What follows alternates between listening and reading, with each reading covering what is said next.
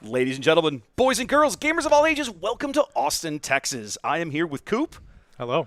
And we are going to be bringing you guys live coverage of today's Star Wars Unlimited Planetary Qualifier here at Dragon's Lair in Austin. I'm excited for this, man. This is going to be a good time. I'm very excited, too. This is going to be good. I'm so glad that you're here, right? We got the chance to play at the PQ in Conroe, north of Houston, back in January, where you casually crushed me under your boot heel. That's not it how was just, I remember I mean, it. that's exactly how I remember it. I was playing Kylo Tarkentown, ladies and gentlemen, and this man sits down with Bosk Blue, which is like the worst matchup in the world. That's all it was. And a favorable matchup and just for me. casually crushes me.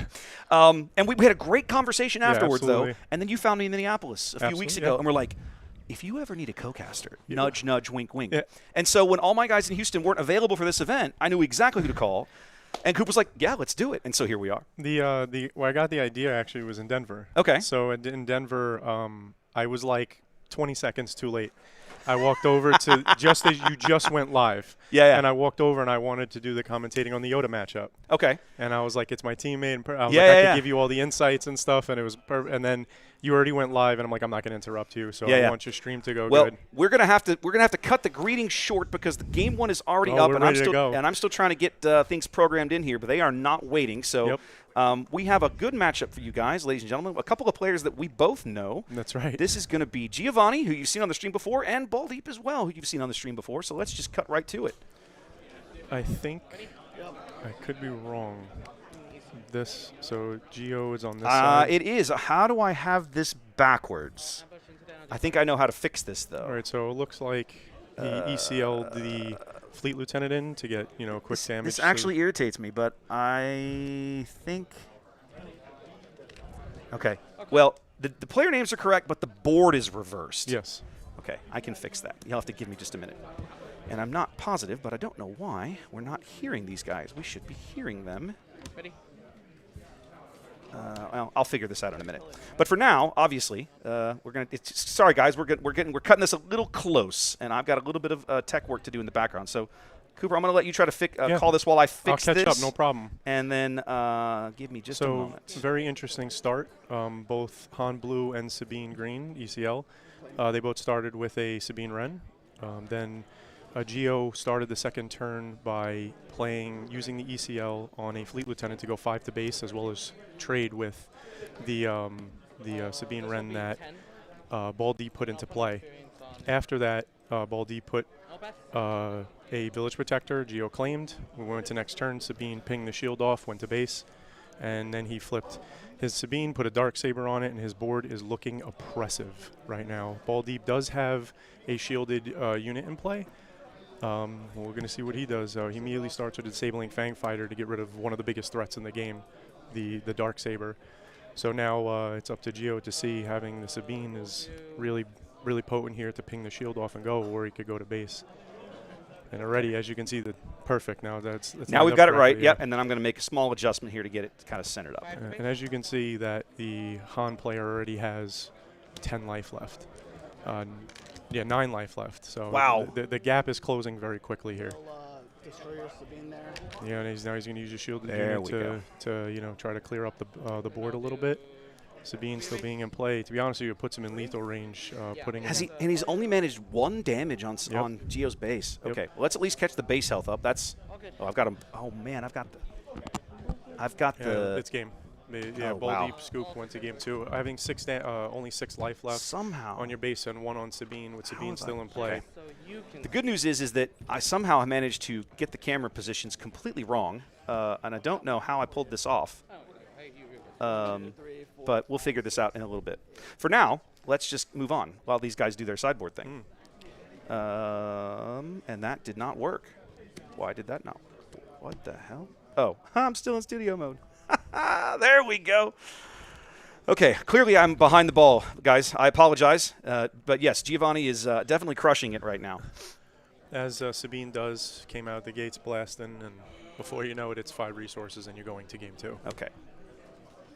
Let's finish fixing the overlays correctly, and then hopefully by game 2 I'll have this stuff figured out. Well, look, sometimes, I wasn't able to get as much setup done yesterday as I would have liked. Some of that's on me. And then it's just a matter of trying to get the rest of this stuff it's quite done all right, on the Wes. go. I appreciate Everything looks good as is. We're just you're shortening up those edges, What, making them all smooth. Gio's from San Antonio with you guys, right?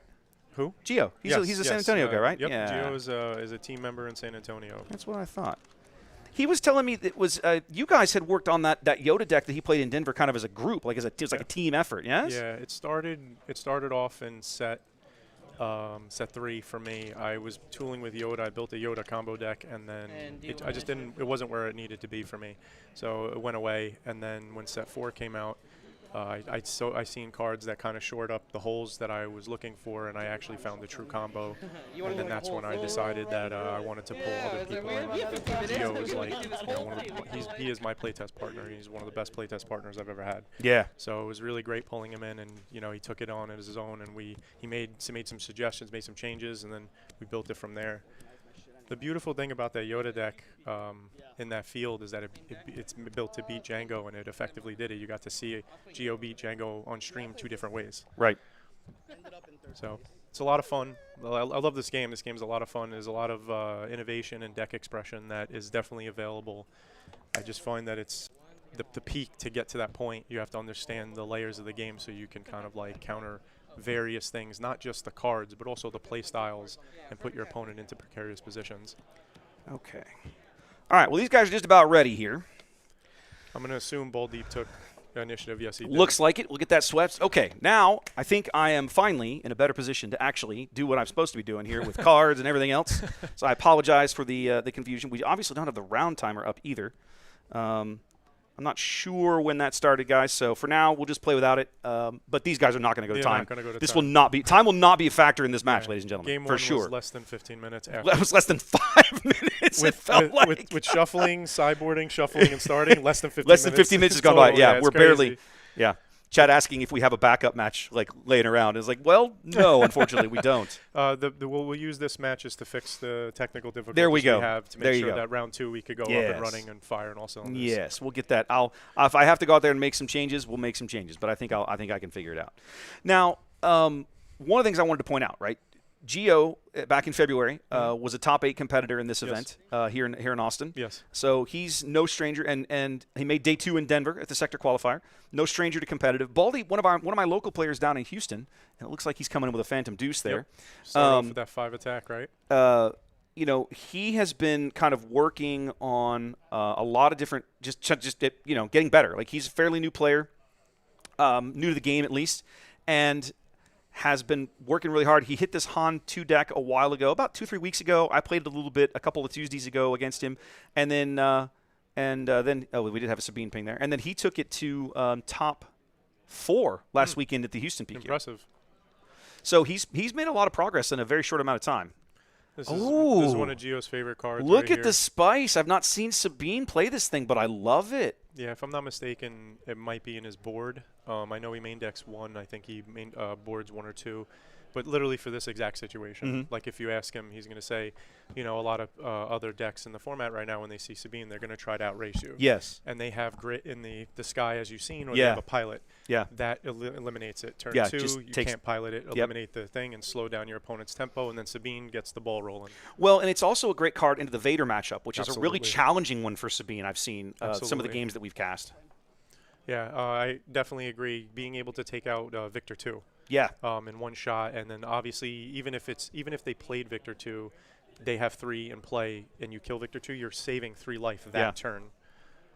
So, but what's going on now is that Gio is here trying to go wide against the Han player, which is a very good strategy. Which makes sense, right? Han's focus generally is I'm going to play one large unit a turn ahead of curve, which gives him the opportunity to do some really cool things. And one of the things about this specific scenario is in play testing is that naturally, immediately you think, oh, Darksaber is always the answer. But Gio ad nauseum drilled this, and for the 4 resources, he's convinced that dropping 2 2s is the way to go. It's like, hey, I'm just going to go extra wide, and then if I have Darksaber, I'll use it next turn because I'll have more targets. Truth be told, I don't think he's wrong. I agree. And it's Sabine going wide is a very there it is.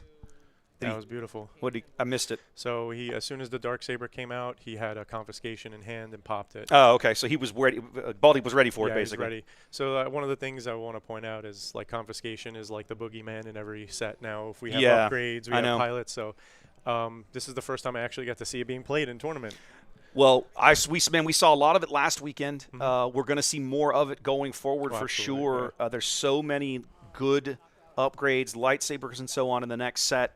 It's 100% going to be a thing. Yeah, absolutely. And every set is that another Phantom in the ground there? Yes, okay. It is. All right. Yeah, when Han's in play, you don't even have to exhaust them to use the ability. So to put the Phantom 2 in play, get that grit going, and put Sabine on a clock.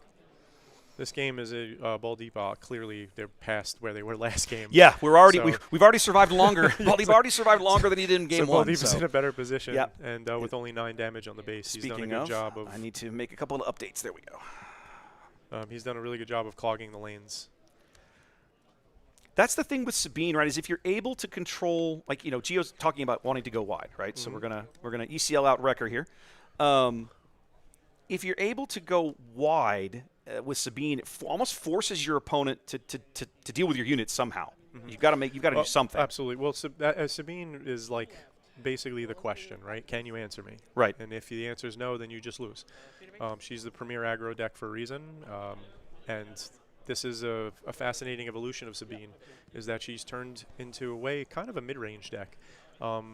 Gets that extra reach, being able to close out games, obviously, with Poe and Wrecker, like some of the most oppressive red heroism units in the game. Yeah. But then also you get other tools that are really interesting, and I don't want to ruin it in case anything comes out. No, that's good. But if not, I will also talk. I'm sure we'll see another Sabine game. I'll talk other strategy. For sure. So right now it's interesting. He's not quite in the kill zone for Gio. Baldeep isn't quite in the kill zone for Sabine. But he's trying to get there. You get possibly a Cassian from the row. Baldeep's hand also. I'm curious to see what cards are in it because you never know what's going to come out with Han. Han's got so many options in this matchup, but right now it's the Phantom Deuce in the space arena. It's doing the lion's share of the work here. Gio down to 6 HP remaining here in game 2. Yeah, the clock that Phantom 2 puts on is real. Gio's got to have an answer for it, and until he does, Baldeep's just going to keep shoving it in his face. Yeah, and the game with the Phantom 2. Now, it's a good question, chat, pointing out when Wrecker ambushed into Han, was it earlier? Yes, the Han leader. We're trying to figure out why he took 4 damage, because in the perilous position cleaned him out. I think they might have missed that. I think Gio took too much damage on his Wrecker when he played that. That is very possible. I can't see chat. That's okay. Okay, so that was very possible. I didn't see the turn prior to see if Wrecker ECL'd, so yeah. Wrecker ECL'd, he should have taken 3 back, and then Baldeep cleared him with a perilous position. Another one coming out of the hand there. Yeah. That is a problem. Curious to see if we should. I mean, at this point, it's 2 turns away. I think at this point we've missed it, and both players have missed it. So I don't know that we can fix it at this stage. That was a heroic sack on Sabine unit.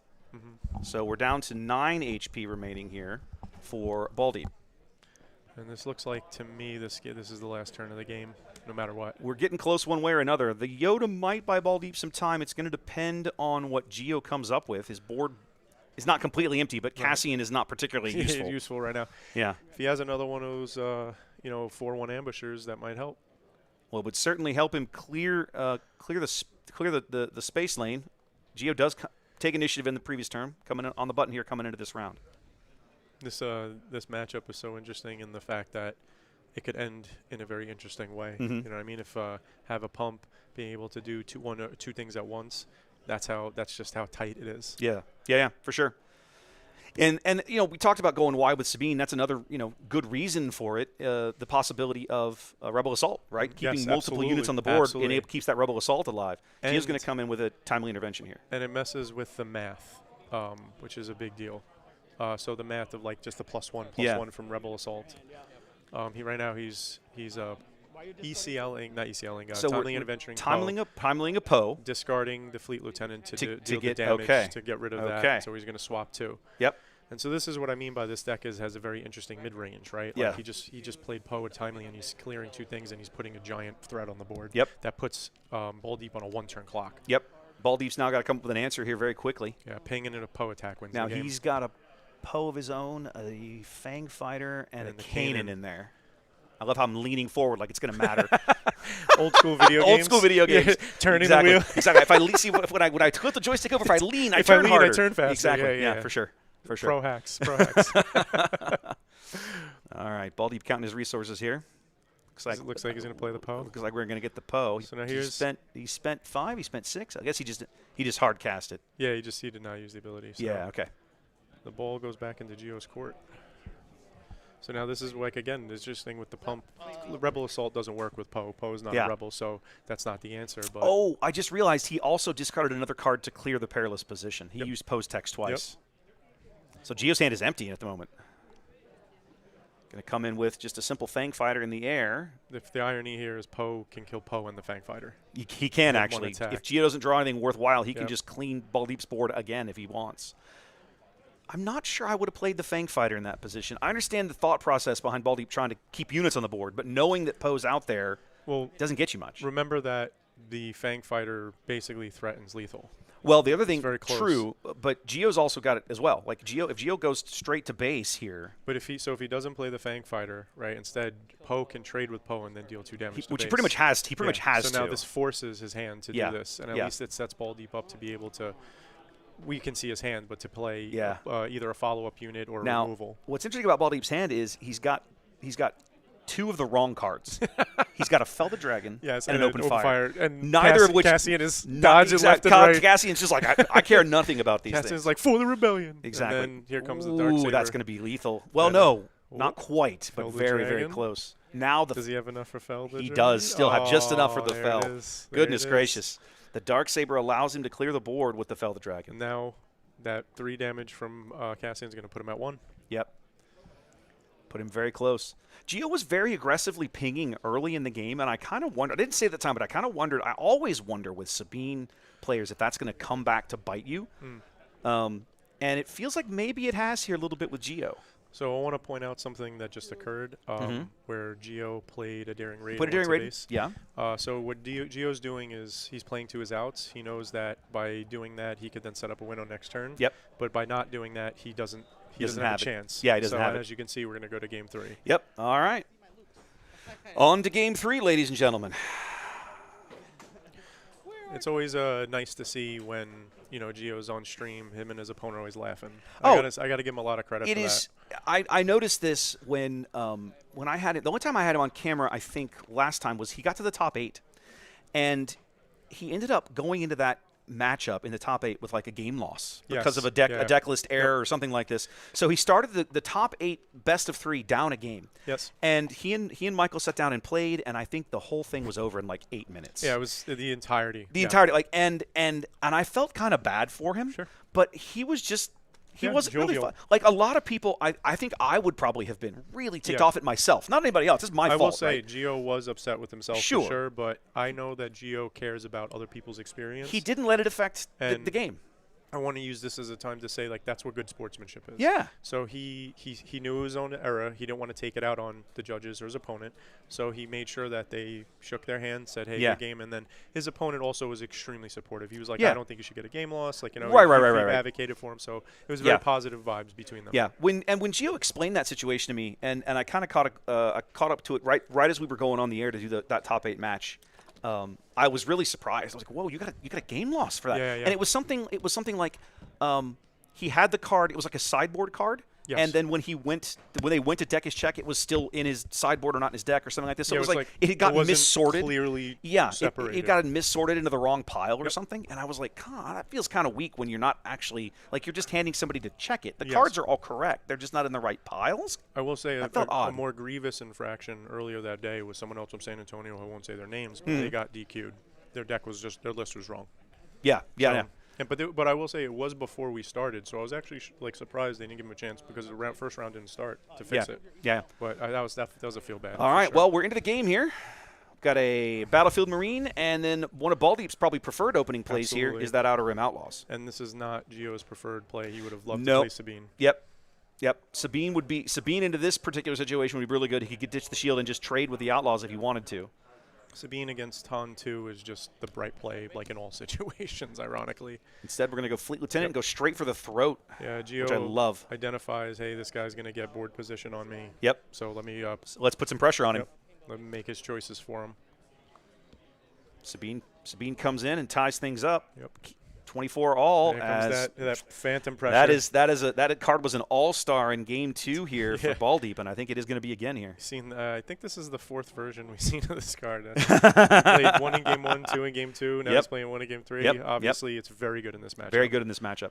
We didn't see much of the game that I had Baldeep on stream games. I had him twice last weekend in Houston. He didn't play that card as much, but some of that was the matchups he was getting. Yes. It wasn't as good a card in those situations. Daring Raid going to clean that up. Get rid of that guy. Yep. Yeah, the one of the things that's really interesting is I've been in a whole event where I have 3 of a card in my deck and I draw it throughout the day, but I never play it because it's in there for a specific either scenario matchup. And obviously now maybe I should be cut into my sideboard, but those type of cards, when they are in the deck and then they come up in the right situation, they feel so good. Yeah.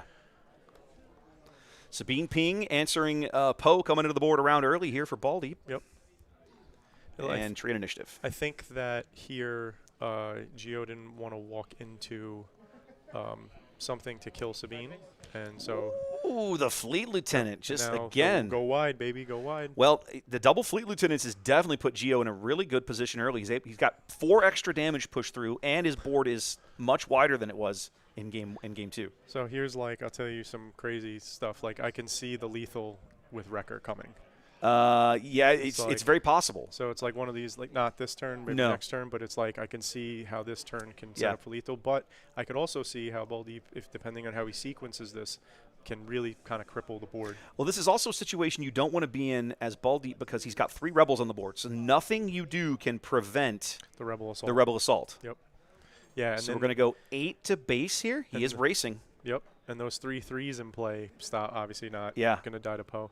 Yeah, this is a very interesting play by Baldeep to go to base here and not try to clear the board. But well, I think the thought process is at this point you're starting to go. He's gonna swing in with Phantom 2 because if Geo had the answer, he'd already have done it. Of course. So Baldeep knows he's going to get 5 more in, and so now Geo's like, okay, if I 2 hits from the space unit, I have to come up with something. Yeah. The other thing is that Poe is another thing that's like an X factor. He could just claim and then hit for 8.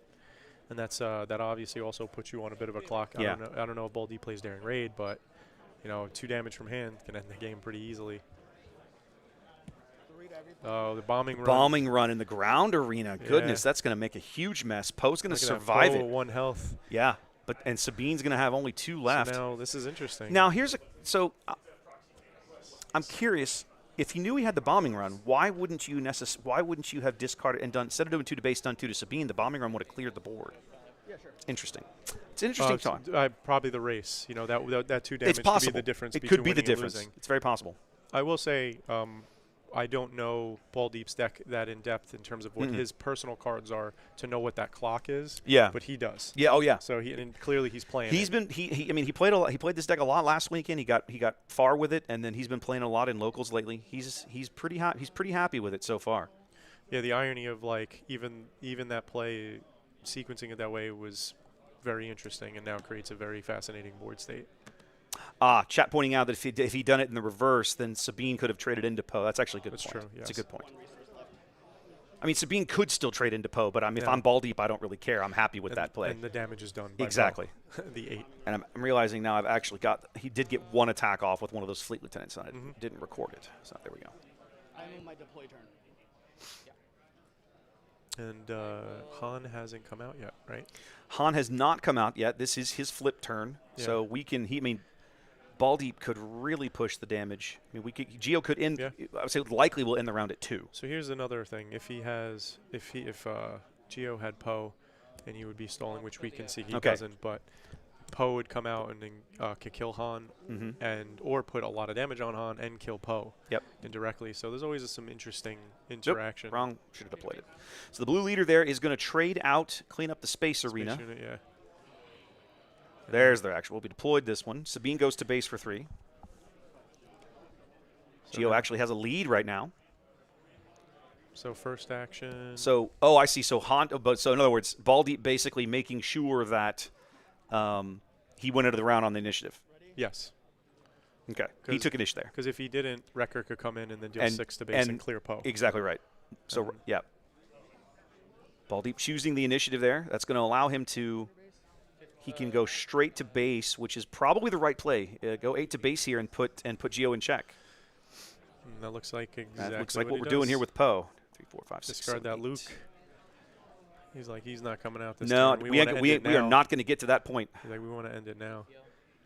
We are going to ECL out what's probably going to be a Wrecker. I have to believe. No, it's going to be a Poe. He is going to clear the Han. That's going to save him for the moment and use it to clear the board. And then Sabine's going to kill Poe and then threaten lethal with his Poe in play. Well, no, he discarded a card with Poe to clean. Oh, gotcha. Geo's Poe only had one health remaining, so he just killed it. So there's a smuggled Cassian out of the row. Who did Poe attack into? Poe attacked into Han because Han had 6 HP, so he cleared Han. Yeah, it's game. He cleared Han, discarded a card to clear Poe, and then but the Cassian Cassian seals the deal, and Baldeep goes home with the win. When Baldeep flipped over that Cassian, I don't know if you've seen Geo had the look of like I did not calculate 3 damage in my brain. I mean, at the same time, Cassian has. How many times have we seen Cassian close games in that exact situation? So many. I mean, so many. Usually it's Sabine the one doing that. The Sabine player is the one doing it, because right? they're so close. But in that instance, it's Sabine getting it done. It's almost a little bit of kind of poetic justice there. Sabine having it done back to her, right? The irony. Yeah. Dramatic irony. So, all right, ladies and gentlemen, we'll look round 1 in the books. I apologize. I don't have the round timer up. So what's going to happen is I'm going to get back to I'm going to go get the round timer timing. 40 minutes? 40 minutes? They didn't play all 3 in 15. We'll figure it out. So in a minute, guys, I'll get the round timer put up for the between round screen. 28. That sounds a lot more loud. Okay, 28 sounds a little more reasonable. So it's going to be a bit of a break. I'm going to work on getting some of the board layout situation figured out. I'm not sure what's happening over there, but I'll have plenty of time to fix it. So next round, we won't have this problem. In the meantime, guys, I have some things to keep you entertained. But in the meantime, guys, get up, stretch your legs, get a cup of coffee. If you're on the West Coast, it's still pretty early for you guys. Thanks for being here on a Saturday. Hell yeah. And we'll be back in a little while, okay? See you in a minute.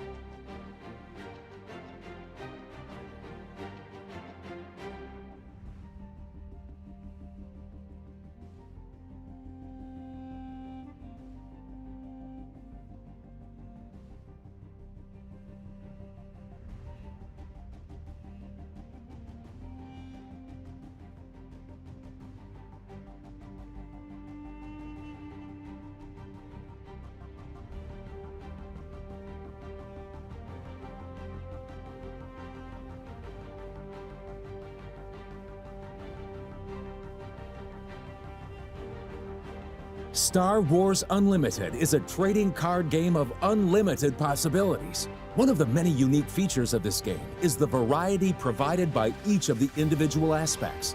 These 6 aspects decide the general direction your cards and deck will function. They are vigilance, command, aggression, cunning, heroism, and villainy. Start deck building with the benefits provided by each aspect. All decks require 1 leader and 1 base. Your leader and base decide the aspects that you will focus on for deck building. Decks can be built with cards from any aspect, but there is a steep cost to straying from the aspects of your leader and base. Playing in-aspect cards will allow you to spend only resources equal to the printed card cost. Playing out-of-aspect cards will cost an additional 2 resources per aspect, not shown on your leader or base cards. While you are rewarded for focusing on certain aspects, deck building in Star Wars Unlimited provides the opportunity to mix and match however you choose, allowing for truly unlimited possibilities. Build strategies around your favorite aspects and become the best in the galaxy.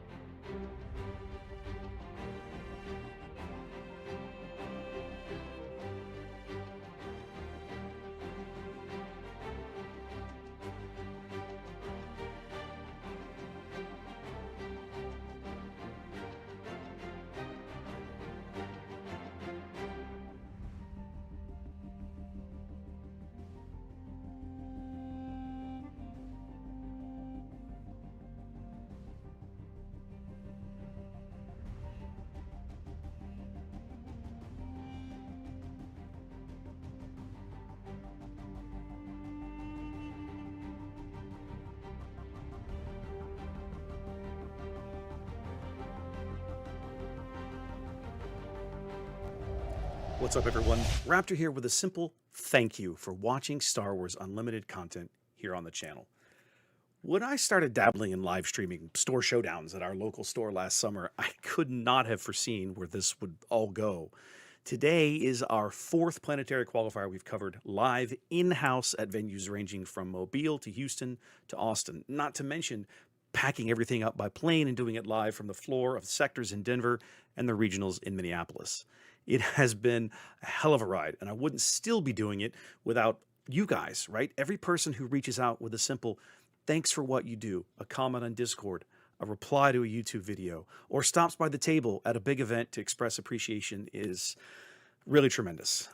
Some of you have even joined the Patreon and opened up your wallets. You believe so much in helping keep this kind of coverage of Star Wars Unlimited competitive play out there and visible to the world, and I really, really appreciate it. Rest assured, we're going to be back in Season 1 to continue the fight, and if you're in Vegas for the Galactic Championships in a few weeks, come find me, say hello, let's have a drink and chat. Community is what games like this are all about. I really hope you'll join us later this year for more live coverage of Star Wars Unlimited competitive events right here on YouTube and Twitch.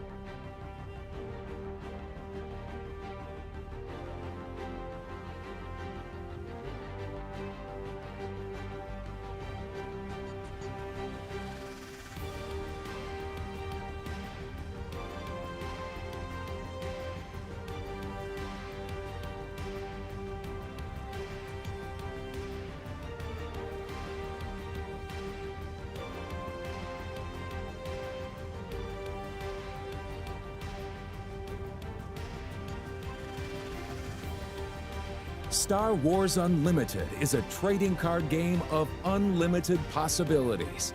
Aspects decide the general direction your cards and deck will function. Let's focus on vigilance. Defend your base and protect your allies with the vigilance aspect. Leverage the survivability of your troops to destroy your enemies. And further your own aspirations by keeping your base healthy. Heal up your side of the board. Your allies will follow your lead to defend for you, until the walking carpet himself stops your opponent in their tracks. Strengthen yourself to protect those around you. Make necessary sacrifices to support your friends. Protect yourself by removing whatever threat your opponent can muster. Construct the perfect defense, and your opponent cannot defeat you. Be vigilant in the fight and become the best in the galaxy.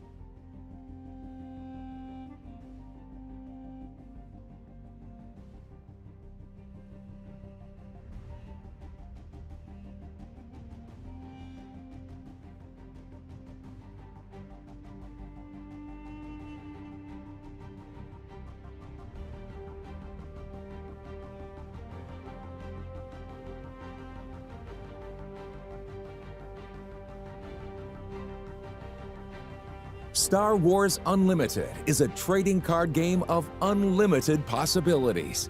Aspects decide the general direction your cards and deck will function. Let's focus on heroism and villainy.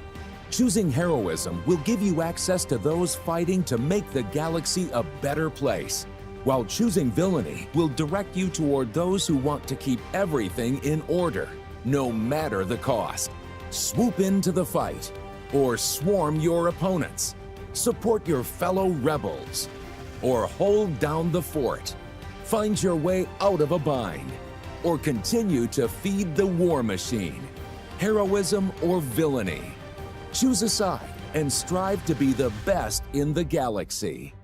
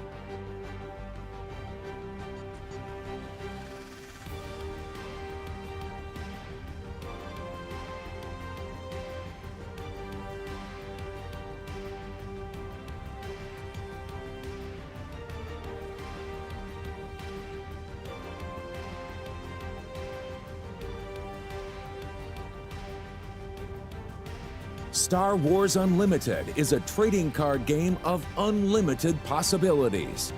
Aspects decide the general direction your cards and deck will function. Let's focus on command. Marshal powerful units to overwhelm your foes with the command aspect. Strengthen your units with the might of the Imperial War Machine. Or join the fight to show them how it's done. Gather your squadron. Direct your other rebels to fight together. Or be an example to them in leading the charge. Be an asset on or off the field of combat. Stockpile your resources. Leverage your superior numbers and spring a trap on your enemies. Bolster your forces and build an army that your opponents cannot defeat. Take command of the battlefield and become the best in the galaxy.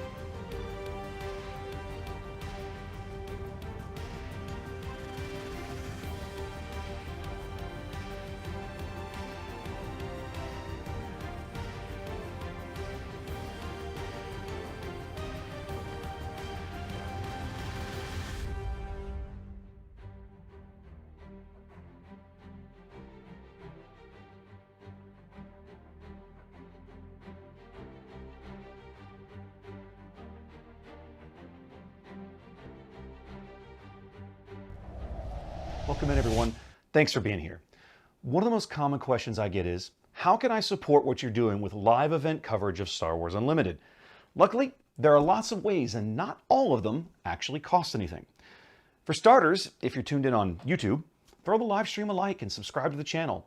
A couple of simple clicks, and you'll have helped YouTube's algorithm put more of my Star Wars Unlimited content in front of people who might be interested. If you're tuned in on Twitch, simply throw me a follow.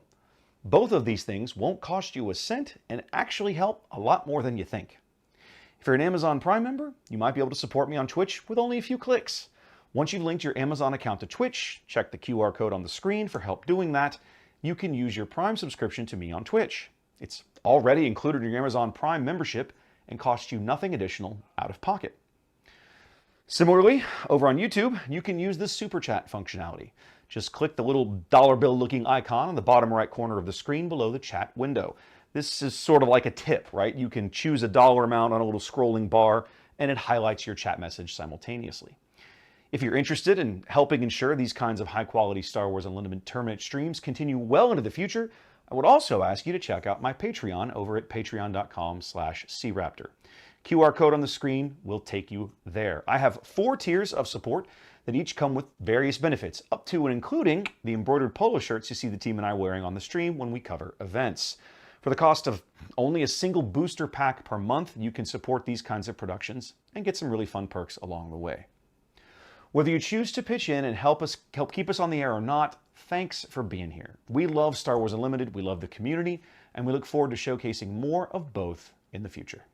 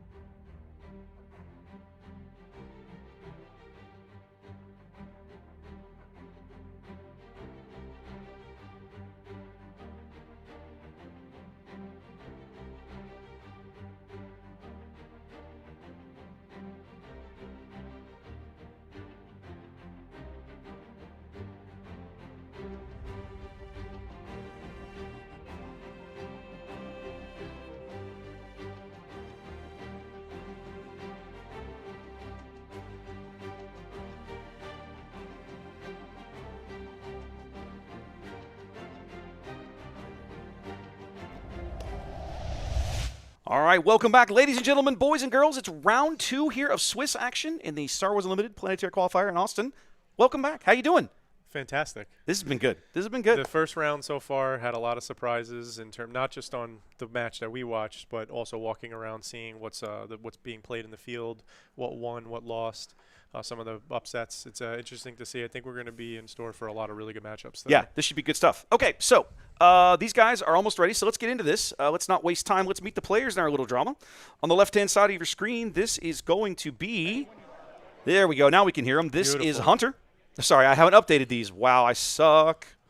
You got Hunter coming into play with a Coruscant guard. Yep, let's just skip right to it here. And Camden immediately using I fixed some things. That Han's ability to put Cassian into play. So you have a 3-3 and a 3-2. This is where it's interesting to see how early Akbar wants to get going with activating, putting a unit in play, exhausting, stuff like that. Now, this is going to be interesting because I have never seen Akbar played on the table. No, I've never seen it. So I'm really fascinated to see this matchup. Let me move this out of your way. Just to see how this dude works. So Akbar himself, you pay 1 and exhaust him to exhaust a unit, and the unit's owner puts a X-Wing into play. So you could do it on your own units, as he did to exhaust the Coruscant guard to put the X-Wing into play, which then allowed him to coordinate ambush his second Coruscant guard into Cassian. But the other flexibility with it is that you can actually exhaust your opponent's units. They do get to put an X-Wing into play, but if something's going to swing at you for 8, let's not take that. Yeah, exactly. It gives you, in the later stages of the game, as the units get larger, it does give you the flexibility of possibly exhausting your opponent's units. Especially in tight races. Yes. Right? I love those tokens. I just want to say that X-Wing token. Those are gorgeous, aren't they? So nice. It's so easy to see. What it is it's a clear token. So we're looking at Akira. He's got a yellow sleeve. He's got a yellow sleeve on it. Blue leader, heavy, gorilla pod, and he's going to pick the Poe out of it. Usually the safe bet, right? Seems likely. Poe could come in to play this turn, and nothing in play for Akbar could kill it. Yep.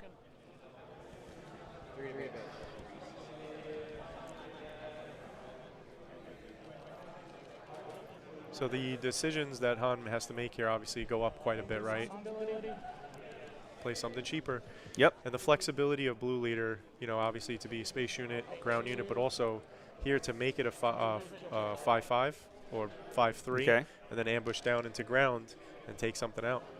Well, and it's interesting to see him just decide we're just going to trade out with Kira, just going to get rid of her. Yeah. So doesn't have to pay the penalty for Poe that way. Next turn play Poe. Next turn get Poe going.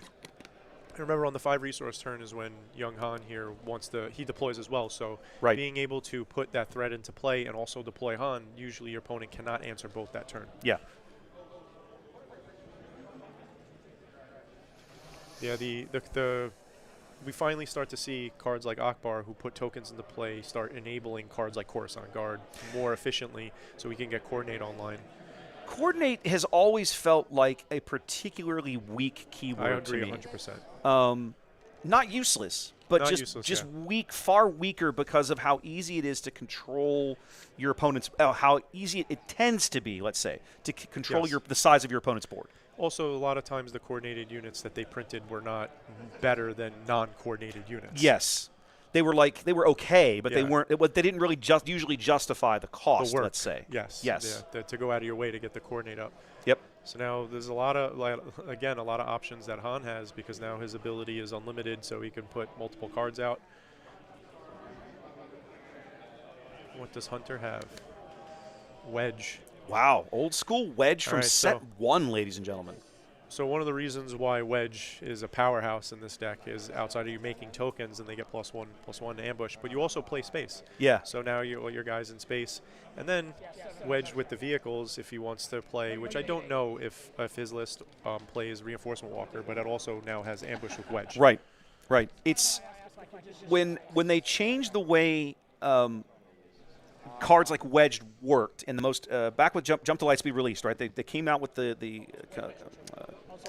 comprehensive rules update, right? Update, and they changed the way cards like Wedges work so that they do impact tokens. Yes. So that Wedge's game text now applies to all these X-Wings tokens you create. It was 100% something that people were like, oh, they realized it, but then nobody really used it until very recently. People were starting to kind of really mess around with it. I think that's because of the generators. You really didn't have any token generators before now. Yeah. Akbar is one of them.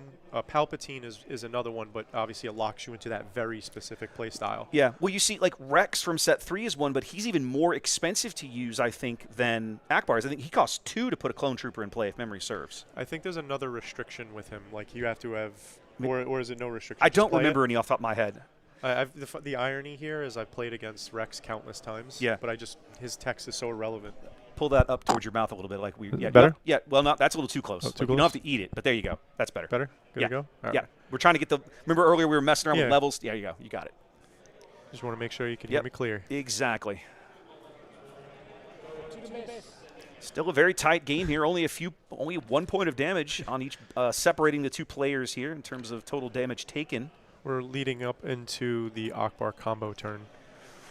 Okay, so now help me understand what that means. So one of the abilities that Akbar has is to put the tokens into play. Typically, you're doing it to yourself, as you've seen, for the benefit to gain coordinate.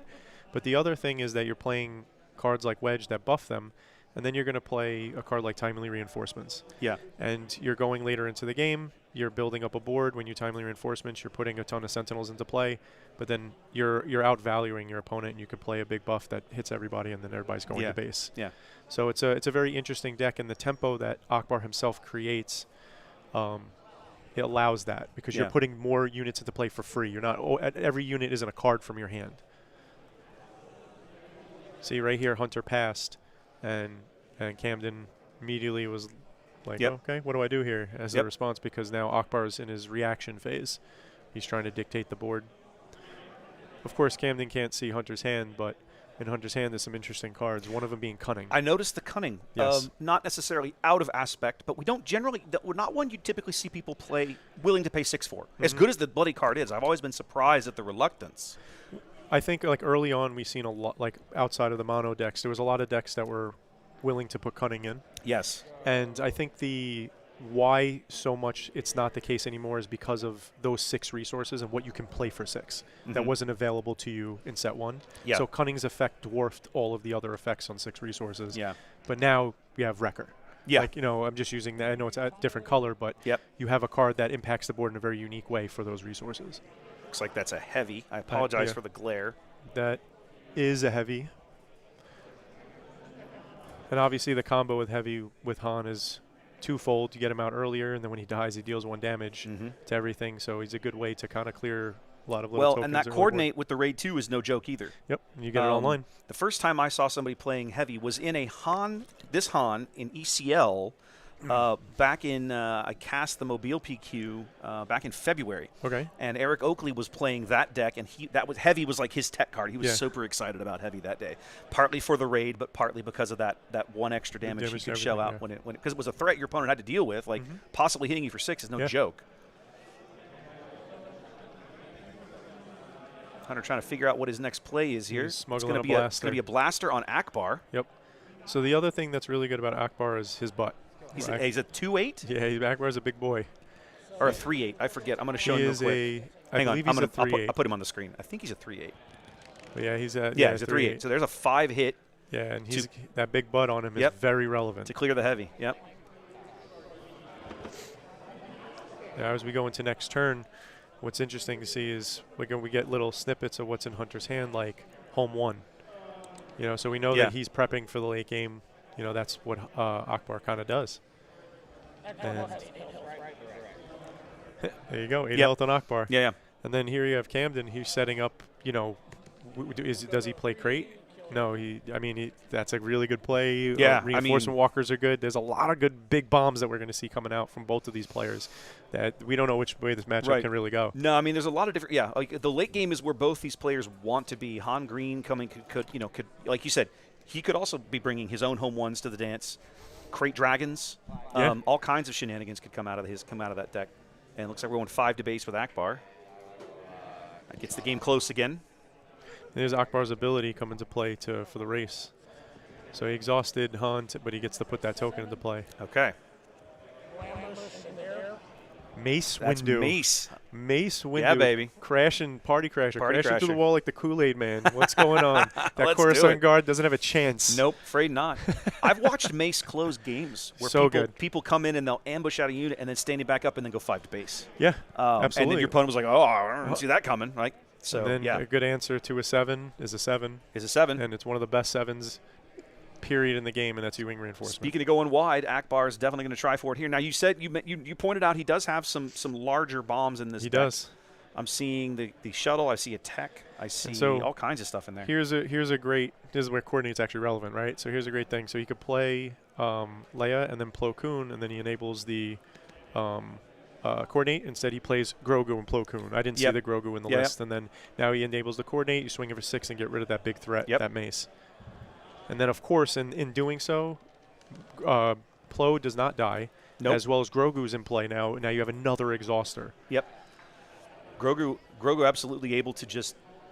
Now he only works on ground units, or is it any unit? Any unit. Grogu's. And he's at the time he was the biggest 2-drop force unit. I remember when they spoiled that card. Everybody went, "Oh, this card's amazing," and then nobody plays him. Yep. You just don't really see him get much play. So I've seen him played in very few decks, Mm-hmm. and then they kind of rotate out. Like he's in a slot for a specific utility, but then once that utility goes away, Grogu goes away. Yeah.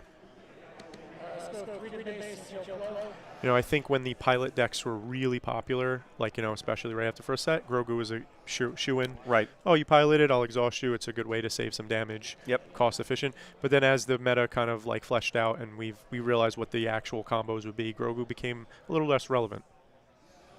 Red 5 doing work for Camden here. He's put 6 damage on the base and cleared 2 units. That's such a good card. The irony is like how good Red 5 is against Han, right? Yeah. Yeah. It is. We're going 5 more to base here with Akbar, who's put 15 damage now. No, only 10. The first 10. attack went into somebody else, but it's 14 all here on the 8 resource round.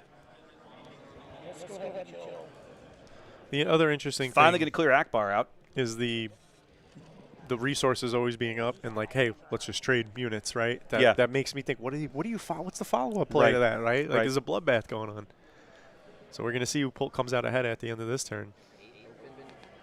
Yeah, neither player's spending resources this round. You can tell that Hunter's trying to like kind of play the slow game a little bit, like wants to react, but Cam's not giving him much of a chance here. So the interesting thing is we can see his hand, right? So having the home one is obviously an answer, but then the other cards, which he has specific answers.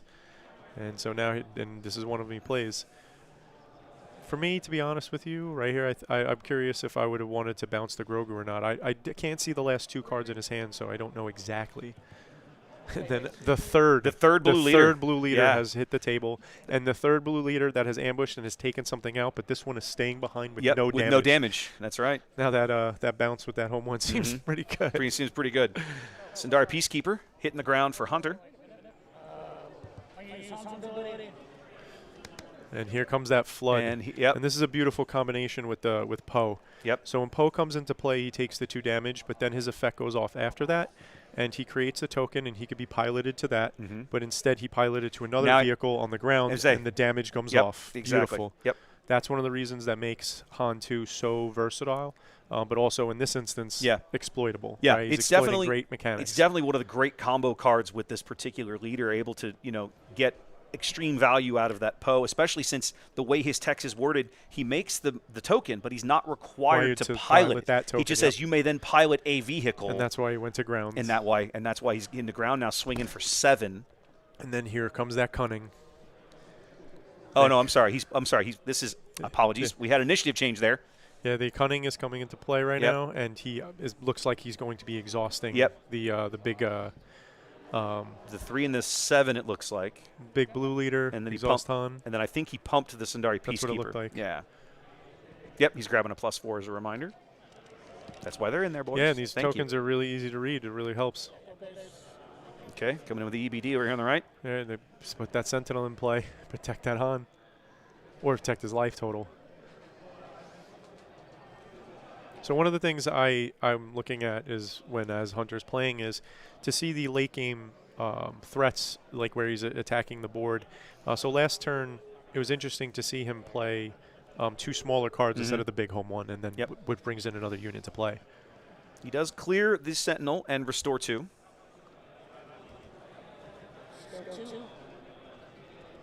Now, are those your tokens, Wes? They are not. They're not? They are not. I believe those belong to the players at the table. So, and you said that they're clear, so that's that yeah, they've got sleeves on them. Those I look mean, I'm pretty sure. Yeah, he's got. Yeah, you can see the token is clear, and then he's got a pretty blue sleeve on it. That blue actually kind of matches the mat, which I really like. Yeah, and it's in space. Yeah, I should really get some of those for my little permanent setup. I should do that for token units. I know what Etsy shop they are. I could send you a link for them specifically. I've seen them. Some of the guys locally have got them there. Yeah. Cool. We're going to exhaust the red 5 here with Akbar's game make text another token. and let him make another token. And then he's going to smash in. He didn't want to give him the free red 5 damage. Then he's going to go 2 to base with Bright Hope. I have to assume Cam's not going to pass here. He's going to play something with his last 6, and he is. Yeah, and Gorilla Attack guess Pod. what? That Gorilla Attack Pod with Grit is coming into play ready. Yep. Comes in ready. So that's 6 attack. Oh, he doesn't have any damage on it. He didn't play with Han. I thought he Han. He did not play with Han, but it does come in. Okay, now he smashed it with into the Sindari, and the Sindari had the +4. He attacked it into the Sindari. The Sindari did hit it back for 4. Yeah. Oh, that's a really huge ground unit. So now it's coming in play. Look at the 2 threats he has at the play. Oh, that is nasty. That's I apologize for the glare, but man. 9 attack Gorilla Attack Pod, as well as a 7/8 blue leader. I believe it's a 7/8. Yep. He's a 3/3 with a 2/3 pilot, and he has a 5/5 with a 2/3 pilot. He's a 7/8. Yep. Two. That's 2 big threats. The math on that worked out perfectly for Camden to be able to smash that Sindari and still hang on the board. Like, stay there with look at me, I'm a 9/1. Threat. I'm a 9/1. What are you going to do about it? Hunter looking through his discard pile here. Probably for home 1. Yeah, just getting a look just to see what he can play here. The home 1 trigger obviously is really going to help and get the restore going as well. Yep. To put it away, but it's might be a little too late. This board is getting out of control. I think the board has I think he's finally lost control of the board, in my opinion. He might have a way out that I don't see because I'm not privy to his thoughts and cards in hand, all of them. Well, you can see the home 1. He's had that a long time. I can't make out what the other 2 are. It's hard for me to make out foils at this angle because they're usually a little darker. That's why I play foils, so you can't make them out on stream. My entire deck is foil, so when I'm on stream, people can't make out the cards. Too funny. There's the home 1. Right now, what does he get? A Plo with coordinates set up. So that was a pretty interesting play. Of course, it's going to die. It has 100%. But he's got to kill that thing. Yeah, absolutely. Like he can survive the 7. It won't be pretty, but he can survive it. He restores on that. He does restore which 1. Camden did tell Hunter. Yes. Which is good on you, Camden. Yeah, that's good sportsmanship. 7 to base. A lot of these triggers, they might seem like it, but they're not really May triggers. No, and they add up over the course of a game. Every point matters. Okay, Hunter's going to smash in for 2, so now we're back tied up at 10 all. Camden's got a lot more units to swing in this round, though. Hunter's tapped out. Oh, look at the tech coming out of Han. There we go. Beautiful. I love the way Camden delivered that. He said, I'm going to play 2 to like Carabast. Yes. Because he knew, he said it, he had to enunciate it clearly because his opponent would have been like, what card? So he put 6 points of damage on the freshly played home 1, which is going to let red 5 just clear 2 units when he swings in here. He's going to be able to attack into the Sentinel. And now we're getting to see the synergies that Han is bringing with red 5 to his deck.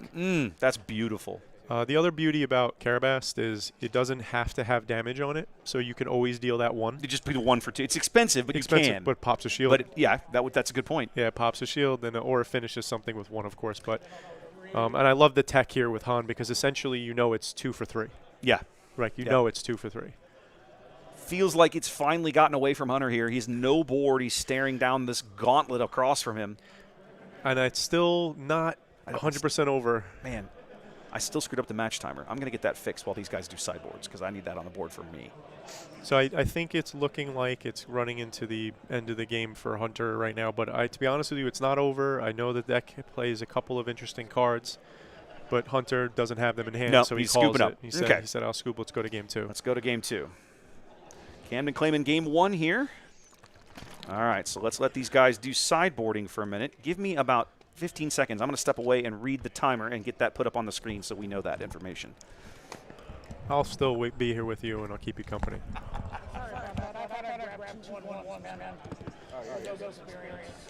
So I just want to shout out the community here. It's really nice to see, like, Camden even just say to Hunter, apologize for such a minor mistake. He grabbed the wrong token. It was clarified immediately, but Star Wars separates itself from other card games in this regard, specifically for the sportsmanship. So when I see it, I like to call it out because it's definitely worth it. This is a game we all play together. We try to have a good time. Yes, it's competitive, but at the end of the day, when we go home, we're friends, right? Yep. If I won. I really do love, though. I mean, we've cast a lot of games, right, between the various events that we've been to. Very rarely have I not seen amazing sportsmanship. Mm-hmm. Even in top cuts, even as the stakes get higher, the players tend to just be very, at the end of the day, it's just a game. That's right. Like, we're all here to have a good time. By and large, it's very positive. Yes. There are some players who you see. I consider this lack of sportsmanship, and that's like complaining. Like if you deck didn't perform good enough, you don't say it like, oh, if I only drew this card, I would have beat you. Like just congratulate your opponent, and then for the next time. I am 100% guilty of that myself. You did it against me. I did. Yeah. I did. But honestly, you didn't do it in a way where you were like, you were so lucky. No. For me, it's more about I get frustrated. I have had moments where I've felt that way, but I don't necessarily express it in those terms. Mm-hmm. I had a game. I went to a store showdown a few weeks ago, probably about a month ago now, and I took Phasma ECL because I like Phasma, and I don't really – I'm going to go play. I just want to go play games. And I sat down across from a Palpatine player, and this guy cleaned my clock. But one of the games – I mean, I think I went to all 3 games because I think I won at least one of those games. But in one of the games – he drew all 3 overwhelming barrages. Beautiful. And I was just Feels like, impressive. I was like, this overwhelming. is some hot garbage that I'm dealing with here, right? And I absolutely did. I was a little salty, and it wasn't his fault. He's just playing his deck. He's playing his deck, right? I get it, but I was a little salty, and more than anything, I think I'm a little more salty at that particular card design than I am the players, right? It's so good. Yeah. I will say that the definition of the sportsmanship isn't what you feel; it's how you act. Yes, that's so. Fair. Of course, inside, especially, I would say the worst feeling in the world. I'm sure this happened to countless players. Bazine, get rid of the threat. You drew the threat. Yes, nothing you can do there. There's nothing you to do. You made the right play, and there you go. At the same time, I'm not going to complain about it. That's just the way the card drew. Congratulations. Yeah. Yep. Yeah, that Carabas was big for Camden. Carabas was a great play there, enabling him to just clean the home one off the board the turn after you played. It reminds me, I have played a little bit of old school Vader with some of the new JTL cards. Mm-hmm. I'm playing it in red rather than Data Vault, but I've seen both of them in the field. Yeah. No disintegrations with old fantastic. Vader is an amazing combo. That's exactly what that felt like to me because he basically took home one down to almost dead, and then was like, and I'm just going to kill it. Like you never got to swing with it. So one of the no disintegrations was fascinating to me when it was announced because of Vader. Yeah. It also this is one of the times where Fantasy Flight hits the thematic elements. 100%. It's like, hey, Vader's on the card. He's the one who quotes it. Right? Yeah. He's like, I want him alive. No disintegration. Yeah. So. It's like a really great thematic win. So I really appreciate it. I did think the card was going to be a little more impactful. It's, by the way, a limited bomb. Oh, yeah. It is a bomb in limited. Well, but the trick is, the other thing about that is that in limited, I mean, unless you're playing sealed, like if you're just playing draft, it's got to be a foil, right? You got to be one of those weird off or hyperspace ones you just randomly drops in the pack. Yeah. And I think that, so in a way, I really like that. Yeah. I like that it's like, it's impossible to predict the entire pod for sure. Right. But I really do like that you can open a card that's not super common as a common. Yeah. Other than opening a legendary, obviously that's the limited slot. Yep. Hunter making some tough resourcing decisions here. Looks like he's opting to keep 2 Sundari Peacekeepers in his opening hand, which I think that's a solid call. Pushing, baby. Cassian. Now we're already off to the next turn. I feel like it feels so bad in this game missing a 1-drop. It does, but I think Hunter made it. I don't remember if he mulliganed or not, but he wanted these Sundaris. I think he wanted these Sundaris. Absolutely, I think when he drew them, he was like, no, Yes. I think I'm just going to have to sit here. So being able to play the Sundari on turn 2 means that you can kill anything Han played on turn 1, even if he played up, Yes. and live. But the other benefit to it is that if he does it again, you can usually kill that thing and still live. Yep. So it's a really good insulation versus him. And of course, a good answer to that is exactly what Camden did. Play Poe early, put him on the token he made, but now there's no damage on it, and now you have a 4/5 threat. Yep. I mean, that's the beauty of that Poe. If you've got other vehicles on the board, you can put him more or less where you want at will. Yeah. But if you draw him early, it's a great pickup there to just dump in. Definitely agree. And I think that the new set with the new set, like we're about to get a new set. The previous set. With the pilots, I think really did add an interesting dynamic. Changing from, of course, you could always play upgrades, but now you have upgrades to put on ships. Yes. So changing that and adding it another layer to the space arena really, I think, opened up for a lot of interesting plays. Yep. Camden's going to cheat out the early Poe Dameron here on the right-hand side of your board, and Hunter's going to pick up the initiative to make sure that his damaged Sundari Peacekeeper can get to swing in before Poe pops it like a balloon. Or if he has an Akbar trigger and exhaust Poe.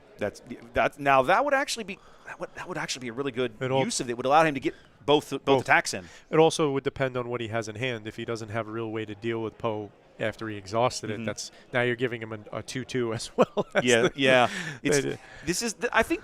There it is. Okay, we're just going to ambush in the blue leader to clear Poe. I swear, blue leader is that like card is MVP of the set. Almost. It honestly is. Like every hero green deck plays these things because they're that good. It's versatile. It's so versatile. Yep. It's such a good card for late game too. Yep. Having the option of like, oh, you're in space going to ground, or in your ground I'll stay in space is so good. And then the ambush is so powerful, and it's on curve in terms of stats. The other thing I like about both Hunter and Camden is their pacing is good. Camden clearly knows his deck in and out. Oh, yeah. He has his plays. When Hunter makes a play, Camden's immediately responding with his play after they clarify damage. He states what he's doing, and he just puts it into play, ready to go. And nothing against Hunter. Hunter's playing at a great pace. I'm not downing him by saying that. I just felt like it's really clear that Camden knows his deck in and out. Yeah. Oop, wrong side of the board. But Camden did play Sabine there at the very end of the turn. So it's actually a small lead for Hunter here, but Cam able to put 2 units out there at the end of that last turn and go a little wide. Yeah, it's the board state is in Camden's favor, but the life total slightly in Hunter's favor. Very slightly. And this will be Akbar's coming out turn. Yeah. Okay, so we're going to spend it all for the cunning. So now this is a really good combo for cunning. It bounces the token, which technically and then because the token is Yep. So the token goes to nowhere. Oh yeah. As they go back to hand, it just disappears. And then Poe as the pilot falls off. Yep. So that was a really good play right there. The question is, what's the follow-up? So then the from Peacekeeper swung in there for 4. Is that what I understand that correctly? 4, 9 damage on. He's up. He's at 13 on now. I'm off by 1. He's got it at 12. There it is. He's got it at 12 on. There we go. Got it, And Hunter's life total didn't change. No. Now, what came into the ground arena down here? So Battlefield Marine. Oh, and then there's Sabine. The Sabine and the Han were exhausted from cunning, and then the other one was bounced. Okay. Cunning getting full value. Yep. Exhausting 2 units and bouncing a 3rd. Got it. Getting that tempo back. Good timing on that one. Yeah, and it's obviously, again, when we're talking about the pilots and stuff, if you have a way, cunning being restricted because of the qualifier on it, but if you have a way to bounce pilots, you're killing them.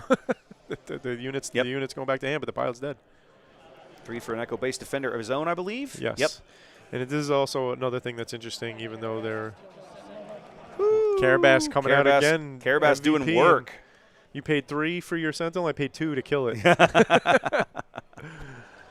Have you ever watched Rebels? Oh, yeah. Yeah, can you do the Carabas Zeb voice? I cannot. Yeah, neither can I.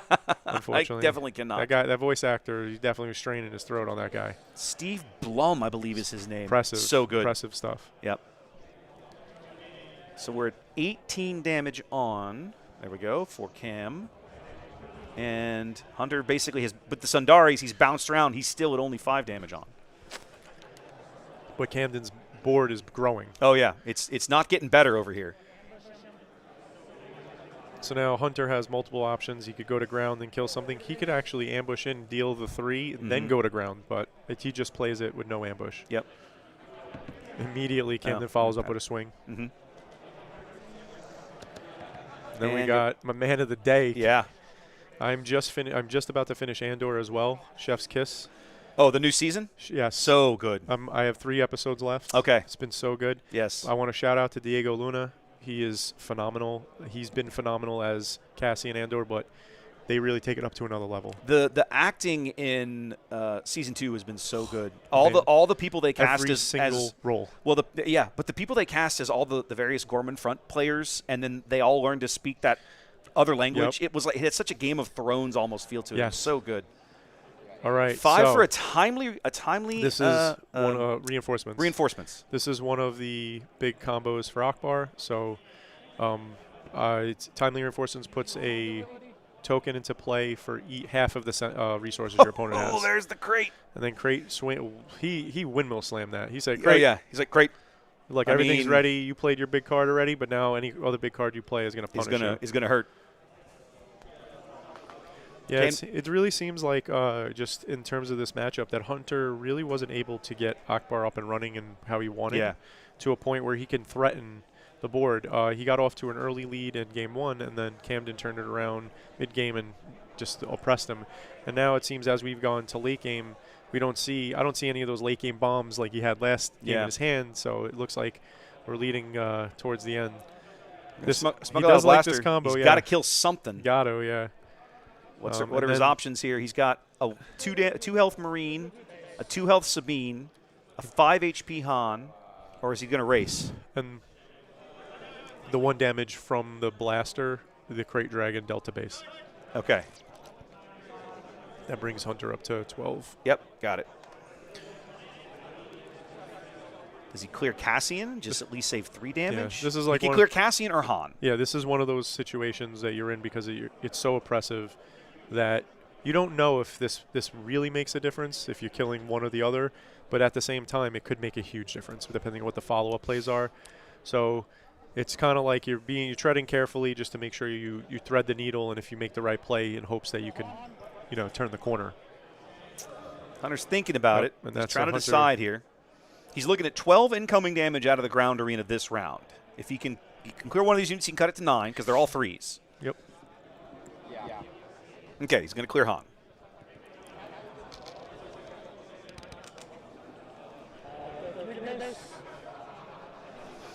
And now the endless parade of 3s begins for Cam. The endless parade of 3s with that Crate Dragon right behind them, waiting to ready. Waiting to go. What's your next play? What's your life total? What's your life total? What's your life total again? We're just going to take a big bite out of that. A really big bite. You seen the new Dune? Oh, yes. I don't think that there's anything more epic than riding a sandworm. It's pretty impressive. Crate Dragons. Crate Dragons. Crate Dragons. Pretty close. Crate Dragons. I'm an old school Star Wars Galaxies player. I have spent my time in the horrible sands of Tatooine.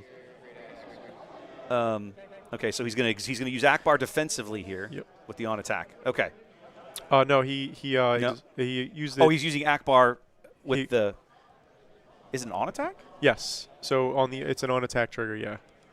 So he used the on attack trigger to exhaust his own blue leader to make a token. Okay, got it. So in doing so, he knows that he'll have initiative going into next turn. And now he takes some more damage down to. Is that what am I looking at here? Is it 21 on? 21. That's what I thought. So by doing this, he's basically ensuring that he will have the initiative next turn. But as you said, a parade of 3s followed by a Crate Dragon. He's going to lead with the Crate, I'm sure. Oof, that Crate Dragon is a wonderful follow-up. 1 turn early, and depending on the matchup, really makes a difference. Yep. Ready all those tokens. As good as a card as Timely is in this matchup, it feels like maybe it came a hair late. Yeah, it's also like there should be something else with it, right? So I think that's a wedge in his hand. Yeah. So there should be something else to try to close out the game. We pointed out, we talked about the Crate. Hunter can attack with Akbar and then exhaust one of the X-wings to exhaust the Crate. He could, yes. So he would attack with. He's not going to play it out. I'm surprised. I think he could navigate a way through that turn, but I think long term it's going to be tough. So what he could have did was attack with Akbar, the on attack trigger exhaust Crate, Yeah. And then he would Camden would make a 2-2.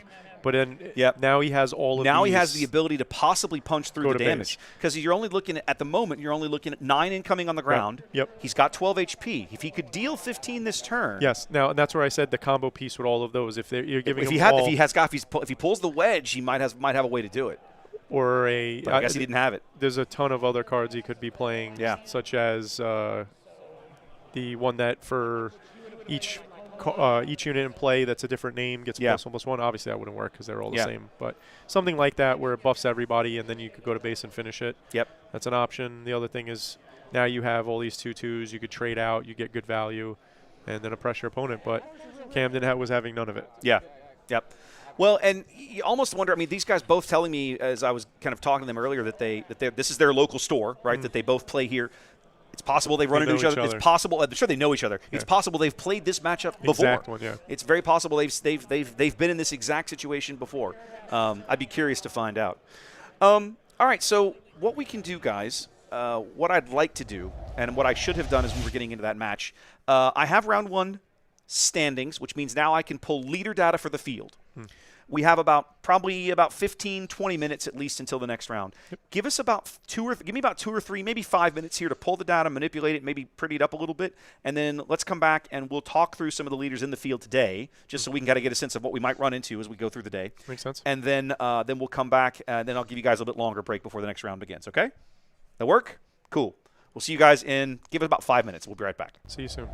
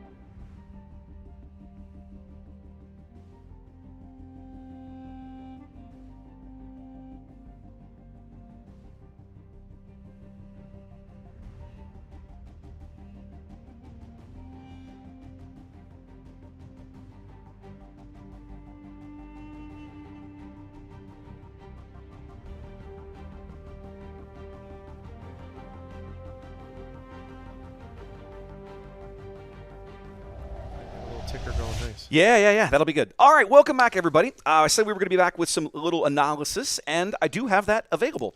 I went in, I pulled the standings from round 1, which then I can flush through some tools built for us by the outstanding Jonathan Fisher, who has been super instrumental in helping a lot of us work through really cool tools like this to help bring coverage to you guys. So huge shout out to him. So what I have now is and then with the events like when we did Minneapolis and Denver, everybody's deck list had to be in Melee, which made tools like this invaluable. I could just download everything. Yep. But here, I had to check the manual deck lists and put that info in as well. But that's all. So I have the complete field now. So why don't we have a quick look at where we're going? So this is the leaders in the field. I know it's a little tiny there. I apologize. You're going to have to lean in. But the short here, I know what I'll do. I'll cheat. I'm going to put this up on the big screen for you. Beautiful. There we go. Much easier to Beautiful. read. Much easier to read. You guys can't see it, but off camera we have a 55-inch television that we're calling the games off of. Now we can see everything. So, of course, the top leader in the field today, interestingly enough, New Vader from Jump to Lightspeed. He has definitely been something that I was not expecting to catch on. But, man, after Minneapolis, he apparently had a really good showing. Yes. The Boston guys took him very, very deep in that tournament, and now he's everywhere. I think it's an interesting parallel between the original Boba. So not the original Boba from the new set, and the burn deck that was made. And it really, it was always kind of there. People were playing it. It never quite broke through. Yes. But it was this, blueprint for villainy space. And then Vader, once that caught on where you can, do a little go wide, the combos, I really feel like Vader just kind of usurped that. And it's like Boba... Where is he at? Is Boba even on here? He's way down there. Yeah, he's way down there. He was played very heavily in Houston last weekend. We had him. I think he was 8 or 9% of the field last weekend, down to a little less than 6 here. Yeah, it's pretty significant. But so Vader, the top player, and then of course Kira, not shocking, right? And Kira, the only thing that's shocking is that Vader's at 11 and Kira's at 9. I figured would be swapped. Yeah, I was expecting Kira to have more prevalence, but she's still here in big numbers. Of course, Kira won the last Austin PQ. Won the PQ last weekend in Houston. A very, very strong deck. That villain blue-green pairing. And the winner from last week's is here. Trent is here. Is playing. Trent Kira, is here. And now he's playing Kira again. I was giving a little bit of crap, guys, because off stream last weekend when we were in between rounds getting ready for the finals, I bumped into Trent and I was like, "Hey, congrats," because he just finished his semifinal match and he was going to the finals. And I said, "I'll see you next weekend in Austin, right?" He goes, "Well, maybe not." He goes, "If I win, I'll probably take the weekend off." And then he walked in this morning, and I was like, "What are you doing?" He goes, "I can't stay away." That's and what I was it like, is. "Okay, all right." That's what it is. And I was, "Are you playing the same deck?" He goes, "Yeah." I was like, "Come on, man. Be happy." I mean, well, he goes, "Yeah." He goes, "If it's not broke, why fix it?" It's true. And I agree with him. But if it were me, I'm the kind of person that'd be like, "Okay, I already won one of these things. If I'm going to go play in another one, I'm going to grab something that I just want to go and have a good time with." I understand that completely. Maybe it's like second tier. It's competitive, but not like crazy. I know exactly what you mean. It's very interesting to think about. When I look at the PQs that I played and all this stuff, I've played such off stuff, and I think that was what I was kind of looking for is the reaction on their face when I'm playing a card that they have to read. They have to read. They have to read. The most hilarious thing I ever see on camera is when you watch these guys sit down at the table, and then when you have to reach across and read your opponent's leader. You're like, what is he doing? I don't even know what that guy does. Yeah. I've seen that happen, and it's hilarious. Yes. It's so much fun. And sometimes it's for clarification in terms of jogging your memory. Other times it's you have no idea. Yes, I know. You have no idea. It's like, what is? I've never seen this guy before. Yeah, it's like. Now, the other thing I want to point out here that's fascinating to me, Sabine all the way down, I mean, technically in third because Han and Kira are kind of tied for second. Yeah. Han 2, of course, out of Shadows of the Galaxy, being far more prevalent, I think just easier to play than Han out of Spark of Rebellion. Yeah, absolutely. But Sabine now kind of in third, behind another hero red leader, Sabine, behind another rear. That surprises me a little bit. First time for everything, right? I know, right? I know. Anakin, also tied with Sabine, a bunch of Anakins in the field. Piet. We have the same number of Sabines, Anakins, and Piet. Yeah. The interesting thing is Anakin, what it takes, is that all blue, or is there some green in there? There's probably a mix of both. Let me have a quick peek. You're asking about Anakin. Yes, specifically. Let's have a quick peek. There's some interesting developments that have, Anakin green has popped up here and there. Not very popular, but... Blue. They're all blue. All blue. They're all blue. That answers the question. I have started to see some Anakin paired with green. A little bit of Anakin like Data Vault. Yes. Which is odd because that's not... I mean, with Han, the green sort of makes sense. But with Anakin, I'm not sure I understand the thought process there. I think it's when by swapping the blue for green, you get better units. Yes. So you have better units, and then you're enforcing your will on the board as opposed to from the hand. Mm-hmm. So I think by doing that, you have access to General's Blade. So you still have the access to that kind of like wombo turn.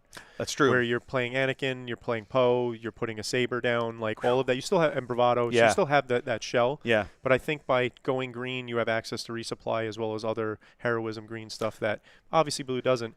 But it all depends on the field. What is the field? What has a better matchup?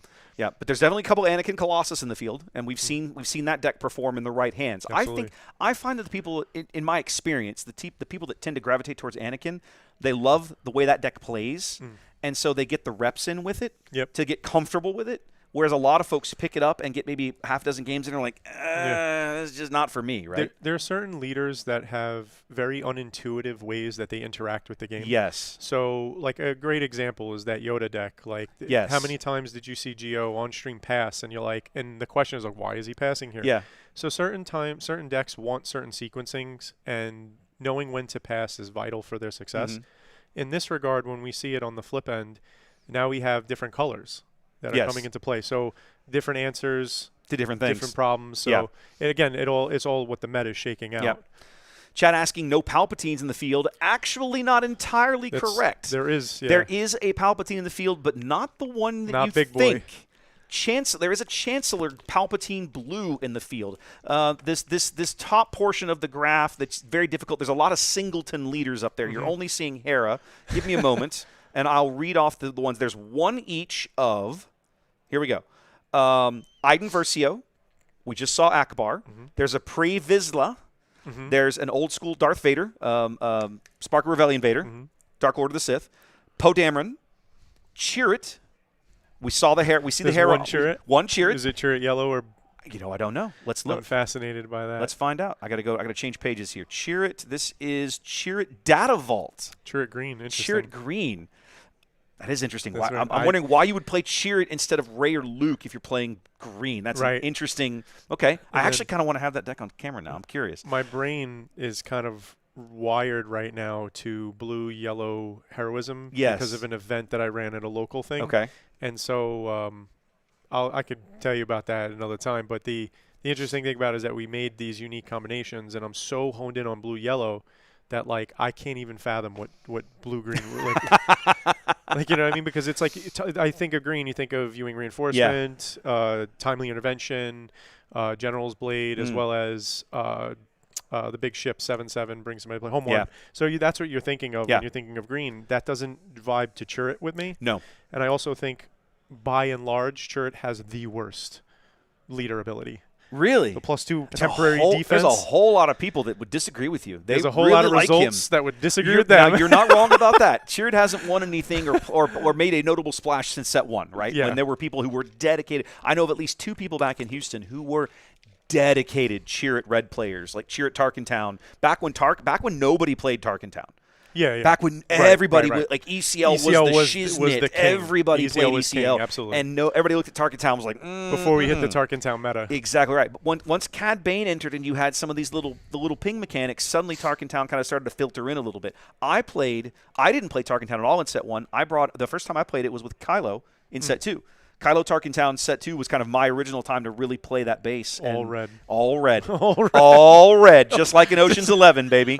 All red. I need to make me a shirt like that. Don't they win in Ocean's 11? No, he absolutely doesn't win. So you were copying. I was 100% copying. See, I see the shade. I see the shade you're throwing there. I see it. I see it. I feel your pain. I won some local events with that, but it did not do me well at the PQ. That was not a good deck into the field that day. Part of that, I love Kylo, but that's not a great deck for a lot of different matchups. Sure. Okay, guys, listen. Timer's up. Round 2's done. They've got 5 matches they're still waiting on. My suggestion is let's take about another 5-minute break here. Let that finish up. We'll get the next match picked, and then we'll be back here shortly. So that way that keeps your breaks down. But this is our field for the day. A lot of Vader, a lot of Kira, A lot of Han in his various forms. You know what's fascinating to me? Oh, okay, there is. There's just a little bit of set 1 Han in this field. I was going to say, what's fascinating to me is every Han is being represented. We had this in Houston last week. We had every Han in the top 8 last week. That's wild. Which was so That's cool. Crazy. One of the things about the meta in this game is that every time somebody thinks they solved it, and of course you can argue, oh, it's the end of PQ season, whatever. It doesn't matter. New results are coming up. It's exciting times. Exactly right. Okay, only one match left to be reported, guys. So this is going to be a short break. Get up, stretch your legs. We'll be back in probably less than 5 minutes is my guess.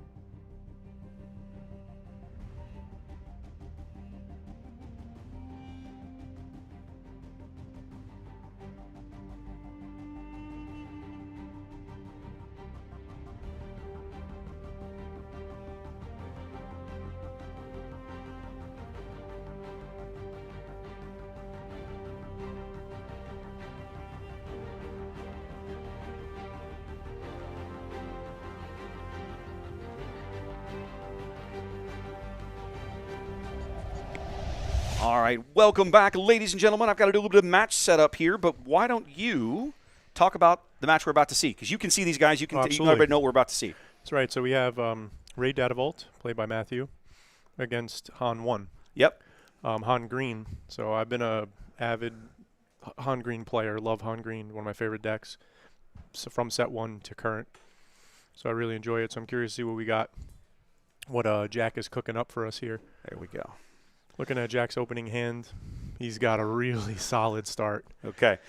Let's meet our players real briefly. On the left-hand side of your screen, that is Jack. I had Jack on camera last weekend in Houston in the very last round of Swiss, playing up against Piet Red. Opposing him on the right-hand side of your screen, this is going to be Matthew. Does he prefer Matt or Matthew? Do you know? Matt. Okay. Well, this is Matt, one of your locals from San Antonio. Yeah. Somebody you obviously know. I saw you chatting between rounds. Yeah. He's a big Yoda proponent. Loves Yoda. So when the Yoda deck became more popular, he was super excited, and he's been playing it.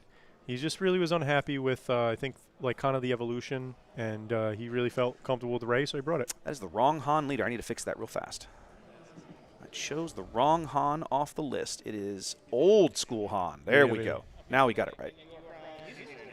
Yeah, he is audacious. He can be quite audacious. Yes, he can. So the interesting thing about this is the completely different starts that these two decks want. So Han can come off right to the races, go up to 3 resources, put that 4/5 stolen hauler into play, follow it up by Chewy.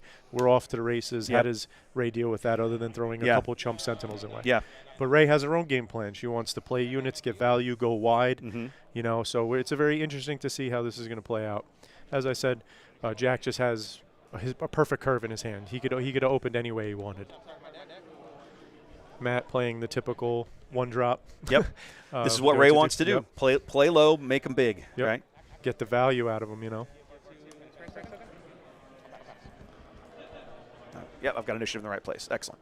All right, so I'm curious to see how Jack opens, if he wants to push that AT hauler, if he wants to go up a resource and play that Kira that's in his hand. He also is holding the Ewing. I mean, the Ewing is such a great bomb for him when he needs it. And also, you know, he may find himself in a position later on needing to go wide himself. Yes. So, and then the flexibility of Han, the smuggle ability, right? Not smuggle ability. He's called audacious smuggler. His leader ability, right? His leader ability. His leader ability. So his the flexibility of being able to know when going up will make or break that turn for you to give you that board advantage. And then of course, feeling out the field and knowing when you can flip and then get that double resource and ramp up to 7, get that Ewing 5 on 5 resources and create a lopsided board state. There's the hauler. There's that hauler, and that's a big boy. That is a big boy. Takedown is a good answer to this, and then put into play on your side. Yep. But if you don't have the claim takedown, if Chewy goes on it, this is a huge problem for blue in general. Yeah. And green. Good rule of thumb is green wants to be the biggest in play. Going for the eager E here to at least clean out the A-wing.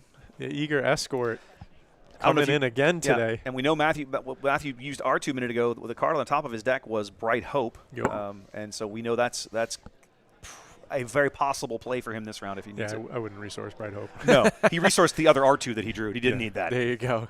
They come in with a Kira. Kira says, let me look at that hand. What you got? See, one of the things I really love about blue, and it's the versatility of specifically Spark of Hope. That card right there, Entrenched. Entrenched in a blue leader. Such a versatile card where make your guy, your Sentinel bigger, make your guy bigger to beat their guy, or put it on their guy and then they can't attack. Yep. Let's see what Jack picks here. He's still thinking. He's contemplating.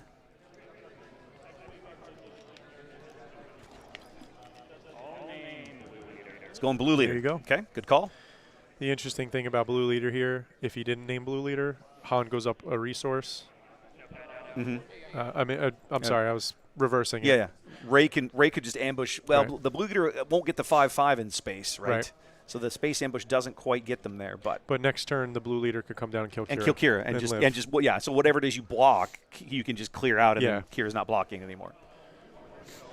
The other interesting thing about when you're playing blue and they play Akira and you have a takedown, it's like, do you name the takedown or do you name something else and force the takedown? Force the takedown on Akira rather than something else you'd rather keep. Yeah. So it's a very interesting, mind game play. We're going to entrench the AT hauler. Now, also the unique thing with Ray, by entrenching the hauler, he still has a resource up to make R2 bigger. Yep. Able to take. And that's exactly That's what exactly he does. what he's going to do. So here we go. R2 make R2 a 3/6 now. Before you know it, R2 is going to be killing Kira. And, yep. And he does put 3 damage into Kira. I mean, I have seen R2 do so many silly things in this game. PQ back in Mobile, one of the last rounds of the day, I remember watching Frank Myers take his R2-D2 in a Sabine deck and put 2 General's Blades on it. He looked like Chopper, just a war criminal, just hacking things up with his lightsabers. It was hilarious. The funny thing is that I actually think the other R2-D2, the 2-4, also gets the blaster on him all the time. 4-4 on turn 2, 4-4 on turn 2. Yeah, that's true. That's true. Kira going to base. The question is, do you trade R2 for this Kira here? So Kira's also blocking blue leader. That's a pretty good card overall, but there you go. He has the answer in his hand all along. Going to play the snack bar to clear him out. Akbar, so this card being played in set 1, splashed here and there, was a little bit in Leia. But now Akbar is coming back, ironically, in Akbar. Yes, and absolutely a staple in Ray. Like a 1/4 unit. Go wide, get bigger, restore. Yeah, ping. restore 1. Like there's so many things to like about Akbar. So much synergy in this matchup. Would you use Han's ability there to go to 6? That means you know what's about to happen, and he's still got that 6 resources. Now imagine he flips him and he got a second entrenched. Doesn't. He's got the entrenched. 6, but he's flashing him a. Okay. So, Unity of Purpose. That's what it was. Interesting. So, and that's why I was asking about if if Akbar played Unity of Purpose, but Ray plays Unity of Purpose specifically. All of the units they play are pretty much unique. Well, and if I remember right, I wonder if this is the Tata version of this deck that John Tata played the top 4 of the regionals in Minneapolis. He had a one-off Unity of Purpose in his deck. That's a good question. I know that Matt specifically is a very what's the right way? Like he loves homebrews, like he stays tight. So, but again, that's not to say and no one's influenced by something they say, right? It's a great card to splash into Ray, as far as I'm concerned. Yes, I agree. Okay, so he's gone to 7 now, so he's going to get the U-wing in. Back in the day, I remember when you get Han from set 1, 6/6 ambush, killing something, you're just feeling like a king. I know. Feels so good. Yep. Now it hits the board. It does trade, but there are answers to it. There are ways to go bigger than it. It's not as oppressive as it once was. So he's got, it looks like a fast Falcon, a slow Falcon. I see a Chewie in there, another Kira. There's Big Boy Han, and another AT hauler. Yep. Good eyes. And he's gonna. We're going big Han. Yep. Going to smash R2 out. Start getting that board presence in. Yep. That's a good fish. He's going to need that unit. That Han can just walk all over almost anything that Matthew's going to be playing for a little while. Yeah. Yeah, that Han unit. It's funny, like Ray doesn't want to pop out if Han's ready because Han just kills her. Right. And no damage. Ray wants to make sure she locks in that attack, get the +1. Yep. If not on herself, on somebody else. But if on herself, then Han is no longer trading. No, that's actually a great point. With basically Han on the board, Ray can't risk flipping out. That Han needs to go before Ray comes out. It's interesting to think about seeing Han as the 6/6 ambush, and then Poe. Yes. yeah. It's always interesting to see, and that's a comparison, a line that's going to get drawn until Poe is no longer king of the hill. But yeah, Han Green is a fun deck, and Han himself. Not all decks have this thematic element, but it's nice to have a deck that the leader has a card in the deck of itself that's like so impactful. Easy for Vader, right? Yeah. Easy for Luke, but not every other, leader can do that. 3PO going to trade into Han leader there, just sacrifice himself to draw a card, which did draw looked the card. like it was a fleet lieutenant. That's right. Yeah, interesting play there, but now by putting Han at 5 health, does Matt have that blue leader in hand still? Yeah, I don't know. From a couple turns ago that Kira seen? Now would be the time for it if he's got it. Yeah, the interesting thing is, does Han take the bait, big Han, and kill, let's say, clear either go to base or clear, And the answer is no. He nope, is the right play. We'd be racing, Ricky Bobby. Go fast. Yep, and by doing this, it creates the 6 attack on him. So if he does blue leader it, guess who dies as well? Yep, we're all going out. As James Holden in The Expanse says, we can all die together. As Pennywise says, we'll all float down here. Yes, exactly right. Yeah, it's interesting to see. These are the type of mind games and plays that you plan for, that you have to anticipate. So, and like leaving that Han up is just so oppressive. He's such an amazing unit. And when you're able to cheat him out on what amounts to literally the 5 resources round, yes. that feels terrible. He's such a huge threat on the board. Yes. So we're going to ambush. We are. We're just going to trade him out. Which this was a bit telegraphed. So here's an interesting thing now. The thing to think about is if he did it inverse, right? If he blue leadered first and then hit it, would that have been like the right play? Would that have saved it? Would that sequencing now opened up different plays for him? Because now the Han player would have to react and maybe take an action to kill it, and then you still have the C-3PO and R2-D2 in play to kill the Han. So these are the types of things like knowing your deck, knowing your opponent's deck and the ins and outs of what they can do is going to inform your decision on how you want to sequence. I'll say Jack really wants to play something here so that he forces Matthew to make a decision. So he's going to come in with a Poe. Yeah, that is the Poe.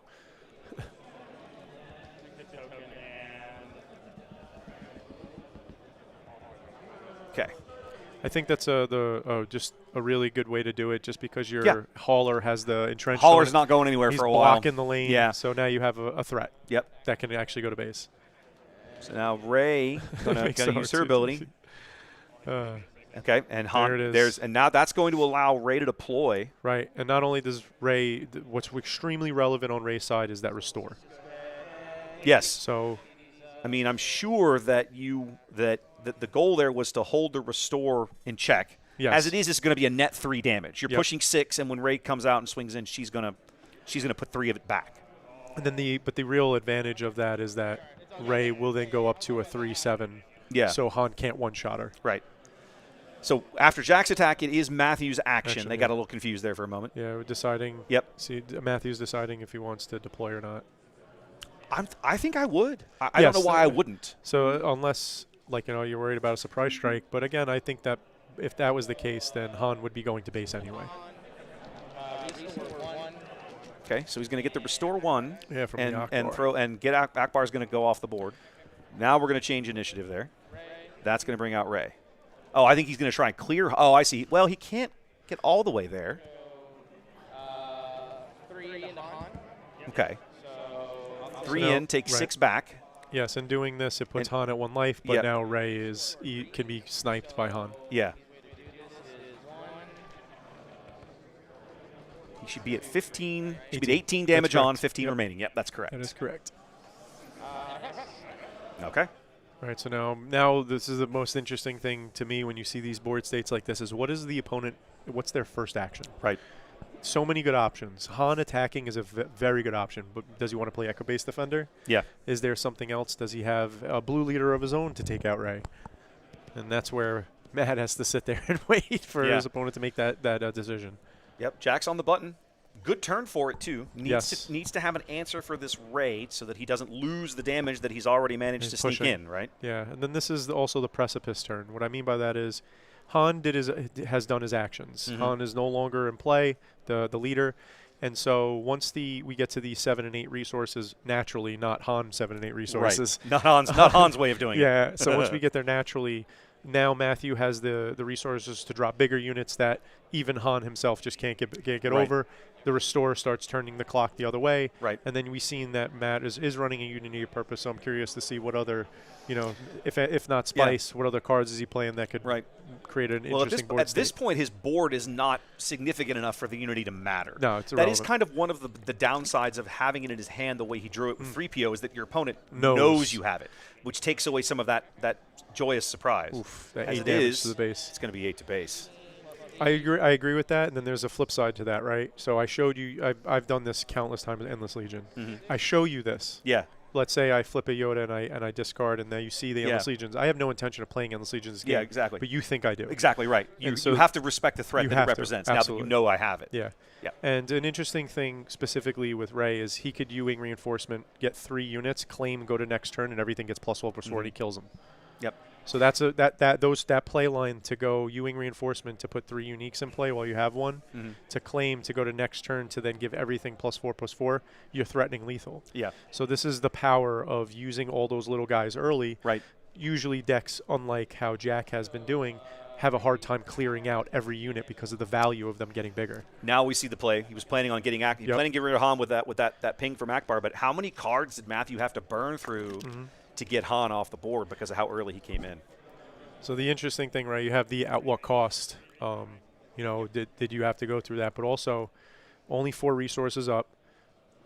There's not much that Han can play right now to really jeopardize ground. Yeah. And with the restore machine still going, now you're going to make that Akbar bigger. Yeah, I was a little surprised to see Jack not opt to take Ray out. I think I would have in his shoes. That restore is such a threat. I think that this is it might have been what Jack is looking at, what his next follow-up plays are. Right. He obviously knows something that we don't in terms of what's in his hand or what his next play is, right? Or what he resourced. I always find that that's something that is an unknown equation when you're watching a game. But if they resource their reinforcement walker, right, and they only play 1, exactly, we don't know that, but they do. So Correct. That's why he could be pushing now to go to base faster. Yep. I do think that by attacking base with Han specifically, if he was holding a surprise strike, he was threatening lethal. Yeah. So it's like, what does my opponent do right away? You know, it's interesting. When you see Hero Yellow, you expect to see the surprise strikes every time. But I almost never see them played in this Han green. You almost never see them. Yes. It seems like the low cost for the bump was originally for offensively, it's just 3 more damage from hand. Right. So that's like the obvious. The other flip side to it was, I have the 2/2 elite droid, right? And it's shielded. Going into the Sabine flip, I can surprise strike that and kill Sabine. Okay, Jack knows something we don't here. I'm not sure why you would play Chewie on this hauler unless you had a confiscate. If he must be sitting on a confiscate.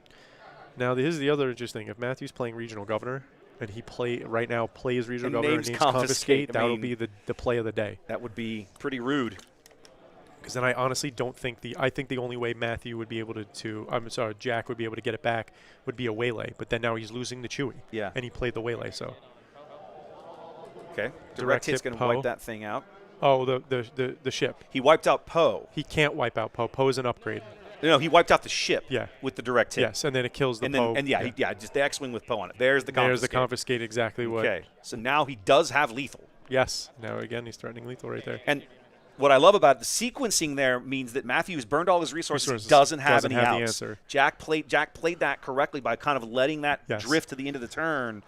Now he's got it on the board. And then check this out. Look at this the way he sequenced it. If Matthew has an answer, he can't answer both. Correct. So he has the Poe in play that's threatening. Then he has the Chewie. Now he's confiscating the Chewie. 2 threats. Yep. So Matthew answered one, which was the active threat, which was about to attack him. And then he's like, I'll make this guy the threat now. Yep. And I love the way he put the Chewie out to make sure that there wasn't some shenanigans. That he could kill the unit. Exactly. He's like Rivals if I take the confiscate, if I pull the entrenched off, then it's a threat that you're going to try to deal with. If I just put Chewie on it, you're going to keep ignoring Beautiful it. Sequencing by Jack. Very well done. Very well done indeed. Very well done. All right, well, it's sideboard time here, and I have been sorely neglecting my ad rolls, ladies and gentlemen. So we're going to get you. You're going to get one of my little fancy ads here while these guys do some sideboards. So give us about 2 minutes, and we'll be right back. Welcome in, everyone. Thanks for being here. One of the most common questions I get is, how can I support what you're doing with live event coverage of Star Wars Unlimited? Luckily, there are lots of ways, and not all of them actually cost anything. For starters, if you're tuned in on YouTube, throw the live stream a like and subscribe to the channel. A couple of simple clicks, and you'll have helped YouTube's algorithm put more of my Star Wars Unlimited content in front of people who might be interested. If you're tuned in on Twitch, simply throw me a follow. Both of these things won't cost you a cent and actually help a lot more than you think. If you're an Amazon Prime member, you might be able to support me on Twitch with only a few clicks. Once you've linked your Amazon account to Twitch, check the QR code on the screen for help doing that. You can use your Prime subscription to me on Twitch. It's already included in your Amazon Prime membership and costs you nothing additional out of pocket. Similarly, over on YouTube, you can use the Super Chat functionality. Just click the little dollar bill looking icon in the bottom right corner of the screen below the chat window. This is sort of like a tip, right? You can choose a dollar amount on a little scrolling bar and it highlights your chat message simultaneously. If you're interested in helping ensure these kinds of high quality Star Wars Unlimited tournament streams continue well into the future, I would also ask you to check out my Patreon over at patreon.com/craptor. QR code on the screen will take you there. I have 4 tiers of support that each come with various benefits, up to and including the embroidered polo shirts you see the team and I wearing on the stream when we cover events. For the cost of only a single booster pack per month, you can support these kinds of productions and get some really fun perks along the way. Whether you choose to pitch in and help keep us on the air or not, thanks for being here. We love Star Wars Unlimited, we love the community, and we look forward to showcasing more of both in the future. All right, welcome back, ladies and gentlemen. Sideboarding, I think these guys look like they're done. They haven't finished cleaning up the tokens from the previous game. In fact, Matthew's shuffling his deck, and he's still got one of his units on the field. So just Ray. Just Ray. It's no big. Oh, it's his leader. Never mind. So she's not going back in the deck anyway. Yeah, I just realized that. So no big deal. But really, really good matchup here between these two guys. Yeah. I got to see Jack play probably this exact same deck last weekend in Houston. Again, he was round 7 of Swiss. And he was trying to round up enough points to make the top cut, right on the bubble. And he ended up paired into Piet Red. And Ari's Piet Red deck had, I think they were both 4 and 2 at that point. So they were both trying to get to 5 and 2. And Ari could have actually won one of those games. We all missed it. Jack was way ahead. He had 21 health remaining. But Ari puts out a Devastator. And we're all going green. This was red. Okay. She was playing Piet Red. So this, red Devastator. I should clarify. And then hits him and has a planetary bombardment in her hand. And the next round she planetaries, but Jack is so wide. She's so like chatting with my commentary numbers both. She doesn't see it. If she goes 12 to base and then swings with Devastator, the game's over. And I was like, and we all missed it. And chat was like, dude, she just missed lethal. And we're all going, oh my God, she did. It was terrible. Those are rough. It was rough. Those are rough, especially when you have the Eureka moment like right after. Yes. Where it's like, oh, pass, and then you draw the 2 cards. You're like, no, what'd I do? Like, why? Yeah, I know the feeling. We've all done it at least once. I will say that something, this has happened with me and multiple opponents where they play a card and then they're like, oh, do you mind if I take that back? Like, nothing's changed. Nothing's happened. Yeah, and I do that all the time. So it's like, right now, I was just going to say exactly what I said happened. Matt is deliberating his resource. He's resourcing down, but he doesn't know if he wants the mulligan, then he's going to mulligan. And that's exactly what he did. I mean, honestly, until the game begins, he still has 100%. He can still just mulligan. He's just like, nah, you know what? In the end, I'm not going to do this. Absolutely, yeah. It's just an interesting dynamic to think about how if it affects you. Okay, that's fine.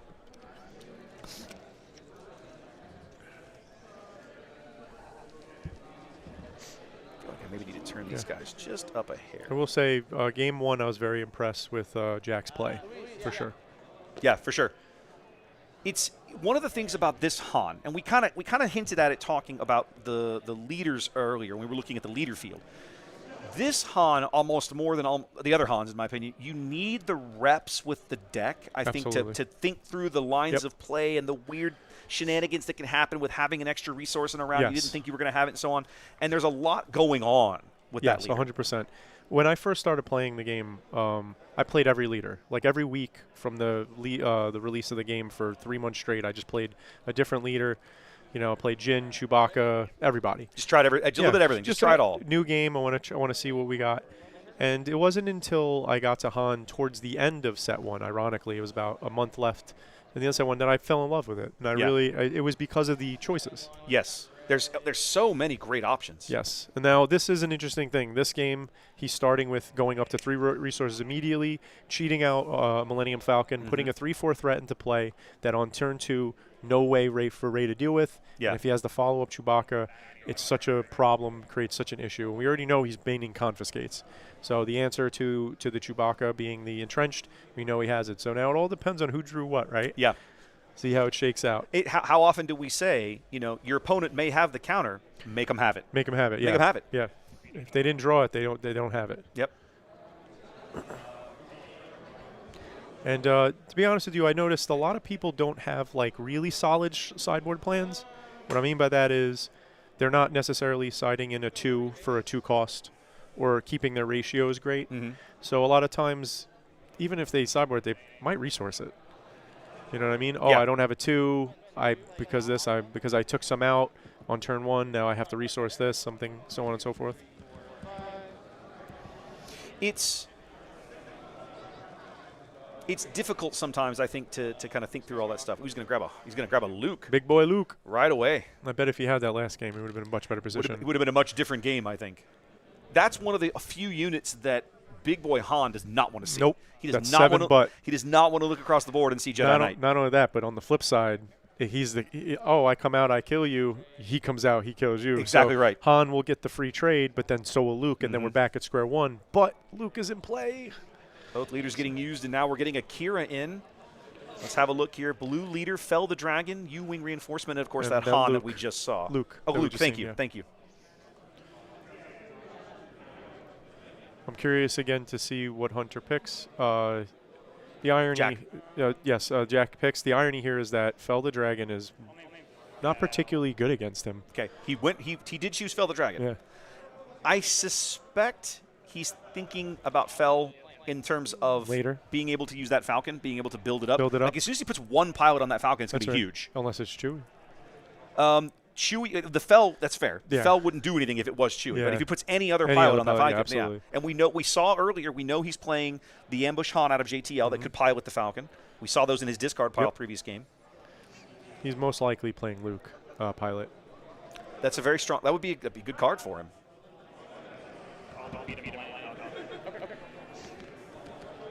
So now the one drop, the clone cohort for. The little deserter. That's such clone a great deserter. card. That's what it is. The clone deserter. It's such an interesting card. I feel like this is the kind of the definition of balance. Like give it restore, make it a little bump stats. But when your opponent kills it, they draw a card. Exactly. They give you a little reward for it. Yeah. I feel like most of the bounty cards are very well costed for what you get. Oh, he attacked Kira, not the base. My apologies. I find them 50-50. Okay. Like 50%. Their bounties are goofy. Some of them are. They're like, there's one of them that's like if the Hunter of the Haxian Brood. It's a 4/3, I think that's a stat line. If your opponent has a bounty, it comes to play shielded. It's a yellow villainy. I'm just going to play Boba 3/5. like solid. Yeah. Like so that's why I say 50-50 because some of them they're just kind of weird. Like they occupy this space that you don't really want to play because it's not doing something better and it's an extra restriction. Yep. Okay, I don't know why I actually bumped a button there. Sorry, ladies and gentlemen. 3 more to base. And 5 all. There we go.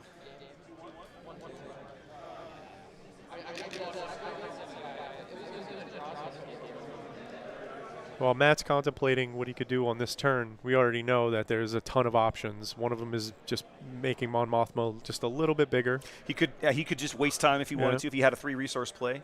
The other thing is, what does he have in his hand? Well, we know most of them, right? We saw everything but what he drew at the end of that turn. He does go ahead and that's the X factor. He does go ahead and make Mon Mothma a little bigger. Han says, I'm about to play something for 5 this turn. Han's like, I want my resources. Let's do it. So now Matt has to think, okay, so he went up to 5. What does he want to do for 5 resources? Just playing Chewbacca on ground is also pretty good. Also solid. He keeps saying Chewbacca as if he has. He probably didn't even draw Chewbacca. He may not. We don't know. I know he's. I mean, he's 100% got a the ambush Han in there, the ground unit. I saw that in his hand. Okay.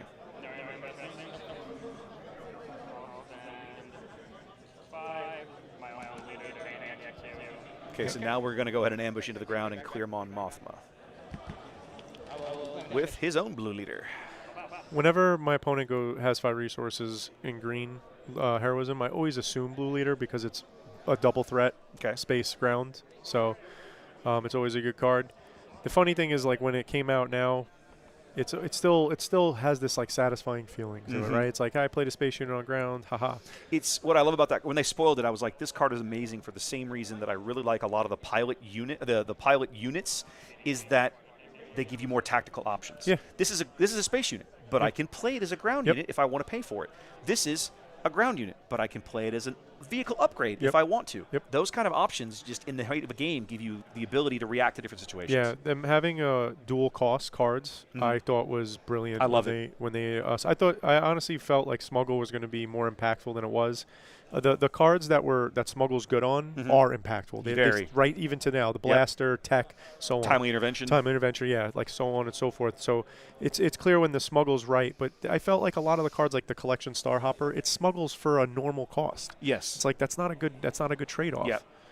So, and then of course. Well, and then I think the other thing is you had leaders that were meant to interact with Smuggle, and just didn't. And now that we haven't supported Smuggle at all since that set, those leaders are basically just left in the dust. Absolutely. You are 100% correct. One of the things about like Han, for example, is he doesn't have a type of synergy that relies on any ability. Jack is kind of watching Jack play this game. It feels like he's changed his tactics a little bit. He's he's aggressively prosecuting these units that Matthew is he's playing. trying to bully the board so he doesn't get blown out by a big unit of purpose. It's very possible that's what he's thinking. It's also possible he's thinking another Ewing. No, it's Enfys to bounce it back to his hand. And this is the oppression that Han does, the out-tempo. Yeah. So we watched in a prior round someone play Cunning, get the value, exhaust 2 bounce, right? Akbar did that. Now you have Han, outside of bullying the board, playing Enfys, which comes to play and bouncing something to make tempo, and then if he replays the unit when Enfys attacks, it bounces right back. Right. So Exactly. Han is taking control of the board to not allow Rey to go wide. So that's why he started picking off his units. Yeah. Now we are getting up into those late resources. We know he has Luke. We know Rey is about to come out. There's a lot of nuance that's going to go back and forth. That this game could go either way. All right, so we got rid of Enfys Nest with a Felder Dragon to leave a pretty impressive board still up, which is the Millennium Falcon, the Blue Leader upgraded on ground, as well as what's the last one? What are you looking for? Oh, this guy. Let's have a look. That's big. As well as the Han Solo. That's the Han Solo. Yeah, as well as the leader. That's the leader. Yeah. Yeah, he's in the hard shell. Yeah, that's the reflection. Yeah. You can see him. The glare on the bottom end of the table is a little rough, and I don't have my diffuser, unfortunately, so unfortunately, very little I can do about it. Yeah, we'll make do. So Mon Mothma gets a blue leader. We definitely pushed some damage to Matthew's base here. Yep. What's he got, 14 on now? And he just went up to 17. So leaving him with 16 left. 16 remaining. There we go. A 1 and a 5. So what I was going to say, I got distracted. OBS telling me we had disconnected somewhere, so hopefully that didn't happen. But okay. Jack had basically cleared the board going into Rey's flip turn, which really was limits nice. his options too. Yeah. That was definitely clearly the right play for Jack to just take control of the board, to limit the options that Matthew has, even just moving forward. Having Han in play, getting an extra resource, and then having the threat of Big Han. It's like right now Matthew's being very oppressed by Jack. Yeah. Now, how did Enfys die? Fell the Dragon? Fell the Dragon, okay. yes. I thought I heard you call that while I was busy looking at something else. Yes, Enfys came into play, bounced the Mon Mothma, which, as you can see, came back into play. Sure. But, because why not? And then Fell the Dragon took out Enfys at the beginning of this turn. You know, for so many sets, Mon was kind of disregarded, but man, she's had quite the renaissance in the last few months. A lot of folks now putting her in this Rey deck. You see her in some other places as well. So specifically, I think one of the ways to kind of like ascertain why some of these cards are coming up now is in the very beginning when set 1 came out, this was very much a curve deck game. Everybody's trying to be on curve. Like, there was no go wide. We can see that now. Yeah. We have go wide. We have tokens in the deck, in the game. So you have token producers. Mon Mothma now getting that extra card value outside of comboing with Rey is very relevant. Yeah. So it's interesting to see as the card pool grew, some of the cards that got a little love or got no love are getting love now. Jack's smuggling in something here. What is that? A tech. I see it now, yes. He's got a Han with a blaster and a tech in play.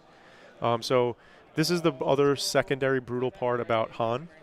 So he expended his hand. He used the resources to go up. Yep. And then now he brings tech, and now his resource row is a second hand. He's a second hand. And after all the resources you spent, it was to take control of the board, so now he doesn't lose the card advantage race. Yep. But I will say Matthew is clawing back. Well, he is. It's interesting. Jack did the same play he did in the first game, right? With the blaster in the row, he had the opportunity to snipe Rey as soon as she flipped. He opted to instead use the blaster to take Han and push base damage, let Rey come out, move to a 3-7, and restore 3. He did the exact same thing last game. And he's this as far ahead as he is. I can't necessarily fault the play. For sure. But I got to say, there's a part of me that every time Rey, knowing that I have the opportunity to just assassinate her as soon as she hits the board, feels really good. It also has to do, the other thing is, like, what does blue-green heroism do to kill Han now that he's already out, about, and he has the blaster? You got to just smash. You got to smash into him. So he knows that. So let me go to base. That's a fair point. Yeah. Well, let me have you waste your actions. Yeah. Like your Fell the Dragon is meaningless against me. I'm a leader. No, you're fine. Yeah. Yes. Exactly. So he has. I call it leader armor. Yeah. It just simply states that, like, there's a bunch of cards that have the text non-leader. Right. And that leader armor makes it so Han is very hardy. I think Rivals Fall is the only one that gets around it, and if you're not playing it, well then takedown. You're right. But he still has to smash something into it at least a little bit to get it below. Rivals Fall is the only. Yeah, it's just straight up. Oh, we're gonna go double blaster, 8 to base. Yep, and then that puts them on that for the clock. And then remember I said about double, like, creating 2 threats. Yep. So now you have the threat of Han, and then you have the threat of tech. Yes. So if you trade with Han, and anything you attack with will die to Han because Han has 8 attack. And then now you have to deal with tech, because then the next turn, U-wing from the row could come out. So technically here, Jack has Matthew in check. He is showing lethal on the board. Mm-hmm. He also, like, if he's sitting on one of those ambush pilot Hans, he could only need 1 action. Yep. To end the game. He could just play it on the Falcons and swing in for 6, and that would be the game. And then again, we get into a situation where, if he, like, you're on ground and in space, if he has the Chewie pilot, by putting it on the Millennium Falcon, what does Matthew have to answer that? Yeah. And then if he does answer that, he can't answer ground. Right. I feel like Matthew has to swing in with Rey just to get the heal. He seems to agree. His question is, where does he send this damage? Base is not the answer here, I don't think. Okay. 3 to tech. Restore 3, and Rey's going off the board because that was her last 2 HP. And now he still has all his resources up, so he could possibly have a Luke. Yep. And Rey died, so that's -6/-6. Yep. That would cleanly get rid of the Han leader. But that clock that he put him on is rough right now. Yep. And also, it is good that Mon Mothma can kill tech. Yes. And survive, hilariously. And then live. Yes, yeah. Hilariously. Hunter knows he feel it. He's like, what I do next is really what's going to decide the game. Well, and I think you're right. I think you've called the Luke play correctly. Like, Matthew, we know he has the Luke. Mm-hmm. He's had it for 10 minutes. Yeah. It feels like it's been that long since he drew it, right? But we watched him draw it like a long time ago. Yes, we have. So it was the very first Mon Mothma play he made. He pulled a Luke, and I'm sure he hasn't resourced it. Yeah, so that will allow him. Yeah, that'll allow him to clear this Han. I think there's certain matchups. This is one of them. There's a surprise strike. 5 to base, so he does have him in there. Talking about it. Now, here's the funny thing. By him surprise striking here, Luke could come down and clear space if he wanted. Then Mon Mothma clears this, but then again, now you have. I mean, but I don't think you can leave the Han behind. I think there's just too many threats. That double threat, it's rough. Yeah. Well, and Jack still has 3 resources available. That still leaves him the opportunity. He's going to entrench. There goes that entrench. Okay, I was going to say, leaving the opportunity to pilot the Falcon and still swing in with lethal. Confiscate. Now, and here's the other issue I'm going to tell you right now. If he has confiscate at any point in this game and he put it in the row with 3 resources up, he could smuggle it. The tech is still on the board. Tech is still in play. And those 3 resources would not allow him to pilot it this round, but that 3 damage is lethal. No, the confiscate, so he can. Yeah. So he doesn't need to pilot; he needs to kill it. Yeah, confiscate the entrench, then go to base. Yeah, tech's still on the board. He could just play it. And it's like, ironically, it's exact lethal. I'm sitting here thinking he still needs to pilot it. He doesn't right now. The surprise strike put the Falcon basically as the play. Jack's going to claim. Yep. I thought he was on the button, but I didn't see the marker. So now the bad thing about him claiming early is that if Matt has a way to deal with Han and Mon Mothma kills, he stabilizes. Yeah. So another entrenched is the answer. That's one of the answers. Does he? He needs a Sentinel. He's got 5 resources. Fell the Dragon would do it. if he's got it. Fell's Fell's non-leader. We just talked about this. I'm thinking Rivals Fall. I'm thinking Rivals Fall. Rivals Fall would be 6. Fell He can't is afford it non-leader. anymore. He can no longer afford the Luke that would clear this out. Correct. Yeah. A Sentinel would do it, but he'd have to draw into it. Otherwise, he would have played it already, I suspect. Right now, Matt is doing mental gymnastics with 1 + 2 is 3. 1 + 1 + 2 is 1. Yeah. Plus 1. But it's the truth. You try to maximize every resource. You don't want to miss any play. You know, if I miscounted this one thing, I could have tried. So that's where he's in this deliberation phase. Well, and it's interesting that last game with Hunter and the army of X-Wings that we saw at the end of the game, it didn't feel like Hunter took the time to work that out. Chat was actually talking about that. He's staring down the barrel of that crate dragon across the board. Yes. But how do you win? But how do you win? How do you right? win? Like, how do you get there? Matthew does find a way to clear the Han. So it's a question of what. Yep, Han's gone. The blasters are gone. He's down to tech and an entrenched Falcon here. Okay, so Jack's got a hot shot. Then he's got to show it. If he's got it, then he's got. There it is. Then he's got the game. There it is. That's lethal. All right. That's a 2-0 win here for Jack on Han Green here in round 3 in Austin. This goes to show when Han gets going, if you don't have a way to disrupt him specifically on the flip turn, the flip turn becomes so oppressive that they pull so far ahead that you just never catch back up. Well, and I think it's one of the reasons that you see so many players that we talked about earlier, that they fall in love with this leader because of some of it's the speed, some of it I think is the tactical options. The yellow-green hero pool is very deep. Absolutely. There's so many good cards, so many good options, so many good threats you can put in that deck. The interesting thing about yellow-green specifically is that they can't tackle every threat efficiently, but they can tackle every threat. Yeah, So you have ways to exhaust, you have ways to bounce, you have ways to make your guys bigger. Yeah. So you have ways to handle every threat. Yep. But what do you put in your deck? Yeah. Are you going to run into those threats? Right. I was going to say that's the trick is how do you narrow it down to okay, I've got to get to 60, right? Because I have seen 50. I have seen people play this Han with Data Vault, but you don't see it very commonly. Right. They want to be able to draw into the big cards that they need early enough that it's going to matter. I will say that if there ever was a deck that was the opposite, it would be Yoda because it was a combo deck, but it played Data Vault. Yes. I don't see any other deck that's a combo deck want to play Data Vault. Getting the combo pieces when you need them. Now, if the combo is super late, that could change. Right. But more often than not, you need to combo 2 cards, and you can't comboing 2 sevens. Whoa. Is 14. Oh, sorry, I get nervous when people smash the camera stand so bad that it ends up cocked at 15 degrees and it looks like it's an earthquake out there. So it's one of those things that's very it's very interesting to think about, like the choices that you have to make in the deck building process. Yeah, for sure. All right, guys, we've got about 10-ish minutes before this round is over. We're going to take a break. We'll be right back with round 4 of Swiss. See you in a minute.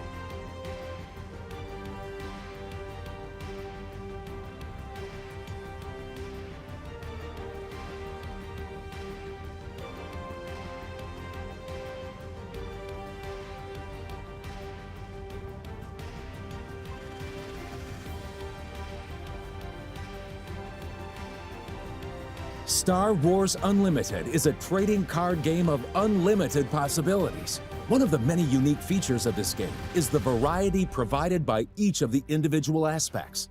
These 6 aspects decide the general direction your cards and deck will function. They are vigilance, command, aggression, cunning, heroism, and villainy. Start deck building with the benefits provided by each aspect. All decks require 1 leader and 1 base. Your leader and base decide the aspects that you will focus on for deck building. Decks can be built with cards from any aspect, but there is a steep cost to straying from the aspects of your leader and base. Playing in-aspect cards will allow you to spend only resources equal to the printed card cost. Playing out-of-aspect cards will cost an additional 2 resources per aspect, not shown on your leader or base cards. While you are rewarded for focusing on certain aspects, deck building in Star Wars Unlimited provides the opportunity to mix and match however you choose, allowing for truly unlimited possibilities. Build strategies around your favorite aspects and become the best in the galaxy.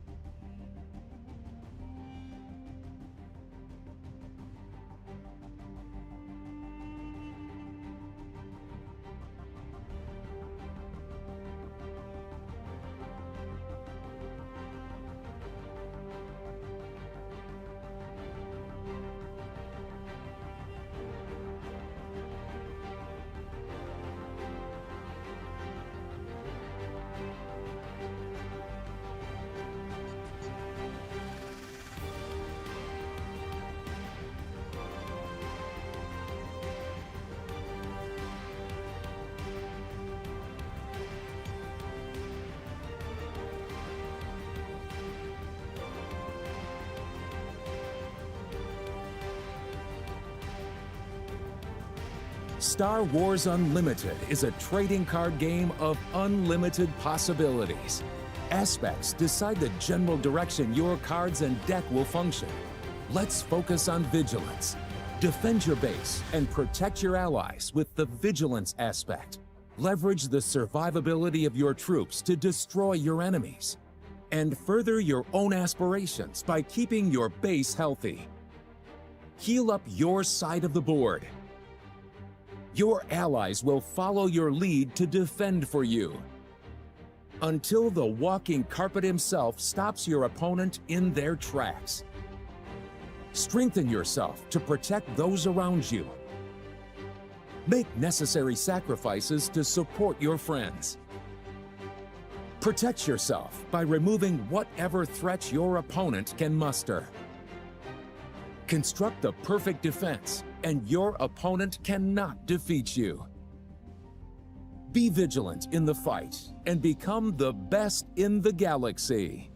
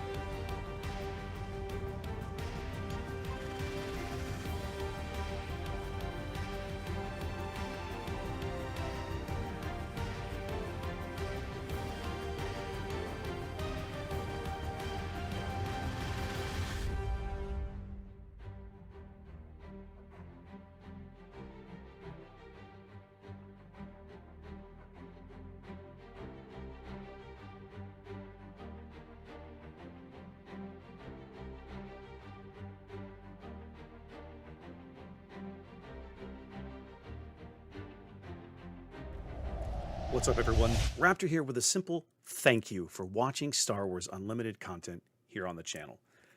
When I started dabbling in live streaming store showdowns at our local store last summer, I could not have foreseen where this would all go.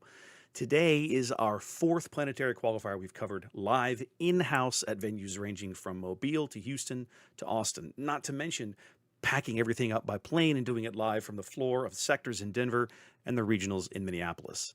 It has been a hell of a ride, and I wouldn't still be doing it without you guys, right? Every person who reaches out with a simple thanks for what you do, a comment on Discord, a reply to a YouTube video, or stops by the table at a big event to express appreciation is really tremendous.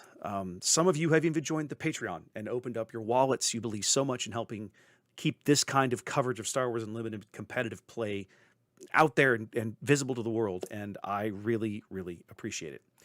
Rest assured, we're going to be back in Season 1 to continue the fight. And if you're in Vegas for the Galactic Championships in a few weeks, come find me, say hello, let's have a drink and chat. Community is what games like this are all about. I really hope you'll join us later this year for more live coverage of Star Wars Unlimited competitive events right here on YouTube and Twitch.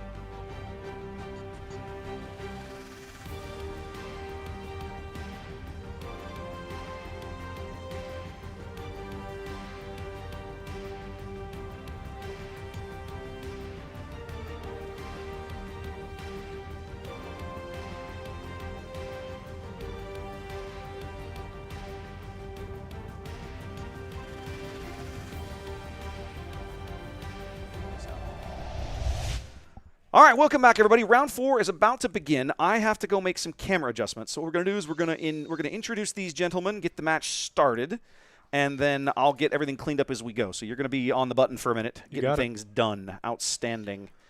Let me come over here, and let's introduce the game because we're well into it already. Yeah, they already got started. Yep. Well into the first turn. Yep. We got Alex on the left. This is a Vader yellow, very traditional Vader yellow. In fact, I have not even reset everything. This is how bad I am at this. And Alex getting a really interesting opening with Vader yellow by 2 units, the 2-1 TIE Fighter as well as the 1-3 yellow unit. So it looks like Vader's ability will definitely be getting off on turn 2. Yep. There's your matchup real briefly, everybody. That's Piet Blue on the right-hand side of your screen. I've got to make some things fixed in the overlays, but for now, I'm going to let you call the game while I go fix the camera. That's driving me nuts. So the Piet player, by starting, he's obviously trying to limit what Vader can put out in terms of the amount of units. And by resupplying, he's going to go up a resource, and Alex is going to basically dominate the board by playing the P3, getting him to ping it, triggering the on-defeat trigger. This is really good for Vader to now have 2 units in play, 3 units in play, the 2 actual units in play as well as the token to make sure he keeps his engine going. Piet obviously trying to ramp to get those big capital ships in play and put Vader in a position where he just can't deal with him. And Piet coming into play now means that Kale can play a 7-cost capital ship for 5. So he has the resources for it. Right, so this is a Overwhelm Raid ship that is a 5/5, the MC3. So he has 2 resources open. Now obviously this is a threat in space that will start running through all those little tokens, and the Overwhelm is what really makes the value for this because it puts your opponent, they're not just taking out the units, but you're going to base, so it's getting your game plan done at the same time. Alex going super wide. Now we have Dr. Pershing coming in for 2. We get that extra card draw to try to get some of these extra capital ships in play in his hand. But to say he's going wide, Alex is going very wide. The unfortunate thing is that he is setting himself up for a giant overwhelming barrage coming up on the next turn if Kale has it. And that would be 7, which would completely wipe his board. 1, 2, 3, 4, 5, 6, 7, 8. Nope, 7. 1, 2, 3, 4, 5, 6, no, 8. So almost wipe his board, leave him at 1 token in play if he has Overwhelming Barrage. There you go, just like I called it, Overwhelming Barrage, I mean, cleaning it up. OB's such a great card, and in this good. matchup, being able to come in and clean up Vader's little weenie hordes is a huge deal. Yeah, the interesting thing for me that I always think about is when, so Piet has the, you know how Kira has baked in, she flips, things get damaged, you Overwhelming Barrage her, finish them off. Yep. Piet is interesting in this regard because by getting this the ships out early, it makes your Overwhelming Barrage is bigger. So he also has baked in Overwhelming Barrage where by him coming out, I'm putting a big threat in play. You don't handle the big threat, and you handle Piet, I can Overwhelming Barrage and clear your tie board. If you handle the big threat, I put another big threat in play. Yep. Yeah. And this MC30 is one of those cards that, intuitively you don't necessarily think about it with Piet because it's a rebel, and you're always like, oh, well, the big ships are all capital.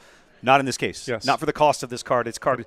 Piet can bring this out as early as the 3rd turn of the game on the 4 resource round, and it's a really good card for 4 resources. And specifically in this matchup, when Vader's making 1/1 tokens, it's overwhelming those tokens. Yeah. So you're dealing double duty. You're clearing the board, but you're also dealing damage to base, which makes the value of it really high. Yep.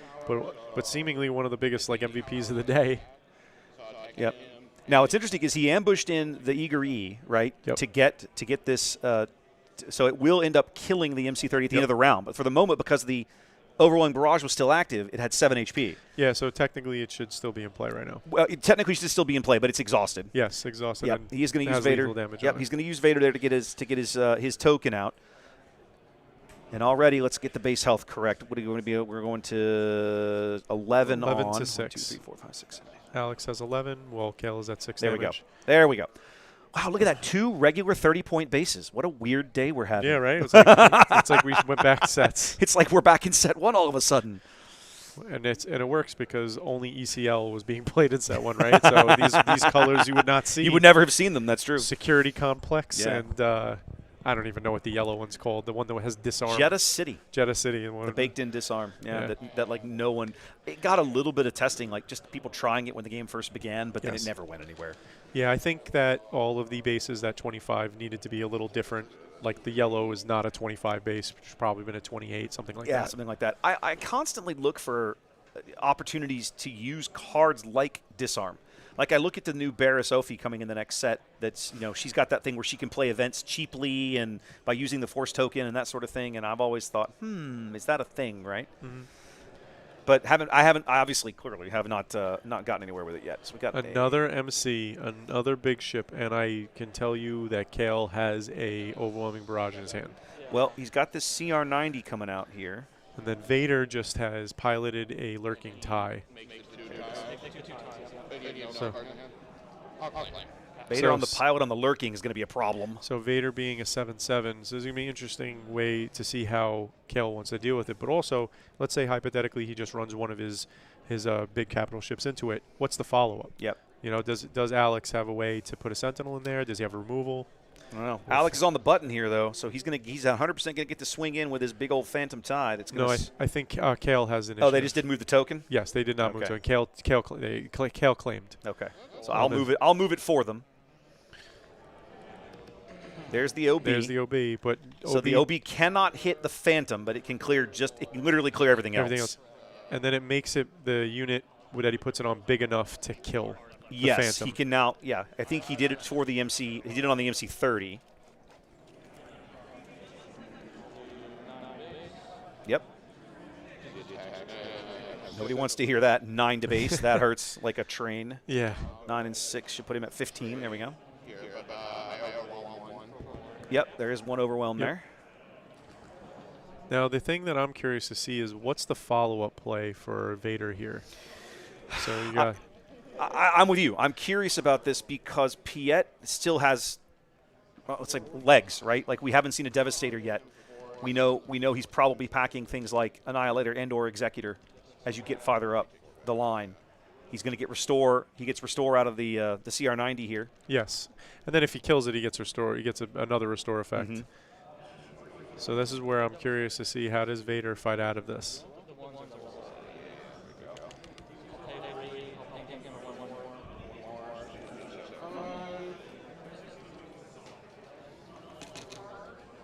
This is also another turn where the card that was overwhelming 3 barrage. for a Corvus. That's good. That's good value right there. He's got all this Restore in space now. Yeah. Drawing more cards. Believe initiative has switched back to Alex there, and there's 2 more to base from Piet. Looks like the momentum, the corner is turned for Kale. I think so. Yeah, the momentum is shifted, and I don't see Alex coming. I'm not sure Alex got a way back in because it's interesting to me. One of the drawbacks to the way this Vader deck tends to play, he doesn't have the ability to threaten even a unit as weak as Admiral Piet on the ground. Well, Piet's a 2/7. You're right. He's not a threat to almost anything. But Alex, the way these Vader decks tend to get built, he can't even threaten Piet, much less Pershing. And I'm also curious to see what the sideboard holds. I'm curious, do they play Maul in the board? So those 7 health leaders, they one-shot them? That's a good question. I mean, I would strongly consider it if it was my version of this deck, but I'll be honest. I mean, these decks have had plenty of success without me. So, I mean, to be honest, I played with Alex. I can't tell you how many games, and this is the one matchup that I just we haven't played. Meaning against Vader. Yeah, the other. I was just talking. That's the third one. That's so impressive. I was just telling this story earlier in the stream, right? The Palpatine player who did this to me, and I was a little salty about it. So. Alex with poker face. Alex is just like, well, I can't survive 3 OBs, ladies and gentlemen, so why don't we scoop this up and move on to game 2? Yeah, obviously the targets for OB are here so good. And then I was playing Out of Aspect Overwhelming Barrage in my Yoda deck, literally for Vader Yellows, just to be able to clear out, the ult when they go wide. It was just very worth it. So it being main deck for 5, and having 3 of them is pretty strong. Yeah. Yeah. All right, well, while these guys do some sideboarding, you guys should know the drill by now. If you've hung out on the stream, you'll get a quick ad roll, and then we'll be back to talk a little more But in the moment, we'll see you guys shortly. What's up, everyone? Raptor here with a simple thank you for watching Star Wars Unlimited content here on the channel. When I started dabbling in live streaming store showdowns at our local store last summer, I could not have foreseen where this would all go. Today is our 4th Planetary Qualifier we've covered live in-house at venues ranging from Mobile to Houston to Austin, not to mention packing everything up by plane and doing it live from the floor of sectors in Denver and the regionals in Minneapolis. It has been a hell of a ride, and I wouldn't still be doing it without you guys, right? Every person who reaches out with a simple thanks for what you do, a comment on Discord, a reply to a YouTube video, or stops by the table at a big event to express appreciation is really tremendous. Some of you have even joined the Patreon and opened up your wallets. You believe so much in helping keep this kind of coverage of Star Wars Unlimited competitive play out there and visible to the world, and I really, really appreciate it. Rest assured, we're going to be back in Season 1 to continue the fight, and if you're in Vegas for the Galactic Championships in a few weeks, come find me, say hello, let's have a drink and chat. Community is what games like this are all about. I really hope you'll join us later this year for more live coverage of Star Wars Unlimited competitive events right here on YouTube and Twitch. All right, welcome back, ladies and gentlemen. I feel like I need to go adjust Kale's camera. He's tall. He fills up the entire frame. He is. Seems like a tall. Like he seems like he's probably 6 foot. Yeah, he reminds me of one of my co-casters in Houston, Trey, who's just a ginormous human. He's like 6'8". He's huge. He was very nice. He had good manners. Yeah, nice. I'm Very sure. nice guy. Kale's a very nice guy. Yeah. I just went over and briefly spoke with him and Alex. And I know Alex. He's a really nice person as well. Shout out to Jackson in chat, who was playing last weekend in Houston. One of my awesome Patreon supporters down in Corpus. He and I were co-lamenting the lack of pretty much many players. Yeah, there's not many players that play this game down in Corpus. I noticed that when I was living down there for a spell back in 2018, 2019, I was playing Destiny at the time, and trying to find other people that played Destiny down there was like pulling teeth. It was just you just didn't find it. So one of the things I find interesting about Texas is that you can have big communities, but Texas is huge, and they're so far apart that they might as well be in different states. Yeah. I mean, it's for me, it's only two hours and change up here from my side of Houston, but for most of Houston, it's the best part of 3 hours up here, 3 hours to San Antonio, 4 hours and change to Dallas. Yeah, it's 5 for me to Dallas. It's 3 hours and change to Corpus. So, and even in Houston, I don't know about how you feel about San Antonio, but Houston is so spread out. We have little enclaves that are all an hour apart, even in Houston, right? So one of the things that happened in San Antonio with us is that, like, we had, let's say, 7 to 8 shops running events, but they were cannibalizing each other. Yes. So eventually they worked it out where they were on different nights, and we were able to get good showings. All right, so to start off, very similar to last game for Alex. Feels like we've seen this play before. But vastly, so the funny thing is this opening is so different. Having Dr. Pershing versus the Inferno 4 without being able to start by bullying space. But also for Alex, instead of having the 1-3 as the second turn one play, he has the 2-1 with Raid. Yeah. So Alex is also off to a very much better start for him from game 2. Well, he's going to be able to push with the TIE Fighter and then make the token and then swing in with the first order one that'll get him the raid he wants. Absolutely. And Kale resupply. It looks like we put a resupply on the right here. Yep, trying to get up there faster, and then Alex is pushing the damage. Yep. Token coming in on the left, and then there is your simple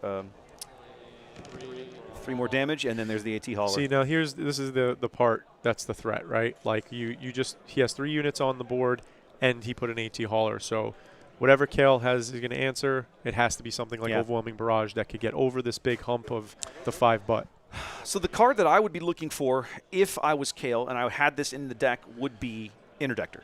An Interdictor cruiser, right? Fleet Interdictor here would just stop some of the shenanigans in their tracks. Sentinel. When it dies, kill something. It's like a 7/7 Space Sentinel that kills something that's got less than 3 health when it goes. Like it's crazy. I think it's cost. Or is it cost? 3? Is it cost? I forget exactly. Specifically, there space, it is. Yeah, there it is. The he had it. Interdictor. Yeah. Alex giving that a quick read. Such a great card. Yes, it's a 6/6. 6/6. There we go. But I knew it was when big. Defeated may defeat a space unit that costs 3 or less. Yeah, this is immense value for him. He did get the first order tie swing in early, so he's able to use Vader here to make himself a token. Yeah, this is the knowing that you want to get your squishy weak guy with the raid get in right away so you can guarantee that damage. This is something that these Vader decks don't often find themselves up against either, is big space sentinels. And Piet can do that to you. That's what he does. So is that what do we? Oh, that's the clone squadron. Yeah, so it gets bigger per unit space unit. That thing is huge right now. So that thing can run over that fleet interdictor pretty handily. It is an 8/8 at the moment. Yes. And Kale going to claim wisely here, I believe. And do you think we have an overwhelming barrage incoming? I mean, if he's sitting on one, now's the time. So claim now, overwhelming barrage, and that's and murder that thing and let everything else smash into you, more or less. The opposite. Kill all the kill all the ones little and make them guys. small. Yeah, kill all these, and then every one you kill, you shrink him down. Yep. That's a good point. So he kills everything with overwhelming barrage. Put 1, 1, 1, 1, and then put the last on that, and it finishes it off. Yeah, pretty much. So overwhelming barrage once again is absolutely brutal in this matchup, and because he has the big capital ships to go on the back of. So because Kale claimed early, Alex is now trading the stolen hauler. He's avoiding the overwhelming barrage play. He's trading the stolen hauler because Kale cannot take the stolen hauler and put it in play on his side, and then he's pushing through the damage. Because he's already claimed, so his turn is over. Able to use the hauler to his advantage there. And still leave himself with a 5/5 clone squadron, which is not anything to sneeze at. Like, that's not a bad unit. If, let's say, that clone squadron is not answered, just that alone, he could now attack, play another guy, it gets bigger, or play a guy first, it gets bigger, or play two guys and make it bigger. So there's a ton of options there for Alex. One of the nastiest things that Kale could do here would be to salvage that thing, but he doesn't have it, apparently, if he's playing it at all. Now, Corvus's ability, it has Restore, and then it has when played, move the pilot and remove the damage, right? Yes. You may attach a friendly pilot unit or upgrade to this unit. Okay. Yep. So it's really a body for a Overwhelming Barrage as well. Oh, look at that. Well, now. My, how the tables have turned. How the turntables, ladies and gentlemen. So that would be a 7-point barrage off of the clone squadron here on the left-hand side of your screen. So he's going to clear Corvus. If I were, I'd 100% smack Pershing around. Give him that. If he starts to keep drawing more, he's got to put damage elsewhere. The other thing that's good about Overwhelming Barrage, I think this is like one of the most underrated abilities about Overwhelming Barrage, is that you get to attack. Yes. So I Overwhelming Barrage, my guy's bigger, I killed your guy, and now I can swing with the buffed unit. With the buffed unit. And a lot of times, especially because you're trying to target a bigger unit with Overwhelming Barrage, it's relevant. It's damage that's going from 5, 7, 9, something of that effect. And then another MC ship. Yep. The beauty of Piet just sitting on the board is that just like every capital unit you draw is just a banger. Like, it's like, well, they cost 5, but I'll just play it anyway. Alex going to take an ish here. Alex claims initiative without going to base and all that. Yep. He's clearly afraid of Overwhelming Barrage. I don't blame him. And he probably has another one himself. You think so? Yes. And now have you seen it in there? And I'm not looking. Oh, it's not there. I don't see it. Oh, no. No, he doesn't. But the reason why I figured if he did, then overwhelming barraging next turn and killing the MC, but then deploying Vader onto that unit makes it not only huge, but then makes 2 more units, which makes it bigger. It adds up. It feels bad that he played the OB and then didn't swing with it. Yes. Didn't swing with it. Missed out on 7 potential damage there. Yeah. Now by him doing this, my math is correct, it insulates this from. That should be a 10-10. No, now it's let's see, 7-7 to 12-12. Yeah, so I believe this insulates it because even a 7 overwhelming barrage does 4 here, and then the 3 that goes back does not kill. Okay, so he's gonna clean all the ties out with this one here, which knocks the squadron, and then put 3 on that guy. So I mean, that's still an 8/8 unit, but it does make it a little more. And now it could get killed. And now it can be killed. Yeah. He'll probably smash the MC30 into it and even get a little bit of 1 point of overwhelm out of it. Yes. Right now, I know when Alex looked at his hand, I know when he draws cards, the cards that he drew, he's not looking for. He was looking for an event. Yeah. Something maybe like a waylay, overwhelming barrage. Just something to clear that space lane so he can push damage through and then go to the next turn and not have a giant ship in play. Chat saying that they might have, somebody's saying I might have just gone ahead and attacked into the MC30 to get rid of it, which would have, it would have made the Vader play feel a little worse, but at least you'd still get some value out of it. Now, it looks like he's going to try to bring in this Eager E, but that won't kill this unit. No, not only will not kill the unit, but it doesn't advance his board at all. No. So it still leaves it so then Kale will then attack with the MC and run over the Vader thing and do a trade. Now, he could also just play it and not ambush it. It's He could true. just leave it there. There we go. That's not going to ambush. Okay, yep. No, I think that's the better play, truth be told. 5, 8, 9. Okay, so he can still trade into the clone here. Vader, yeah. He will get a couple of points of overwhelm through because of the OB. 3, 6, and I'm 8, 2. Yep, 2 overwhelm leaking through there. I will say both Kale and Alex, there's a lot of math going on, and they've enunciated and have clearly explained Isn't that to nice? each other. So there's no question. They get the thumbs up and they keep moving. I love that. I love when players take the time to make sure that the other person knows exactly what's going on. He's just going to play the shuttle with no game text here. He's not getting the coordinate benefit out of it. Draw a card by hitting Piet in the face. I have this mental image of Vader choking Piet to draw a card. This is play I'm Your Father. Yeah, on Piet, on just Piet, for no reason. just for reasons. So one of the other things now is it looks like Alex is going to be able to finally go to base if he wants at the start of the turn because he has initiative. Yep. And Kale's been on the kind of back foot here, just lightly pushing damage through here. The other thing that's like just you keep watching with Kale, it's like one after the other. He's drawing those little units that fill out his mana curve, or his resources. So for last turn, him playing something for 4, 5, 6, 7, 8. So playing something for 5 and then having 2 left over and then playing the Inferno 4 because the Inferno 4 is now going to kill something again. Yep. It's just he's maximizing his resources. He's playing a threat there. He's bottlenecking Vader. He's doing everything he needs to slow this deck down. And then here comes the coup de grace. I don't think that Vader. I'm has not sure a how Vader single deals answer. with this thing. I just don't know how you deal with it in this deck. Yeah, looking at Alex's hand, he's got Bazine. He's got I think Mining Guild TIE Fighter. Okay. And the last card he has is the Sanctioner's Shuttle. Yeah. So no answers. You know what I'm slowly realizing? I've played so much Kylo Tarkentown. That deck plays so many little dinky one-drop units and so on and so forth. I'm realizing that this Vader version is kind of like that. Like it's designed to just go crazy wide with all these little weak one-drop guys, but in space. and just sort of overwhelm you. It's just not on the ground in space, exactly. And then when you put things like Devastator in front of it, it doesn't know what to do. It doesn't have an answer for that. I will say, like with Kylo, it's the same thing where you're putting pressure ground, and then you're using Kylo at an opportunistic time to create a over pressure, so your opponent has to react to it.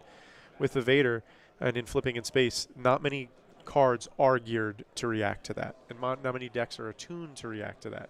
So it creates a very lopsided turn. You go wide, and then Vader makes something really big. If it's a lurking tie, that's a problem for a lot of decks. Pershing got bounced back to hand by the Geonosis fighter, I believe. Yes, that's correct. Yes. And now here, Okay. We're gonna start throwing bodies at the Devastator now. 6 to the Devastator. As he smashed in for 10. And then 2 more from Piet. Nope, wrong person. This is like one of those times where if you had another Devastator in hand, just reveal it. Game's over.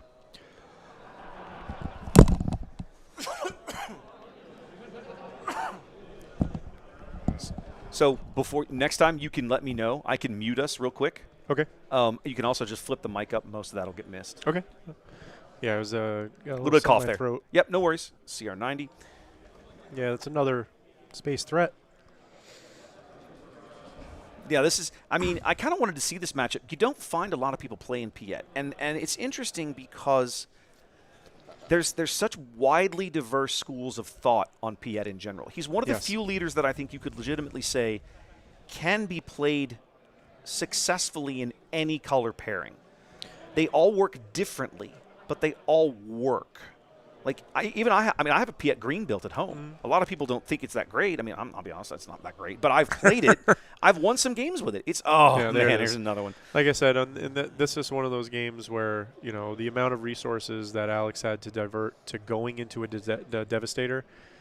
you know, if for me it's so oppressive at that point, I would have just flipped and be like, I have another Devastator. And if you want to play it out, we can. But like, I have everything I need to kind of close out this game. Well, the other thing is that Kale's still playing that AT Hauler. He can play that AT Hauler out of Alex's discard pile anytime he's ready. Oh, 1, 2, 3, 4. He might forget because he's also on the verge of being lethal. Yep. So looks like he's got. I mean, we're at 29 on here. So, you know, next turn it's going to be. They're just fist bump and call it. Yep. Yeah. This was extremely lopsided in terms of. I'm a little surprised at quite how lopsided it was. Kale the ramp got him into the position where he was able to put the Sentinels in place. Alex was able to build up a board at times, but the three overwhelming barrages game 1 was extremely oppressive.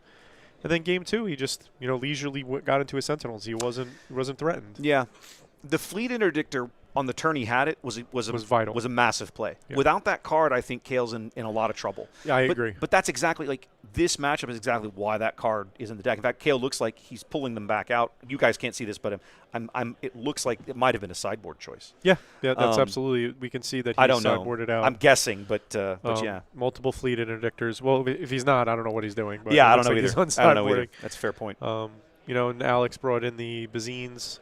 The eager escort fighters, no good to me deads, the staples to handle the big threats. Yep. All right, guys. Well, listen, plenty of time left on the clock this round. Now, for you guys, that's bad because it means you've got about 25 minutes of more or less dead time. For us, that's amazing because lunch is sitting over here and we are hungry. So you're gonna have to give us we're gonna have to take a break and go eat. One of the things about like we're just as bad as the players. We're caught up in the schedule. We don't get to stop. So this will be our opportunity to eat. In a sense, I'm not super upset that this went 2-0 and we get a small break. I get you. Yeah, I'm with you. Yeah. So guys, we'll be away for a few minutes, but we'll come back with round 5 here before too much longer. See you soon.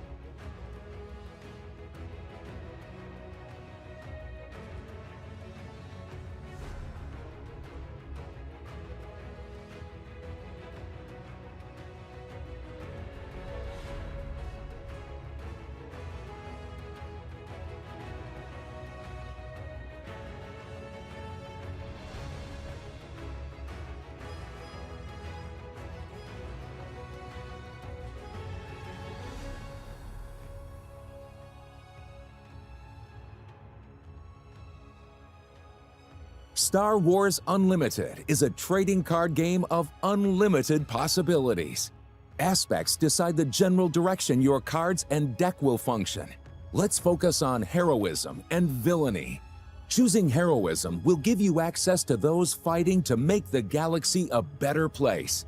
while choosing villainy will direct you toward those who want to keep everything in order, no matter the cost. Swoop into the fight, or swarm your opponents.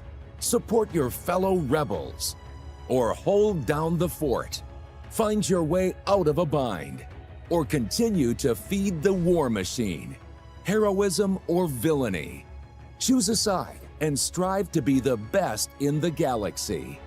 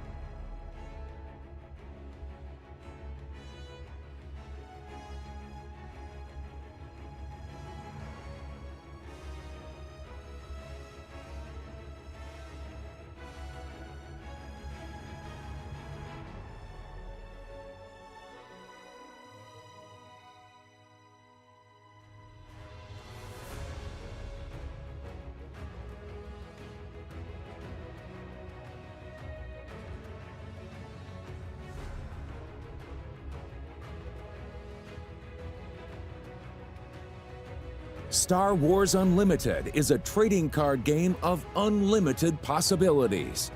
Aspects decide the general direction your cards and deck will function. Let's focus on command. Marshal powerful units to overwhelm your foes with the command aspect. Strengthen your units with the might of the Imperial War Machine. Or join the fight to show them how it's done. Gather your squadron. Direct your other rebels to fight together. Or be an example to them in leading the charge. Be an asset on or off the field of combat. Stockpile your resources. Leverage your superior numbers and spring a trap on your enemies. Bolster your forces and build an army that your opponents cannot defeat. Take command of the battlefield and become the best in the galaxy.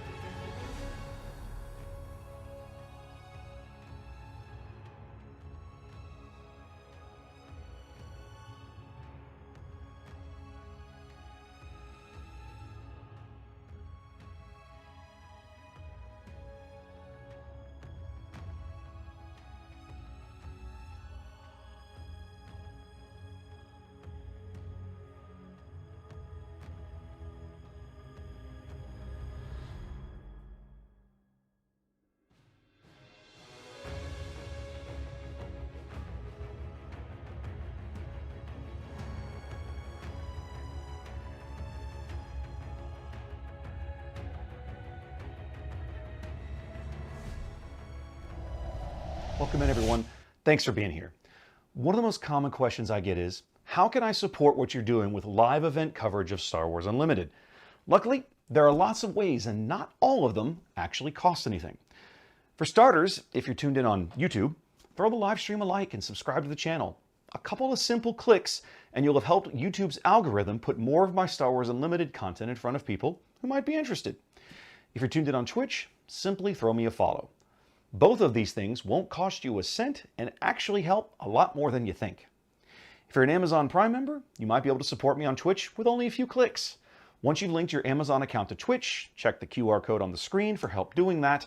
You can use your Prime subscription to me on Twitch. It's already included in your Amazon Prime membership and costs you nothing additional out of pocket. Similarly, over on YouTube, you can use the Super Chat functionality.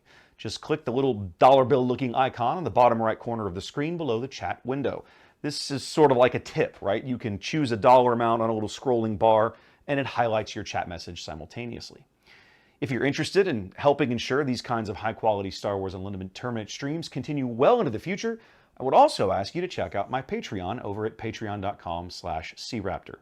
QR code on the screen will take you there. I have 4 tiers of support that each come with various benefits, up to and including the embroidered polo shirts you see the team and I wearing on the stream when we cover events. For the cost of only a single booster pack per month, you can support these kinds of productions and get some really fun perks along the way. Whether you choose to pitch in and help keep us on the air or not, thanks for being here. We love Star Wars Unlimited, we love the community, and we look forward to showcasing more of both in the future.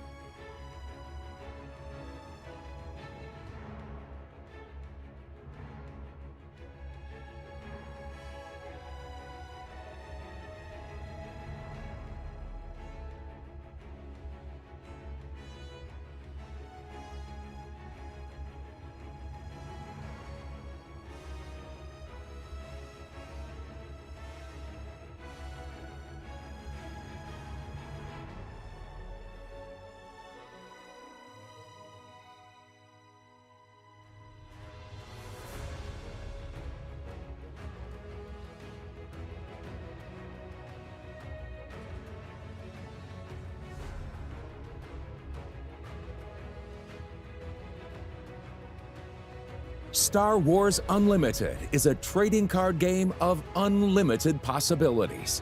Aspects decide the general direction your cards and deck will function. Let's focus on cunning. Use clever tricks to keep your opponents off balance with the cunning aspect. Get more use out of resources by taking down your enemies. Or collect even greater bounties by doing it with your own hands. Ambush your enemies with a surprise attack. Use a quick buck to get ahead of your opponent. Or gather additional resources for a bigger push. Attempt to make a final counterattack. Freeze enemy units in carbonite. Disrupt your opponent's plans before they happen. Make your own luck by outsmarting your opponent with the exact tools you need. At times, you need to be cunning to become the best in the galaxy.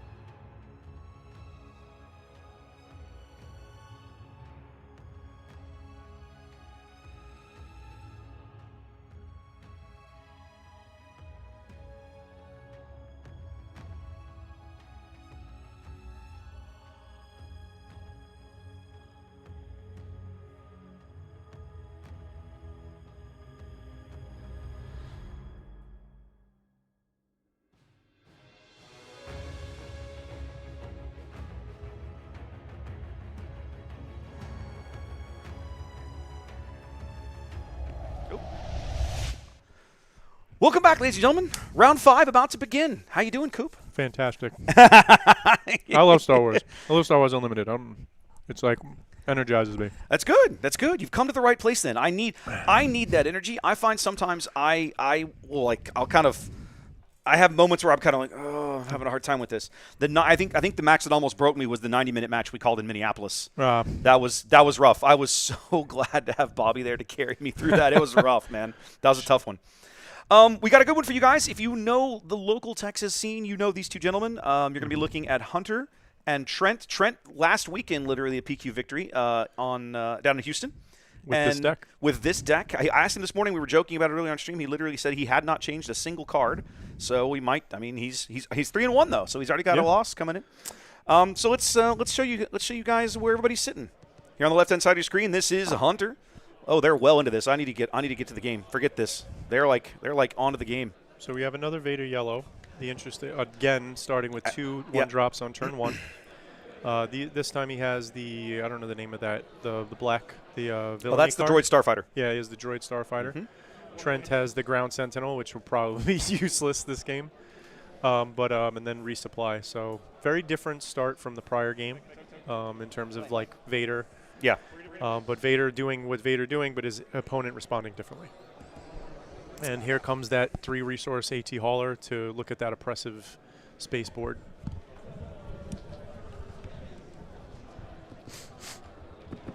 And then, of course, this turn, Trent goes up to 5 resources, and he has the ability to flip Kira, throw damage on things, and overwhelming barrage, which is exactly what he's going to do.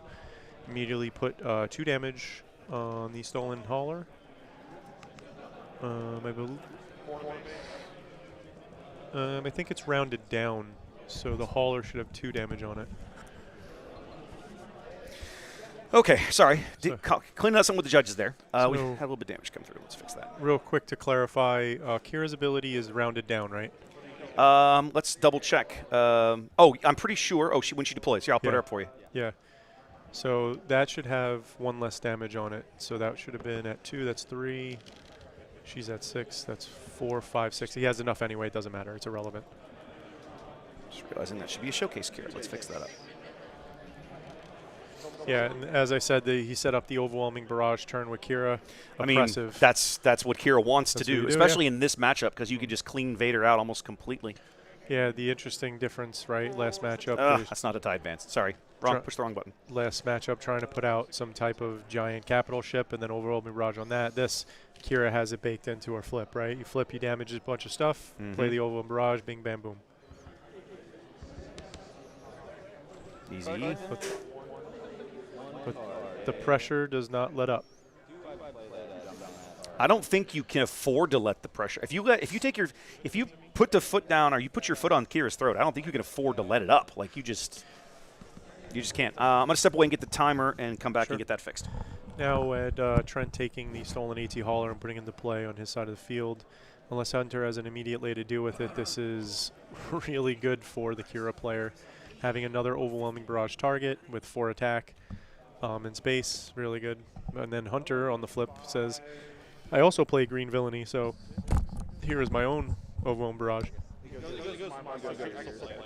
Yeah, and this is the disadvantage of playing your opponent's stolen ET hauler outside of if they waylay it or a new adventure is that they'll get it back on their side of the field. Is in this instance, like Trent took it, and now Hunter, when he kills it, he's going to play it again, and then Trent has to have another answer for it. And ironically, this is going to be right on the Vader turn. So, but another overwhelming barrage. Dear God. It's like this is the 3rd overwhelming barrage in the last 30 seconds. Just insane. But it's and like now he's just going to clean Hunter out completely. 12th overwhelming barrage today.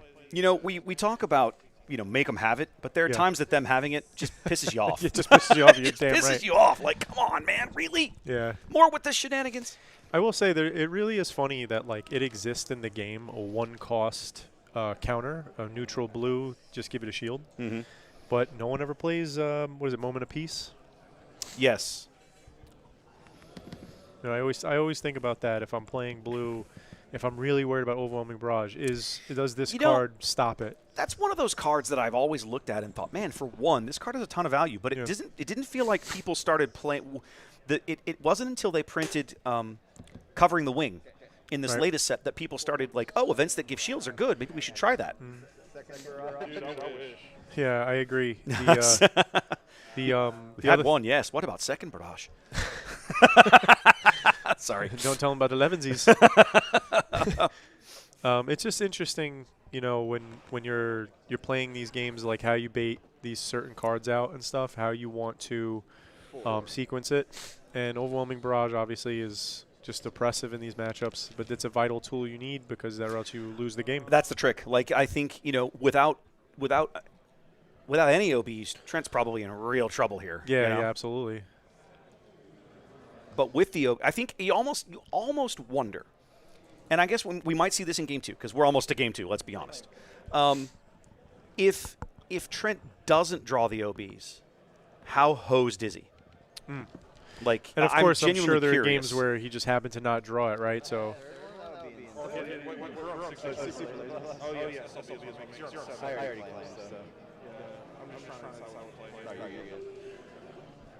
Plays Lurking TIE Phantom. I mean, cleaning a Kira player off the board before they get they're about to lay their 8th resource down is almost asking to get blasted. It does. It definitely feels bad. And also the thing that Hunter was really thinking about was, do I want to play the stolen AT Hauler or not? Because if he thought about Laser Blast, he's going to steal it. Yeah. He was contemplating, like, should I hold it? Do I play it? No. He's like, I'm so far behind, I got to try it. Here comes big Daddy Vader, you know, the Gen Con exclusive from last year. Gorgeous. Trent is, like, notorious for playing them in his deck. I'm not even joking. They're beautiful cards. Gorgeous. Absolutely gorgeous. Yeah. But he definitely gets the use out of them. You know, he like plays them when every time they hit the table, they get a good look. And then Vader bringing in the Phase 3 Dark Trooper to lock down the ground. This is one of those times, like, you look at the board and it's not too bad, but then you look at the base. Yeah, and it's bad. The board doesn't look good, but it's bad. Yeah, at this phase in the game, Kira having 13 life left, not threatening lethal on one attack, but flooding the board. And if he doesn't have the Super Laser Blast, like he needs to have the blast now, or he's in trouble. Crazy thing is, if he does have blast, him blasting and then taking the hauler, oof, it's so rough. Yeah. Doesn't seem to have it, but he's also sitting on lethal, right? I wonder if Hunter. Hunter's got to have an answer. Strike. He had it right away. I was going to say, I wonder if he has the surprise strike, or if he's going to Mining Guild tie. The problem is that the Sentinel deals with. He only needed to hit for 3, and he had it. So Trent had exactly lethal damage in the ground arena, and there it is. There's Game 1. Oof. OBs, man. How many times? I mean, how many? You know, back in Denver, Ian and I joked about running a triple dark raid counter, right? And you know, take a shot at tequila every time somebody plays triple dark raid, right? It was a running joke. I think we hit 16 on day 2, 16 triple dark raids. It was insane. That's alcohol poisoning. It almost was. And of course, we weren't actually drinking. It was a joke. But the point is that it was so ridiculous. You almost get the sense, like, whenever you see, like, Villain Green, and you very commonly see Villain Green, you know they're going to have the OBs in there. Yeah. And it just becomes so kind of silly. Kind of silly. Playing against it is very interesting because it's like on the 5 resource turn, it's relevant, but it's relevant every turn after that. So you'll have, as long as you have a unit in play, you can overwhelm barrage any turn after that. And a lot of times, it's not the early overwhelming barrage that cinches it for him. I have an idea. I think I know maybe what it is that's causing this echo problem. Let's see. No, that shouldn't be it. That's 100% not it.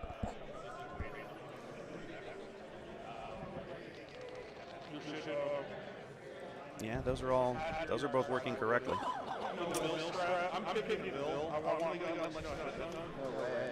Chat saying, somebody in chat basically saying they can't wait for OB to rotate out. I kind of agree. I'm looking, I mean, admittedly, again, I love playing Villain Green. I know how good the card is, but I'm still kind of ready for it to go away. I kind of really am. It's kind of silly. Oh, I didn't put standings up now. It's round 4. Let's put some standings up. Oh, it's round 5. Thank you. Yeah. Sorry, head judge is literally sitting here eating his lunch. He's like, he's giving me the 5 fingers. I'm like, oh yeah, it is round 5, but I can still download standings from round 4. That's what my brain is thinking. If I go download the round 4 standings, I can update the ticker bar with the standings. So what am I with that? Yeah, it's interesting listening to the banter between Hunter and Trent. Clearly, they're friends. They know each other. This is not like they're not any strangers to sitting across the table from one another. But still, hearing Hunter, talking to him, he's like, "Yeah, build it. Add the rest of your board in. I'm gonna, do a mill strat. I'm just gonna wipe you out anyway." Yeah, just kind of just talking back and forth. It's nice to see. I'll just casually wipe you out anyway. It's fine. All right, let's do. Decided in my vigilances. All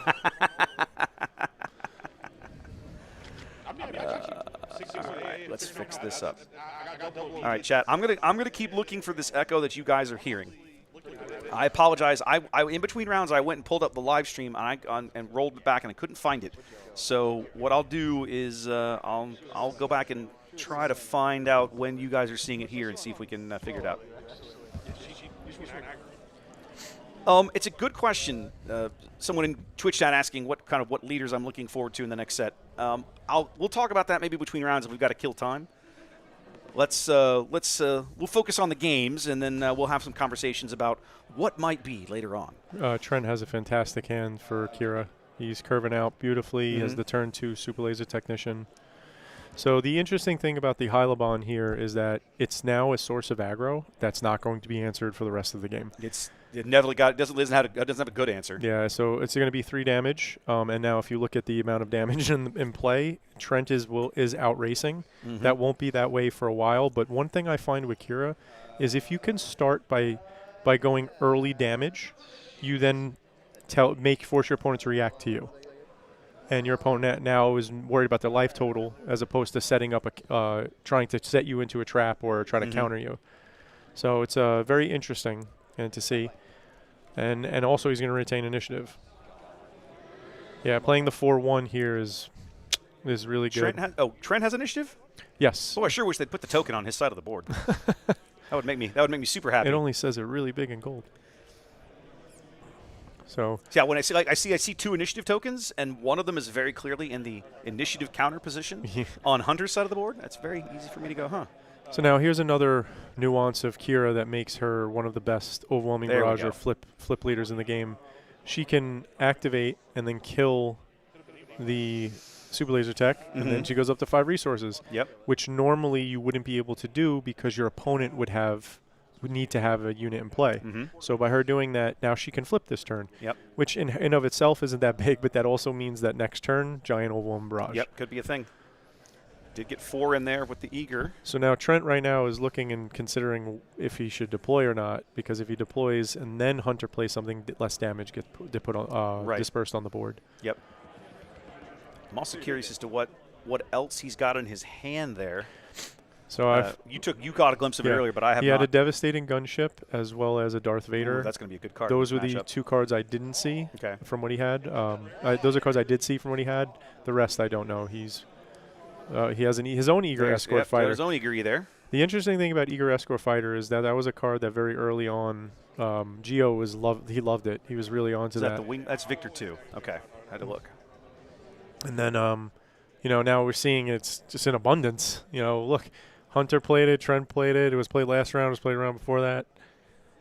It's a good answer. It's the second time it's done that to me.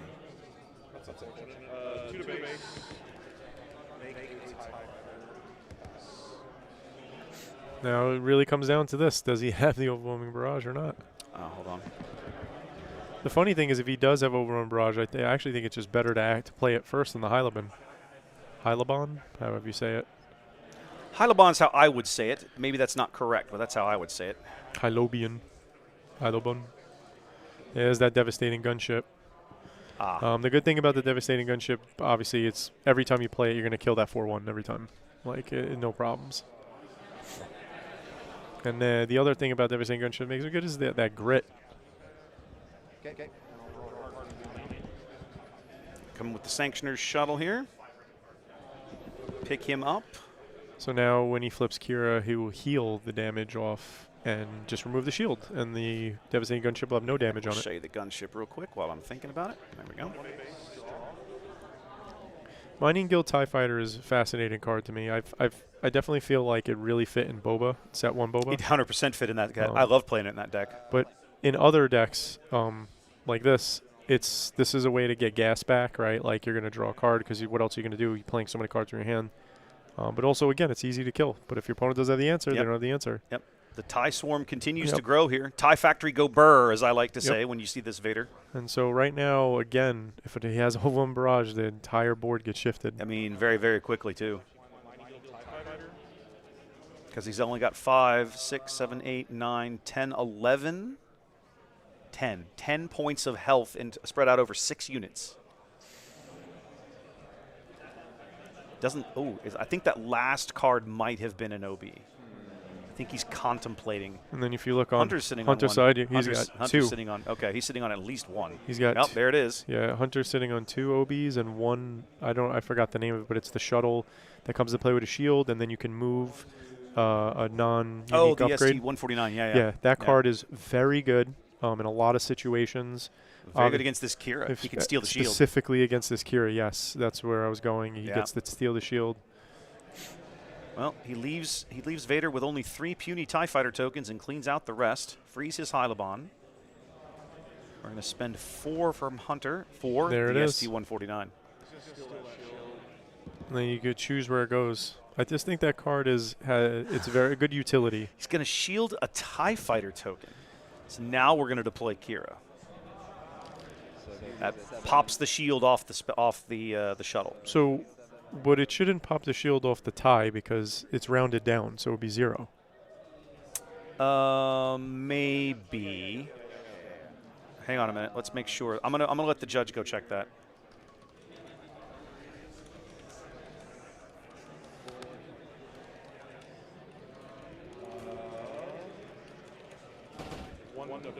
Okay, we'll let them know. So we have 1 to base there from that TIE Fighter. 4 to base. 1, 2, 3, 4. He flipped Kira, right? But then the TIE should take 0 damage. So but that doesn't work. Should take. Oh, is it because It rounds down. Isn't that how Kira works? Let's look at her real quick. Heal all damage, then deal damage to each and equal to half its HP damage. So it takes 0 damage. Yeah. So it takes the shield should not pop. Yeah, the shield should not pop. It takes 0 damage. They in the prior game it didn't matter because of the math, but when she flipped Kira, it did 3 damage to the 5 butt that Hunter had in play, the AT hauler. Yes. It should have done 2. But it didn't matter because the next attack was enough to. Okay, so they've got it correct now. The shield does stay. Okay. Okay, so now the gunship's going to attack into it to kill it. That definitely matters, and then he can smash a TIE Fighter and to get rid of it. I felt like that was extremely relevant based on the board state. It is actually, because Vader. I'm sure he wanted to deploy Vader onto the shielded TIE. He wasn't able to do that, but it does let him clear the gunship, which feels about as good. And does swing in for 6 there? Yeah. And of course, he has all of this in play going into the next turn. Exactly, and adds some gas. Yep, definitely adds some gas there with the first order ties. Yeah. Oh, there's the SLB. We're just going to clean it up and start over, ladies and gentlemen. Now Hunter will draw a card, and then he's going to try to repopulate the board. Right, he's got to rebuild. Now, if you play Vader yellow, this is going to happen to you and honestly, you're going to have a plan for how you're going to deal with this. Like, you know this is going to happen. You know it's going to, The hauler is a great place to start. And a TIE Fighter. That seems pretty good. Oh, this is interesting. Hunter's Bazine. So the worst card in his hand right now is Power of the Dark Side, ironically. Yeah. So the other. Yeah, the Power of the Dark Side doesn't do him very much right here. It's like the worst card in Trent's hand. I killed the TIE Fighter. Like, I would have killed off with a Walker too. I'm on the wrong side. There we go. Show you Bazine real quick, just as a refresh. There we go. So we know he had the Power of the Dark Side he kept, and then he got, what was the other card he kept? He had Power of the Dark Side, Reinforcement Walker, and Devastating Gunship. Okay, so we got to keep the gunship. Okay. Yes, so he has the Devastating Gunship in his hand and the Power of the Dark Side if he didn't resource it. Well, they haven't gone to next turn, so. No. There we go. Trent mistakes. Trent's still making resourcing decisions. There we go. All right. Let's see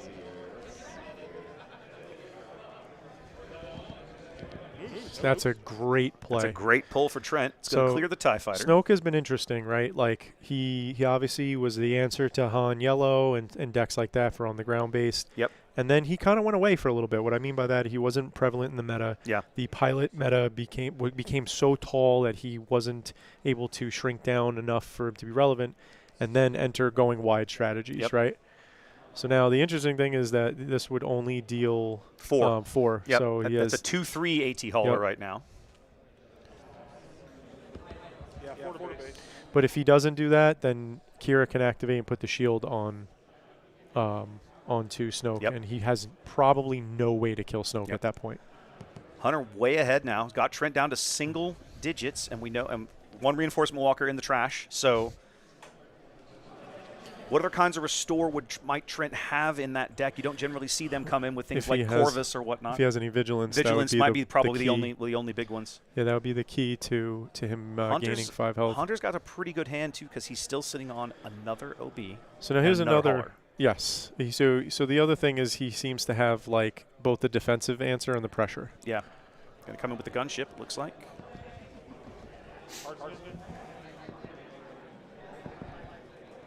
Three. The double OB, the man. So now it's that karma going back in the opposite direction. Yep. Trent had it last game. Yep. Hunter has it this game. And so now it's a 6 hit the base there from that stolen AT hauler. 1, 2, 3, 4, 5, 6. 2 HP remaining for Trent. And there's that second There's the hauler. second hauler. I feel like the second hauler is going to be the linchpin. The linchpin here. He's only because Trent could easily kill one of these things. Sure. But I don't think he's got an answer for both unless he's got sitting on another another blast. super laser Blast is all he's got. If he's it's probably the only out that I can think of, or maybe a Devastator. A big green Devastator would also lock this up. I just want to shout out the showcase for the Vader showcase specifically. I don't think there's any showcase that has better shadowing. It's very good. And the glow effect of the red on his armor is so subtle and perfect. So I just want to shout that out. It looks like we're going to game 3. We're going to game 3. First game 3 of the day. And as I said, these guys play fast. It's 32 minutes. Yeah. They've shuffled, they've cut, they played one game, they shuffled, they cut, they played 2 games, and now we're 20. We're like 28 minutes in, 18 minutes in, right? Yeah. So we're going. Yeah. I'm just realizing this is in your way. I need to get that out of your way. Let's move this and do that. There we go. Echoing between the players. So you're saying between the players. The players are on the same microphone. I think the only thing I can think of, I have a possibility that might clean that up. My right ear just went dead. Correct. Okay. You're correct. You should only hear the players now in one ear instead of both. But I'm not sure if that echo might be cleaning that up. What I'm trying to figure out is where the echo's coming from, right? I'm hearing it in my ears, but it's only routed to one place in the stream. You guys, there shouldn't be any echo. Still there. I don't hear an echo. Well, we don't hear it. We're not hearing what they're. We should be hearing exactly what they're hearing. That's so weird to me that there's any echo at all. Well, I'll tell you what I'm going to do, guys. For now, I'm going to mute it and just save you the pain, and I'll deal with it later. Oh, that's not working. Hold on. Yeah, so boop, there we go. That should solve it. Some of the strategy involved in sideboarding, really interesting. Sometimes it's simply mind games. Yeah. I've done this countless times where I'm going into game 2, I board something in, and then going into game 3, I make it look like I'm boarding something out, but I don't. Yeah. And I've also done the inverse, where game 1, I know my opponent thinks I have something in my deck, but it's not. And I leave it out, and then game 3 I board it in. So if we go to a game 3, so sideboarding is a ton of nuance and strategy. I think because this is a newer game, only a year and a half old-ish, that there's a lot of like deep strategy nuance that kind of gets overlooked. In terms of like community talking and stuff like that. Yeah. But I'm curious to see how this game is going to go. These games have been quick. And they've been aggressive. We joked about how impactful OB was in those games, but I almost feel like it felt like it decided the match to me. Both matches. Yeah, that's what I'm saying. Like both Yes. games. Like thus far, it feels like whoever draws them at the right time or whatever is going to win. And there's a part of me that kind of hates that. I kind of hate that. It feels like you don't. There's a part of me that if I was playing Kira as Trent, I would throw that back immediately. Well, he certainly is thinking about it. 2 Power of the Dark Sides. You don't want those early. 2 overwhelming barrages in Yeah. your hand. That's a really bad start. Yeah, like you need something on the board. And then he had a Super Laser Technician and a Phase 3 Dark Trooper. No turn 1 play. I think that's almost suicide. You got to obviously the ideal is Infernal 4. Yeah. If you have the space unit, that's your ideal. Put it into play. Throw a shield on it. Maybe if it Next survives. turn, yeah. Presuming it survives, because if I'm Vader, I'm looking for a way to kill that thing. Yes. But so far, every turn 1 play we have seen so far has been a 1x. Yeah. Or the 2-1. Right. So nothing. So it's not. Maybe you can't get a shield on it because the action economy, but you will get a 2-for-1. Yep. You'll kill 1, then it's going to be around, and then you'll get your double scry. You'll get the double when played, and then the when defeated effect. So you'll get to scry, look at a couple cards. Okay, guys, I'll give you the 12-second version of what's happening. There's a single microphone on the table. That's it. That picks up everything in about a 10 to 12-foot radius. That's it. So trust me, this is not my first stream. This is also not my first stream with this exact hardware setup. So don't worry about it. I'll solve it later. All right. First order ties on the left and Dr. Pershing on the right. And it did it to me again. I think I know why. There's another really good combo I'm sure everybody knows with Kira is that you play the Super Laser Technician on turn 2. Then you have Dr. Pershing activate, deal the 1 damage to Super Laser Technician. It allows you to draw the card from Dr. Pershing, but also puts the resource in play for free. How did this happen? So it's this play is very standard for Kira. Yep. And next turn she's ready to flip, and that also means Overwhelm Barrage is online a turn early. So we did Pershing, and he needed to resupply here. The Super Laser Technician. Okay, got it. Yep. Okay, and then murdered it to draw. Right. Very standard Kira play. The other thing that I think is really good about this, of course, he wants Overwhelm Barrage in this situation, period. But the other thing that's really good about this is the devastating gunship on 5. Mm-hmm. So I feel like this is something that maybe not talked about enough, and that is Kira, when she flips, makes just about anything from 6 down in range for devastating. 5 down for devastating gunship. For the gunship, just pop it like a balloon when it hits the board. So, and when she ramps, and there's nothing that will be in play unless it has a shield that devastating gunship won't kill. And here it comes, the parade. Yeah, the double first order ties were a nice early pickup here for Hunter. It's going to allow him to push a lot of early damage. Yep. It is. It's also going to allow, because of how many units he has, allow him to play organically. So attack. If you have an answer, I could attack with something else. I could create a token to allow him to see everything that the Kira player is doing. Yep. So now, because of that, he doesn't. You're hoping to avoid any surprises, but also you're trying to play into the resources that are available for your opponent. And Hunter gets to see his hand. So we're going to play a Bazine here, and my zoom needs a little bit of work. I'll work on that in a minute. Power of the Dark Side, Reinforcement Walker, Devastator, and Super Laser Blast. And an Architans. To be honest with you, if I was Hunter, I would leave him with his hand. I would not have him discard, and that's exactly what he did. I think that's exactly the right play, and none of those cards are going to be relevant for at least 2 or 3 rounds at a minimum. Everything that says 7 and 8 on them, hold it. Yeah, I'm trying to kill you. Exactly. If I do my job right, you'll be dead by the time those cards are relevant. Yep. Yeah. And you don't have an answer to Vader in your hand. That's what I was looking for. Exactly right. Exactly right. I don't want to give you an extra chance to draw that answer. Yeah. This is one of those nice matchups where Power of the Dark Side is largely irrelevant. Yes.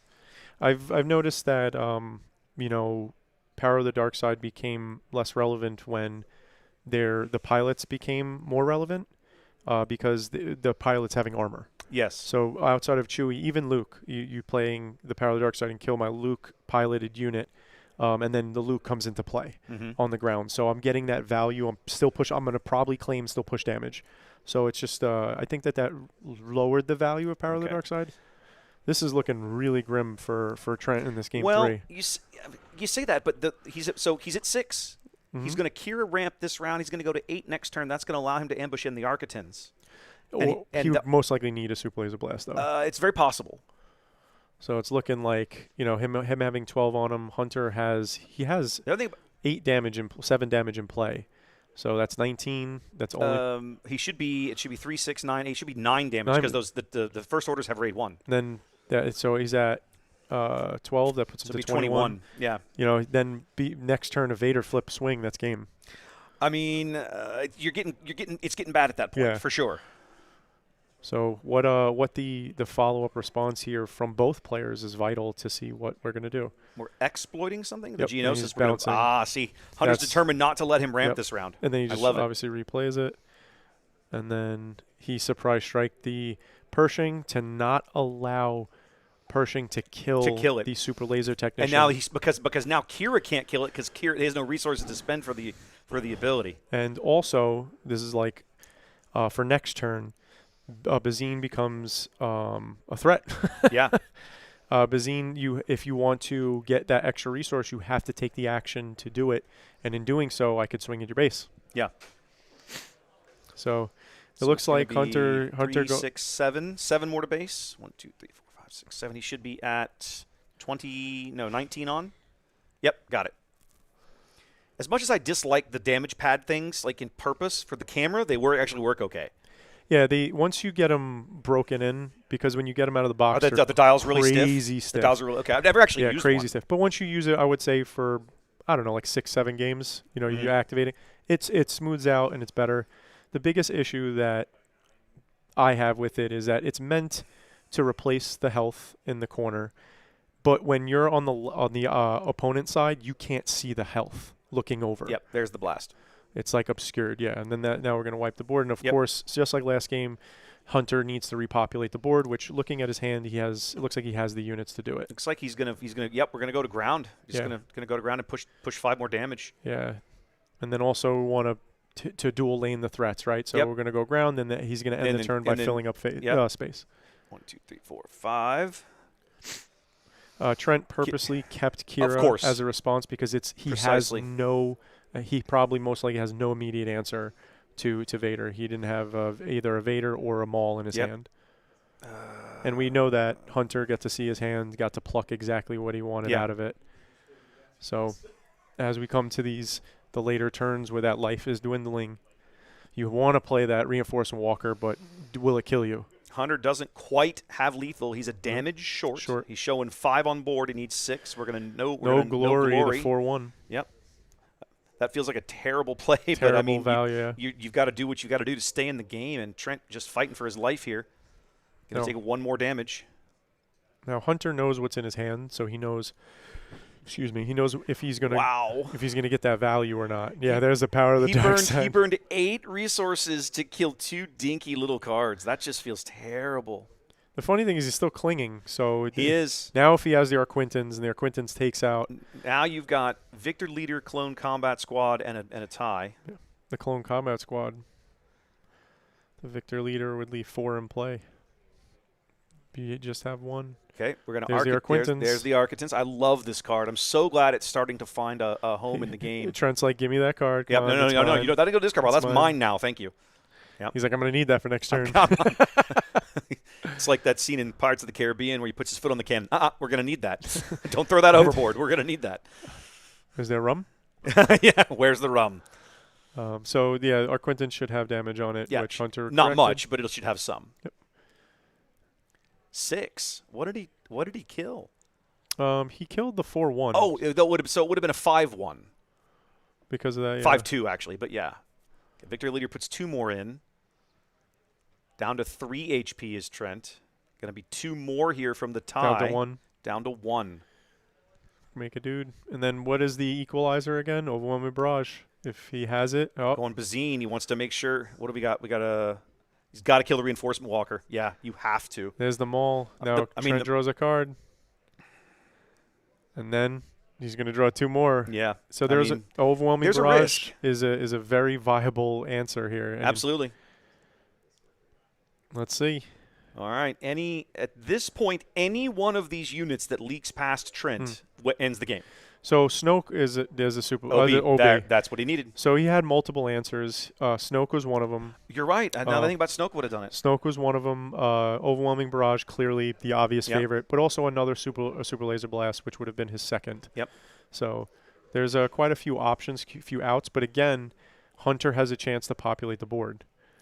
Going to ambush the Eager E in to get rid of the Arquitons threat. So now this is always interesting, from this point. There's them all. So now the reason why I was saying is interesting is because if he attacks with the Infernal 4, he gives up a possible offensive attack.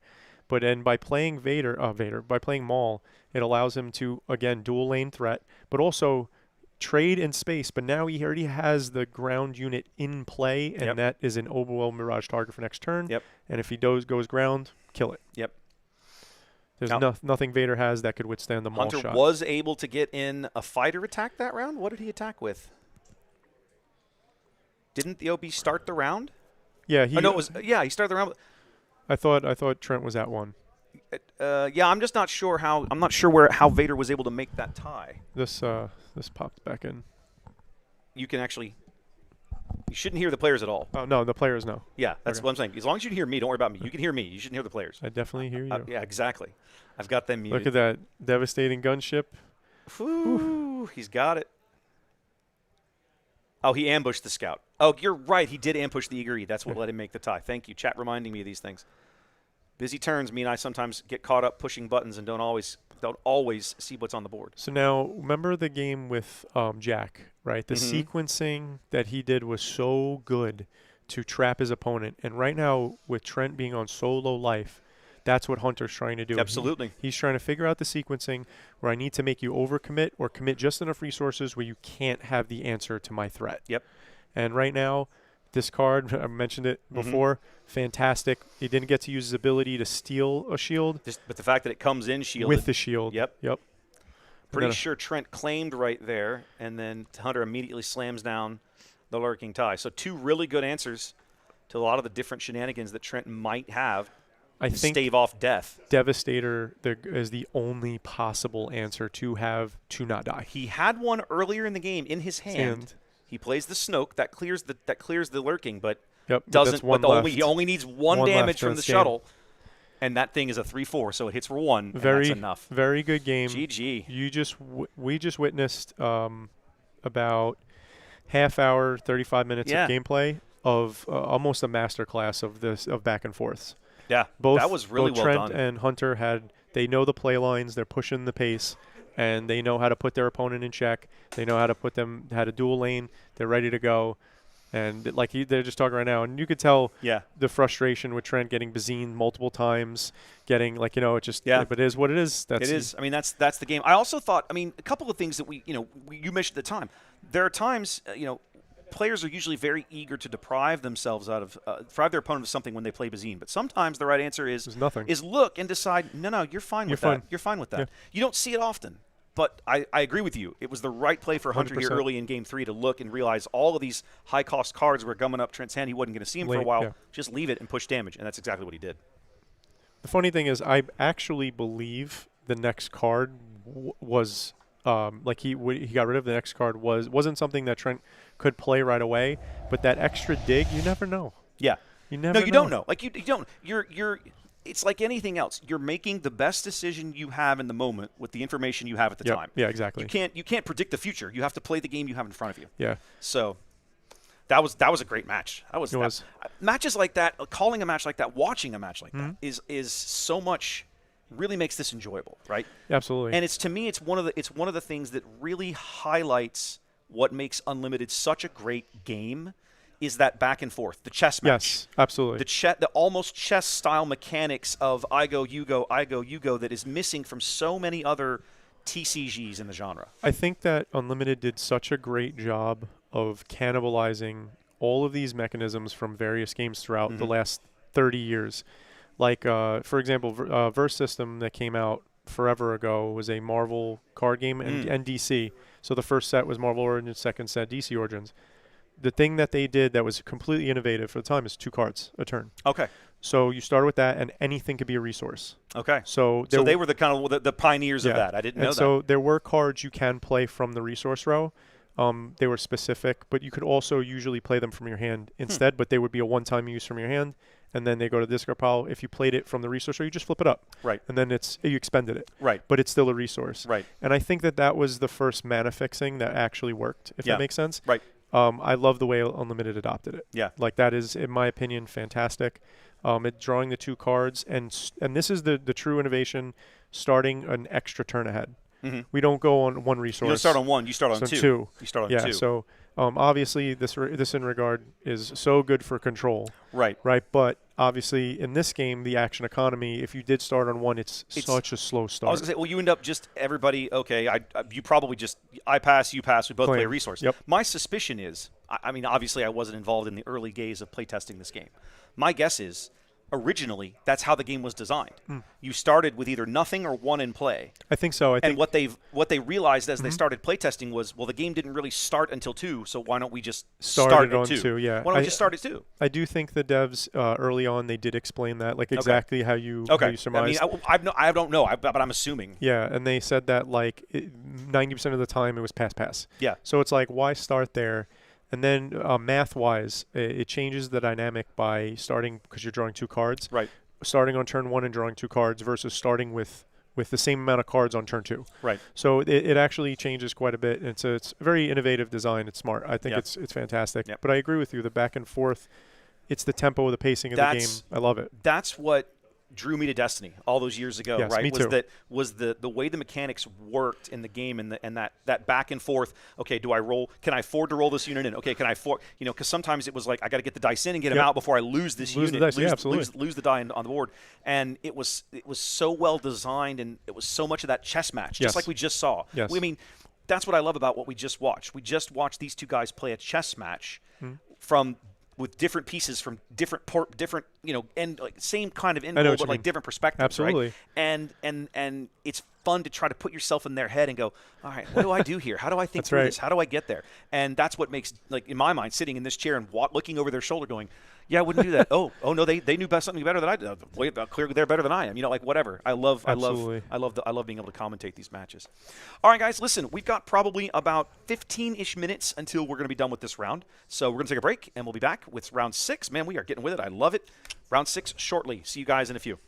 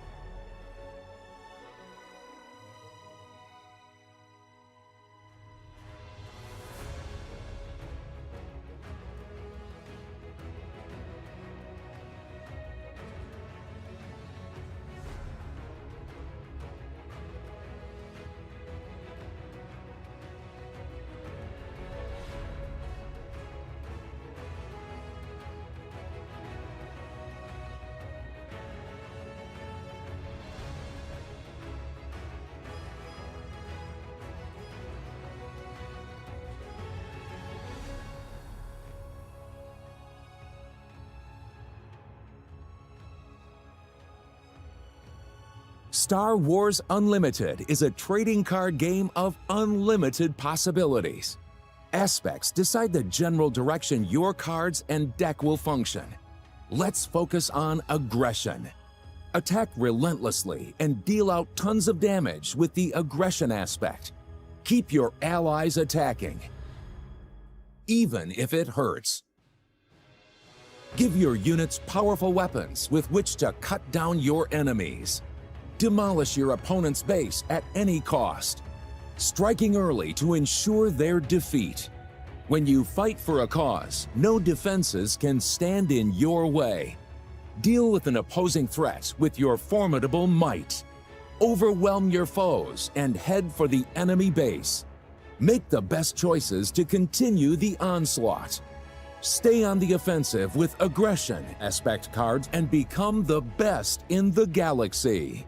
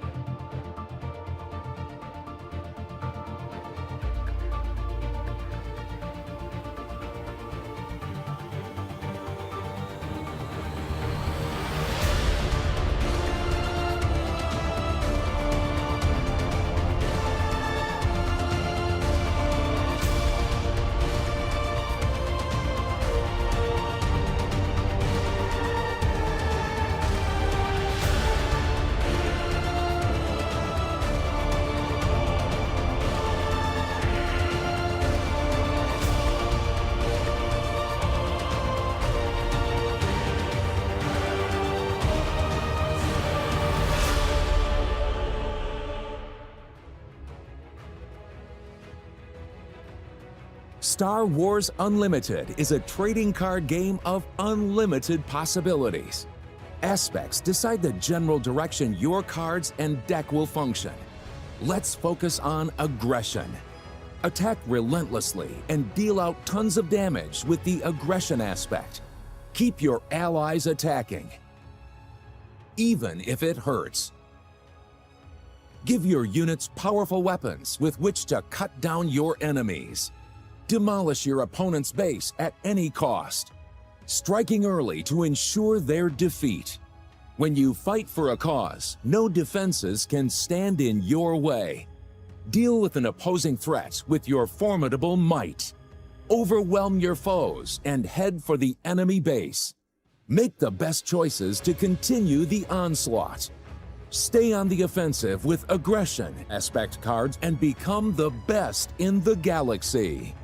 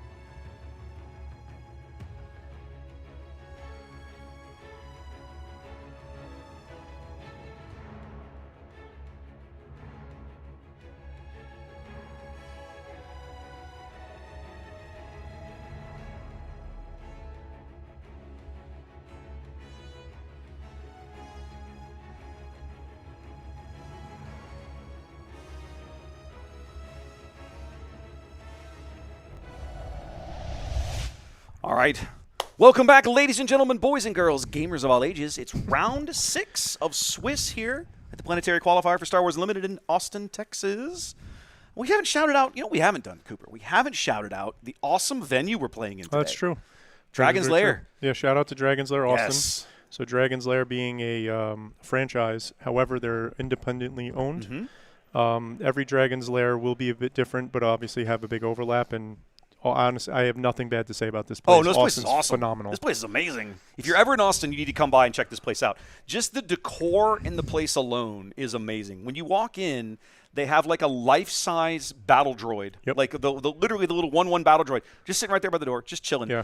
When we were here in February, the guy who owns that particular model was still working on getting him printed, who hasn't completed yet. Oh, wow. He was like, he had like a skirt on because like the legs down weren't done yet. And so I was glad when he came in this time, he was all finished. And I was like, awesome. Oh, it's beautiful. He's gorgeous. The temperature, as well as the staff, as well as the layout as well, very welcoming. Everything. I have nothing bad to say. No. That doesn't mean we're going to say anything bad about other Dragon's Lairs, but just wanted to shout out where we see things done right. To me, the staff is critical to running a good operation, right? In my opinion, and these guys nail it. You just don't find too many people who do it better. All right, so we're going to be bringing you guys a matchup of some Houston folks. These are players that I know very well. They've both appeared on my stream at various times in other places. I just picked the wrong base. Let's get that right. You're going to be looking at Michael Richards and Jeff Kuhn. This is a battle of the Hans. But Jeff, on the right-hand side of your screen, is going to be playing the Han that we saw Sam take to the finals last week in Houston. This is new Han from JTL and Lake Country. And I will be referring to that as Odd Han. So. I think that's very reasonable. Yeah. So let's meet our players just briefly for you guys that are joining in. Oh, I did this wrong. Let's go to here. There we go. There's Michael on the left-hand side of your screen. Michael's a longtime TCG player here in Texas, going all the way back to the old Decipher game days. I knew him. I didn't know him, but he and I know a lot of people from that era and that played that game way back when. And on the right, there's Jeff. He and his son Cody come very regularly to our place up down in Houston. They're very regulars at Dragon's Lair. Cody's in the field today. Cody actually was playing the previous Austin PQ winner Garrett in the final round. That game went all the way. The match went all the way to time. I think they drew it. I don't know. I didn't see the results in the end. Last round, but they were playing solid. I just want to shout out Jeff's son Cody.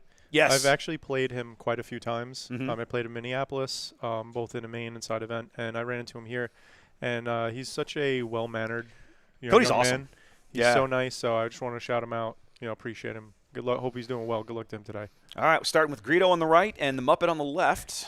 Doesn't it, in a way, feel like Greedo is retro? Like, I feel like Greedo came, it's weird, isn't it? Comes back. Yeah. He's the first order. He's the Death Star Stormtrooper of yellow. Yellow, yeah. Right? Yeah. So I feel like every deck that was yellow didn't matter what you played Greedo. You were playing Greedo. Greedo. You see Greedo in like yellow Sabine, 100%, because he's just pure raw damage to the face. That's all he cares about. I will say I had Greedo and Han set one, and there's no better feeling that when you swing that into a Sabine and the Greedo dies and you hit that. Yes, when you can just trade the Greedo for Sabine. Oh, so good. One of the best things I ever got to do was I got to – this was back when I was playing Kylo. I was playing Kylo, and I had Mr. Bones on the board against Bosk. Okay. And I had no cards in my hand, and I got to trade Mr. Bones for a full hell. He deployed Bosk, and I just went for attack in, and I on attack 3, and then 3 in, and Bosk is dead. That felt really good. So this right here. Force throwing early here. Yes, and being able to either A, play Yoda obviously on turn 3 for 1 less to enable the force throw, or B, in this case, played Yoda on turn 1. Now he has the resources. Turn 2, he has the force throw. Did you see what he did, though? He forced through his own wrecker to kill the fast Falcon over there. That's interesting. Yeah, he didn't want to risk targeting Odd Han and not being able to finish it, which most likely he would have had something that would have been less, and it would have been a card for a card. Even though he 2-for-1s himself, he removes that damage from the board. That's going to be repeatable. That's going to put him be a threat to him. Yep. Just to call out Odd Han's ability, whenever you attack, you can reveal the top card of your deck. If it is a odd number, that's why we call him Odd Han. The attacker gets +1 attack, and Greedo was successful. Yes and no. The unit has the unit that is attacking and the card you reveal have to have different costs. Odd costs. Oh, I see what you're saying. Okay. Yeah. So that's why we call him Odd Han. Yes, right? 'Cause correct. He's a little odd, but also because all his stuff. And there you go. Look, another odd 5. Yep. So now we're swinging in. Yeah, I would say I don't know why you would reveal if he was attacking Yoda, but he is swinging to base and getting that extra 1 damage. There are certain cards that people play so regularly, or maybe infrequently, because they're not really getting that utility. Using like Ezra, so where you have to complete the attack, then you look at the top card of your deck, you choose if you want to discard it, play it. Like, it's a really utility. There's a lot of cards like that don't get that much shine. And when you play, you just gotta read it for that second time to make sure you're executing it properly. The Sanctioner Shuttle's we're gonna turn coordinate on real early here and capture the Muppet. So now the Sanctioner Shuttle has been popping up in a lot of places. Oh, Vader abuses this card naturally, right? Yeah, for sure. Make a bunch of tokens, steal somebody. The three bud on it definitely makes a big difference. And stealing Yoda over, even though he was weaker over Cassian, stopping the restore. Stopping the restore. Yeah. Stopping the restore. Really big deal. I mean, Michael's already healed 4 HP, right? And then when you kill Yoda, he's going to draw a card. Right. So now we get rid of that off the board, stop the restore train, and stop him from drawing a card. Yep. Now, Michael was playing Han Blue last week in Houston as well. I'm trying to remember. Yes, but his version, we saw Baldeep earlier playing a similar deck, like same leader color pairing. Sure. But if I remember correctly from last week, and I haven't looked at deck lists today, so this is just me speculating. They were definitely playing not the same list. Like they had very different cards in that list for different situations. I do know that with Baldeep that I did not see the kind of staple cards from Han Red, the Red Han. One of which is Rebellious Hammerhead. I didn't see that in his deck at all. And I didn't see Force Throws. Yeah. We did see the Jam Communications in this version that Sam was playing last week, and here he gets a Force Throw. That's a nice pull. And Jam Communications, the utility that Yellow gets is endless, right? Yeah, Yellow Hero's so silly. Yeah, so Jam Communications is just another one of those cards that just fits right into a cheap slot that will get the danger out of the hand. Yeah. Okay, bringing in a beefy Falcon here on the right, or what could be. Now, the other thing about this Han on the right-hand side of your board wants to deploy as a pilot, and when he does so, he's able to ready resources equal to the number of odd cost units you have on the board, I believe, something like that. That you haven't played. Your opponents don't matter, but you do. I actually think this is weird, but I think that this Odd Han was what the intent for Boba always was. Mm-hmm. Where you have a restrictor to manipulate your resources a little bit. You can set up a big turn, but it's not so consistent that every game you do it. Right. So flipping into as a pilot now is going to give the bonus, obviously, to the Falcon, and the Falcon still allows them to put a second pilot on it. Yep. That's a 7/7 Falcon at the moment. No, 7/8 Falcon at the moment, excuse me. Jeff has the right to ready that resource that he has spent over there, but he's apparently not going to take it. He can because the Falcon costs 3, so he could ready 1. Yeah, and the Sanctioner Shuttle also costs 3. So. Oh, does it? Oh, yeah, sorry. It costs 3. For some reason, I thought it cost 2. I can put it up if we want. I think you're right, though. I'm pretty sure it does cost 3. It's funny how you know it and then until you don't. Yep, it is 3. You're right. So technically, he could have ready, but apparently he didn't have anything else to play or anything else he wanted to play. So he went ahead and took initiative there. Everything of Michael's already tapped.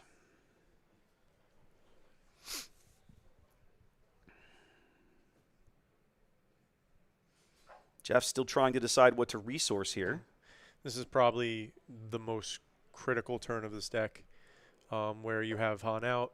He's a pilot, and between the two of them, it seems like there's only 4 damage, 7 damage on the bases. I have a feeling that this is going to be the precipice turn where we see who gets the advantage. Got a surprise strike? Nope. We're going to add pilot Han and ambush in for what should be 11. Should be 11. If my math is correct. So let's look at this real quickly. Oh, that's right. I didn't adjust those. I'll have to work on that. But yeah, I'm pretty sure that's 11. Yeah. 1, 2, 3, 4, 5, 6, 7. I think they counted as 10. There we go. 3, 4, 5, 6, 7, 8. It is 10. My apologies. It is 10.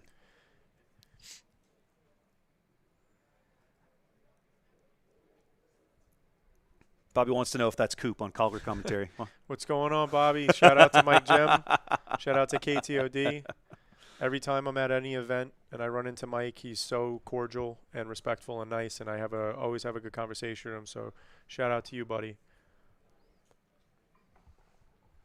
All right, so we're waiting. I'm just going to wait until Jeff finishes. They piled a whole bunch of damage in here from the ground arena. I'm just going to wait till he gets the tokens right, and then I'll catch the stream up, catch the overlays up.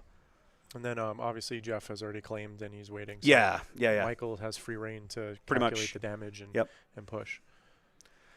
I'm a little curious to see Jeff trying to race here. Okay,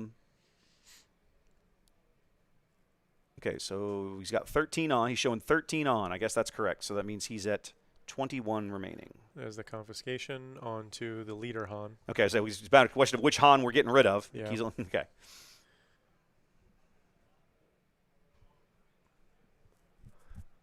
I wonder if Jeff plays Cunning in this list. Cunning for 6. Cunning for 6 wouldn't feel terrible right here. Give exhaust, give +4 attack. To me, I guess some of the question is if this is the same list that Sam played last week in Houston. I'm pretty sure the answer is no. I didn't look at Sam's list, but all the games we watched Sam play, we did not see him play Cunning. I never even saw one in his hand, so I don't think it was in there. But already this deck is playing a little differently than we saw Sam play it. Sam would almost always either hard mulligan 4 or just always seem to have bloody C-3PO. Right, 3PO was the friggin' all-star in his games. So what does he call? Like 3? No, he just with 3PO and you combine him with Han, and you're always constantly able to look and then call. You always call the correct number to draw with 3PO.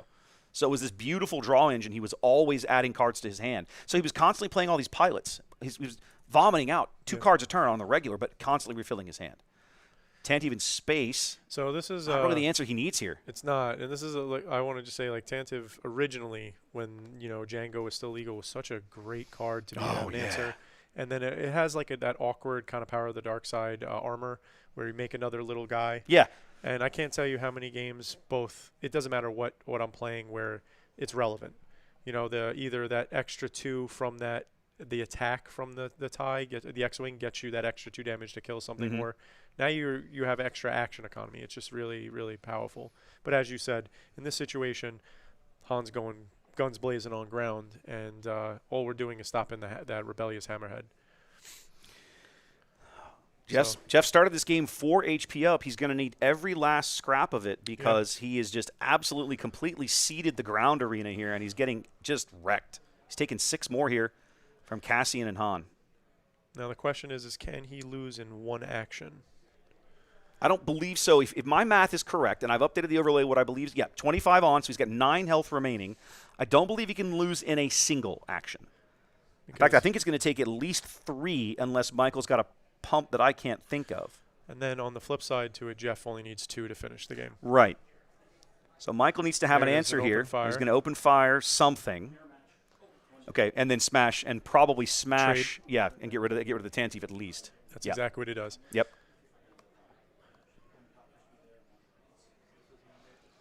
Jin, thank you very much for that. I appreciate you. All right. Getting down to the end here. Right, both guys looking at the bottom of the bottom of the life pool. That's right. This is where who can squeak out that extra little damage and how. I'll be honest. Right now, my money's probably on Michael. Michael, let's see, 4, 10, 12. Michael absolutely has lethal showing. Jeff doesn't have it. He would need a surprise strike or some other kind of pump to get there. And he is in yellow. He might have that surprise strike. He might.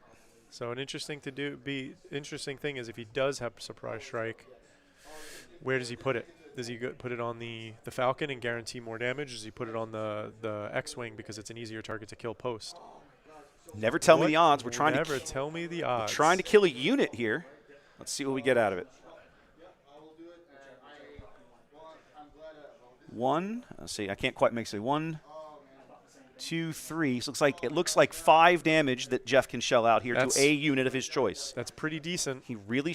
If I were him, Kanan would be good. Yoda would also be good. That restore has been kicking him in the nuts all game. So Kanan has pseudo restore. He does. So you probably get rid of that one because it's the bigger hit. He goes Yoda here. He goes Yoda because it's probably the guarantee too.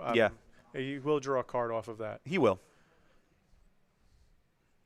I think if we did our math right and it was 5, I definitely would have killed Kanan there. I think I probably would have too because it would have saved the 4 damage. Right. Two less damage. 2 less damage. I mean, it's 2 more that you have to do because he's going to restore, but yeah, all right, you know. And that's the guaranteed restore 2 right. versus the possible restore 1 to 2 for, right. from Kanan.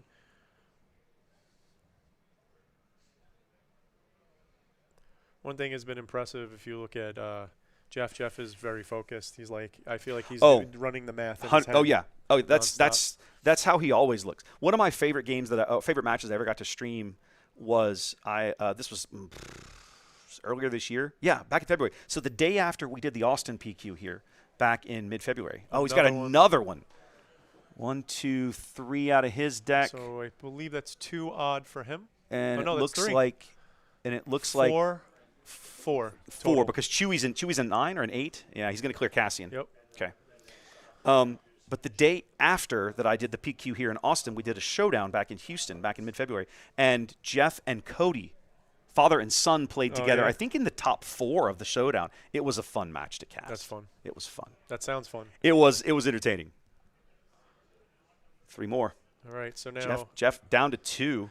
Now the question is can Jeff close it? I mean, he has to claim here. He can't. Like, this is the penalty for playing defensively in this situation is that I don't think he's going to be able to close the game out. He's about to swing for 3, 4, 5, 6, 7 because we get 1 and 8 lay off so it's 7 more.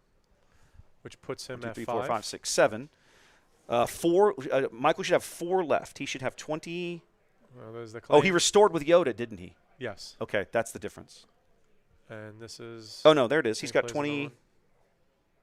Yeah, but if Michael claims, that's game 1. Yeah, as soon as Michael claims, the game's over. Yeah, sequencing there just didn't work out for Jeff. Trying to clear the board in time. I didn't know if that last card, if he had, was a surprise strike. I feel like if he'd have had that, I would have led with that put Michael under tremendous pressure. Yeah, that's one of the first things you want to do a lot of the time, right? If you have that surprise strike, you have ready units, you're gonna go right away. Yeah. Stop their opponent from disrupting it, but also guaranteeing that damage and then putting them on that clock. You overextend, you have like 1 to 2 health left. I'm going to finish you off. Yep, for sure.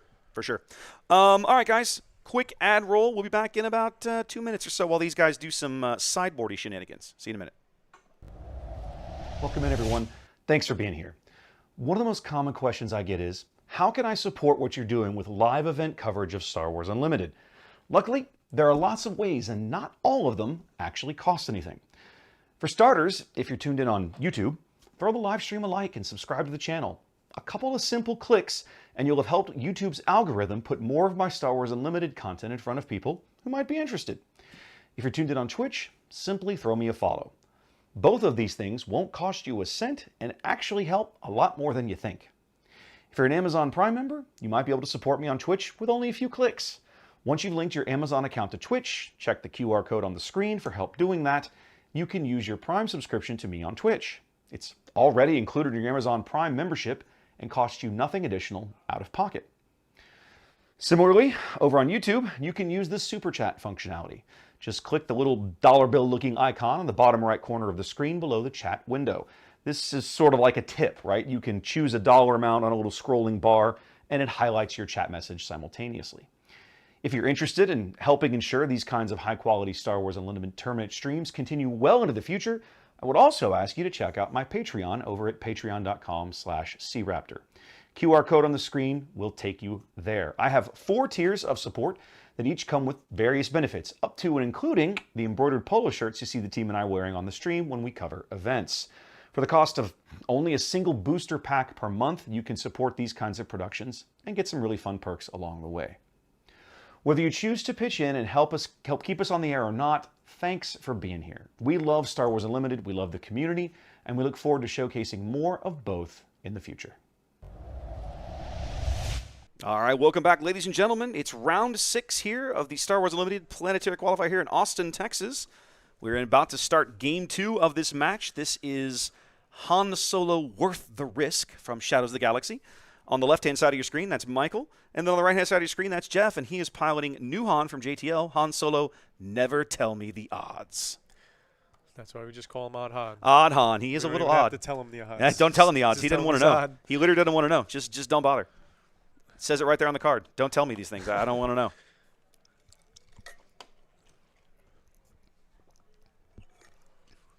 I got to do a better job keeping up with the water today.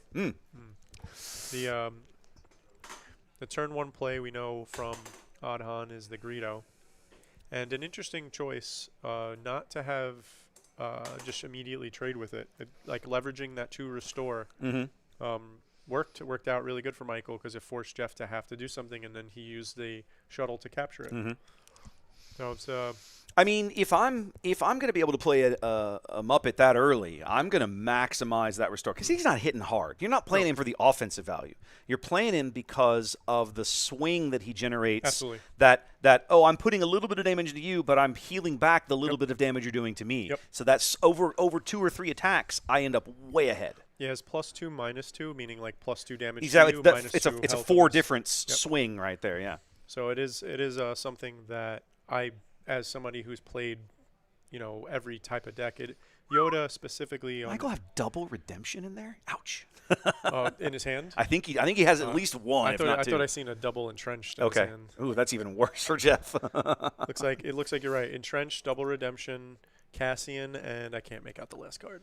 Oof, that's a rough way to start the game. That is Phantom. Phantom Yeah, Deuce. Now that's a good early play. Depending, Jeff does have, again, it's a question of how. I haven't looked at his deck list, so I don't know what he's playing. Is this in my head, or does Michael have 5 cards in his hand? He does because he's already got 1 resource placed on the board. He's like, oh, I already know what I'm doing. Yeah. He's like, this one's 100% here. The rest of them I'm trying to figure out. One of the ways that we saw, again, Sam, the version that Sam was playing last weekend in Houston of this Han Lake Country was he had a lot of cheap units in it. He had the Wolfpack escorts. He had the little cartel turncoats from set 2. He's playing them in this. Okay, good. So I mean, that's the kind of unit. Like, if I'm Michael, that Phantom looks really attractive. But if you know that he's going to have a little 1-drop to throw into it, maybe not. Maybe not. Yeah, I agree with that. And that's where like the initiative games come into play. Yeah. I don't think that it's so prevalent yet. What I mean by yet is like certain times when we play Quinlan or even CAD, you pass. Yeah. Right, turn 1. So I don't think the mind games are quite there yet. But this is an interesting thing. Like if he plays the 1/3 and then the Phantom comes into play with Han's ability, which we're going to see it play out real time. No, he went with Cassian. Going to go with Cassian. A little bit of value there for the extra health. So if you put the Phantom into play, it becomes big, but anything can kill it, right? And if he plays 2 1s, he then kills it and then gains advantage. So it's interesting to see. Going to Cassian, it's basically a 2-cost 3/3. Like I said, your 3s are your 2s. So being able to play it on turn 1 with Han, it's as if you played a Battlefield Marine. Jeff opting to take advantage rather than to play what he might have at a second 1-drop. I can't really tell, but opting to take initiative rather than flood the board quite yet. See how early he is before he activates. Yep, activate Han right away. I would. Get the look. It's the 3. He's going to get 2 to base. 2 to base. Take 3 back. And Jeff already put it on his base Yep. preemptively. Knew that was coming. Then he goes Falcon. Beefy Falcon. After that, we got that Phantom coming into play. But I think he's just going to play it. He's not going to put he's not going to damage it for the grid. He's like, nope, I'm just going to put this out here so I can kill this stinking Y-wing. And then by doing that, if Jeff attacks into it with the Falcon and it lives, now he has a way to either open fire, daring raid, pick it off. A lot of different ways he can off it. Yep. Yeah, for sure. I'm curious to see if Jeff pilots it immediately to get it out of that open fire range and create a bigger threat. It would be a good opportunity if he had the new Han out of JTL that would allow it to get that first strike. Yep, play it, swing it. I would probably do that. Instead, we're just going to go straight attack and clear it off the board. Yeah, the built-in shoot first that Han puts on the Falcon. That is such a strong ability. Very strong. Such a strong. Especially, there's not a single bad Falcon in the game. No, you're 100%. They correct. all have a use. It just depends on which deck you're playing. And they're not subpar stats for their drop. Not a one of them. Yeah, they're almost all slightly above curve. I would argue. And then of course, like you gotta love cards that do more than one thing, right? Like Han being able to attack, give it first strike, like very good. All right, we're going to cheat out what looks like Obi-Wan's Aether Sprite. A good pull here for Michael. Yeah, Jeff is definitely going to give that a quick read to make sure to understand exactly that is what's a going on. great card. Yeah. He can kill the Falcon just for playing it. And then it has 2 health left, 3 health It has left? 3. It has 2 health left. It comes to 4/5 that can ping itself. Of course, it's meant to combo with the OB leader Heal it. that would allow you to heal it. Also, a great card in Rose, right? If you bother to play Rose. I have played Rose in Limited, but in Limited, she's a monster. She's so good. In built in constructed, she has a following. I am not on that list. I could be wrong, but I think that now the Aether Sprite kills the Falcon on the attack. It deals 1 to itself. It is a 4/6. Chat was saying it's a 4/6. Okay, so it deals 1 to itself, and then 2 to the Falcon, who's at 5, and then the 4. So now, if he would have attacked the Falcon into the Aether Sprite, the Falcon would have lived and the Sprite would have died.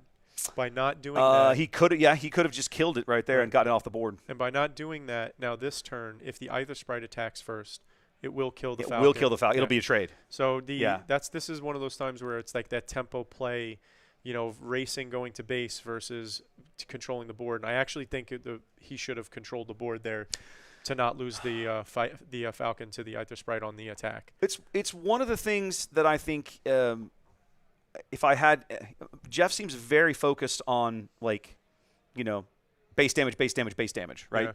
Yeah. Whereas I think you're right, especially with it. If I'm focused on playing any kind of space units, and this is already the second Falcon we've seen go by, then getting a high value target like that off the board is a good trade for you as quickly as possible. And yeah, I think that might have been a bit of a mistake there to leave that around. I'm also curious, what did Jeff play for 1 resource?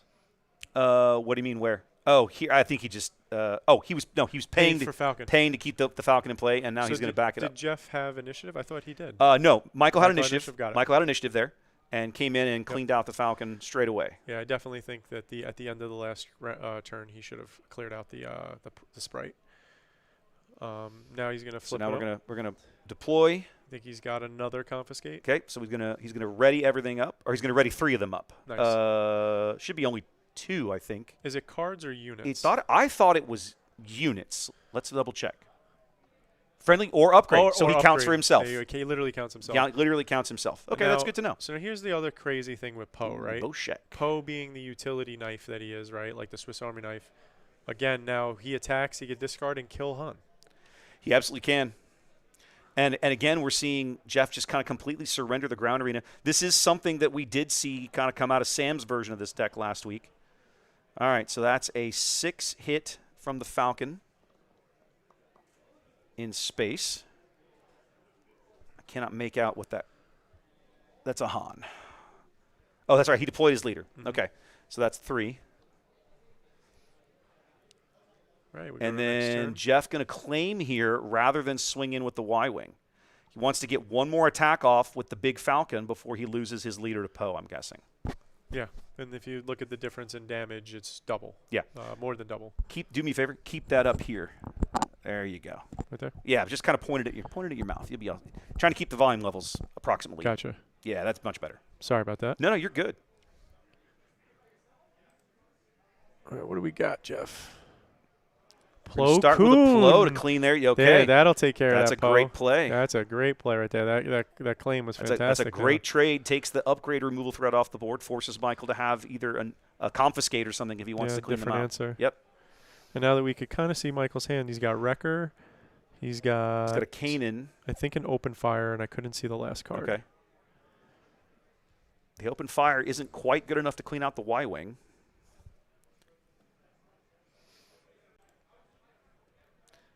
Take over for a minute. I'm going to make a couple of quick fixes here. Got it. We're waiting for crazy. Michael to decide how to respond to the Plo Koon killing his Poe. He spends he did spend all 6, then he untapped. Now he swings with Cassian for 3 to base. So by judging from that, he does not have an answer in space. He's going to be pushing. He doesn't want to take this damage. He would have played the removal, play whatever to stop. By going to base, Jeff said, "Oh, green light, time to go." Yeah. And just like that, 20 damage on Michael's base. He plays the Wrecker, just puts it into play. Jeff will go to base for 3. What's the name of how do you say the upgrade on that guy? It's Boshek? Boshek. That's correct. So Boshek, it's only 2 attack with him. Yeah, so that thing's a 3/5. You play Boshek in this deck because he lets you the discard. Well, it's not a discard. When you play him, he has this weird thing where you look. Are they discarded? You look at the top cards. Discard. You're right. But if they cost odd, then you draw them instead. Yeah, we call it odd Han, right? Exactly right. I mean, Boshek comes in the Han starter for a reason. Literally in the starter deck for a reason. Michael, stand on the button. There's that redemption. There's that redemption. He's been holding on to at least one of them the whole game. Yep. Now, the trick here is how much, any, damage do you move over? He's playing it early with Han. That's it. So he's not moving any damage. He's cheating it out with his leader ability for 7. So one thing I'm always intrigued by is how people, when they play redemption, what's the math that they move over. Mm-hmm. So by him moving, he hasn't resolved it yet, but by him moving 2 over, if Jeff has a waylay, he loses. That's true. So he's tapped out. Jeff waylays it. He has literally the exact amount. The better thing to do is either go over, meaning 1 over what's in play, so you have to have both.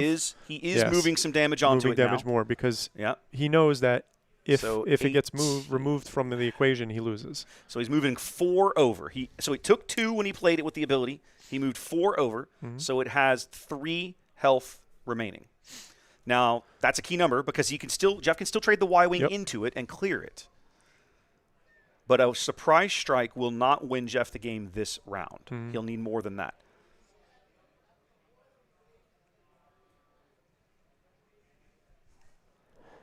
He's also not in lethal himself. But now the interesting thing is if he swings with Wrecker, Wrecker goes to base for 7. That would put him at 22, and then 3, 25, and then 32. So he can't even do a Wrecker attack and threaten. So it really comes down to what is in Jeff's hand right now. Okay, my apologies. Chat pointing out the Y-Wing actually, I thought Boshek was a +2. It's not. It's a plus one. So that's why. The Y-Wing won't take it out. Okay, so he needs something else. So he did have a waylay, but he waylaid Wrecker. He waylaid Wrecker. Okay. Now, I will say, now would be a good time for one of those never tell me the odds, because then he could potentially just pop redemption like a balloon. Yeah. Potentially. The last game, those 2 never tell me the odds were clutch. Another Falcon. Michael's response, more of this Falcons. feels like we've seen this shenanigans before. All right, so we're up to 21 on here. There. Okay, Falcon going to clear. One Falcon going to clear redemption. Michael going to keep the initiative. Then we go through to 2, which puts him at 10. Yep. Yeah, we got 10 life left. Nice even 10. To 13. Right, this 34 on Lake Country. Yeah, 34 on Lake Country. Yeah, correct. So 13 left. 13 remaining for Jeff. And again, by waylaying the Wrecker, you're not on that 2-turn clock. Right. You're on a 3-turn clock now, so that's a big deal. Yeah. That one extra turn gives you that extra actions to finish your opponent off. Hopefully for Jeff, it's this turn. Yeah. I feel like the card that Jeff really wants to see right now is the Ambush Han. That it will allow him to just play it out. Yeah, it would be just a 2-pump, and he could swing in with one or both of these one of these Falcons just right away, and just push damage. Here comes the second redemption. No, bombing run. So that's going to clean up the Falcon in the middle and put 3 on the other 2. Bombing Run has made quite the resurgence of late. Yeah, the tokens and stuff and going wide. A lot of people packing that card now because they don't want to deal with Vader's TIE Factory. Yep. Very legit. There it is. There it is, baby. That's the card I would have wanted to see, and that should be 6 to base. Yep. Now he's. What do you do here? You have the answer. He claims, attacks base. So we can see his hand. We know he has nothing in space. Unless that one card was a mirage to me. It looked like Kanan, Yoda, Wrecker, and... Is that a crate? I can't tell. It's some other red unit. Yeah. Not a space unit. No, I don't believe so. Yep. He claims Michael, initiative. He basically forced. He has to. Yes. Like, he's basically forced into this here. Okay, we're going to steal... Who do we steal? We steal Cassian. Okay. And then... Capture Cassian and buy himself some more time, if nothing else. Pilot it. And then what pilot did he put out there? Oh, that's one of those little Dagger Squadron guys. Yeah. Yeah, that's one of these guys. Threw a pilot on it, so Literally. now he's got lethal several different ways. Michael doesn't have it, and we're going to game two. 3. Oh, sorry, going to Game 3. Yep. This back and forth is pretty interesting. It's really hard to predict how the Falcons, because of the different pilots and different values. So if you have this Falcon versus the other Falcon, like the piece of junk versus, Lando's Pride versus this Falcon, having the different pilots, that one extra health sometimes really does matter. Yeah. Having that one extra health means you live after the attack and you get to do damage or get more value. So it's a really hard to predict the exact sequence of events that will transpire, because the redundancy in Odd Han isn't like mirror redundancy. They're different. They're right. just so we want to play a space unit. They're both Falcon, slightly different abilities and stuff. So it's interesting to see, and then also interesting to see Young Han here with how he's cheating out units, trying to stand in his way or overcome him. It's like this joust back and forth. Yeah. Chess match. It's a great matchup. We saw this matchup. I'm trying to think. We saw a couple of Han battles last weekend in Houston. And I'm trying to remember. I wish I had my show notes with me, but I feel like we saw a similar match to this, but it might have been Han in green. There were a lot of this Han in the field last weekend in Houston. He was our most played leader last week. And it's I know Sam played. We casted Sam playing a matchup similar to this at least once somewhere along the way, but I just don't remember which Han it was. In fact, you know what? I do. It was a Han Blue, but I'm pretty sure it was. I think it was Baldeep's version of Han Blue that we saw Sam play. I don't recall precisely anymore. Well, this version, piloted by Jeff, I feel like between the two games, I still don't know what's in it. Yeah. Like, I've seen some cards, a little overlap, but, like, I feel like I've seen some new cards in this Sam one. Did play Difference. Michael. Okay, thank you. Chat reminding me that Sam did. So Michael has actually played this matchup. We watched Michael play this matchup last week on stream. Okay. Just not Jeff. Different pilot, right? Yeah. And for all we know, Jeff's put his own flavor. I have no idea. I haven't run the comparison. I haven't looked at deck lists. I don't look at deck lists during the event because as a caster, that's not information that we're supposed to have in the sense of we might accidentally talk about something we're not supposed to talk about, so I don't look. Also, then there's if somebody's stream sniping and texting their buddy, oh, he's got so-and-so in his hand, or he's going to play so-and-so. Exactly right. So, all right, Michael's still got to make another resource decision here, and then we'll be underway in Game 3 here, Round 6. Both these guys 4-1, looking for that big 5th win. 5 wins will more or less quote-unquote guarantee them a top 8 spot. Jeff was funny. He stopped me right before they posted pairings this round, and he's like, could I get into top 8? Should I try and draw this next round? I was like, you don't want to do that. He's really? I said, get your 5th win, then worry about it. I said, if you go 5-1, you can probably draw the last round. I said, if you go 4-1-1, you probably have to play your 7th round to win to get in. The interesting thing is that because of how the points work, if you are 4-1 and 2, 7 rounds, so you'd be 4-1 and 2. You'd have 14 points. You'll be better than the 4 and 3s. threes. Right. And then but not as good as the 5 and 2s. And that's the problem. That's the problem. Yeah. The problem is you can't get ahead of the 5 and 2s, right. and that's where you need to be. Going to use Han here just to cheat and look at the top card of his deck as Michael's going to cheat out a Muppet here. A play that served him very well in the first game, hoping for a repeat here in Game 3.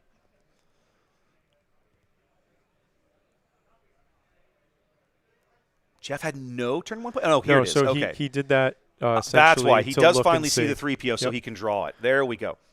Okay, so he finally draws, and finally in Game 3, seeing a 3PO for the first time, or at least the first time it feels like it's going to be relevant, he'll be able to get this little draw engine going. Yeah, and the other thing is that Yoda can't kill it in one shot, so we know that he potentially can draw 2 more cards unless Michael reacts and plays something specific to eliminate the C-3PO. Yeah, he's going to need something there. Yep. Chat noticing Michael's shirt. That is a Millennium Falcon shirt in the style of Metallica. And he wonders why Jeff keeps playing him and attacking. Yep. He is going to trade in here. He's going to head and use Han, but we're going to trade in and clear the Muppet. And then he's going to draw the card. And then he's going to draw it. Doesn't get the bonus. Didn't need the bonus. Now it is a May trigger, and I don't know if Michael drew a card off of Yoda. Wrong card.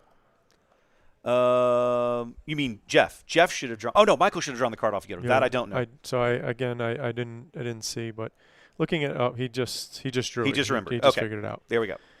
And then having look at you seen it. I saw it. Michael's camped on a confiscate in there. That could be huge in a little while. I will say Michael's hand looks also bad. Other than that, other than other than the confiscate. The reason why I say this is because he doesn't have an answer for anything that Jeff is going to throw at him in the next turn in his hand. Right. Yeah. So he's drawing off the top, and a direct hit and is a perfect draw. Well, he did. Oh, the direct hit. He drew a direct hit. That's yeah, a perfect great, draw. yeah. 4 resources. I didn't see what the first card was, but he drew the second one was a Jedi Luke. Like that's a great card, but not now. And then he has 2 Lukes in his. Well, he had 2 Lukes. I think he did resource 1. Yeah, he had 2. I only see 1 in there now. No, he's got them both. He's got them both. So he's got 2. He kept them both. He's going to direct hit this thing. There you go. Yeah, that was the card he needed to draw off the top. That was a good call. Jeff had paid his Falcon tax. He's been very, very, very studious about that. He is very particular, which is good. Yep. I don't mean that in a bad way. I meant he's paying attention to triggers. That's. I mean, we had it cost poor Sam the possibility at a PQ win last week in Houston. You haven't heard this story? Okay, I'll tell you briefly. That's the Wolfpack escort. I don't remember what it's dead now. Yeah, it's dead now. Whatever 2-1 it was, yellow unit. Gone. Whatever it was dead. So we got to the game 3 of the finals, and again, Sam Bowen was playing some variant of this Han Lake Country deck. And later in the game, it's late in the day, it's game 3 of the finals. He forgot to pay for his Falcon on a turn. Yeah, I did know about this. I did hear about this. And then he ended up spending all of his resources to play a Tantive. Which would be illegal. Right. And then chat caught it at the time, but I wasn't paying attention to chat and so on and so forth. And judges at the table didn't catch it. Yep. And then bottom line was, by the time they caught it, they had to go back and hand him a game loss because the game state was basically it was unrecoverable at that point. Or a turn after. Yeah. Right. So awful way to lose a final, Absolutely. But brutally honest, I don't think that Sam I would not have favored Sam in that game 3 anyway. It was not going his way. That's the way to get it back, right? Yeah, for sure. I'm just kidding. I didn't see it. I don't know. I didn't mean that. Yeah. I would not throw accusations. It was a fun tournament to work last weekend, but man, it was long. It's the longest cast I've ever done. It was over 12 hours by the time we were all done. It was a long day. And you were crushing it. So now they're trying to figure out the back and forth of what occurred. Right. All right. So now we got the minutia settled. We should be on 5 resources. It should be the 5 resource round. I'm trying to look at. I can't tell if Jeff's got 5 down there. I think he's got 3 on that bottom stack, but it's hard for me to tell. It's slightly jarry. Yeah. Michael doing a good job of keeping the board clear. I think that's an important thing for him, right? Yes. He's got so many late game bombs. He Yes. just needs to keep the board clean as long as he can. Also, there's a break point. I don't exactly know where it is. Mm-hmm. It might be 5 resource. It might change based on the matchup.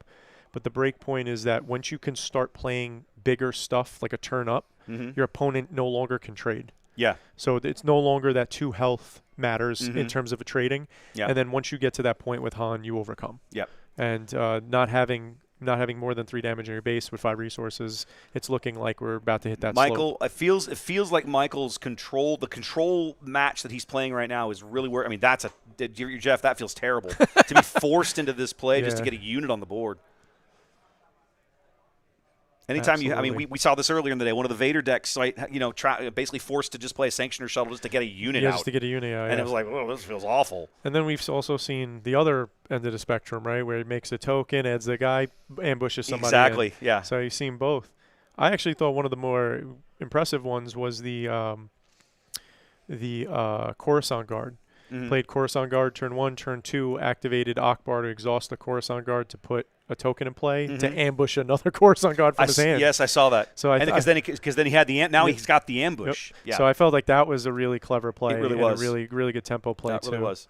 I love seeing offbeat commons like that Coruscant card get some play. Because in limited play, you find, when you sit down, you play sealed or draft in some of these sets, you'll find, wow, some of these cards are really interesting and good. They're not bad. Absolutely. They don't see wider play because there's usually something out there that's just better in some way for what you're trying to do. And like we were talking about earlier in the day, the coordinate cards in general are just not they're not well received. Well, the best, in all seriousness, the best bounty card is Cad Bane. I would be hard-pressed to argue that point. Did not come out in Shadows of the Galaxy. Yeah. So the best Smuggle card did not come out in the Smuggle set. I mean, you're not wrong. Not Smuggle, and the bounty card. Yeah, the best yeah, bounty yeah. card. Like Yeah, it did for not sure. come out in it came out in For that sure. set. And it clearly, it's like head and shoulder. It also, in my opinion, functions the way that they wanted bounties to function, where Cad Bane affects the board, and then when he attacks, you get to draw cards. They get to get their guy back. It's like he's turning in the bounty. Yeah. Very good thematic element.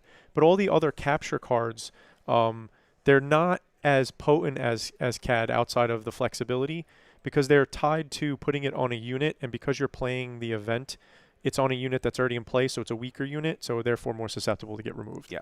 Where Cad comes in, he's the biggest thing on 7. Like Yep. he's a 7/7. How many sevens there are? Not many. And then Plo also coming in again, doing work. I guess this is like one of those things, having that unit, specifically the Sanctioner shuttle in play at the end of last turn felt really bad when he played But it does have an impact here. And now, if that wasn't for that card, no coordinate. Yep. Han deploying to ground feels terrible, but does end up being a good thing here for Jeff in terms of trying to get back into this game and build himself a board to work with. All right, I just realized I did not update the standings ticker at the start of the round, so I'm going to stop and do that real fast. This is a fairly quick problem to solve. There we go. I'm falling down on the job on a couple of things here, ladies and gentlemen. I apologize. There's the big bad. There we go. There's our end of round 5 standings. They'll come up here in a minute. Oh, there he is. You never want to see that guy. Oh, he's so irritating. He definitely is. You know, it's funny, right? It felt like for a while there we kind of didn't see a lot of Poe. Like, or you really only saw Poe and Sabine, but now he's friggin' everywhere because Sabine's a thing, Han's a thing, friggin' Anakin's a thing. Yes, like he's everywhere. There are other units. There are other leaders that can play him effectively and be competitive now. Yep. Greedo's going to come out and keep that coordinate turned on for Plo. So at a worst, Jeff might be able to trade in depending on – I think Michael just took – did Michael take initiative there? Yes. Okay, yeah. Then no, he's not going to get that opportunity because Poe could go base and then murder Greedo. Or kill Poe and Greedo. Yeah. Or kill Han and Greedo. Right.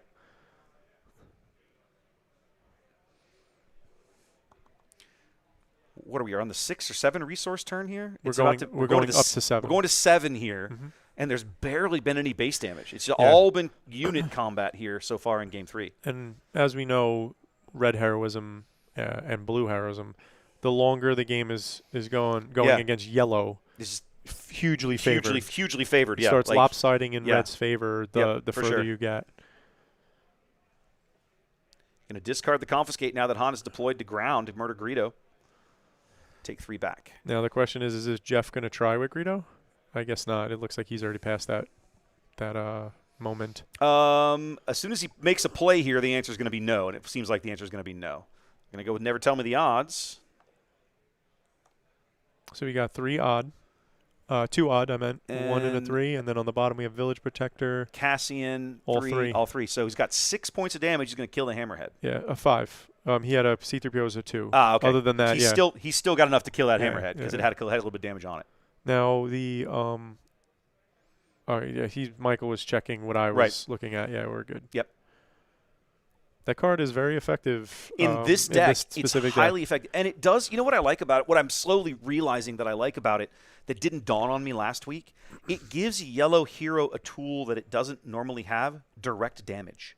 You don't generally find that. Generally, it's things like Surprise Strike. You have to attack into something. Or Sneak Attack. Or Sneak Attack, You're playing a guy, but he's coming to play ready, but you still have to have the unit to play. And then if they have a Sentinel, so on and so forth, they can react. Yep. All right, we're going to cheat out Luke a little early here. That way we can force throw after following up there.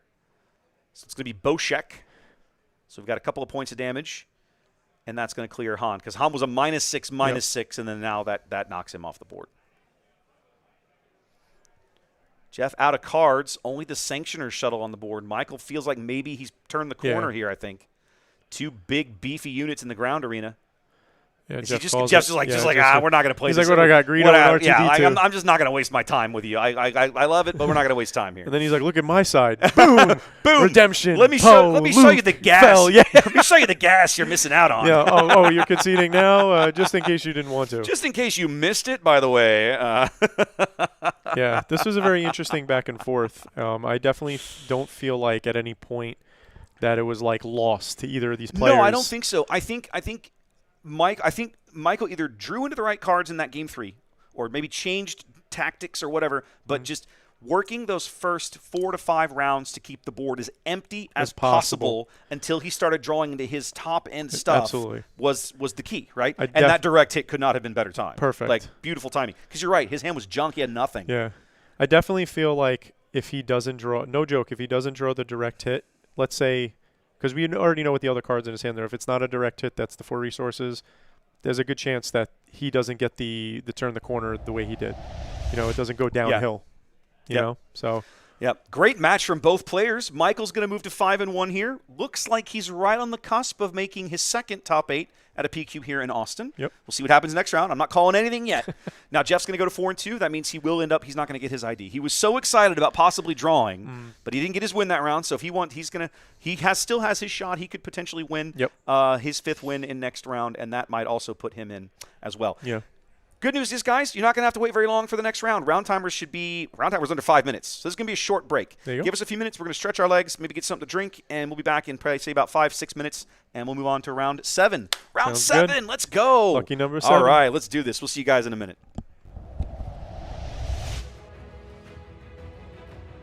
Star Wars Unlimited is a trading card game.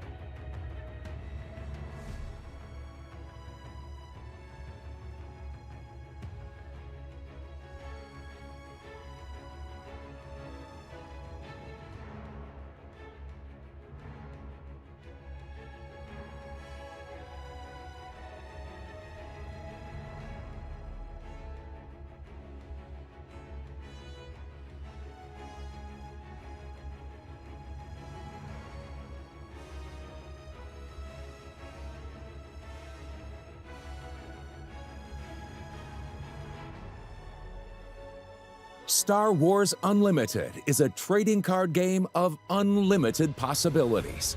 Aspects decide the general direction your cards and deck will function. Let's focus on cunning. Use clever tricks to keep your opponents off balance with the cunning aspect. Get more use out of resources by taking down your enemies. Or collect even greater bounties by doing it with your own hands. Ambush your enemies with a surprise attack.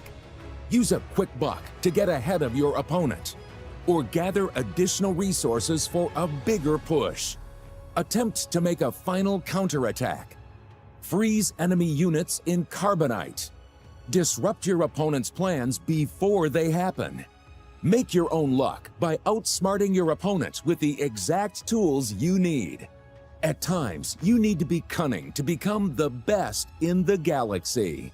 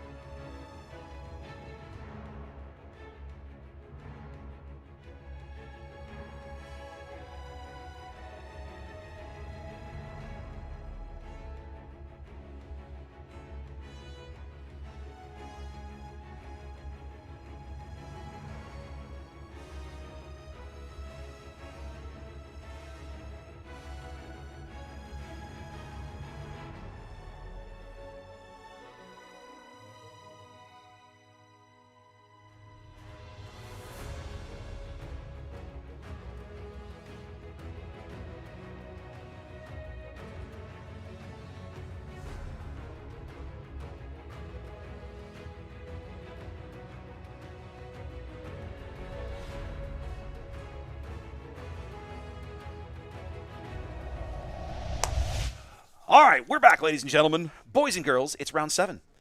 It's round 7. Let's go. Last round of Swiss. Last round of Swiss. Lucky number 7. Lucky number 7. Now, we have a very unique match. This is a very unique match. Now, Matt's going to be on stream for the second time today, but his opponent has not been on stream. Jonathan is 4-2 with a Chancellor Palpatine blue deck. So both of these gentlemen are 4-2 going into this round. So one of them is going out of here with that elusive 5th win that might bubble them in. Might put them into the might bubble them out. Might bubble them out. We don't know.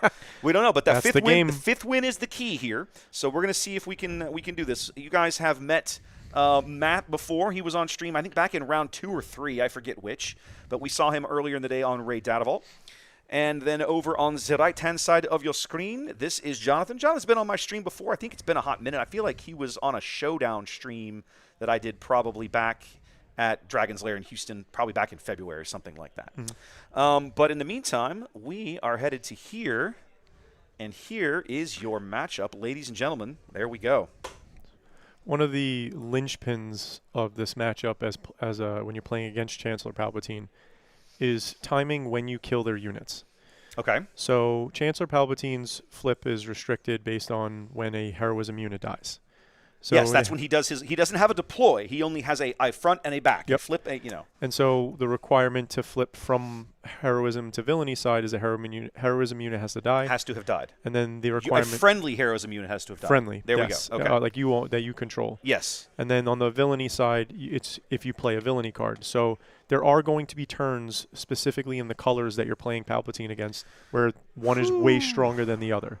For example, you're going to play. He played a Lothal Insurgent. Okay, this is going to be a weird one for me. I'm going to have to be looking up cards that I have buttons I have probably never pressed before. I actually know on the stream deck these decks by heart. I got you. That's good. If you can tell me what card it is at a glance, I can find it on the deck. I promise. All right. So Lothal Insurgent. If it's the second card you played that turn, your opponent draws a card and discards a card at random. Just a way to cycle. Yeah. But it's really specifically a 3/2 heroism unit that can trade.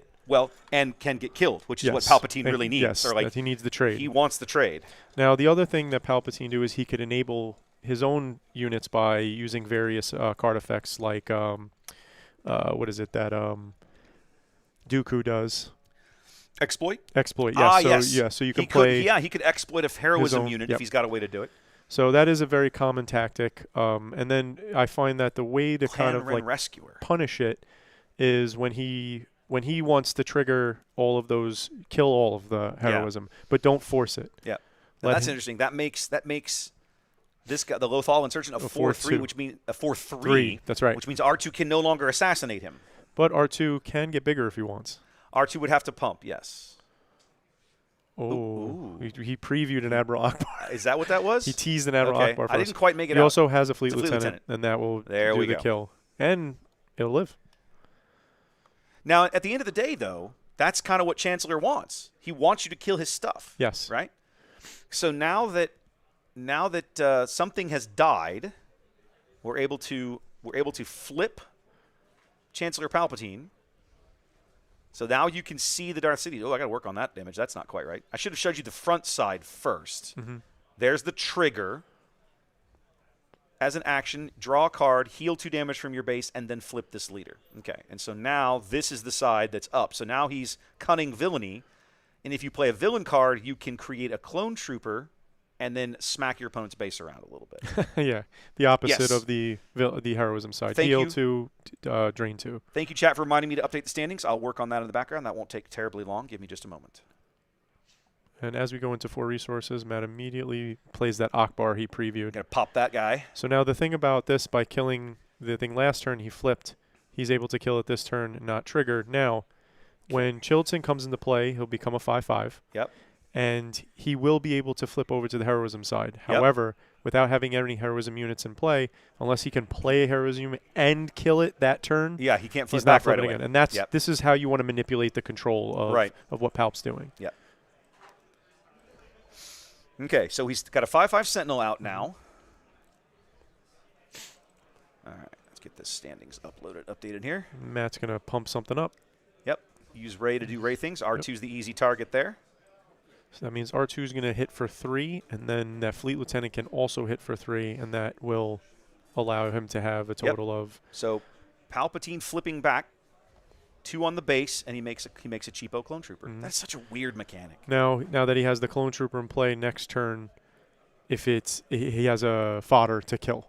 Yes. He can kill off his clone trooper as a heroism unit to then flip again. And that's where you want to disrupt that engine. Yes. Now, is Matt able to do it here? No. He's tapped out, and it requires both attacks to trade. R2-D2 looking at the top card of that. I feel like he needs to get this Chilton on the board this round, if Yes, he can do it. And that's what he's going to do, but he's trading 2 units to do it. Palpatine's probably not too upset by that. No, he's very happy with it. Yeah, I think so. Especially having that 2/2 left in play means if he doesn't have an exploit, if he just waits, if opponent plays a ground unit, I attack it. Yep. There we go. All right, chat. Standing scroll on the bottom should be updated here. It'll scroll through in just a little bit. You'll see the top 10 is what I have it set for right now. At the end of round 6 is what you're seeing. And I'm going to fix, it's driving me nuts. I'm going to fix that Palpatine image. It's going to drive me nuts. Actually, I should do it elsewhere. I thought I had already fixed it. So the Chilton's dead. We're just going to smash in with a clone trooper. Now, Akbar here, getting the value, like we said before, having the units in play, here getting the trade. But in doing this, especially by doing it first, you allow him to flip. And now he's going to draw a card, have the most options available to him to play a card from his hand. Matt on the other side plays Spark of Hope, immediately putting one of the cards defeated in this turn into play as a resource. Then he plays Mon Mothma. He's trying to get the card advantage as well as obviously go up on a resource because now Rey can deploy this turn. So by getting this much out, you try to create a lopsided board state. You have upgraded units. You have Rey in play, and you start pressuring Palpatine. We're already at 6. Oof. You want to try to pressure Palpatine to a point where Super Laser Blast isn't the answer. Like it's not going to save him. Yeah. But Jonathan's doing a really good job of kind of keeping Matt's board clear now. And Matt has to decide, do I want to deploy and possibly get power to the dark side on the claim? It looks like he just goes to next turn. Yeah, I'm not surprised that the top guys were ID. We talked briefly about the ID rules. Wow, where did the restore come from? So when Palp flips on the heroism side, he heals. No, I meant Rey's restore. Rey had 4 damage on earlier, I thought. 3 or 4 anyway. And he's down to 1 now. Okay, sorry. It's what I get for looking away. Yeah, I'm not 100% sure. That's okay. It's all right. Don't worry about it. He's not problem, Tavarish. So now we have R2-D2 come in play again. There's a couple of cards today that have been really recurring. Mm-hmm. R2-D2 is one of them. And look at these targets. Ooh, got to get rid of that Luke. Yeah, as soon as he's seen it, he's like, he already knew. Now Matt's got to draw a card. He didn't draw a card off the Bazine. I don't know if you want to tell the judge. Yeah, let me make sure they do that real fast. Bazine trigger.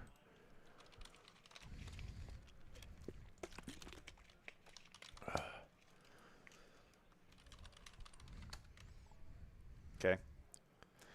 All right, so we saw R2. What was that? What did he put down there? Oh, the Sundari. Mm-hmm. It's a Sundari Peacekeeper. Got it. And then he made his Clone Trooper, did his damage to base, and flipped back and played. Is that Queel? Yes, you have Queel, a Trooper, as well as a Bazine in play for Jonathan. You have R2-D2 Rey and the Sundari Peacekeeper for Matt. Well, we don't have the Queel anymore. Yeah, Quill's dead, and now Rey got a little damage. Rey's got a little dinged up, and is going to heal that damage right off the base. Rey has spoken. Yep. And the restore here not playing a big factor. Obviously, Jonathan not being an aggro deck or putting any pressure. He's trying to get to that late game. Yeah. This match is going to be a slog. So I think that this comes down to 2 simple things. One, is Chewbacca a factor? So if Chewbacca comes into play, it limits Palpatine's options on how you remove the board. Right. The other factor that is really huge is what is Matt's endgame? Does Matt end by playing a Ewing reinforcement? Does he want to end by playing a home 1? because having home ones in the deck, if you have Chewbacca, it's now having like Chewbacca 4, 5, and 6. Well, it's interesting that you say that because to me, my question is, what's Jonathan's end game? Right, like he has to play this interesting mix of little tiny stuff, right, to get murdered, to flip his leader, no, to flip his leader, right? Sure. And then once he's over there, once he's on the flip side, what is he playing? So he has in his hand currently, he has Avenger. He has a ton of big villainy so he does have some big end game stuff. He's got the blue I thought villainy I saw a end super game. laser blast in Yes, there he has that as well. Okay. That's correct. So by you outvalue your opponent by you're constantly drawing cards throughout the game. So 1-for-1s are okay with you with Palpatine. Okay. But you're also healing. And then as another byproduct, you're dealing 2 damage to them by flipping. Okay. That's not your win condition, but it is a factor. And you're trying to go late. Okay, he smashed the clone trooper in. I got it. And with Palpatine, you're trying to go late in the game because you're going to keep drawing cards even later in the game. Sorry, guys. I didn't realize we were going to need more chairs. There you go. Apologies. Some gentleman had to come in the room here and claim the stack of chairs was on a rolling cart. They had to roll it right over my cable cards. Yeah, it was a bit tense for a second. Yeah, sorry. I was like, no, guys, please don't disconnect my cables. Okay, we're good. Life is good. Okay, breathe again. So as Palpatine gets to the late game, he will never stop drawing cards. He's going to play stuff. He's going to kill it. He's going to draw more cards. So you just outvalue your opponent. Interesting. Now, Rey also, again, if Matt has a combo in here, which I think, if I'm not mistaken, he is playing Unity of Purpose. So that's 1.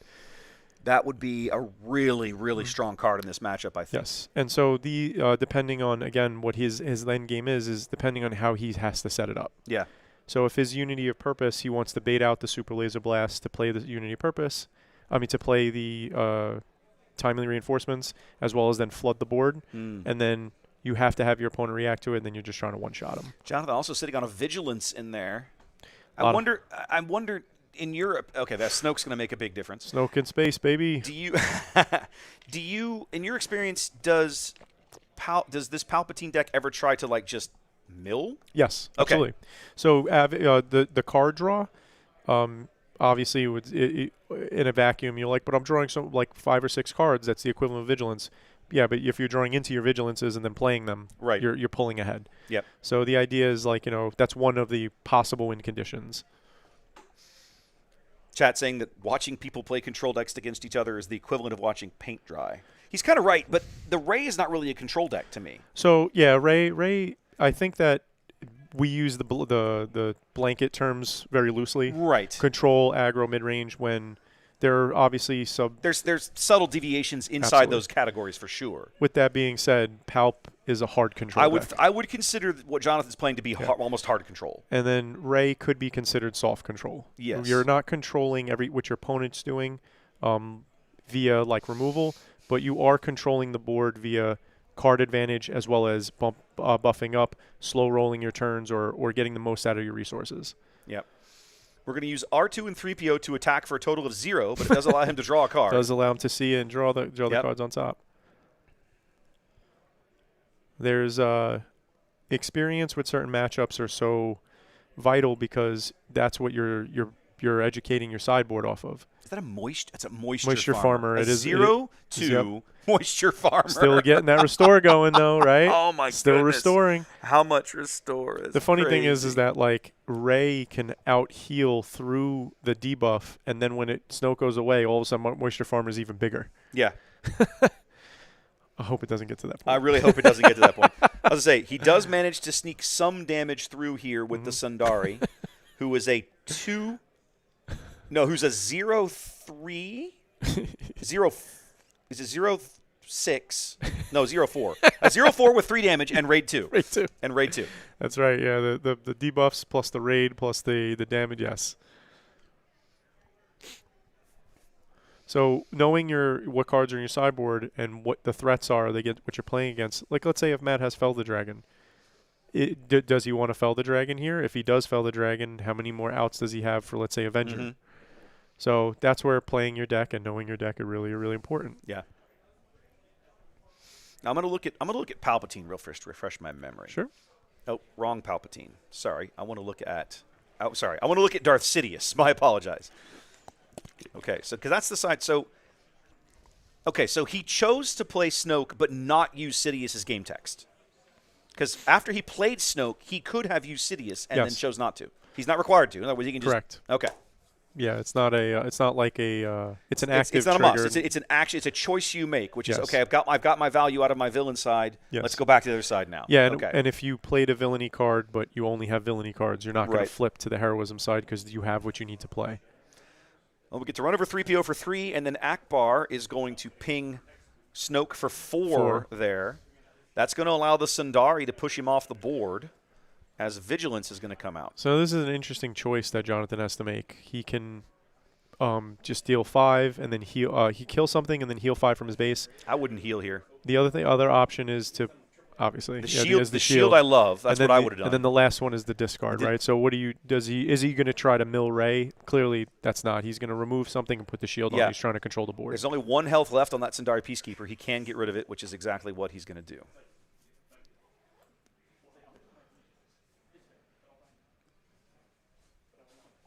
You said he had an Avenger. Oh, I see it now. He does have an Avenger in there. Is that a Fel? There's that Fel the Dragon. There's the Fel the Dragon.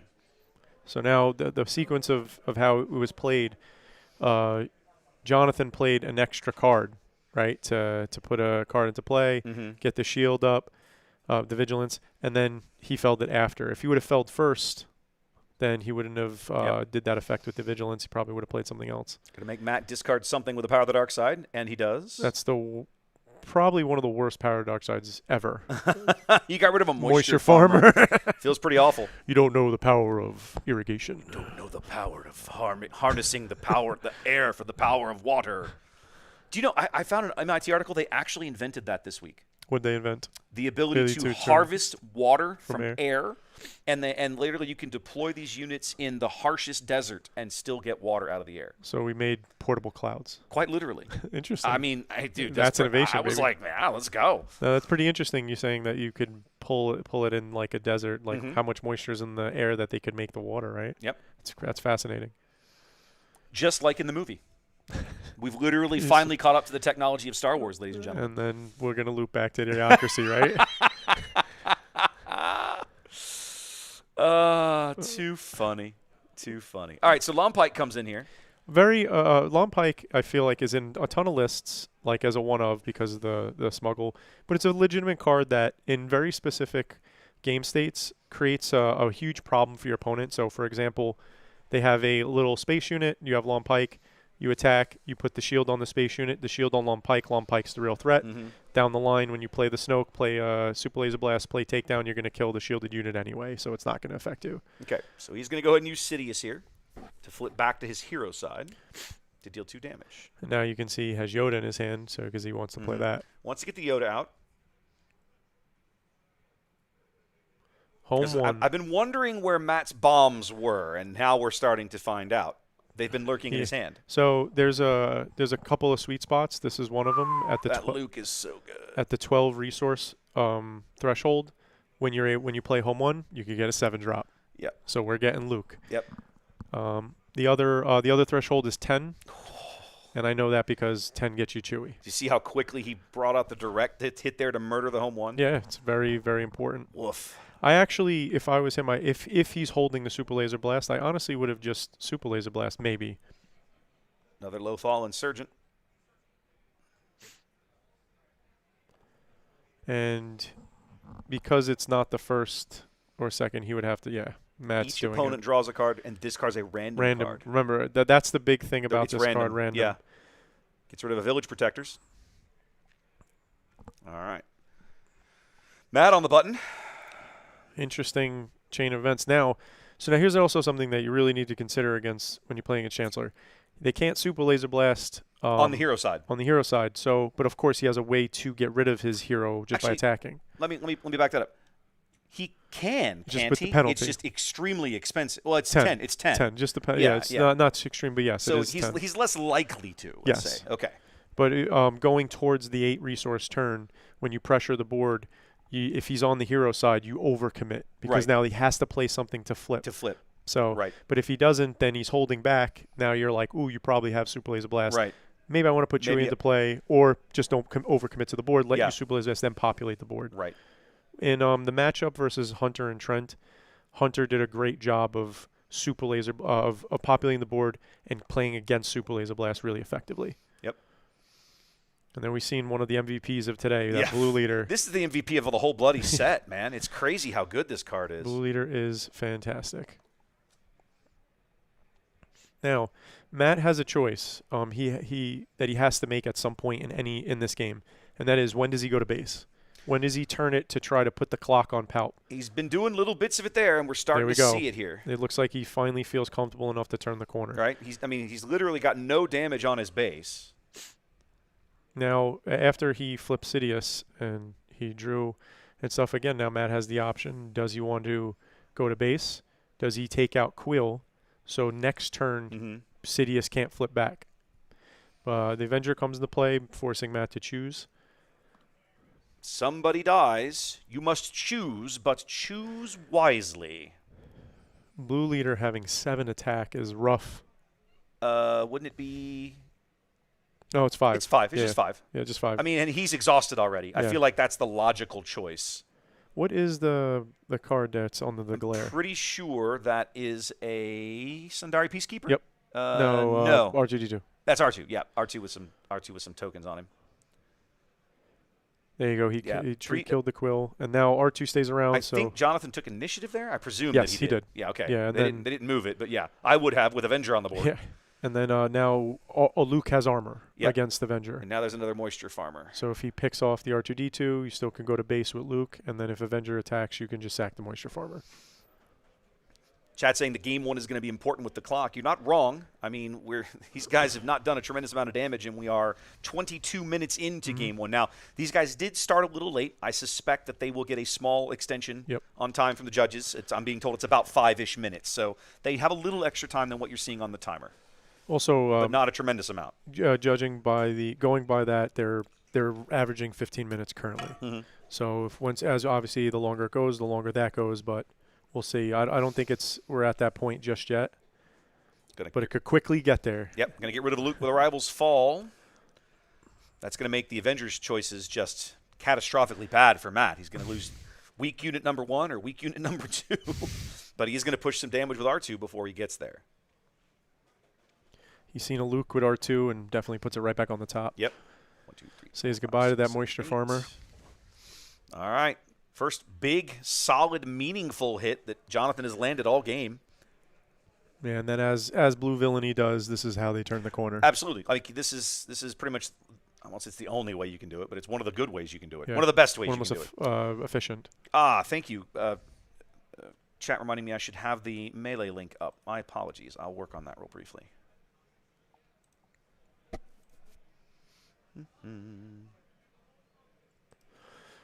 Jonathan plays Bazine. Now he gets to see what we've seen. Oh, that hurt. That really hurt. Getting rid of that blue leader hurts. No. Jonathan smuggled Bazine in play. Yeah. What did he lose? And that's what we don't know. But his facial expression. His face was not happy. No, his facial expression was like that might have been a win condition. Okay, his face was not happy. I gotta come to here.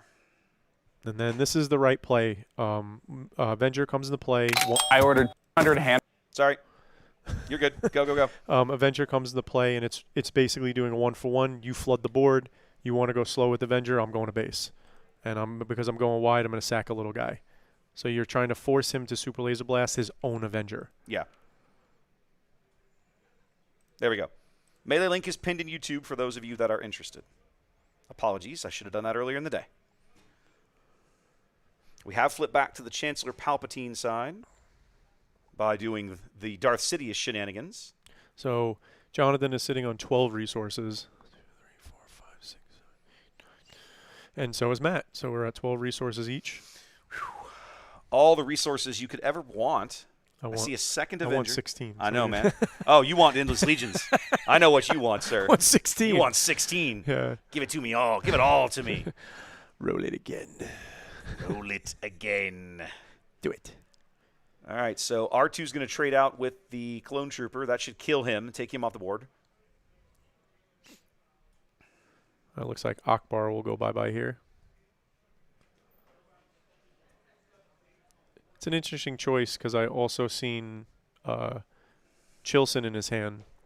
And I actually think playing Chilson is a good, but I don't know what else is in his hand. So yeah, he has. I think he's got about 4 cards in his hand. I'm not sure it would be a valuable Chilson. Yeah, he might be holding all heroism. Yeah. But that 5 damage from blue there. 1, 2, 3, 4, 5. Oh, there's redemption.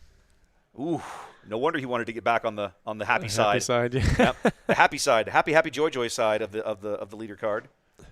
The non-emotional happy side. We're gonna go probably the full 8 here, I'm guessing. Yeah, I mean that's what I would do, but.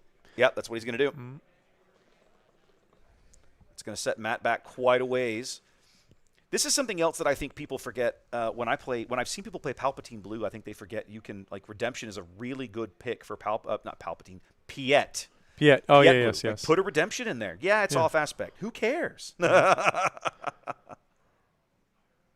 So this is interesting. He There's caught the him with that, but he can't play because on the heroism side. Well, he has to overpay for it. Yes. No, yeah. he could. So he's gonna flip. Yep. He's played a hero card. So the heal 2. The requirement to flip would be a heroism unit had to die, which it did. Which it did. Yes, because it the clone trooper died. Yep. So he's gonna flip over to the villain side. Yeah. And now while he's on this side, he can't flip back this turn, but now he could obviously play the Chilson next action.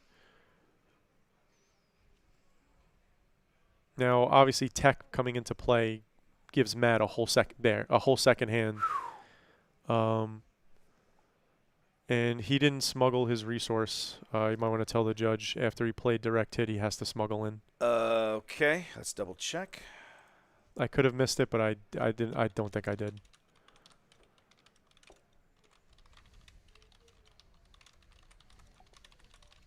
Okay, I'll let him know. Thank you. R2D2 looking at that top card. There we go. And then there's the Chilson.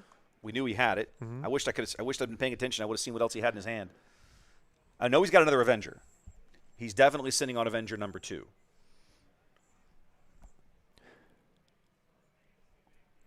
There we go. Okay, now he did. He got the trigger. There we go. All right, Jonathan takes initiative.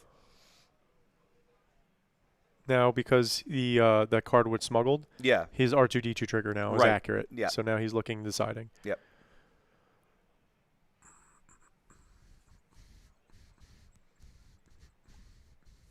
Yep, Jonathan takes the initiative. Yeah, and then now Matt's going to put the 1 on tech to stop him from getting one-shotted from Chilson. From Chilson. That's what I think.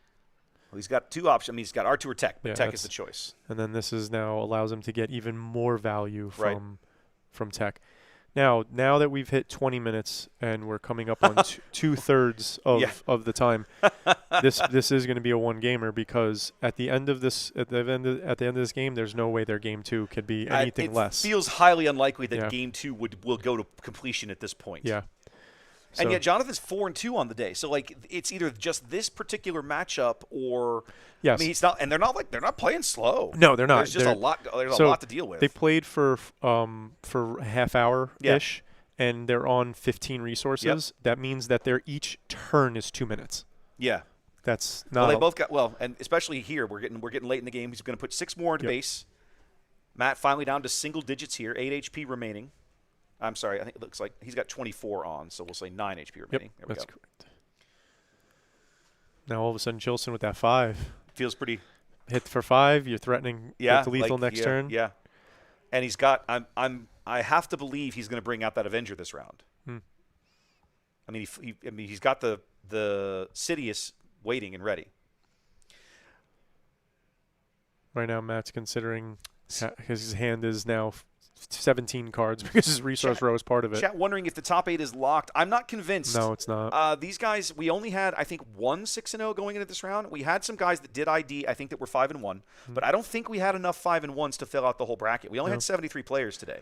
I think the out of top 8, 7 and 8 are wild cards now for us. There will definitely be some 5 and 2s that can make it, and so these guys, one of them might have an opportunity depending on breaks. All right, so this is pretty big. By him playing the Village Protectors first, he's obviously protecting the base from the 5, but also now tech is protected. So now this is going to give Matt a ton of value that if a Avenger or something like that is played, he has much more options to now go to Avenger, here we go, to go to space and put a Sentinel up or his own Redemption or something of that effect to kind of tie themselves over. Well, even if this match turns out not being for like relevant, I'm still glad we're seeing it. I've never seen Chancellor Palpatine played. Like I've never played against it. I've never actually watched anybody play it until now. Okay. I've seen people play. Like I've walked past tables where the Luke. That's a good That's Luke. a great Luke. I've walked past people and went, oh, he's playing Palpatine, but I've never actually stopped and watched to kind of wrap my brain around mechanically how it works. So this has been interesting. This has been a good learning experience for me, if nothing else. So Matt is going to keep going to base. He does die in 2 actions. So if Avenger and a Redemption hit, he does lose to that. So, and he played every card in his hand. So he either has something big in the row that's going to get him out of this, or he's hoping to draw something. Because Chancellor being at 15 life, obviously he's not going to close it out before the Avenger and the Redemption finish him off. Yep. I will say he does have a nice little chunk of Restore. The Luke is always relevant with 3, but he's got 1 on the clone. Yep. And they're all protected. Luke is such a massive swing, right? Because he deals 6 and then he puts 3 back. Now this is really important to see what Matt sacrifices. Right. Because if he sacrifices the little guy, the clone, Jonathan's going to draw a card. He loses that Restore 1. Mm-hmm. But if he sacrifices anything else, it looks like he's going to be sacrificing damage. Yep. Because he's got a blue leader, Tech and Village Protectors. And the Village Protectors. The irony here is I actually think Village Protectors is probably one of the safest things. I think I would eat that card. There's nothing in the ground arena that's going to be relevant this round. And I don't think Jonathan – I mean, I don't see it as a problem. Wow, what a play. So one of the MVPs of the day. Tech. Or the Eager E. Eager Escort Fighter comes from the row to finish the Redemption. Yeah, which would have been lethal. Would have been lethal. Matt's sitting on 1 HP here. Okay. A Droid Starfighter. Starfighter. Okay. 4/3 Sentinel in space. Sure. And then Matt just keeps the parade going, right? You got 6. He's going to restore 4 total right there. So that'll bring him under lethal again. Right, 10, 20. Restore 4 should be restore 3, right? 3 from Luke and then 1 from the clone. Oh, okay. He will. Yeah, when it all goes in. Yeah. Yeah. So it still comes down like Avenger still is threatening lethal. All right. So now here we go. We got another Vigilance. The Vigilance here I think is a big deal because this is the thing. If Jonathan can survive this turn, he just has to get 1 good Avenger swing in next turn. And he's obviously healing. They didn't sack anything for Avenger. They forgot that, I think. As I'm watching, I think. Oh no, wait. The Protectors are gone. They were at the bottom of the board. Okay, gotcha. He did sack the Protectors. Perfect. We talked about that. It's a slightly. It's on at the the very edge. Yeah, it's at the very bottom. It's very off camera, guys. But if you'll remember earlier, the Village Protectors were at the very bottom of the screen. Yeah, they now they're died. gone. Yep. Which again, we both agreed. I think that was the right. That was the right call. And that's nothing. What he did. There's no. Oh, he entrenched the Avenger. Ooh. There's no ambush that I know of unless he's playing Plo. Yeah. Yeah. Interesting play right there with the entrenched. 10, 25, 28, 29, 30, 31. All right. We got 10, 20, 31. 31 out of 33? Yeah, so he only has 1 restore in play. Ooh, it's looking tight. Then with 15 minutes left. Remember, they got about 5 extra. Yeah. But that's not – I don't – the way this not. match is going, I don't think – and which is interesting to me, you know, we've talked in the past – I've talked in the past with other co-commentators about learning when to scoop, like knowing when to scoop. So I was going to say this around the half-hour mark. I was going to say that Matt is not in a position where it's unwinnable. Neither of them is really, truth be told. Neither of them were threatening any type of lethal, and Palpatine, I think, is the better late-game deck. However, it's really, really, really difficult to just give up a game. That you have a chance at. Yeah, you have a chance. Yeah. I have to believe Matt just took initiative there, although I don't think it matters. He's scooping up he must be looking for something for tech. So by him claiming initiative, by attacking first and restoring 3, he's now out of range of the 4/3 Sentinel in space. Yeah. Village Protector was from Vigilance. I actually don't know. You guys may be right. That's very possible. It's possible that they missed it. Which is odd because that's like one of the biggest reasons triggers. You play Avenger. Like you play it to murder something. Mm-hmm. Hang on, I've got the life total incorrect. There we go. Only one of these guys has to survive to get through to Matt's base, and it's just a question of can he kill both of them in one action. Actually, that's not true. Once Luke puts the restore on, he doesn't need them both to make it. There we go. Luke's going to murder 1, restore 3.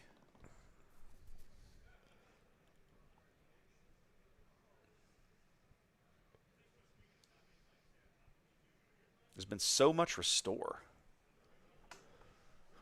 Now this is something interesting. I wonder if Jonathan's thinking about it. Because of how low Matt is, when he goes from the villainy side back, it's 2 damage. Yeah.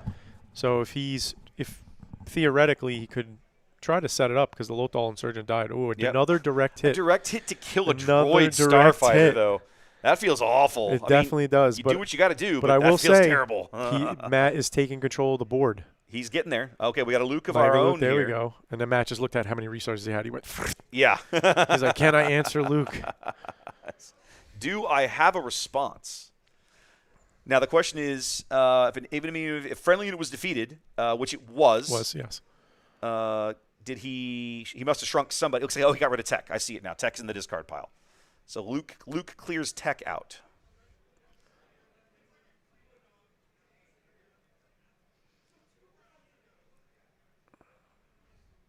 Every other card is direct hit. Chat.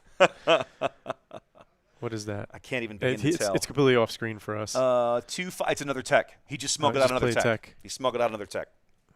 And look how many resources you have. 1, 2, 3, it's a lot. 4, 5. You got a fell on Luke. Okay. And if Matt has a fell back, that would be big. That would be quite large. Matt, do you flip Chancellor here, having played your hero units and gotten your Luke on the board? Do you think you've put him on the villain side so you can do some damage? So it depends. I know that Jonathan's hand is full of heroism, but if he has one villainy card by flipping, you pressure him. Okay. Ooh, look at that! Smuggled Fleet Lieutenant into Luke. Luke being the rebel. Yep. Takes him out. Well, no, it wasn't Luke. He smuggled the Fleet Lieutenant into Blue Leader to kill Luke. To kill Luke. Yeah. Yep. and then he's going to use the clone. And restore one more to pop the clone trooper. We did see the flip. Mm-hmm. And all of this is from Tech. Yes. That's the funny part. All this is from Tech. Like Matt wouldn't even be in this game if it wasn't for Tech right now. Yep. Staying alive. 45 minutes into game 1. Staying alive. One life left. Seriously, how long has he been in single digits? Yeah, he was on 1 life for he was on 1 life for a bit, and he's bumped back up 3, to 4, 5, 1, and now 2, and up to 3, and back to 1, and you're saying these numbers, Sabine's salivating. Yeah, he's like that's how I close the game out. Yep. Chad also pointing out, I mean, we can't quite tell how many cards he's got left in his deck, but you also reach a point where smuggling might mill you. Yep. Like that's dangerous. So we got Chill Boy. Okay. So he played Chilton immediately because the next effect, the next action, he could flip his Chancellor and do 2 damage, which is not lethal, but is still noteworthy.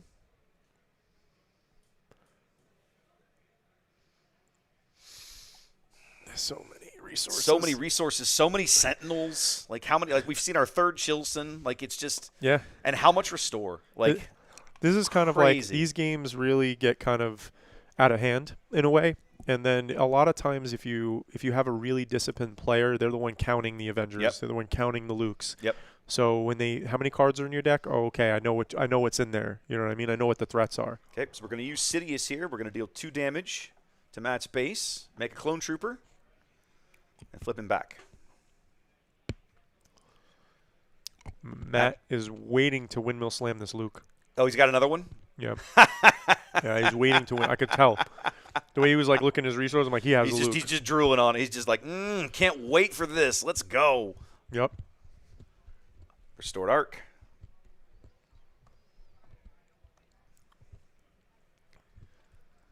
Now, this dual lane threats also creates a problem. If you can call the clone trooper a threat. I mean, if you're at 1 life, everything's a threat, right? That's fair, but he's I mean, the Tech Akbar is going to pop it like a balloon. He's got a million different ways to kill this thing. This is great. Another restored Arc. This is great. This is absolutely great. Matt is like, I got a claim. You know, that restore. Matt just looked up at the time and said, "Whoop." As just happened, he went, "Whoop." Oh, yeah. You guys have been at this a while. We aren't done with game 1 yet. Yeah. And what's crazy is that Jonathan can't quite get the deal closed. Yes. Right? Let's see. So we're still at 31 damage on, right? I'm counting that correctly? Yes, 31, yeah. So the first attack with Luke will, again, put him just out of range. Yeah. Well, and because Matt's still on the button. So he's got to swing in with this Luke early. Yep, going to go 6. And take out the Yoda. I say he's going to kill the Muppet and restore Jonathan's 3. like, both of us draw a card. Yeah. Ooh, you seen that face? See the look on his face? Okay. I guess he's got 2 Geonosis fighters, and that's a great exploit card for this deck. Yeah, exploit and bounce. And bounce, yeah. He Good can tempo. Yep. He can activate his own Palpatine and put something back in for a tempo play. Yeah, there are certain plays like that where he's going to do it here. He's going to exploit his Avenger. No, you don't. No, don't. The Avenger doesn't go to the discard pile. He's exploiting it. Oh, yeah, it does. My apologies. Yes, it does. He is exploiting it. So he can play another one. Probably. I'm actually curious as to the obvious answer is the Avenger, but I'm curious to see if he has any way to interact with the Avenger. I don't think so. Yeah. After this point. A non-linear costs 3 or less. So he must have bounced something. It looks like he bounced tech. He bounced tech. Play Ewing. Play a Ewing. Now that Avenger's gone, right? Yeah. Now you can play stuff in the space lanes. One of the things that drew me to this game initially was the fact that it tends to play fairly quickly. And yet here we are, ladies and gentlemen. Here we are. And here we are. I will say, so one of the things is as I've played just so many decks, but Yoda I play very rarely do I go to time. But when there are certain matchups, the Kira matchup, like unfortunately we go to game 3 and I play at a very brisk pace, but we end up going to time. You know, my opponent has to think about a lot of the cards that I'm playing. So I never really, it's not really an issue, but it was in Minneapolis, the whole draw bracket thing. That's a whole nother bag of worms that we got to figure out. He took 3PO back. He's going for the Sundari instead. The 50-minute one-game match, ladies and gentlemen. Can we do it? The new meta. New meta. Can we do it? I think we can do it. I think we can do it, ladies and gentlemen. Like it's so funny too. Like I said, look at like the exact answer to slow down these exact units. You know, and if Ray pumps up Bright Hope now, they don't trade evenly. Oh my goodness gracious! It's just a very awkward back and forth. Store one more, so that should be 27 on. Yes, there we go. Perilous Position. That could be a useful card here. Do you put that on Luke, you think? Or would you put it on somebody to just kill them and keep them down? Oh, no, okay. Well, he did an okie doke on us, and he said, I'm going to play another Geonosis. We're going to play another Geonosis. We're going to exploit possibly. Or no, he just hard cast it. Okay, what are we going to bounce? He's we're going to bounce the Sundari. Okay, we're going to bounce the Sundari. Got it. Now, Matt he's like, this is him being on the brink, right? He's like, you have 2 things on your mind. One, how do you turn the corner to pressure your opponent or restore just enough to get out? And then 2, how do you create the board state to win?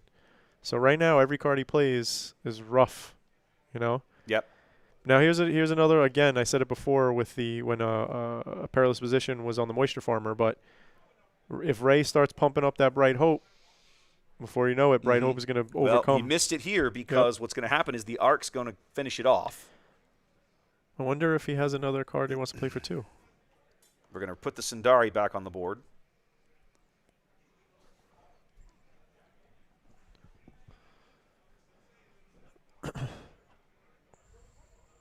Yeah, that Restored Arc should have damage on it. Yes. Yes, Jackson, we are still in game 1. No, no? I think with because of Perilous Position. Oh, because the Perilous, you're correct. It hits back for 0. That's a good point. I actually think they were interrupted by a judge or someone else, and then they explained it to them. Yeah. 26 on. I'm actually 1 health off. There was that's the Clone Trooper restore there. There we go. I'll say this. Matt has managed, Jonathan has gone back up as high as 16, 17 HP, and Matt just kind of keeps clawing him back down, right? Yeah, Matt's as you said, he's clawing back. He's gone his little weenies. He's going wide. He's waiting for that one turn to just play that thing to kind of. And every single unit he has in the ground arena right now has restore on it. Restore, yes. Every single one. And the most important is that one that went in first for 6 to restore 3. Yep, for the first time in a long time, Matt has an HP lead in game 1, I'd like to point out. Goodness almost. gracious. He's at 23. Almost a HP lead. Well, I guess technically he has more HP left on his base. He has a lead in health remaining for this exact moment. Yep.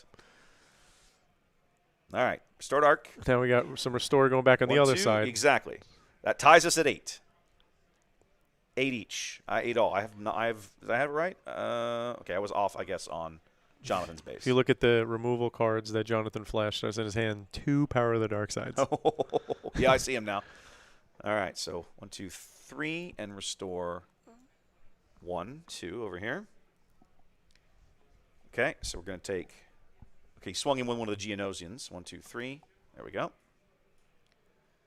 I'm trying to keep the health total on the screen correct because there's so many tokens flying around. There's the Eager E to clean something out. Your escort, get rid of that. The restorer over the more higher attack because hits that incremental little chip damage that's going back and forth. That could be the thing that seals the deal. Yep. And we 100% will not be playing game 2. No, there's no way there's going to be a game 2 finish. So whoever wins this game is going to win this match. Yes. Yeah, 100%. There's no way they're going to do anything but a game 2 just going to end in a nothing burger. Yeah, yeah, and then by the time they're done shuffling. Yeah, I mean, even with 5 extra minutes. 5 extra minutes, they're under 10 in the round. Yeah.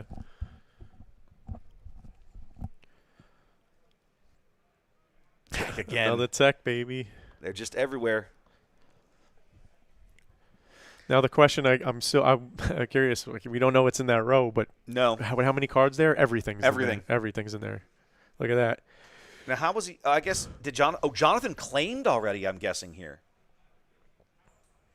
That's only why, because he smuggled out a tech and then played a Bright Hope, or smuggled out a Bright Hope.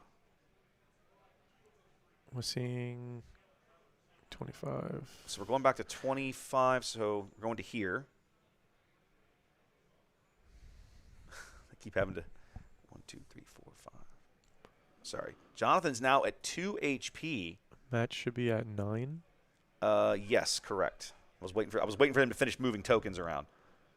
Yeah. Jonathan, I had you at 1. What is happening? Has He's only got 1. Oh! The last card the card that he desperately needed. And then he decks out. And then he couldn't find it. Yep. And then he decks out. I'm curious to know what's in his row. And that I am. When he smuggled, he was very unhappy. I'm gonna go find out. Go find out. Go find out what he smuggled. Find out. I'll be right back.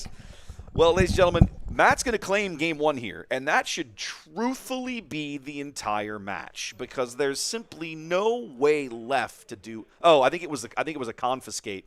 I'm betting that when he smuggled, that confiscate came out and was a huge mess.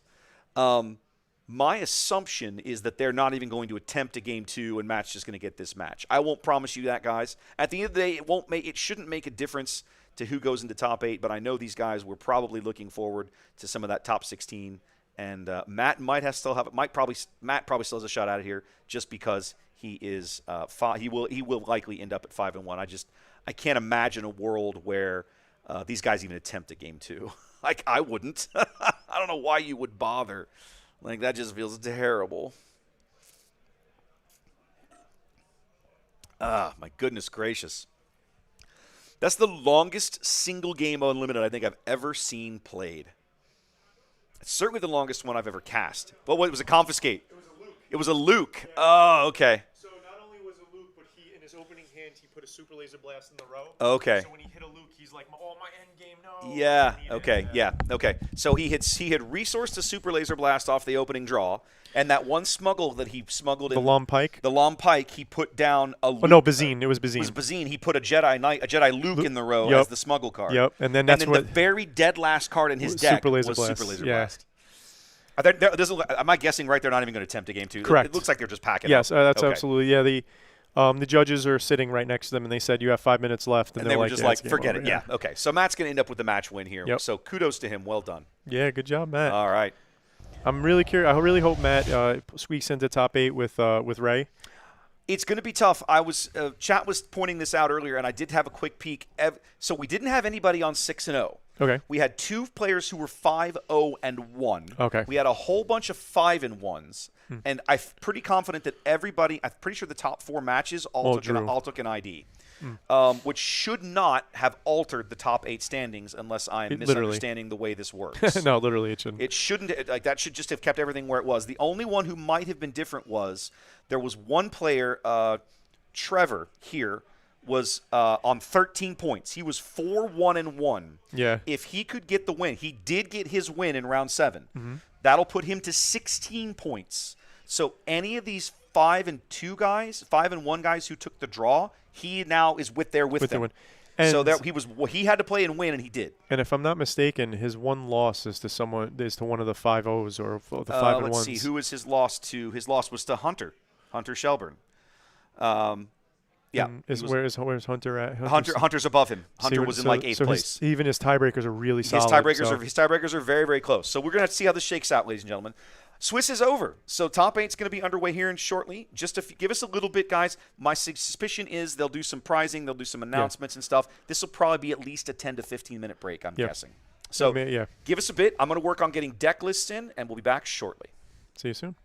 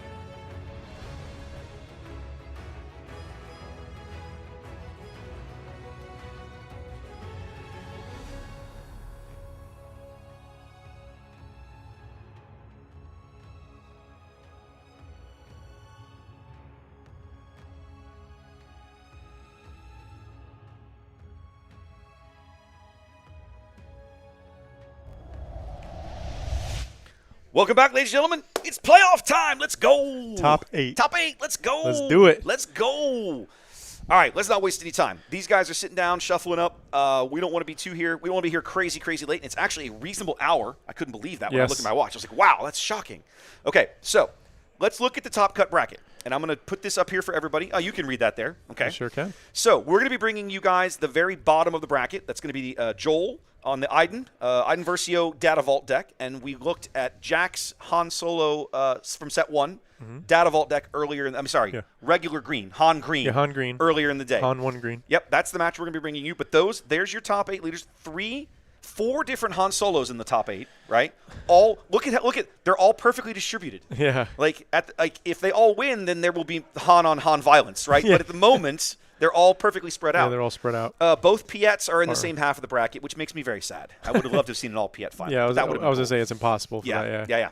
But we've got a whole bunch of Hero Red, no Sabine. No, none. Blows my mind. No Sabine. And then 2 Piettes in the top 8 makes me very, very happy for a variety of reasons. 3 different, 2 different Han Solos being in the top 8 makes me happy. Yeah, for sure. It's always interesting to have the leader, multiple iterations of that leader show up. Absolutely. And it's when you look through as well, it's only 1 Rey. And we've seen Ray on stream twice today. Yeah, well, both times it was Matt. Both times it was Matt, but we know that there was quite a couple of Rays. There was a few Rays in the field today. Trevor pulling it out, making it into the top 8. This is a big conversion rate, though, right? Han was not our most played leader in the field. That was JTL Vader. That's right. None of which made it. Wasn't second or third either. It's worth noting, guys. It's worth noting. I want to point this out because we had a conversation about IDs towards the end of round 6. Yeah.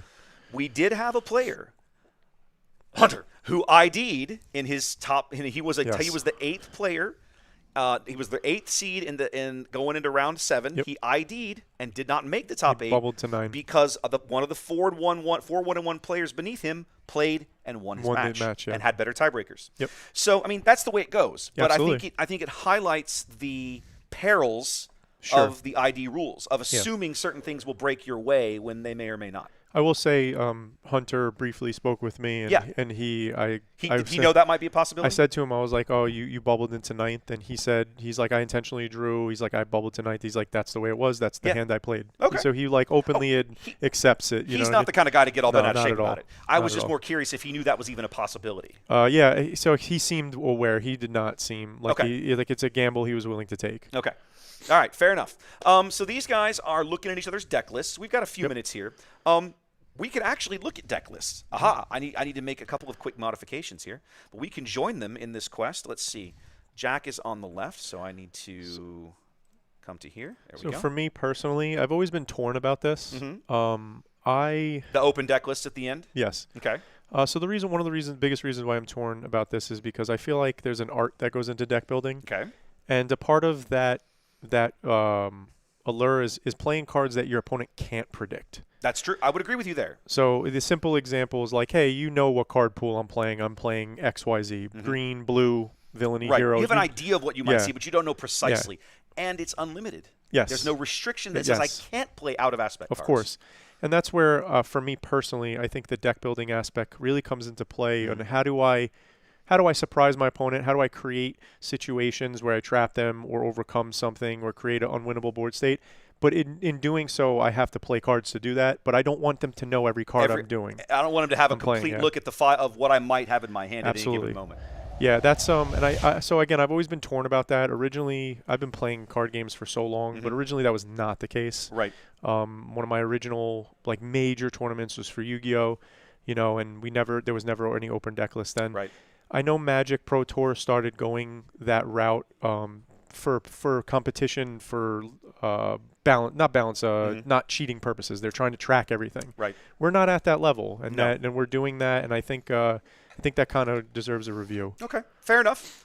For the moment, though, this is where we're at. It is what it is. This is where we're at. That's the beast we have to tackle. So here we have Jack's deck list. This is the Han Green that he was. I'm pretty sure this is probably the exact same deck within a couple of cards he was playing last weekend in Houston, and he very narrowly, I think, either missed the top 8 or made it to the top. I don't remember if he made the top 8 and didn't make it past the quarterfinals. I don't remember anymore. But he was playing for he was. I remember casting him in round 7. He had the opportunity to make the top 8 on Han Green, and we saw him play this deck earlier on stream. Very, very, very solid player. Good. Knows very what he's good. doing. So there's what we're at. They're about to get started. They're going to get started here in a minute. Let's take a quick look at this Kira deck. Okay, thank you. Mostly because I'm curious. We haven't seen this. We haven't seen Joel on stream today. So this is the Kira list has a little bit of spice to it, right? We got 2 Nebula Ignition. I said Kira. I meant Iden. I'm sorry. This is Iden. Yes, and then I'm saying Kira too. Yeah. The Iden list has a little bit of spice to it. It have the 2 Nebula Ignitions. Wow. You have 2 Annihilator on the top end and Devastator. This is obviously really wanting to go late and play super heavy big stuff. And then it's taking the Bosk Blue approach of, as in the beginning of the game, I want to play as little units as possible. The ones I play, I want to get value, but I want to play Merciless Contest, Power Dark Side. Make sure you keep your board clear. I want to use those little 3 resupply carrier, only 1 super laser technician. Interesting. That is a very interesting call, but I get it. Let's meet our players real briefly. You've met him earlier on the stream. This is Jack, of course, from down in Houston. We had him on camera last week and earlier on the stream today. He'll be on the left-hand side of your screen here. And on the right, for the first time on camera today, this is Joel, down from Dallas, our Iden Data Vault player in the field, our lone Iden player in the field. I see Jack reading Iden Versio. That's not necessarily a good sign.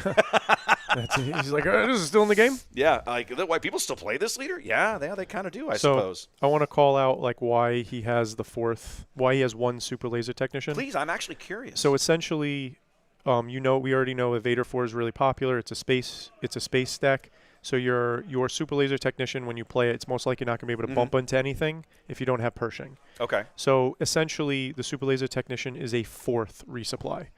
So it's now adding a 4th copy to resupply to allow you to have either resupply or super laser technician on turn 2. Yep. And we start with the simple Power of the Dark Side to clear the board. Yep. Early A-wing going away there. Just exactly what Joel ordered.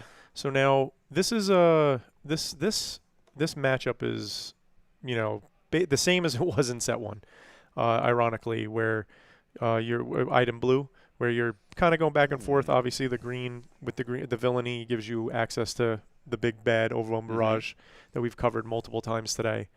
But the interesting thing about this matchup is that there's a break turn that when it happens, we're going to know who's going to win. Yeah, I think so. And it's just it's kind of telegraphed after that point on how the game unfolds. But I'm curious to see, because Joel's list is very top heavy, and that's where Han struggles. Once you get something in play, we talked about it earlier. Once a Luke is in play with the 7 but Joel is playing a lot of big stuff, so he's going to avoid ground. And he's going to try to close out the game that way, which is not what Han wants. No. Jack trying to go a little wide here, playing Poe, getting the X-Wing, and then opting not to move Poe onto it. Then going to follow up with Kira. So these were both fantastic. This is a fantastic play from Jack. Both of them playing them separately. So you have the armor from the Power of the Dark Side, or if he plays a unit or a removal, you still have a unit in play. Oof. And then playing Kira with the 4 resources up to immediately see what's coming. And he already knows on this turn, nothing in this hand can be played except Confiscate. Yeah. And the Confiscate is quite literally irrelevant. Quite literally. So he has choice on what to pick.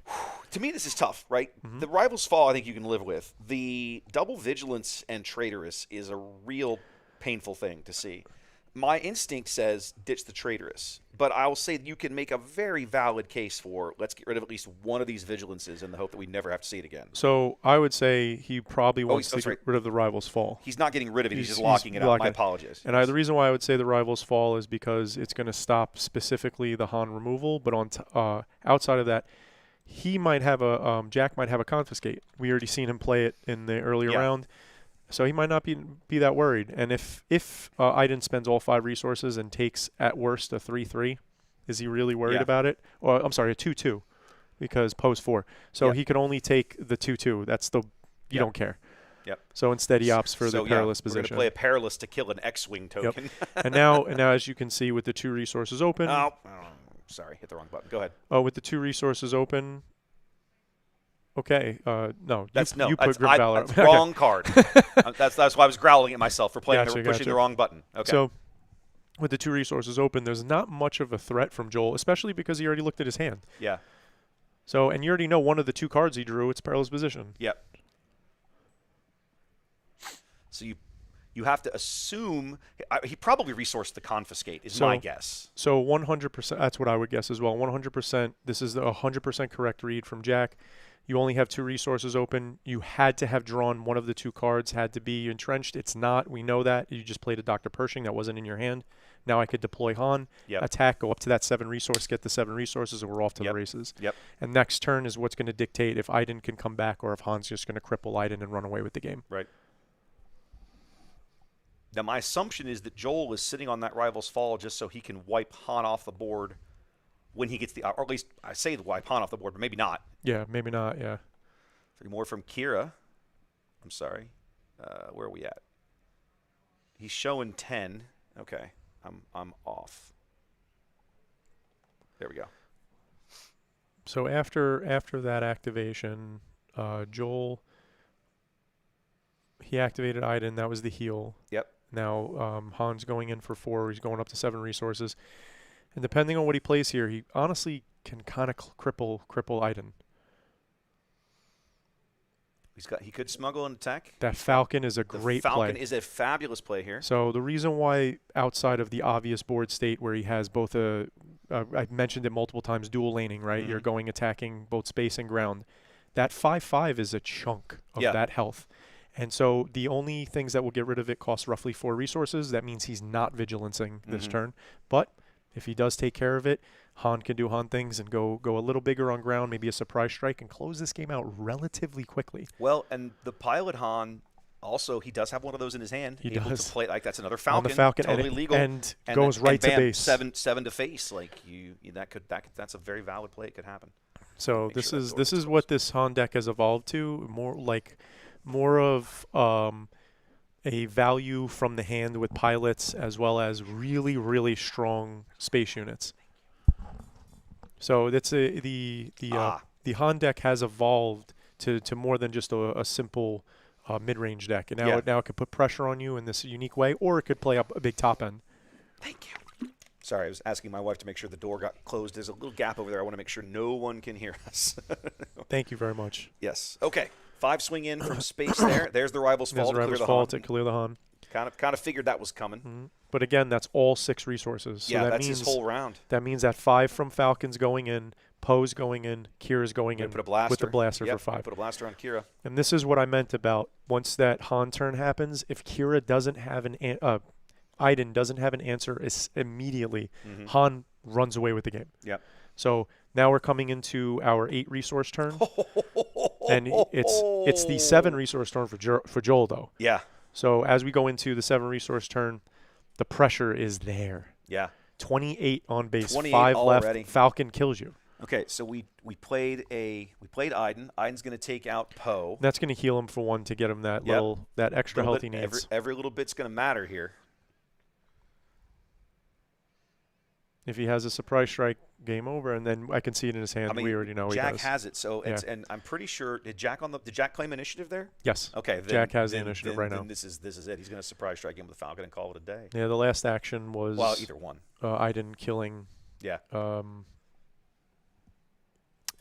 one with the blaster to heal 1. Yep. All he has to do is. Surprise no, strike. it's not. It's a waylay, I think. Oh, is it a way? No. Oh, Han. Han. There it is. There's That's 7. 7. There's 7. Yeah. There we go. Going to game 2. It looks like. Yep. That'll do it. I just want to. Yes. Yeah. He's quick just, 7. Chat pointing out that wasn't a confiscate. It was probably it's actually a restock, but it's one of those little gray one costers. Yep. Yeah. Oh, okay. Gotcha. Yep. Still, though, a very quick and solid game 1 from Jack here. Really, we've watched him play this Han Green deck now in different weeks against different opponents. He just always seems like he knows kind of what the line is. So now the identifying how your deck wins, meaning like so let's use Sabine as the simplest example. I go face, I end as fast as possible. That's the simple line. But what do you do when they put Sentinels up? Yeah. Do you have the answer? Do you know? It's clear that Jack has played this deck through and through. Yep. He knows when his opponent does X, he wants to do Y. Yep. I like this sideboard strategy. I was saying, do you want to look at sideboards? We can literally see what they're doing here at this point. I would say I like the sideboard strategy. Jack is doing it right now, but other people have throughout the day where you're using literally the shield, the shield from the deck pod this as like a little. I call this the Frank Myers technique. He's the first person I ever saw do this. Right, he puts up his little deck shield, and to show the camera what he's doing with his sideboard, but not his opponent. And That's pretty clever. During the regular rounds, we won't talk or show sideboarding, right? I won't show it on camera because that's not information that anybody's supposed to have. Now both players Now have it doesn't matter. Yep. Everybody knows deck lists are public. Now we can talk about it. Essentially open information. Yeah, so we can see here he's pulling out the haulers, and presumably it looks like some home ones.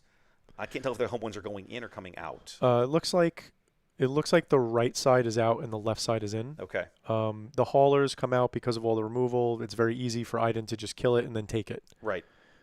I don't know if I haven't played Han, this version of Han, so I'm not sure if on what the exact cyber strategy of all against all leaders Iden. Right. But what we do know is the aggression was there this game, and he's pushing, and it seems like he's pulling back some of that aggression by taking out some of the haulers. He looks like he wants to take out a Falcon. He's considering taking out Han. I think the idea with the haulers, my suspicion is, it only costs 3. Yep. That's a card that Han can cheat out on the first turn of the game as a 4/5 with a couple of damage on. No, I'm sorry. No damage. No damage on it. Wrong Han. But at the same time, if Joel's holding the power of the dark side, then you're just gifting it to him. So you got, just taking it out, I guess, prevents you from maybe falling into that trap. It's possible. Yeah. The other option, obviously, is on turn 1 you mulligan for your ramp play. Precisely. So also I found that something that's really strong for Han is turn 1 resupply. Yeah, did we see, I'm going to look real quick at Jack's list. I don't remember seeing resupplies on the list. Are they there and I missed them? Yeah. They're there. Okay, good. Good. Yeah, so that's a really strong turn 1 resupply because it could give you a turn 2 Kira if you want and follow it into a turn 3 Han. Yeah. Now, and then if you don't do it that way, it could be a turn 2 anything else. Right. Or you could even ramp it to a 5, which at that point you're destroying your hand. But that resupply into a Han flip is just so powerful against a control deck. Yep. As long as you can put a couple little guys in play, and then you know who's perfect for that? Poe. So put up Poe, make 2 guys. He got really good value out of splitting. I think a lot of players, I think I would have made this mistake. The value of taking of trying to get max value out of Poe and piloting Making him up, 1 unit. and then he was like, no, I want more than 1 unit for the merciless contest, power of the dark side shenanigans, to keep something on the board that I can surprise strike with or whatever. Continue to push damage, whatever. And then, of course, I said it, the dual lanes. Yes, so exactly putting a threat in the ground arena, if you play a Sentinel, you're not answering my space arena. Exactly. So somewhere I'm getting something value. Through. Exactly. Yep. Yeah, that's really important. Another great utility use of that Poe pilot. We talked earlier in the day about being able to, he can come down, make the X-Wing token, and then pilot literally any other vehicle he wants if you have a vehicle on the board. But if you don't, you can just leave him down as a 2/3 ground unit. That's not terrible. That's not terrible. He's still adding 4 or 5 stats to the board. Yeah, exactly. All right, we're about to get underway with game 2. Shuffle up and deal. See where the resourcing decisions go. Looks like Jack drew his board. He's sitting with 2 home ones in his hand. I see the 2 home ones. I thought it was 3 at first. And he's got a confiscate, an L3, and he's got doubles of something else. I think it's the A squadron, the little Phoenix Squadron A. Phoenix Squadron, yeah. Which is not a bad way to start the game, but he's thrown it all away. And I think I'm not upset by that. One of the big things about that hand specifically is that if he was going to resource, it was going to be the home ones. Yeah. And then he doesn't have ones. them. Yeah. So you board them in, draw them early, and then they're essentially resources. I agree with this mulligan for Joel him keeping sure. was deciding was going throwing to his he back. decided. Well, he had a vigilance, an OB, a traitorous. Those were the only 3 cards that I could actually make out. 5/5/5. Yeah. But he had a lot of stuff that wasn't going to do him much good for the first few rounds of the game. And as we've seen Jack demonstrate on multiple occasions, Han can occasionally just put his foot on the gas and go for the jugular. Yes. That is, I think, ironically, him being the audacious smuggler, that's his, superpower, right? Yep. Knowing when to jump to Lightspeed. Haha. I see what you did there. Well done. Well done. All right, so now we're whatever their hand is, they will be keeping it. Yep, both players mulliganing here, and they're going to be stuck with whatever comes up. I will say, whenever I mulligan, I almost always just tap my opponent's deck and be like, no, whatever that mess is, it's your fault now. I didn't touch it. It's your fault now. Now, this is an interesting hand, a very interesting hand. He's got a Chewy in there already. He does. And a Surprise Strike, but which he just doesn't resourced. have anything else to play. This it's turn. A Chewy and a Falcon and a Home 1 and a Confiscate. So, and I don't think he's going to Falcon turn 1. I don't think I would. Now, here's the funny thing, right? All right, he doesn't know what Joel has, but if he does Falcon on turn 1 and then follows that up with a Chewy, if he doesn't have Power of the Dark Side, it's game over. It literally is game over. Yeah. Joel will have no answer to that, and he'll take essentially 18 before he can answer it. He's gonna do it. He's gonna do it. Yeah, this is the risk. This is the risk. I mean, he's got a game lead. I feel like if you're gonna make a risky play like this with a game lead, you feel a little better about it. Because Joel drew Power of the Dark Side. Oh, that's gonna hurt. Oh no, he drew a No Glory, not a Power. He can't afford the No Glory. But he does have Entrenched. But we also know that Jack has Confiscate. So check this out. Jack opens up with a Chewy, followed by a Entrenched, activate Han, get rid of it, and go to base. This could either be a disastrous start for Joel, or if Joel has another answer even in a following turn, he could have a great start. So are we going straight for Chewy? It looks like he has to. Absolutely. Yep, 100% going straight for Chewy. The first action. Me Entrenched, he's going to activate Han, and we're going to get rid of that Entrenched. We're off to the races, and Iden doesn't have a response to that card for 2 more turns. In order for Jack to do this, it's going to cost him every the card blue in leader. his hand. It's He's worth gonna do it. You have to. He's going to do it. 100%. Chewy and on this Falcon is the biggest threat. And if he draws a Han for next turn, he snaps it on, goes to base, claims, and does it again. And does it again, yeah. It's a big 7-hit early that Power of the Dark Side won't answer. No Glory still at least 2 turns away. So the first actual tough decision, he has a Ewing Reinforcement and a Falcon in his hand. What to put down? He put the Ewing down. He put the Ewing down. He's going to keep the Falcon because it's the other Falcon, so it's going to be able to put damage on him. The other 3/4. He's got to throw something away. He's going to check a Home 1 in the discard pile. Jack only 1 card in his hand, giving up like every single card in his hand for this early pressure, hoping to close this match out quickly. 7. Now we also know. I said that he drew No Glory. I said like that Joel drew No Glory. So. He doesn't have the answer this turn, but he will have it next turn. Yes. We're going to resupply here. So now Jack has 2 options. Obviously, one is play the Falcon. The other one's claim to get that other 6 damage in. It ironically comes out the same. Like you deal 6, then he destroys it. Then you deal 3. It's another 6. It's 6. So it's literally the same. And he has a resupply. So next turn is going to be interesting, and I'll tell you why. When Joel claims, if the first thing he does or the second thing, whatever, is No Glory, it's going to happen. Jack can resupply and then just play Han. Yep. No Glory comes in to clear that big beefy Falcon with Chewbacca on it. Yep. And now he only has 1 resource open. This is what I mean. This could be a good turn. It's going to be 3. Put him to 20. He can flip Han. That's another 4. If he has another pump, he can flip Han, but it would cost him the only card he has in his hand. Resupply. It's resupply. He doesn't care then. Oh no, it's not. Okay. Then he resourced the resupply, which makes sense. I didn't see the Kira. All right, so we're going to play Kira here.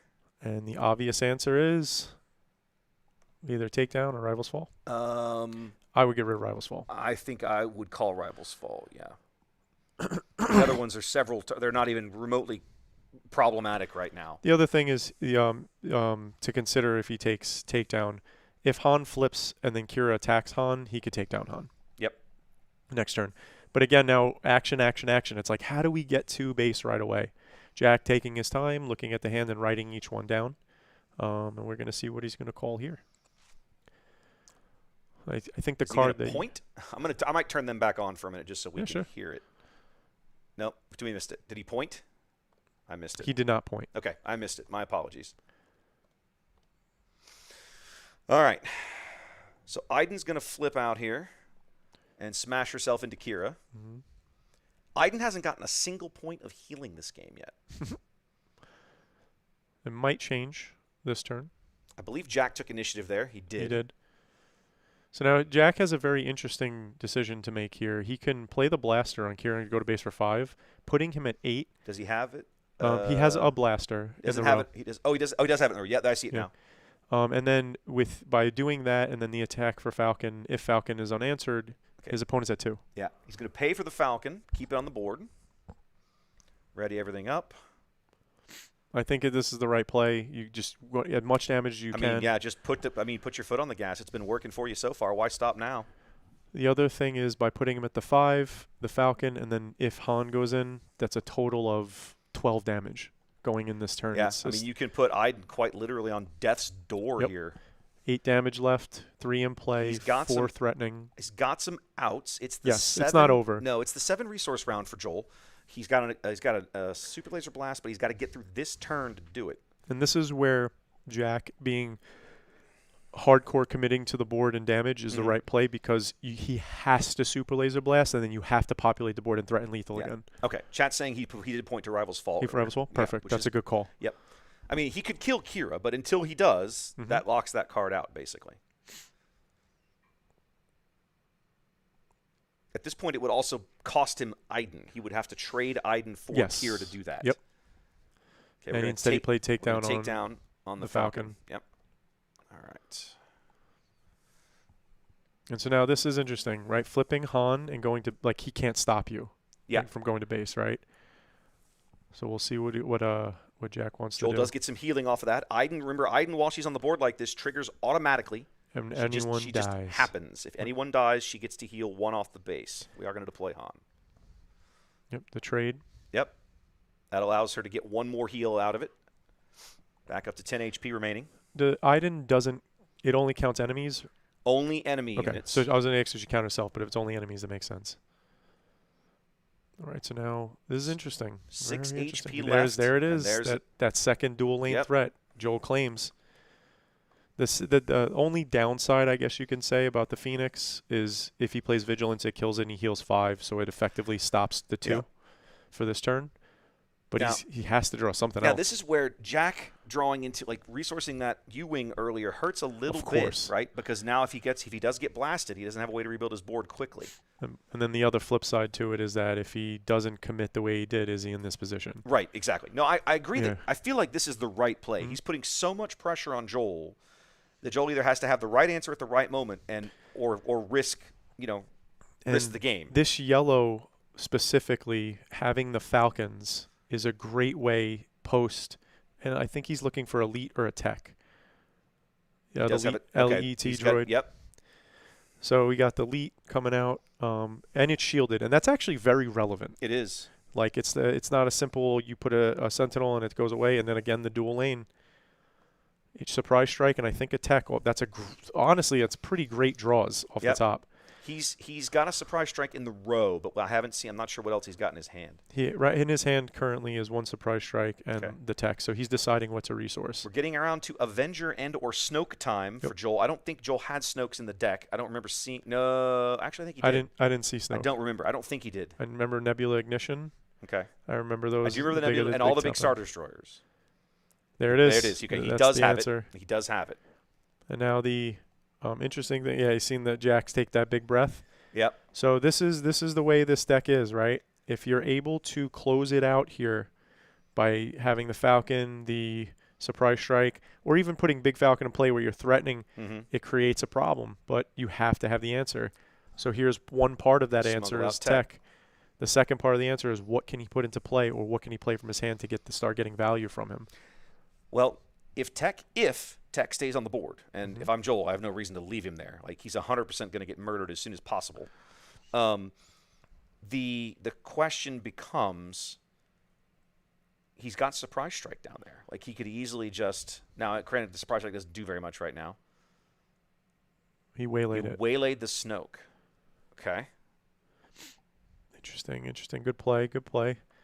Now, obviously, what does that buy him other than another turn of? If he plays Snoke, he taps out. Yeah, like basically, if he's either going to Snoke you or he's going to Avenger you. Like, and he can't do both. And if he Snokes you and taps out, you can activate Tech now with a full row. Yes. If he plays Avenger and taps out, you have a Falcon to draw, and if you draw a Falcon, you have the surprise strike. That's game. Right. See how you're trying to play to that 6 life. Yeah. Okay, we're going Devastator. Now that shuts down the Falcon. Yes. So because of the Sentinel. But that does leave him tapped out again. It looks like he's looking for something else in the row. Maybe another tech. I don't think he's got another one, but it looks. Oh, he does. Okay, I missed it completely. It can be difficult to catch up with everybody's resources because we don't get to see them. Yeah. I actually had somebody tell me once, you should put cameras under the table like the poker guys. I was like, okay, sure. Yeah. Throw $500,000 into this setup. I'll get right on that. Let me sell you my yacht next. Yeah, I know, right? Okay, we're gonna play blue leader, but he doesn't have the resources to bring it to ground. Right, because it costs 5 to play from the row. Yes. He's got a blaster and a surprise strike. So now we hit that downhill slope, and now we're on the uptick for Joel. If Joel can stabilize here, the game ends. So far, he's doing a great job of it. Mm-hmm. He's sitting on a perilous position. He's still got that no glory in there. I think he's still sitting on that vigilance he had in his opening hand. We're going to no glory the tech. I feel like Jack's going to really struggle to close this game out. Yeah, he might have a way, but dear God, it's going to be hard. For sure. Right now, one of the things to do is play Han on ground. Joel also, great job getting rid of the ground unit.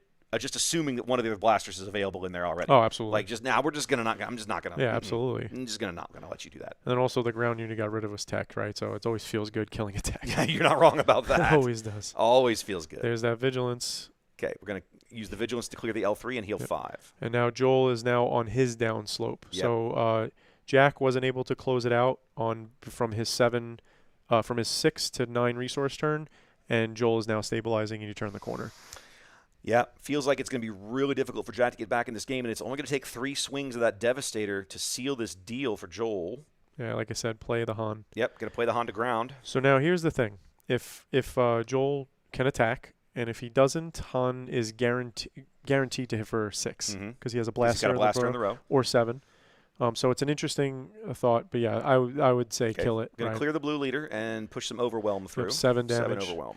So he's still on a 3-turn clock from here. Yep. Iden going to give him 1 more healing there. The beauty of having Iden. And now this is where Jack has to do a little desperation, right? He's going to go with blaster most likely, hit for 6, but then how does he get that follow-up damage? Well, 6 only puts him back to where he began the last round, right? So this is dicey here, but we'll see. He's got and like I said, there's that Falcon and the surprise strike for the 6 damage from hand. But the Sentinel is in his way, so it's he's a little too late. Do you just go ahead? Do you just surprise strike on the ground and skip the blaster for now? I don't know. I wouldn't. Okay. He's not. It looks like he agrees with you. He's got to find it first. He knows it's in there. There it is. Looking at that Chewbacca in the row hurts my soul. 6 to base.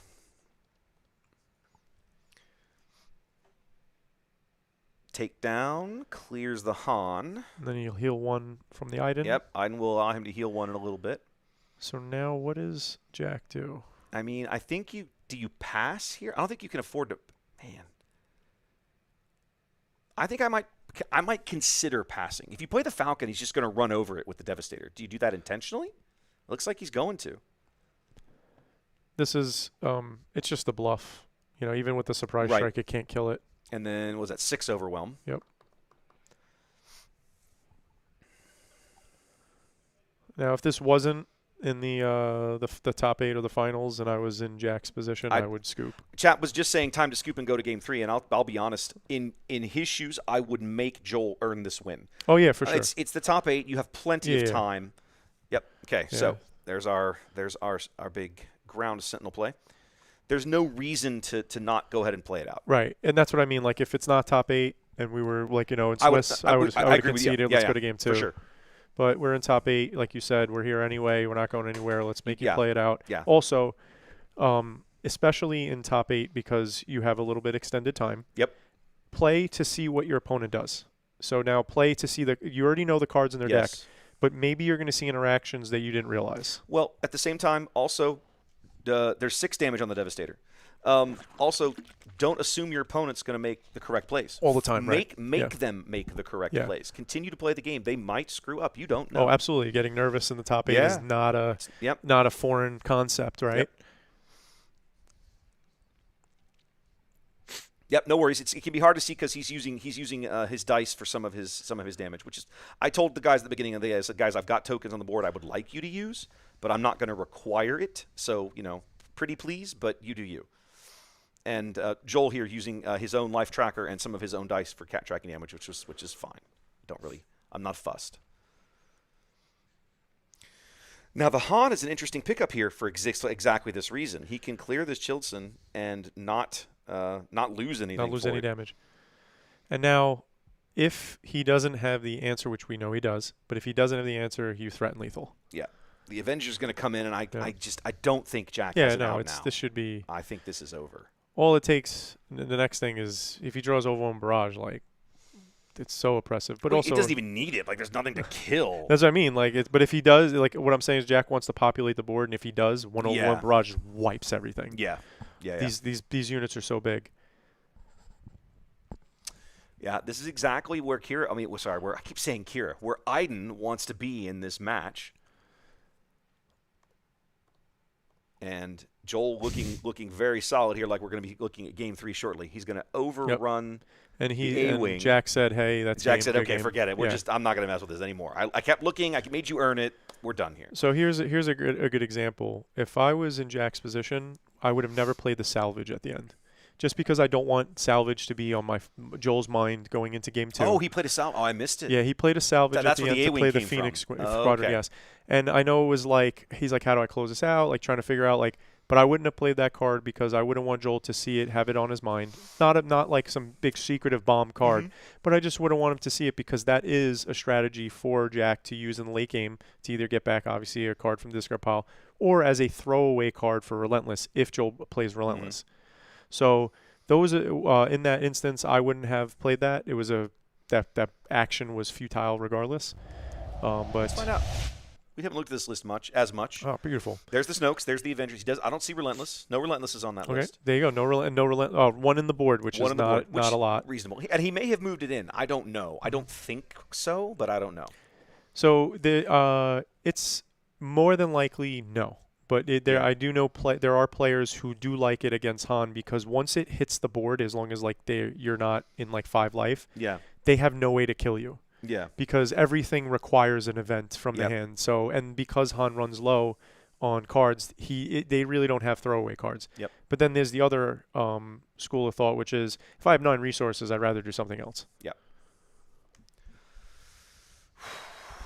All right, honestly, I'm kind of glad we're going to Game 3. After that first game was so fast, I was like, man, I don't want a top 8 match. It's only going to last me 20 minutes. Then we could be here 45 minutes of just nothing to do for people on stream. As the entertainer in the room, that is the suboptimal outcome, my friend. Well, we are going to Game 3. I don't see this going more than 20 minutes, the way that they've been playing. Yeah. So we'll see. And it's also very possible to just run into a blowout. Yep. So we will see what happens.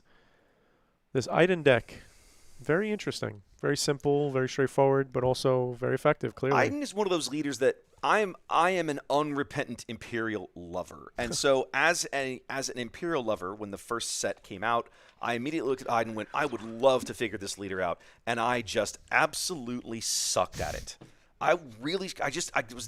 Everything I built with her just did not work. When Gen Con last year, there was a player I ran into who was playing Iden Yellow. Okay. Hard control deck, but it was the first time the card, it's a upgrade, and it's a bounty. When you defeat the unit, if it's a unique unit, you search for 2 yes, events. I remember this one. Yes. Or 2 events. Event or upgrade, something like that. Okay. I can't remember the exact thing. That's a yellow bounty. Yes. I remember this card. And he played that with Iden, and he triggered it, and he got the double off of it, and he drew, and he kept building up his hand, but he's playing a bunch of removal, and I thought it was really good. Yep. And I talked to him afterwards, and he's like, I really like yellow, and I really like Iden. I just don't have the time. Honestly, I'm not going to be able to. We're going to go to time with this constantly, deck, very early on, and that was with the double loss. Yep. Not the draw. So it was even more of a risk playing any type of control. Yep. Well, with no sideboard action, Game 3 underway very quickly. Han going to use Han's ability to resupply right here on turn 1. So now this is where either my foot goes in my mouth or I look like a genius. I said when Han plays resupply, he gets a pretty big advantage. And now this is the game 3 he resupplied. Let's see what happens. I mean, it's one of those plays that I had never seen or even considered until I watched Alex Blandon playing this deck, many months ago when he started playing this kind of thing on stream, and you were watching the McClunky guys do it. Going to start off with Akira here right away. Oh my! Overwhelming barrage, double takedown. No, that's a power of the dark side. Take down a power of the dark side, of vigilance, and a no glory. So literally all the unit one removal. of all the removal. Yeah, literally all the unit removal you could ever want. So now for Jack, what he picks is going to be indicative of how his deck wins or wants to win. If he chooses no glory, takedown is just going to take out Kira. I was like, well, he can't play takedown this round. Right. I feel like he'll play power. I feel like you call power here and force him to use the takedown next turn. Well, or do you let him have the power and call? But if you don't call power, he's just going to play it this round. Right. So power is the right call here, which I'm going to assume that Jack just called because they went to next turn and he bricked his turn. Yeah. So I definitely think that was the right play. But seeing that he has no glory, seeing that he has a vigilance, seeing as he has his removal, tells Jack not to overcommit a piloted unit. Yeah. Or Chewie's not even safe. Right. I have to believe that Joel claimed there and we just didn't move the token. But I don't know for fact. Yes, that's exactly what happened. And there goes that takedown. And there's the takedown. The expected play. So this is important. So everything leads up to this, right? Yeah. The takedown taps him out. He goes up to resources. Now he's going up to 7. Yep. He attacks for 4, and he's going to play Ewing reinforcement. He's Oh, pulling. he does, yeah. He's got his hand. So Han is going to pull ahead here. He was going to kill Pershing on why he does it too. No draw for you. Han is going to flood the board, and this is how he has to win. This is it. Like he's playing it out. He's showing us like what Han does best, and that is cheat all these resources and flood the board. And this U-wing has to hit. He's got to hit at least. What do you think? At least 2, maybe 3 good units here. Yeah, yeah. Like the dream would be like maybe double Phoenix something. The dream would be Chewbacca and then a 2-drop. He's got the Chewie. I thought I saw. I don't think I see a 2-drop. No 2.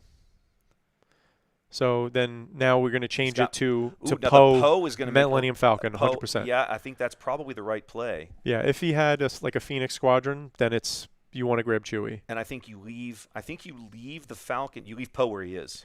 So here's the thing. Go max wide. Because he only goes up to 5 resources. I would say max wide, yes. Yeah. But you want to punish the no glory. See, so he's going to choose. So he's not going to do it. So why I say you want to punish no glory is if you put Poe on Falcon, you're drawing. You're 100% drawing it out. You're helping the no glory. You're putting Poe on that X-wing, though, in my opinion, is still a viable play because if he plays it for 5 resources, you have both of them in play, ready, untouched. Yeah. But going wide is just the right strategy. Yeah, he's going to leave it, and I think I like this play. I think I like the idea of just leaving. No, I'm going to put maximum units on the board. Yes, 100%. And force you to find a way to deal with it. And look at Jose. Look at what Jack drew. Jack had a very interesting I have an answer for everything. He had confiscate, surprise strike. I think he's got another takedown in there, and he drew into a resupply carrier as well, which doesn't help him at the moment, but will help him get to his bigger stuff should we get to that point of the game. And I know it seems deceiving. He has 0 damage on his base. They're only on 6 resources. Yeah. This is turn 5. Yeah. And he has 0 things in play, and Han has 4. Yeah. So, and if Han attacks first, he's going back up to 7. He could play Enfys. Yep. And Enfys is a problem for, I was literally going to say because Dr. Pershing comes out, and with the surprise strike, he can attack with the Enfys and bounce it back next turn with the Saboteur. Yep. Very important. These are very relevant cards. Right now, him just chucking into it, getting Enfys in play, might be the right move. Oh, we're going to put a 6/6 Sentinel on the ground. Oh, waylay, boom. And we're going to waylay it. That's that tempo steal. Yep, there's your turn, and I just stole it. Yep, that's the tempo steal for 3, the 3 mana time walk. So now let's calculate what we got on board. We have 7, 8, 9, 10, 11, 12. Did I miscount? I saw it was 6 on the ground and 6 in the air. It's 5 in the air and 6 on the ground. So 11, and then I always think Poe is 3, and then if he doesn't have a pilot and he's not going to surprise strike, he's just going all to base. Okay, so should be down to 22. And then he's going to play a second Falcon with another 3. Yep, we're going to play a fast Falcon for 3 more. So that's 3, 6, 7, 8, 9, 10, 11, 12, 13, 14. Should have been 14 that round. Or am I off by one? 15 that round? 15 because 15 Poe's that a 3-3. Yeah. Say, and what did I say? 0 damage at the start of the 3-3. My apologies. 0 damage at the start of the turn, Yeah, 19 at the end, and then bam. with 5 units in play. Yep. And Super Laser Blast is so far away. Yeah, I mean, so far. Well, it's going to be a little closer. That was the 5. Oh, that was the 5 resource turn. What did Joel. I say? When you resupply with Han on turn 1, you can run away with the game. Yep. It does landslide it. Yep. Getting that 7, that U-wing out 3 turns early. My damage is on base is incorrect. It was 19 on. He put 15 on, so there's 19 remaining. There we go. Okay. Chat saying Iden needs a blast, but blast is 2 resources array. This is the start of the 6 resource round. Iden's got a long way to go before she sees a blast. She's got a lot to navigate with the way this board is built. And remember, Han is still a resource up. Yeah. So Han is on 7. This is the 7 resource round for Han. And 7 is the magic number for Han in a lot of ways. All right, everything comes ready. Jack's all good, cleaned up his resources, and it looks like we're going to start off by deploying Iden. Now, the simple thing is obviously you want to attack with the Han, get to base, deal the damage. Then the next thing is you would think that Iden is going to play Vigilance. Yep. Kill, heal 6. Super. Okay, we're going to OB to try to clean up some of this mess. For 6, though. That's a 6-point OB. That's going to get him 2 units. He can get the X-Wing plus something, one of the Falcons, or he can get Han. Or Han, yeah. Okay, he's going to pick up 2 Falcons there. I think that this is one of those times where it's all bad. Yeah. Obviously, he wants to not kill Han, so Iden can kill Han. Yep. But it's still all bad. Jack, I think, was looking to see if he's got a blaster down there, but I don't think he's seen one yet. Counting here, spending 2 for Surprise Strike. He's going to base for 7. And then he could follow this up with a tech. So he's going to go base 7. He does have a tech in the row. That would allow him, he could spend 4 to pull the tech out. All right, and then Top he's target on Han. This is the move. This is about to get bad because Iden is going to start punch him pulling out. It back. That top target was a very big play. Yep, that's going to heal 6 when it fires off here in just a moment. Yep. It's a good combo in Joel's deck. And he still has Vigilance in his hand. That's where that confiscation in the deck was needed. Okay, so we're going to murder the Han, and then we're going to heal 6 off the bounty and 1 off of Iden. So it should be a total of 7 heal. Okay, so he played Big Falcon instead of tech, which is obviously better. Put a nice big threat in play. Yes, there we go. 19 damage on. I have it correct. All right, and then we got Big Falcon. Double Surprise Strike off the top of the deck for Jack. It looks like he will not be resourcing this turn. I wouldn't resource this turn. So that's 8. We're still not to the 8 resource round for Joel. This is the 7 resource round for Joel. And guess what? It's the 7 resource round for Jack. Jack's been there. Jack's been there for a hot minute already. Yeah. Now Joel has also got a Vigilance in his hand, but I think that might be his entire turn if he does it. Nope. Please take down. We're going to take down the Big Falcon. Now with 3 resources up, it looks like Surprise Strike to base for 6. I mean, and then Surprise Strike again. It's a solid to way to play here.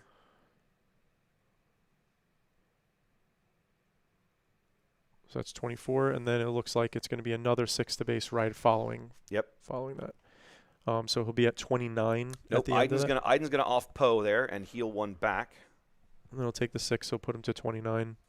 Where's the other? Oh, okay. He did 6 with Poe on the ground first, and then healed 1, and then the 6. Okay, so she should be at 29. Okay, I'm off by 1. There we go. And then he's gonna heal again for 1. Yep, with the Power of the Dark Side. Now he has Leet in the board, and he has. You said he had Tech down there too. He has Tech, right? but he only has 3 resources, so he can't play either. Can't play either. There's that blaster. There's the blaster he needed earlier. Yeah. And he's only got an A-wing. So just like that, 5 resources left. Now it looks like Iden's taking the game back. It's very possible. It all came down to that one turn. Could he finish it? Jack couldn't close it out, and as such, Iden turned the corner. I will say again, it hurts to see Chewie in the row. I have to believe that. Well, he hasn't smuggled anything, has he? Phoenix A, and then he comes in with game. What has he got down there? I didn't even see it. He played Snoke. So so Jack that's played rough. Phoenix, and then Snoke came into play. Yep. And he won't even attack with Iden. He'll just pass, because if he does play a tech, Iden kills it and lives. Yeah. And this is it. Iden kills it and lives. And then he's going to heal one. Yeah, Iden kills it for free. Yes. Oh, he didn't. Iden didn't die there. Hold on. I got to let them know that. Yeah, Iden's alive. Oh, he put it back. Okay, he figured it out. Yeah, like Iden shouldn't die there. He even pointed it out. Yeah. When he was like, oh, he has 5, he was like, no. So there we go. Yep, that looks like Iden Green is about to walk away with it. I think Jack did everything he could here and just couldn't quite get there. I know I've harped on Chewbacca a lot specifically, but like when you bait out the no glory, they just can't deal with Chewbacca. Yeah. Like if there's any unit in space with Chewbacca on it, there's nothing that Joel could use to kill it. Yeah. It's just that much of a problem. He needs one specific card, but if you create the threat and he uses it on elsewhere, you run out of it. And then obviously the home ones from the board bring in on 10 resources, you're able to bring Chewbacca back. Right. And you create a dual lane threat where if they super laser blast, Chewbacca stays in play. Yep. So finally on the 9 resource round, Joel lands his first base damage of the game here. Snoke swinging in for 6. And look at that, Power of the Dark Side. Every removal in a deck is in hand, as well as he has multiple heals. Iden just stabilized. Yeah, he's got at least one more vigilance down there. Pretty sure. And Iden still being on the board, just absolutely brutal. That just hurts. That's the risk, right? When you go to base with the surprise strike, but your unit's not going to trade. Yeah. And now it's repeatable. It's going to keep hitting you, but that's the gamble you have to take. Okay, we're going to ambush in here. It's not a complete trade. It is because of Snoke. He does clear Iden. But she still gets a heal from that. He still gets one more heal off of that. And then he just played Vigilance from hand, and I think Jack... Oh, no. This hurts so bad.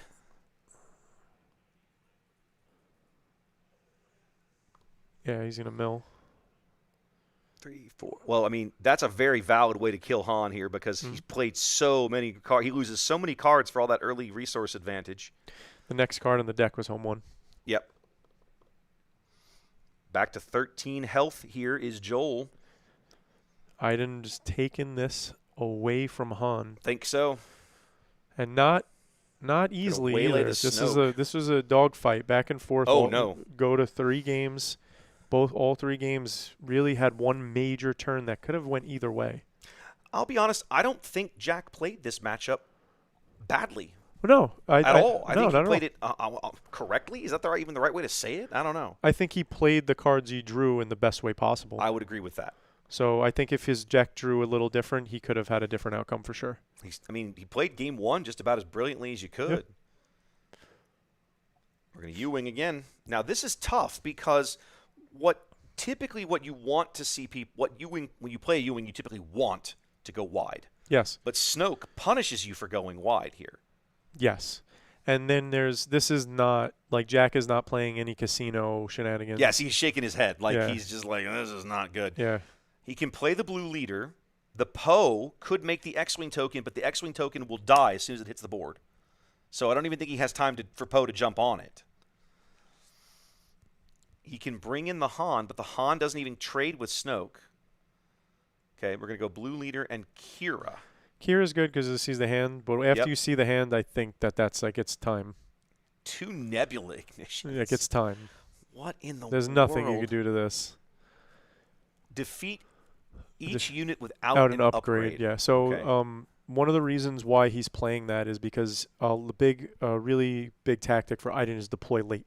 Yes. So you deploy late and you Nebula Ignition and Iden lives. And then Iden cleans up because if everybody else around but her dies, she just heals 1,000,000. Even if you super laser blast and kill Iden, she would still heal for everyone dying. That's true. That's 100% true. But the Nebula Ignition gives her armor because shielded, she won't die. Right. So that's a combo with it, and it's just another board clear. Like I said, Joel's playing an extremely hard control deck. Well, and the other thing about hard control decks is that once you get to this stage of the tournament, you have 20 extra minutes to play with. Yes. Right? If you can survive the Swiss rounds to make it this deep, The hard control is punished a little less. Absolutely. No, a lot less. A lot less. 20 minutes is pretty significant. Yeah. Snoke going to murder the tech for free. A third of the round added, you know? Yep. I agree with you. Yeah, and also a lot of times the people who are making it to top 8 are so well versed in the control deck. Yep. Going 3 to base with a blaster on Kira. And then he's going to go 4 to base with the surprise strike. Unless it gets killed. Because it looks like he's about to vigilance it. Yep. Like if you jack, it just feels like beating your head into a brick wall right now, I suspect. Yes.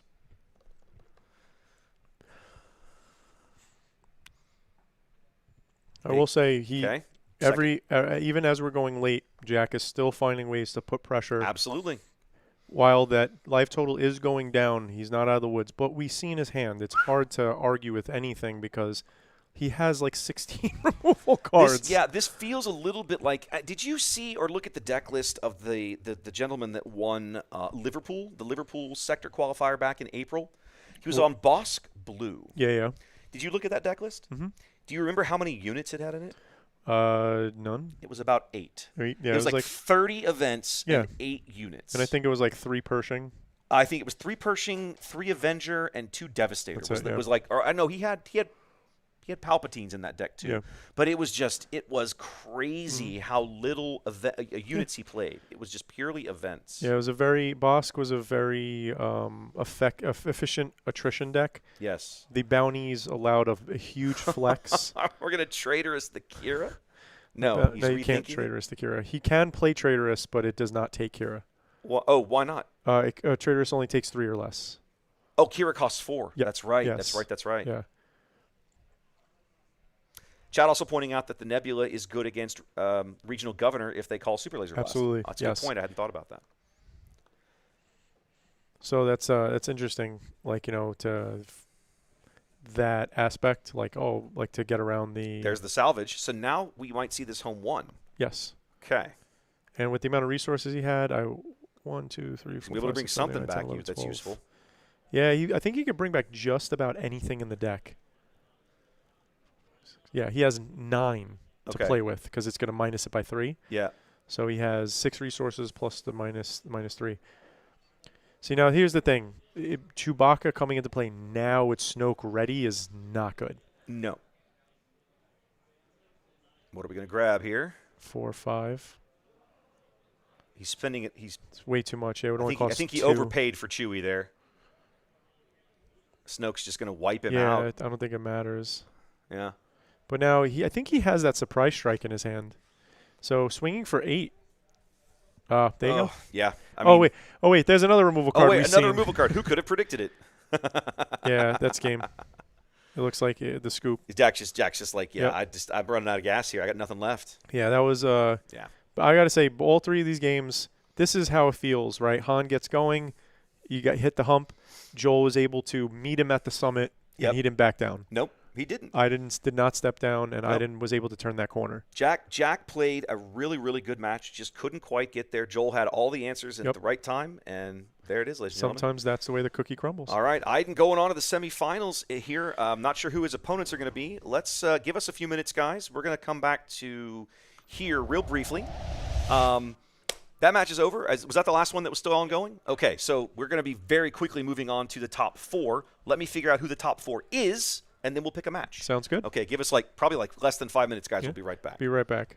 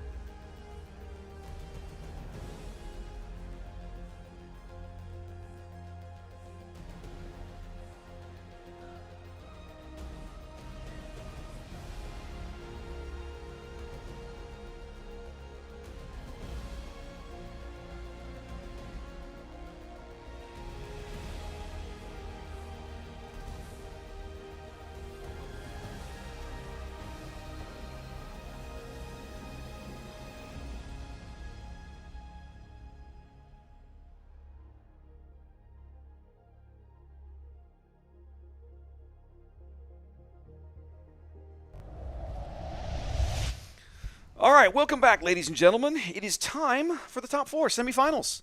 We have a whole lot of Han Solo for you in the semifinals. 3 of our 4 top decks here in the field are Han Solo Blue, Han worth the risk from Shadows of the Galaxy. Young Han. Yep. This is our bracket. There we go. We got Young Han, Young Han, Young Han. And Iden, who we just saw. That's right. We just saw the Iden deck, so we opted to go to the other end of the bracket and show you guys what's going to be a Han 2 Blue mirror. Now, I genuinely don't know how good and or bad this is going to be. I've never seen a Han 2 Blue mirror before. So, I don't know, your guess is as good as mine. It's a very interesting back and forth. As every mirror match has, the person who has initiative has the advantage. Yeah. And a lot of times it's simply because if not having the initiative is the advantage, you could just pass.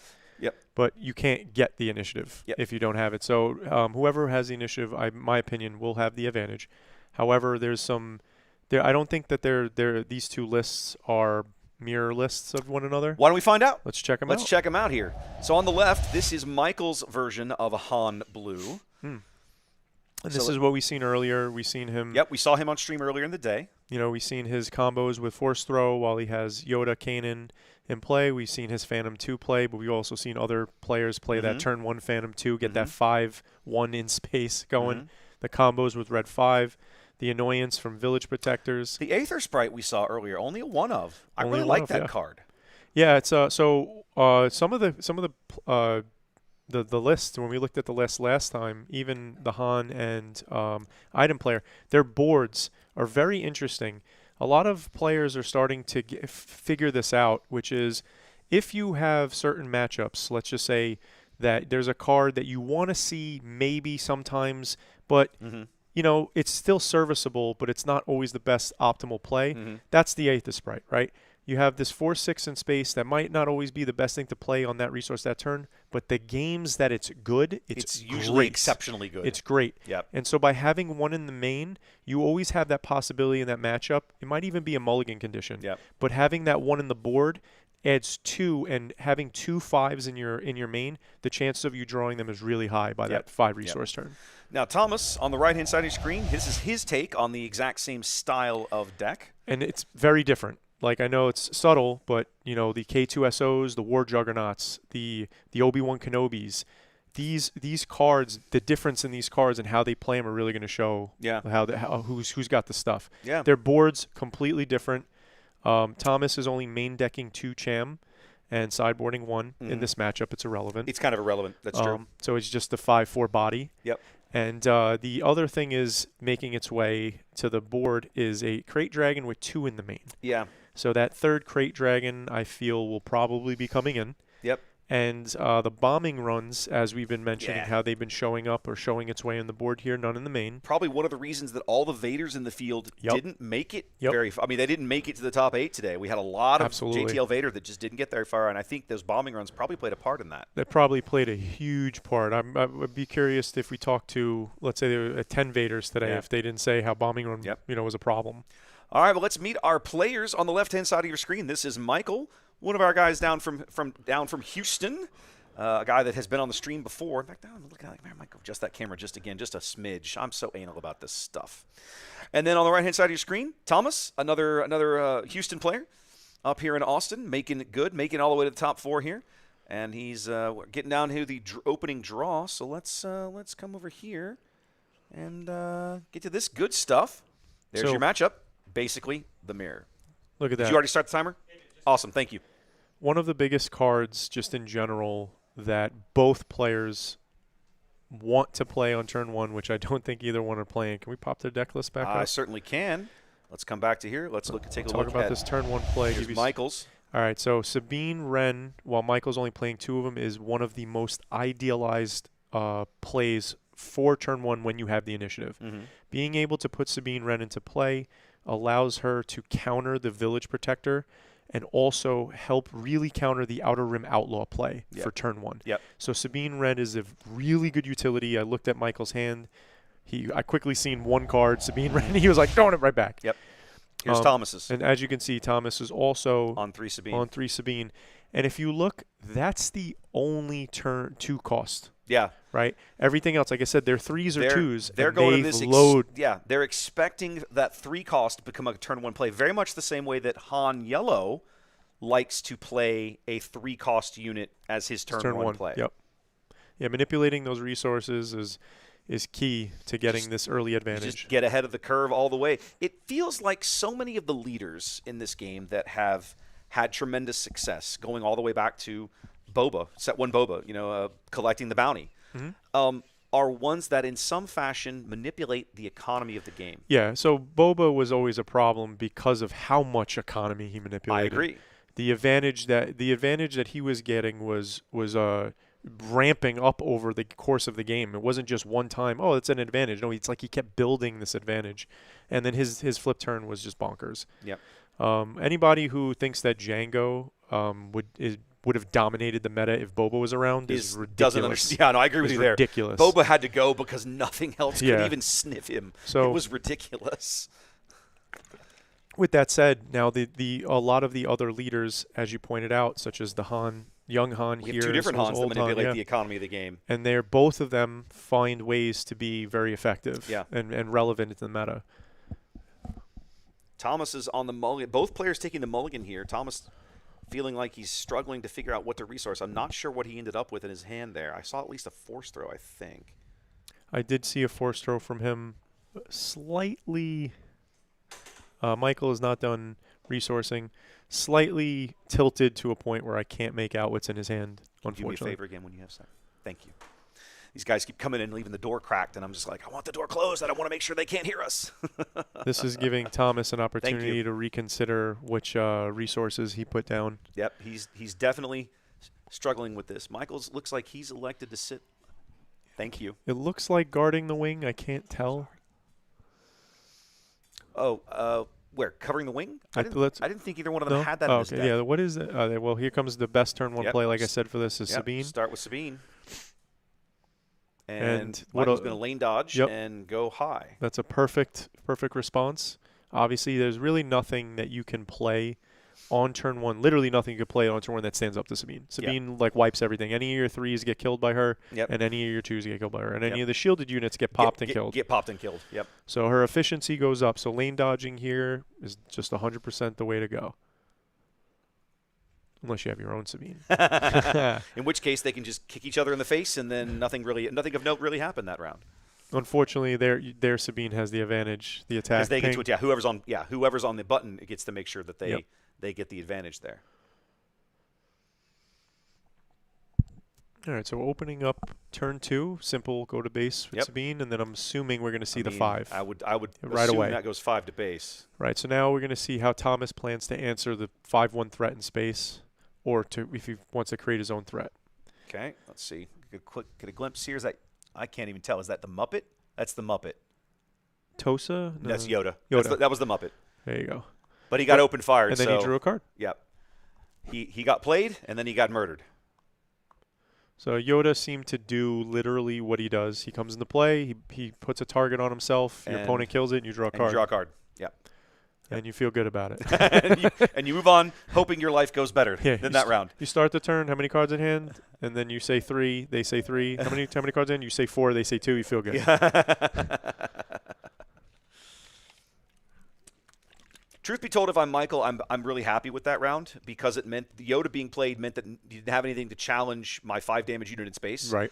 Which means that I'm 2 damage ahead. I'm about to go to 4 damage ahead. It also means you can't enable Force Throw. And the Phantom only having 1 health means anything that gets thrown kills it. Kills it, correct. And I can't, the glare's back. Oh, it's the same unit. He just played another one. Another Yoda. Yep, he had another one. He's desperately trying. He's trying to get that force throw turned on. There's the Poe coming in a little early with Han's ability. And there's the force throw. So we're gonna use. Yep. So exactly what he said. He played the force throw immediately. It's less than 4. Kill the guy in space. Kill it. It's dead. Kill the guy in space. Yep. If it's 4 or more, we're going to kill Poe. And Yep. obviously, you're not. If you don't have to, you're not going to discard the 4. That does allow Michael to claim, Mm-hmm. so he'll be able to continue pushing damage here if he wants to. Now the question is that how does Michael use the Poe that's damaged on this board state to get an advantage? So it would have to be going to base for that regard if he decides to attack. And Yoda and Sabine, let's say to trade. If Yoda or Sabine trade back, he'll draw the card. He's actually ahead. Yeah, he's a little ahead here already, and he could just push hard and go way ahead if he wants to discard a card. But I don't know that I would in his shoes. Oh, I meant Thomas is ahead right now. Oh, So Thomas is well ahead of Michael. In terms of board state? He has more cards in his hand. He has more cards in play. Michael is much more limited in in his play lines right now. Now this other force throw is further limiting Michael's options. And then again, if he attacks into Poe Yoda, he's going to draw another card. Right. It's like the card advantage he's amassing is becoming pretty significant. Yep. Now the question is, how does he finish Poe, and how does he plan to create a unique board state against Han? He has 2 different ways he can finish Poe off. Sabine could just off him for free. That was a brilliant play. That was beautiful. Okay. Record just going to blow up Yoda. Yep. I think that Thomas passed on the prior action. I don't exactly know why. No, he played a force throw and got the red 5, which put 3 more damage on so then Poe. it was Michael's turn. Yep, and then the record came in, and then now he uses Sabine to go ahead and clear the Poe. And then we have Fell the Dragon for Wrecker. Which he drew, by the way. I think he drew it off the Yoda. I think so too. I don't remember seeing that in his hand earlier in the round. So now Michael blew up a resource to kill Yoda. Now he's even behind on resources. He's going to resource to get back to 5 on the round that Thomas is going to go to 6. Now this is an interesting thing, right? If Thomas has an inkling to play Crate this turn, this game, because he has one in his hand. He's got one in his hand. Now he's a turn ahead. Yeah, he is. That's a problem. That's a huge problem for Michael. Yes, for this mirror match. So Michael, after blowing up the resource, he has to go to base and close out the game. He can't let this go on longer because being a resource down, I really think Crate Dragon will be the X factor. Yeah. I mean, if you're playing Han 2, the crates are there. I mean, you don't have to look at the deck list to know there's at least 2 in each deck, right? I would say I would always go with 1 main minimum. Yep. And then I would expect 2. I missed it last round, but Thomas did deploy his leader. Mm-hmm. That was where that last 3 damage snuck through. Sabine's going to swing in for 3. Han's going to swing in for 3. And then I'm presuming that we're going to see 3 more coming out of leader Han here as well. Like, I'm not sure why you wouldn't. So I'm looking at Thomas's hand, and he's playing the Red Squadron. Yeah, X-Wing. I love that card. That's a great card. I think specifically with Anakin, and in this case Han, I think it has a ton of great synergy to draw that extra card or play as the 3/4. Oh, Cham catches him back up. They just we have to destroying the resource. Yeah, I eat my own words. That is 100% true. And now Michael's back on par. We talked about Cham not being relevant in this matchup, but clearly Michael has just proven us to be liars. Because he's relevant every matchup if you could do that, right? If you could blow up the resource and do that. He's going to get open fired here, though, which feels bad. But the win play does at least catch Michael back up to 6. Both players now will headed to the 7 resource round. Chad asking in chat if anybody from Houston made the top cut. We've got 2 Houston players on camera right now, so I'm going to go with yes. I'm going to go with yes. Thomas says. In fact, I can guarantee we're going to have a Houstonian in the final. One of these 2 gentlemen will be in the finals. Yes. Yeah. The other thing where I was saying about how Thomas was ahead because he had the cards in his hand with the draws from Yoda. Mm-hmm. Having cards in your hand is extremely relevant for the Hammerhead. Yes. And right now that's where the decision making is coming to play. Because he's got one in his hand. Yeah. So it's like, what do I want to do with the 3 cards? I'm going to draw 2. Like, now what do I do? I can't finish anything off right now, but he has to plan for that next turn. It's your deck. What is my deck play right now that I need to answer? Yep. And that's what's going on through his head. And especially if he kicks himself not remembering what the differences in their list are, right? It can be tough to remember some of those little subtle things. Oh, absolutely. Especially in the moment. Yeah. Because I think you're allowed to look at their list, but you're not allowed to take notes. Nope. Yep. And then you can't reference it, I don't think, after. No, after that you get a few minutes to look at it, and then that's it. All right, he resourced the Red Squadron X. As we move on here, Michael on the button. Just going to go 3 to base. Yeah, so I think this is what Or just like you said, he's just identifying smash face, how to win. smash face. This is what I have to do. Yep. And you just carry out what you think your best plan is in order to win. And a lot of time, a focused plan will always be better than like winging it, right? Another 3 force he's throws seen this all game. 3 already, and that has been a massive factor here. It's not just that; it's that all 3 that he played had a force unit in play. Yeah, that's my point. So the value is so high. Michael's like, I'm checking your discard pile. Yeah, we know. Yeah. We're watching the game too, man. Yeah, thanks, Michael. Appreciate it.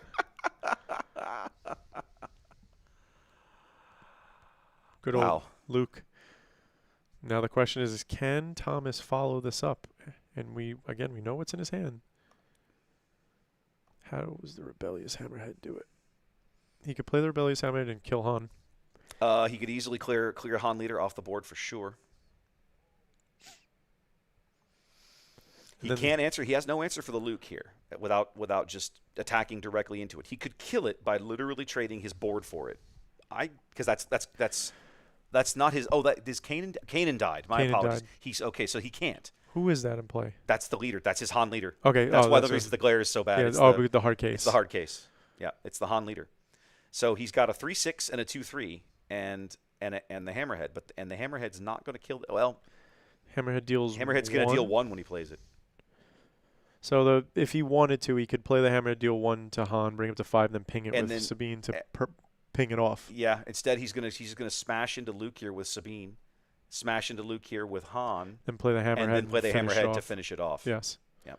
This is a great play. Probably all he's got, but I think it's not a bad way to engineer the result he needs. And he has the bigger threat. He has the 5/7 in space versus the 3/6. The damage on the base, that 7 difference is there. He is being threatened. Han putting him to 25, 5 life left. Michael not resourcing here. That's interesting to me. Thomas does resource here. That tells me that Michael doesn't have the crate. Yeah, I agree.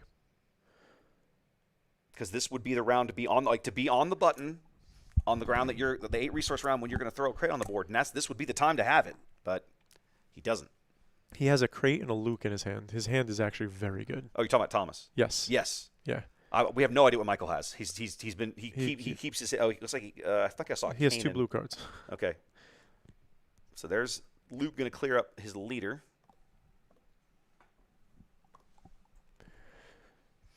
Now the funny thing is that if Michael has the initiative leaving this turn, he can play crate first. That's true because Luke's come down. The other crate can't. Yeah, it's possible if Michael can come up with one. It's a question of what his deck feeds him. Yeah, so he'll play the crate, but then by the crate going into play, Luke will probably have to trade with him. But if he has a Rival's Fall or something, or Fell the Dragon, but the irony is we know what's in Thomas's hand, which is another crate. So if Michael has crate, the answer crate. Yeah, crate. Yeah. So we're going to see what's going on here. Michael thinking about smuggling something. I have to believe he's got a Cassian down there, but I don't know. I'm going to spend 1 force throw for a force throw just to which is the crate dragon. Yep. Now he doesn't get any damage out of it, but he does get rid of it. So here's some irony, right? I personally wouldn't have played the force throw now because he has a Yoda. Mm-hmm. And I would have played the Yoda and then forced through to get rid of the last card. Okay. Of course, not knowing it's crate, but if it being crate would have killed Luke, and then now you have such a dominant position. Yep. Thomas takes initiative, so he's going to be able to swing in with Luke to get that critical restore next turn because he's only got 2 HP left. And challenge Michael for lethal because after the 6/5 left. Exactly right. Like once Luke swings in, the Hammerhead represents lethal. Mm-hmm. So what are you going to do? This is going to be the last turn for dual somebody. Lanes. Yes, exactly right. The dual lane mechanic in this game is so awesome. I agree. Love the Absolutely. space. I love the 2 arenas. That it's not just everybody's in the same place shooting at each other. Yeah. I love the 2 arenas. I also like that the base is an entity. I know that it's minute, it's just symbolic, but it is an entity. It's its own spot. Yeah. I really do like that. It makes it, when you're attacking base, because it's its own entity, it feels like you're attacking something different, not just like nebulously going to attacking into your the life, void. your life health or whatever. Yeah, exactly. Your life pool. Yeah, no, I'm attacking your base. Yeah, it creates a grounded thematic element for sure. I agree. We spend a lot of time gushing during like bored moments on the stream. I don't say bored, but just in moments about the design of the game. Yep. But it's one of the reasons that I'm still that I keep coming back. Yeah. Like it's so good. I to be fully transparent, I actually am not a big Star Wars fan overall. Okay. Like Knights of the Republic, absolutely love it. If it wasn't for that, I wouldn't be into Star Wars. Oh, but the old BioWare KOTOR game. Yes, KOTOR was like, if it wasn't for that, I wouldn't be into Star Wars. Just in general, like it pulled me into the universe, and then I watched the movies as an adult. I like games, and I really like this game. It's very well designed. Yeah, and the thematic elements are enhancers for me. I noticed them. Yep. I really enjoyed a lot of, like, all of us as a big group, we kind of like tried to call out like all the stuff we seen in set 1 that was thematic elements that was really clever design. Michael's got a Yoda and a Hammerhead. I don't think he's got the units. Yeah, he doesn't have it here, so he's just going to scoop it up and let's move on. Yeah, the Hammerhead's lethal. Yep. He doesn't have a way to kill a Hammerhead, and so there we go. So it's sideboard time here. Yep. We haven't played an ad roll in a while. Let's give ourselves a small break, guys. I'm going to play a quick ad, and we'll be back in a couple of minutes while these guys do their sideboarding. Welcome in, everyone. Thanks for being here. One of the most common questions I get is, how can I support what you're doing with live event coverage of Star Wars Unlimited? Luckily, there are lots of ways, and not all of them actually cost anything. For starters, if you're tuned in on YouTube, throw the live stream a like and subscribe to the channel. A couple of simple clicks, and you'll have helped YouTube's algorithm put more of my Star Wars Unlimited content in front of people who might be interested. If you're tuned in on Twitch, simply throw me a follow. Both of these things won't cost you a cent and actually help a lot more than you think. If you're an Amazon Prime member, you might be able to support me on Twitch with only a few clicks. Once you've linked your Amazon account to Twitch, check the QR code on the screen for help doing that. You can use your Prime subscription to me on Twitch. It's already included in your Amazon Prime membership and costs you nothing additional out of pocket. Similarly, over on YouTube, you can use the Super Chat functionality. Just click the little dollar bill looking icon on the bottom right corner of the screen below the chat window. This is sort of like a tip, right? You can choose a dollar amount on a little scrolling bar and it highlights your chat message simultaneously. If you're interested in helping ensure these kinds of high-quality Star Wars Unlimited tournament streams continue well into the future, I would also ask you to check out my Patreon over at patreon.com/craptor. QR code on the screen will take you there. I have 4 tiers of support that each come with various benefits, up to and including the embroidered polo shirts you see the team and I wearing on the stream when we cover events. For the cost of only a single booster pack per month, you can support these kinds of productions and get some really fun perks along the way. Whether you choose to pitch in and help keep us on the air or not, thanks for being here. We love Star Wars Unlimited, we love the community, and we look forward to showcasing more of both in the future. Oh yeah, you So could. it's just like you play them as a resupply. Yeah, that's true. All right, we're back. We're just sitting here talking through. We're watching these guys sideboards. You wanted to talk about sideboarding decisions, so let's again start with on the left. Yeah. Let's look through that real briefly. I'm sure we were talking about. I'm sure this third crate's coming in. Yes, in the redemption. Yeah. I think Fell the Dragon, Crate, Redemption are the obvious ones. Direct hit, prob not. Probably not. Bombing run maybe, but prob not. Probably not. Tech maybe as well. I'm not 100% sure. He kept looking for things in his resource row. Like, Yeah. I think the techs may come in. Yeah, and then entrenched maybe, prob not though, and then the Aether Sprite. I don't think this is the matchup for it. So I actually I think the Aether Sprite probably comes out. Yeah, I would agree. So the simple thing, we're looking to probably take out an Aether Sprite and play a Crate Dragon. We're going to buff up the end game, and then we'll throw in one of those extra removal cards. Yep. And then the rest is kind of flavor. I don't know how much entrenched is favored, and the reason why I say that is because in a mirror match, a lot of times if you can just put entrenched on your guy, you control that area. Right. You control that ground or space zone. Now you own this arena. Yeah. So I'm curious to see if he's playing entrenched for offensive or defensive. Yep. Take a look at Thomas's list real quick. See what sideboard decisions he might make. Did you bring in the Pike's Banes here? That's interesting. I think it's clear to me just by looking at the list that Thomas is geared towards more of an end game. So if that's the case and he wants to stick to that plan in this mirror match, yes, you do bring in the Pike's Banes. I think you definitely bring in the third crate for sure. Yeah, crate, fell, and Pike's Banes I can see it. Are the 4 that I think make the most sense. I think Michael, going back to his list, he had 1 Confiscate in the main. I think that 100% goes out. You find something else useful for that slot. And then the same here. I don't think he's going to bring in the Confiscates. No. But I think he will leave his. I don't think he's going to take out the one disabling just in case. I can see that because we know they're both going to be playing. They're both. I mean, I say the Confiscates, maybe not, but because the entrenched is there. They've seen the list. They know the entrenched are there. So, okay. All right, we'll come back to here. These guys are getting ready. Just as a quick reminder, it is a simple mirror match there, ladies and gentlemen. Different bases, but still just regular blue 30 points. Now, chat asking a very important question. I have to get into this for a minute. Asking where they can get a sexy command polo like the one you have on today. The short answer is I have developed the habit of gifting. No, they can't see you right now, but this is what they're seeing right now. I was showing off the polo. Yes, he was showing it off. Like, look at my fancy man. No one can see you right now. You're preening for nothing. The polo shirts I make them for myself, obviously for casters, for casting, and then I give them away to folks who join me on camera. Planned in advance. I wasn't able to give one to Bobby in Minnesota because I didn't know we were going to be doing that. But I'm going to hook him up in Vegas. I've already got a shirt pulled aside to hit him with when we get there. But so I literally pinged you last week. I was like, hey, what colors do you want? And give me your shirt size so I could get you hooked up today. However, if you're not going to be joining me on stream, if you're not going to be a co-caster with me, you can earn the shirt. It is a top-tier Patreon reward. Oh, nice. On my Patreon. What I've done basically said is that at the turn of every new set, I'll pull the Patreon list, and I have some physical rewards that I'm issuing, including I have some stickers. We can do mugs and glasses, and the top tier reward is a polo shirt, an embroidered polo of your choice. And that's what one of the things I wanted to point out about the shirt. It is embroidered. Yes. I am not being sponsored to say any of this, I promise, but it is embroidered. It fits, in my opinion. I told you my size. I'm a large. This fits how a polo should fit a large. Yeah. Like, a lot of times you kind of get the bagginess. No, this is like a slim fit, like a polo, how it looks. The collar is nice, not all wrinkly and pressed. You're good. And it fits perfect. So it's a beautiful shirt. So if you are interested, I highly recommend supporting Wes. Come out, support C-Raptor. Well, everything that he does is enhancing the community for us, and that's why I wanted to be a part of it. And I appreciate that. And another big shout out to my wife, who's sitting over to my right. She doesn't have she can hear me. She took her giant headphones off. She's the one that does the embroidery work. She has a very nice embroidery machine at home. Fantastic. Yes, and she does all this work. So Thank you. She's giving me the thumbs up over here, and I'm giving one back because she does brilliant work. Whenever I'm like, hey, can you do help? We were talking through this. Hey, do you think you could make embroidered shirts with this stuff? And she's like, yeah, sure. We just got to get the digital files done, and here we are, months later, and it looks great. It does. It literally does. It looks nice and very, very professional. Yes.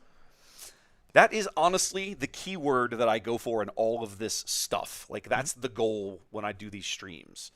So I don't get paid for it, but I want it to look as professional as I can. In my humble opinion, it really does. Well, like I said, this is what gravitated me. I wanted to be a part of this. Yeah. You're an awesome guy. It was great to meet you, at the event that I did and get to know each other. I wish I had given you a better game, but we'll work on that for next time. Every game is a fun game. I love it. So it's all good, brother. That's fair. All right, these guys are resourced and almost resourced. Michael's still agonizing there over that last one. That last one.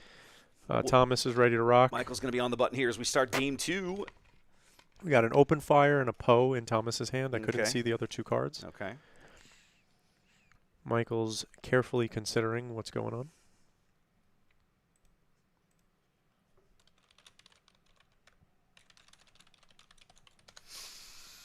Yep, Michael.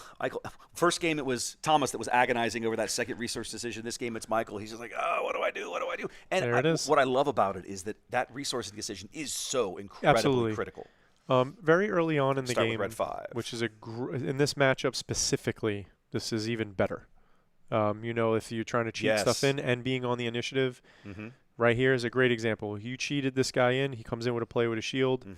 I'm going to attack, pop that shield because it's damaged. Damaged, exactly right. So, yeah, red 5, great synergy with this deck. And you said it before about the agonizing the resource. I actually think that's for a lot of people who are trying to get better at the game. one of the biggest things is learning the proper way to resource, so you're not resourcing your outs on how to win. Well, and just getting good at it is so difficult. Yeah. And how many times today have we seen people who have, that's a great answer to that shielded unit. Oh, now Sabine can kill it for free. Yeah, for free. Ooh. So now, one of the things I think Michael is really good at, because I watched the Han game as well when he was at the finalist last time. Last time. Sorry, this is the second time he's made it to the top 4 of an Austin with PQ Han. with Han. Just different Hans. Different Hans. That's a good point. Different Hans. But specifically, I think that one of the strengths that Michael has is he understands kind of like the sequencing pressure. So this is a great example. By attacking with the red 3, he popped the shield off, but then he played Sabine. Now, whatever his opponent plays, he can claim and then get the free kill. Yep. That's him understanding when to play these things is what makes Michael such a good player. Now, in order to get this free kill, he's going to give up 3 base damage. Do you think it's still the right play? Absolutely. Okay. Well, actually, let me rephrase. It depends. So if Michael really wants to be the aggressor, no. Then the base damage is more important. If he's going to maybe pull back a smidge and try to play a little control-y, which red-blue hero can do.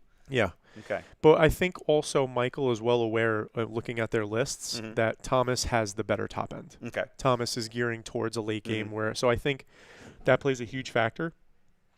But also, by trading the 3 base damage, you still keep the Sabine in play. And if it's not answered, you're getting 3 base damage. Yep. Okay. So he does go for the free kill here. Sabine's on attack ability, offing the Outer Rim Outlaws that had 2 damage, and Thomas is going to answer with a Poe. And now this is the response to understanding the sequencing perfect and everything. You're going to play all that stuff. I'm going to put a big guy out. He left the Ether Sprites in, actually. Yep. Ether Sprite came in. Interesting. It's just the one of it. Just the deck, one. But it comes in as a 4/4 that pings other space units when it attacks. It has to be space unit that it pings. That's going to give him the opportunity to possibly push a lot of pressure in the space arena because that's going to be ready. There's nothing there that can attack it right away. And as soon as something drops, he can just start hitting it. And if Thomas plays anything into space and damages it, it's that much closer to being killed. It's that much easier to kill it. Exactly right. And we know both of them are playing some way to play direct damage from the hand, open fire, force throws. So there is ways to clean things up. And it is in force throw. It is in open fire range right now. Luke, Poe, force throw, and I can't make out that last card for Thomas. No idea what's in Michael's hand. Those guys. I tell these. Cham. Okay. I always tell the signage I have on the table tells players that if you play with your hand over anything played over the edge of the mat, we will see it. So Michael has been playing with his hand back off the edge. In his lap. Well, yeah. So whether that's intentional or not, but it does mean that we cannot see it. We can't see his hand. Okay, so we're going to push 6 to base here. Not going to discard a card to activate Poe's ability.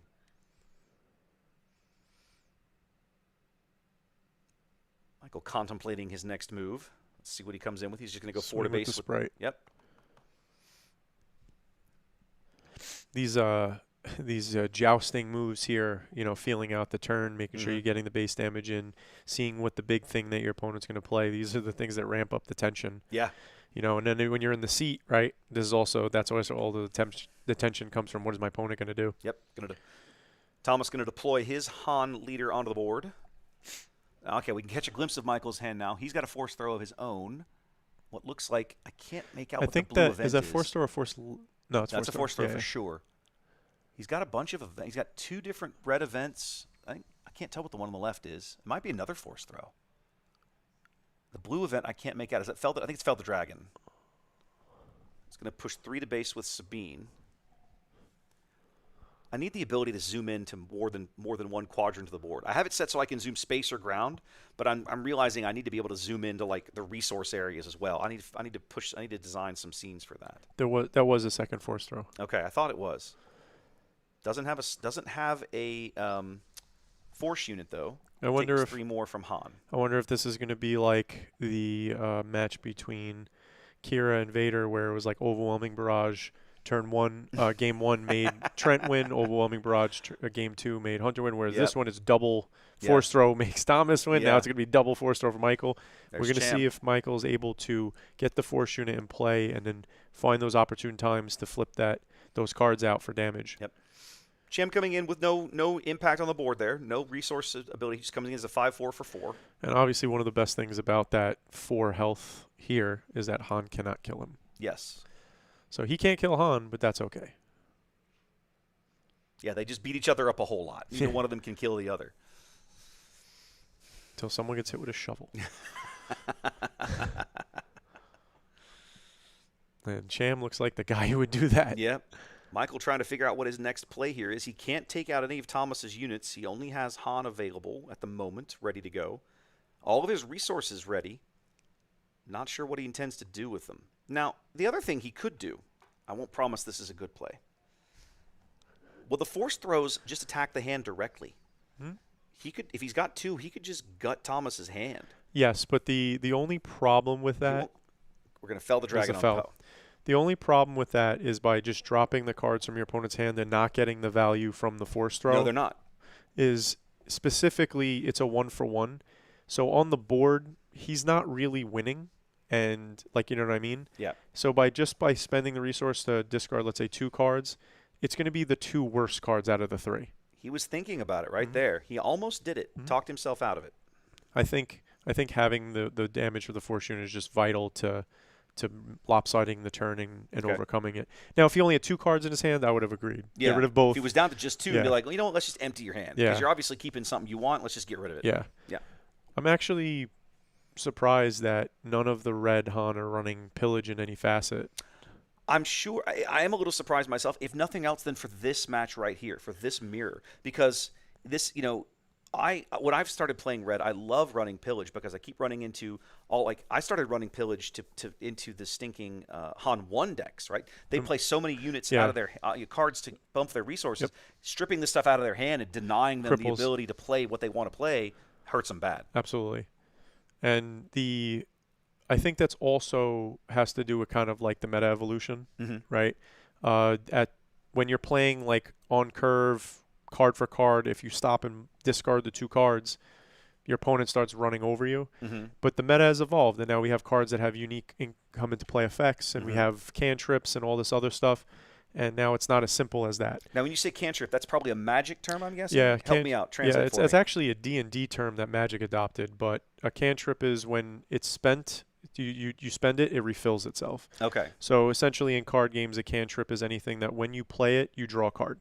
Aha. So it replaces itself. Like Mon Mothma, for example. Absolutely. Yoda is another one. Yoda's another one. When he dies, he draws a card. Yeah, so he cantrips himself. Mothma's when she's played, she replenishes, she puts a card back in your hand. Yeah. Yoda's only when he dies, he puts the card back. Yes. And so, however, this is like the minutia of it. A cantrip replenishes itself by drawing a card. Mon Mothma actually has a search effect. So you would say she's a searcher, not a cantrip. Okay. That's interesting because I think of it as you play a card from hand and then put a card back in your hand. But the difference is that like randomly getting one off the top versus looking and then picking one. So you wouldn't say Vader would cantrip. Michael feels like he's called an audible there. He didn't push base damage. He attacked his Han into his opponent's Han here. And I think I wonder if that's because of the Cham.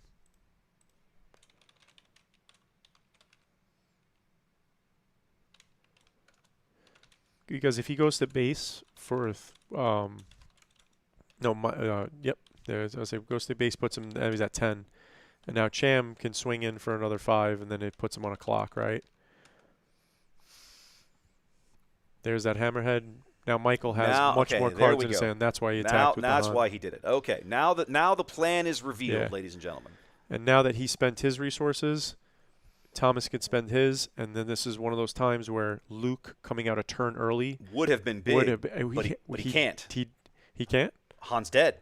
Yes, Han's exhausted. Dead. Can't use his ability. Han can't use his ability. Yep. So now he just played Poe. He's going to hardcast Poe. Gosh, what a horrible consolation prize that is. I will say that's interesting to think because then before he played the Hammerhead, he could have just played He could Luke. have played Luke while Han was just still on Han. the board. He could have, yes. Yeah. I didn't realize Michael was down to 20. He's got 20 damage on Yeah. there. There we go. That's what I was saying. Cham is like a 2-turn clock. That 5 is so good. Thomas showing lethal here. Yeah, with Poe. Michael needs some kind of out here to find a way to clear this ground arena. He does take the initiative, which he basically has to try to dig for an answer. He still doesn't have a force unit down. Those force throws he's been holding are not getting him any value in that regard right now. That's the risk, right? You play the 1-cost card that requires the force unit. You know, this is a deck. All the stuff that we've now seen the full list for the next set. This is a deck that's going to get even better. Oh, absolutely. Even better next set. So the Hans in general are pretty future proof. Yes. There's not a set that will come out that will punish you for manipulating resources or punish you for playing cards ahead of the curve. Yeah, that's silly. It just won't happen. It just won't happen. Exactly. So they're pretty future proof in that regard. They're not tribal bound. Right. And with the, I wish they would just have, instead of banning DJ, just errata Han. I don't even mean it as a big deal. They already knew because of Lando that they didn't want the resources that you don't own manipulated, and they worded it right there. Yeah. Just print an updated Han and put him as a boost in the leader slot in a new booster in a new set, and it erratas it, and everybody gets it for free, no problem, easy peasy.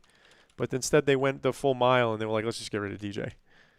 Yeah. Which I mean I guess I know why they did it, and I personally agree with it because the problem with DJ was he was holding down 6+ cost leaders. Yes. His existence in the environment and the way that mechanic and interaction worked. Only because of how Han was worded. I agree. But it meant that if you played a 6+ cost leader and you got paired up against a Han 1, there was a non-zero chance that your leader would never deploy in that game. So that's why if you change the Han wording, that doesn't happen anymore. That's fair. So that's specifically why. That's fair. I just felt like they already knew it was a mistake. That's why they did Orlando. Yeah. And we're not talking about something drastic. We're talking about 2 words being swapped on the card, and you could reprint it for free in a new set. You know, the most terrifying thing that I heard recently, I forget what stream this was set on. Okay, Michael's coming in for 6 with his own Luke. Yeah, there's that Luke. Okay, so we're going to go -3/-3 on Poe, and he is going to cast that Luke. He's spending 6, so he must be doing it. Shouldn't that Luke have damage? Doesn't Luke cost 7? Yes, Luke does cost 7. Okay, he spent 6. And he has 1 open. Is that his resource or is that his hand? That's his resource. His hand is still in his hand. He's reaching for the damage now to damage Luke. Okay. Luke should have 2 damage on him, I hope. Yeah, I think that's... I'm going to let them know real quick. It might not matter, of course, but it's still, for posterity's sake, it is wrong right now. It is technically incorrect, so I'll let them know and see if they can fix it. Anyway, so there's 5 debates from Cham. So Michael down to what could be his last action here. He's got to have an answer for this Poe.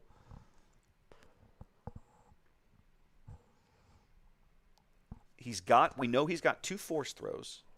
He should finally have. There we go. They're catching it now. Okay. He's finally got a force unit online now. So he could force throw. That's why, Thomas here. And that's why he did it. He right? does, and he is going to do it rather than just play. Okay, so it's going to but Thomas has been holding one of his own, and that's so it. One's not going to do it, and Cham's going to clear the game. There it is. Just like that, Just Thomas. like that. 2-0s. The Han 2-0's Han. Yep. There we go. Han 2-0. All right, Thomas going to claim this match here. He's 100% locked in for the finals. GG to both players. Thomas takes that match. Again, it's very rough. I will say, having the initiative is really a huge advantage. Michael had the initiative quite a bit there in game 2, and it did not. I won't say it didn't matter. It didn't seem to help him that much. Sorry, I was specifically referring to turn 1. The initiating turn. Initiating. Yeah, which he did in that match, but again, I guess he didn't draw the right cards in the right sequence to really take advantage of it. In the beginning, he really sequenced really well. It was the turn that Thomas played Poe. Michael had no answer. Yeah. And it was that's, as Poe does. But that's literally the point the reason you play this leader, right? Is to put your opponent in a position where I'm going to play something on a turn that you didn't think you were going to have to see it. Do you have an answer? If you don't, can you deal with LOL, get wrecked, right? That's not my problem anymore. It's going to be your problem next turn. Yeah, you know, 100%. Yeah, the clock that Poe puts on is very impressive. Yeah. Yeah. I'm actually surprised there was no Anakin Blues. We had Anakins in the field today. There were 5 Anakin Blues in the field. Okay, so there was a couple. There were at least 4 or 5 because we looked at the lists earlier. But nobody made it to the top 8. Nobody made it. Yeah, nobody made it to the top 8. You were saying earlier that you felt like a lot of times people play Anakin Blue because they just like the flow or whatever. To be honest with you, I hate Anakin. Okay. But I love him. Okay. I'm happy he You have to exists. expound Yeah, for I'm me. happy he exists. Yeah. He's one of the best limited leaders to ever exist. He's ridiculous in limited. In and- fact, I go so far as to I won't draft Twilight because if you don't draft Anakin, you're wasting your time. Oh no, it's not that bad. It's that bad. It's not that For me, bad. it's that bad. Well, I can understand that if it's for you, it's that bad. For me, it's that bad. You know he's a rare, right? Anakin? Yeah. Anakin's the common leader in that set. No, he's rare. No, he's not. Yeah, you'll never see him. No, they never see I'm afraid not, my friend. I made the mistake of drafting Twilight, I think, 2 or 3 times at PAX Unplugged and back in December, and I was like, well, not doing that anymore. So, nope, not again. To be like, I think he's like one of the best limited leaders Yes. by far. And then I think the unique thing about Anakin is that he makes cards work that don't always work. Using R2-D2 as an example, attacking for 3 overcomes it doesn't just overcome, it makes it better. Yes. And it's because of that. I like that a lot. The Village Protectors as well as the double shield unit. That comes with 2 shields. The Cloak Star Viper. Yeah, Yes. that attacking for 5 twice and bouncing Yeah. the shield off, like things like that. Like I like that. I think personally, I find Anakin a little one note. It's very, it's kind of a curve deck. Yeah. Like, and that's fine, but that's for me. But overall, I think it's a very potent deck. And Han is doing very similar. He's just like, hey, I could do this 1 turn early. Hey, I can do this. I can do what you do, but I do it better. Yeah. Until Anakin gets a lightsaber and swings for like 12. And yeah, beat you over the head with it because we watched. When was it? I cast a match with Anakin, and I'm trying to remember. I think it was Minneapolis. It was Minneapolis. And it was, I remember, it was Rebel Resource. It was Ryan from Rebel Resource. He was playing Anakin with blonde Sabine. Yep. So he's playing Sabine yellow. He gets down, and he has put, it was Anakin Colossus. So he has done a tremendous amount of damage to this 35 health base. Anakin drops. And he's 9 attack. And he's 9 attack. Yes. And Anakin swings twice, and the 18, game is over. Yeah, the game is over. That's the game. And that's the thing. That's the combo aspect of him. Yes. But then he's just a solid, consistent control guy. Not control, but like a tempo guy. It's very easy to understand why people who like the color pairing of red-blue hero like Anakin because he's not complicated to play. No, yep. He's not complicated to build. It's a very easy deck to kind of just wrap your brain around and be like, this is a good, consistent leader, and I like it. And you get to play Poe. And you get to play Poe. And Wrecker. And Wrecker. And they're better. Yes. And they're better than they normally are. It's crazy, right? It's crazy. Get to play them better than they normally are. Let me tell you something. The first time I looked at Anakin, I was like, man, if it's a good thing there aren't as many red hero overwhelm units. Oh, absolutely, yes. Because Anakin turns them into monsters. And yes. we got another one coming, the new Mace in the Yep. next set. I saw that and got all excited. Yes. Anakin got a little better, boys. And that's so that even that other aspect, as you said, the overwhelm, right? I thought when I first seen Wrecker, I was like, what a mistake. I don't think anything should have kind of like ambush and overwhelm, and I know he didn't have both, but instead they're like, let's give him some like weird utility, blow up a resource, deal more damage. But then the overwhelm. I know, just like, but that's what I mean. I think Maul is a great example Maul too. is so good. Like he's so oppressive. Oh, he's so good. And it's just simple. Ambush and overwhelm equal that. Yeah. Like I can't tell you how many games I played against Sabine where I have a 6 health unit in play, and I find a way to either get damage on it by attacking into something I normally wouldn't, or get it off the board because Wrecker coming down, hitting for 5, I'm getting run over for 6. Overwhelm you for 6. And that's brutal from the hand. It's 100% going to happen. So, I've like very early on started adapting that strategy. To me, one of the most exciting cards that I've seen them spoil out of the next set is the 3-cost green event that gives a unit 3/3/3 and overwhelm for the phase. Yeah. I cannot wait to play that card. To be honest with you, I can't wait for the Vader, man. Oh, the Vader's so broken. Vader, so stupid. Vader. When you come into play, shield people, but then kill people with shields. And then murder them anyway. Yeah, I love it. It's going to be ridiculous. It's going to be ridiculous. It's absolutely All great. right, guys, listen. On the official timer, there are 30 minutes left. I have to presume that the Iden match is still going on by the fact that the judge is not knocking on the door telling me it's time for the finals. So I don't know how long the break's going to be. I'm going to push one of my little buttons to keep you guys entertained. I would plan on at least 10 minutes, if probably not more like 15. Okay? Give us at least that long, and I'll bring you some updates in chat once I have them. In the meantime, you guys get up, stretch your legs. Finals will be up next.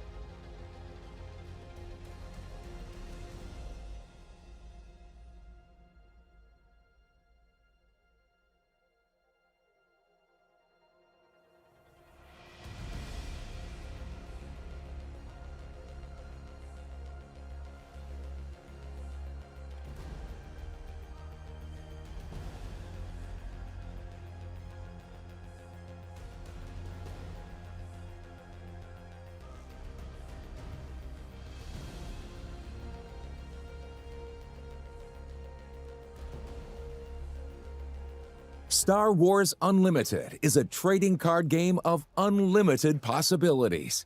Aspects decide the general direction your cards and deck will function. Let's focus on heroism and villainy. Choosing heroism will give you access to those fighting to make the galaxy a better place, while choosing villainy will direct you toward those who want to keep everything in order, no matter the cost. Swoop into the fight, or swarm your opponents. Support your fellow rebels, or hold down the fort. Find your way out of a bind, or continue to feed the war machine. Heroism or villainy. Choose a side and strive to be the best in the galaxy.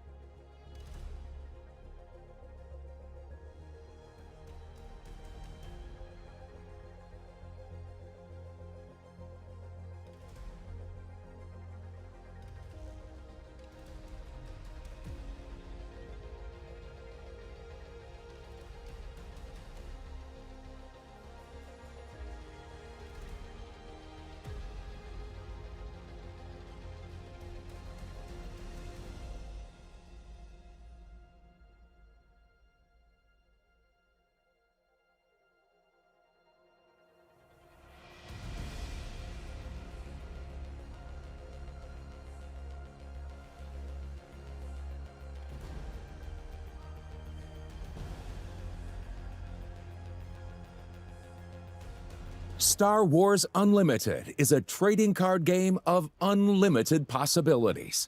Aspects decide the general direction your cards and deck will function. Let's focus on cunning. Use clever tricks to keep your opponents off balance with the cunning aspect. Get more use out of resources by taking down your enemies. Or collect even greater bounties by doing it with your own hands. Ambush your enemies with a surprise attack. Use a quick buck to get ahead of your opponent. Or gather additional resources for a bigger push. Attempt to make a final counterattack. Freeze enemy units in carbonite. Disrupt your opponent's plans before they happen. Make your own luck by outsmarting your opponent with the exact tools you need. At times, you need to be cunning to become the best in the galaxy.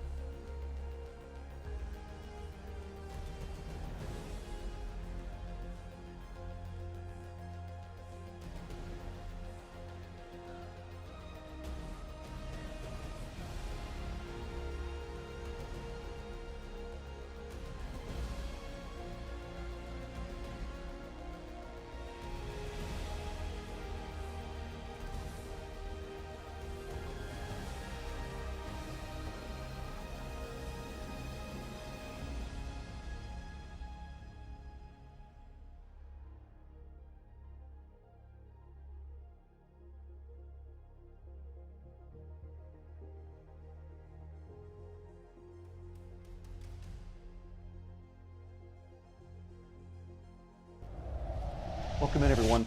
Thanks for being here. One of the most common questions I get is, how can I support what you're doing with live event coverage of Star Wars Unlimited? Luckily, there are lots of ways, and not all of them actually cost anything. For starters, if you're tuned in on YouTube, throw the live stream a like and subscribe to the channel. A couple of simple clicks, and you'll have helped YouTube's algorithm put more of my Star Wars Unlimited content in front of people who might be interested. If you're tuned in on Twitch, simply throw me a follow. Both of these things won't cost you a cent and actually help a lot more than you think. If you're an Amazon Prime member, you might be able to support me on Twitch with only a few clicks. Once you've linked your Amazon account to Twitch, check the QR code on the screen for help doing that. You can use your Prime subscription to me on Twitch. It's already included in your Amazon Prime membership and costs you nothing additional out of pocket. Similarly, over on YouTube, you can use the Super Chat functionality. Just click the little dollar bill looking icon on the bottom right corner of the screen below the chat window. This is sort of like a tip, right? You can choose a dollar amount on a little scrolling bar and it highlights your chat message simultaneously. If you're interested in helping ensure these kinds of high quality Star Wars Unlimited tournament streams continue well into the future, I would also ask you to check out my Patreon over at patreon.com/craptor. QR code on the screen will take you there. I have 4 tiers of support that each come with various benefits, up to and including the embroidered polo shirts you see the team and I wearing on the stream when we cover events. For the cost of only a single booster pack per month, you can support these kinds of productions and get some really fun perks along the way. Whether you choose to pitch in and help keep us on the air or not, thanks for being here. We love Star Wars Unlimited, we love the community, and we look forward to showcasing more of both in the future.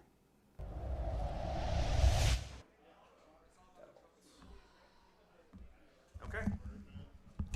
You ready? Yes.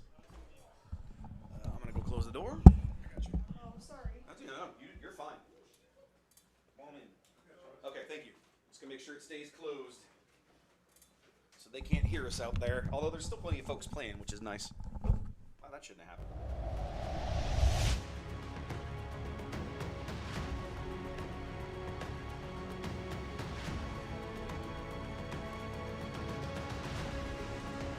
Let's just get back to this. All right, there we go. Baby. Indeed, it's time for the finals, ladies and gentlemen. Last match. Yes. Last match of the day. Should be good times.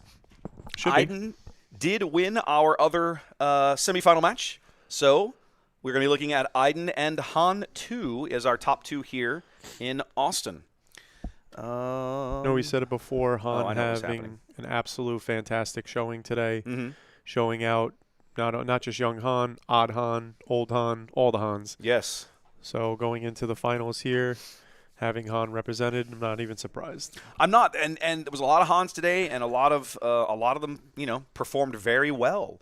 Obviously, we had four Hans of various kinds at the top cut, and then 3 of the 4 made it to the semifinals. Yeah, it's a lot of Han. It's a lot of young Han too. It's a lot of young Han. Blue. A lot of young Han. All right, so you guys have met these two players at different times over the course of the day. On the left-hand side of your screen will be Joel. You saw him earlier on the quarterfinals match playing Iden. And then, of course, Thomas, we just saw win his semifinals match. He obviously earned his seat here, and he will be playing on the right-hand side of your screen here in a minute. Do we want to look at deck lists again real briefly, just a quick refresh? Why not? Okay. We'll put up Joel's real quick. That's what they're doing. They're looking at each other's deck lists. That's true. Right now, the players are looking at each other's deck lists. So this is where Joel begins.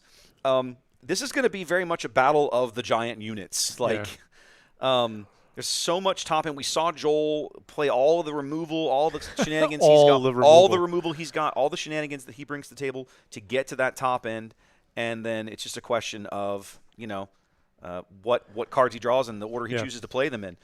The Bounty Hunter crew, the one off in the sideboard, I think that's interesting. It's for looping restock combo. He can. Yeah, exactly. I understand. I get why it's there, but I'm betting that doesn't become particularly relevant. I don't think. I actually think restock just comes out of the deck. I mean, I think I would take them out later. I don't think there's a need for them. Once he boards, that'll be like one of the first cards that comes out. Those top targets were money in the match we saw earlier, and I'm sure they will be again when the time comes. Yeah. That one resource open for that top target literally turned the game around. Yeah, and how many unique units is Han playing? Quite a few. Like there's a non-zero number, right? So constantly good resource, good value out of that, and going to be some good stuff coming out of there. Quick look at Thomas's list, just as a brief reminder. Of course, we just saw this list played.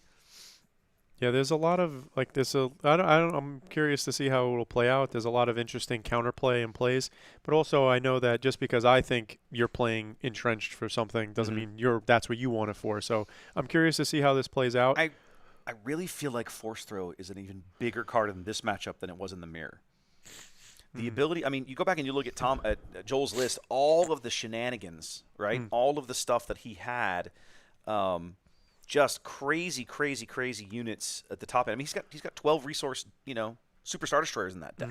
Yeah. And being able to possibly rip one of those out with a Force Throw, just crazy. That's the dream, right? Like their dream would be to be able to he's got 2 cards in his hand. They're both, Devastator. Yeah, it's definitely the dream. Definitely the dream. And you can say the Devastators and the Annihilators at the top end, great Force Throw targets. The trick is, with all of his card draw, how do you get him down to where that's all he's got left, and you're able to all he's got left is the important stuff. And one of the things, early on in this specific meta with Django meta, was that the control decks all kind of had but an interesting capital ship that kind of closed out the game, whether it be Devastator, Avenger, or what is the other one that they play? So you have Devastator, Avenger, Annihilator. You have these big ships that kind of close out the game, and in doing so, it creates a unique play that ends it. Relentless was another one. It was like anti-boss, right? Anti-events. So it's interesting to see what did the choice to be the closing tool. Yep. All right, well, let's meet our players again real briefly. You guys have met them before, but it's always nice for a quick refresh on the left-hand side of your screen. This is Joel, hailing from Dallas. No Austinites in this final. We have a Dallas versus Houston final here at the Austin PQ. How very intriguing. On the right-hand side of your screen, there's Thomas. Just recently saw him close out his semifinals match. And And we'll be moving on here just shortly. Now, the judges give me the thumbs up, let me know the timer began. He did let me know that the timer for this is going to be 55 minutes because the store has to close. So it's weird that we're going to go on 275s and then a 55, but that's what he told me, and so that's what I got to do. That's what I'm putting on the screen, ladies and gentlemen. That's not the official timer, but just that is close enough. I'd like to quickly shout out the judges at this event. They've been great, haven't they? Yeah, the judges have been super accommodating, respectful, as well as professional, and I really like that. It's when people are having any type of issues, the judges are eager to help.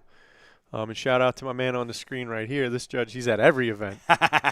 he don't miss an event. Daniel's all over the place, man. Yeah, he's everywhere. Yeah, he really is. Well, this is awesome. It's good for me too. Like the head judge here, Chris. I have seen him. He was the head judge when we played in Conroe, and then he worked this PQ, and he worked the Houston PQ, and so on and so forth. So we've got a lot of really good judge crews here in Texas that move around and keep us covered. All right, so we're starting with the 5-1 Phantom. You better have an answer for that thing. Yeah, You're going to be in trouble Phantom in a hurry. too. I love it. Oh, and it's even the nice prestige version. I didn't even know he had that in there. So now here's the other thing, right? These K2SOs are now double value. So let's say, for example, Paradarkside comes through. Oh, yeah, he can just pop one and throw it. Play K2SO, put it in play. Now I have a 4-2. It's going to run over your Pershing. But when you kill it, I'll have you discard a card. Yep. And now I'm going to get that advantage. I think I could see that the discard being more relevant in this matchup than the damage. So it depends. If I don't imagine yes, he's opening with an aggressive opener, but I don't imagine his 2-3, which we already seen that he didn't even have a 2-play, which not great. Yeah.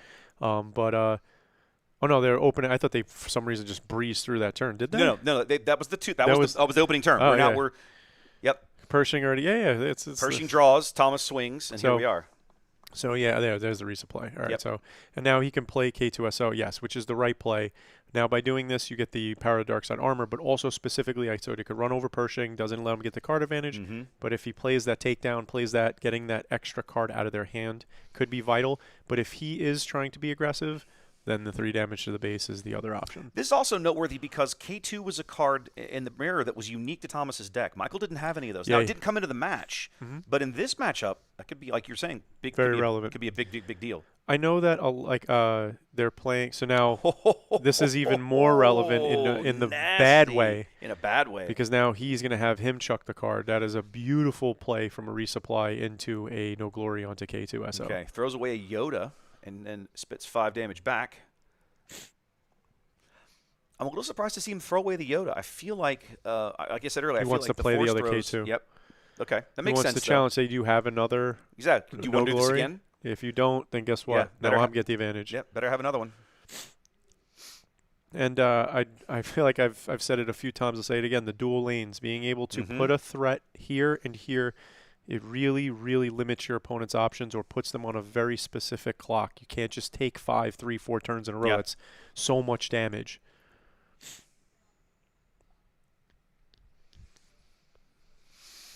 All right, Joel remains on the button here. Going to start with a Traitorous on the Phantom Deuce. Yep. Now, does Thomas have the answer? We can see his hand. I don't think he does. Does not. K2 going to go straight to base. I think I would have run over Pershing. He did. Oh, he ran over Pershing. He took one overwhelm. One overwhelm. Yep. There we go. Okay. Sorry, I just saw him. I looked over and looked back, and I was like, what happened there? Okay. Aiden's going to come out. Interesting to note. Oh, that's right. This is just now the 5 resource turn. Thomas is just now to where he can deploy Han. Yeah, the Joel resupplied. Resupplied, correct. Yeah, I think with the Traitoruses, the Confiscates and the Fang Fighters in this matchup for Thomas are very, very relevant. He's thinking about, I think he's thinking about maybe the Hammerhead. You are correct. Okay. Take out his own Phantom. Take out his own Phantom. That feels terrible, but at least he keeps that 5 damage unit to where it can continue to be useful. With 5 cards in hand, he said, I'm going to go to base. He's like, no, take it to base. He's like, I don't have enough resources to get through all that. Aiden cleans it up. Aiden does heal 1 there. Should heal 1 there, yes, because she did take a unit died. I didn't show you guys the Hammerhead. I'm failing at my job. There we go. He does deploy Han now.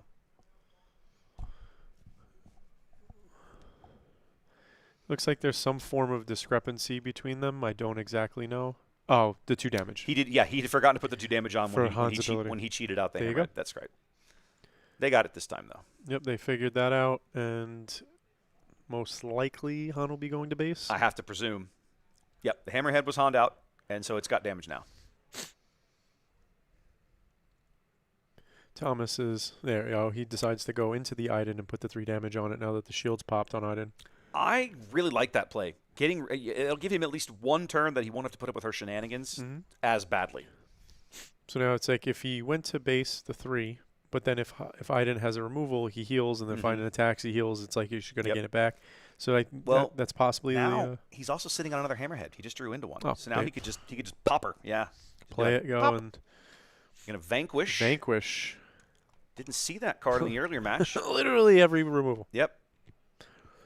Love the art and Vanquish. Yep, wish it was bigger. That's going to kill Iden with the hammerhead. Iden did heal 1 there with her ability before the hammerhead bought it.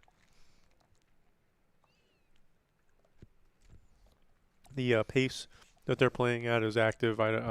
As long as they don't hit some big hang up, this will be brisk. Well, they can't afford for it not to be. Yeah. The store is eventually going to throw us out. Yeah. I mean, this is going to be similar to when we were here in February. Right? Like they're going to finish, and then I'm going to have to try and tear down and get out of here, and that'll take me the better part of an hour. Well, I'll help you to tear down. Well, I appreciate that. Like, and I got a couple guys out here waiting, so we'll have more hands. Okay, well that'll be good. As long as you're able to organize us to tell people what to do. That won't be a problem. Tear down is much easier because it's a matter of put this in this box. Well, honestly, it's a matter of take it all apart and bring it in here, and I can put it all. I know where perfect. it goes, so it's not nearly so bad. Reinforcement Walker. Yeah, very good play here. Obviously, pressure's ground. Thomas needs the confiscates. He definitely needs these confiscates or his Fang Fighter to show up. Yeah, the Fang Fighter, yes. Would be a good I know one, he has the confiscates in the board. Yep. It looks like after seeing both Entrenched and Traitorous, why would you not? Well, he saw him on the list. Like, well, I mean, you see him on the list when you sit down. You know they're there, but you still got to, you got to get to the point where you can bring them in. Going to go with Poe. That's another good way to help clean some of this mess up. I think Joel already claimed here. Yep. Okay, so we played Poe and cheated out of Yoda.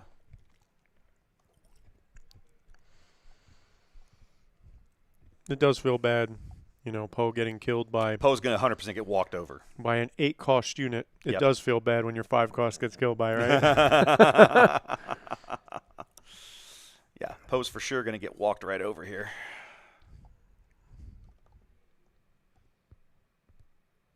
Showing 18 damage on Joel's base. I'm not sure where I miscalculated there. I obviously missed some damage earlier. He's going to step on... Oh, he's going to step on Poe. Yeah, okay. Yep, that's 100%. You can't leave him alive. Yeah. Otherwise, the Entrenched is going away. Yeah, and then he's going to look. He discard to heal. Yep. Why do you need to draw a resupply at this stage? Yeah, this stage is not going to do you any good. The health is like gold. Yep. Thomas sitting on a Fell the Dragon. Do you even bother here? I feel like you just trade your leader for that walker. He's only got 3 health left. Trade Han for it? Yeah, I mean, this is one of those things. By going to base, I know that it sounds weird because you're leaving it out. That's what he's gonna do. Leaving it up, but if you go to base and you have a crate to follow up, you severely limit his options. That's true. What do we play? I can barely make it out. Snoke. That's why. Supreme Leader Snoke. There we go. And Snoke doesn't affect leaders, so Han's not affected. Yes. It looks like the Fell the Dragon will be hitting Snoke most likely, yeah. Yep.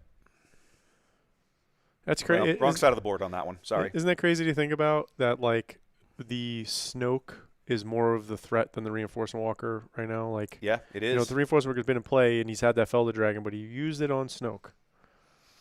He does cheat out the Cham there to catch up on resources. Yep. We talked about that. You talked about that play earlier.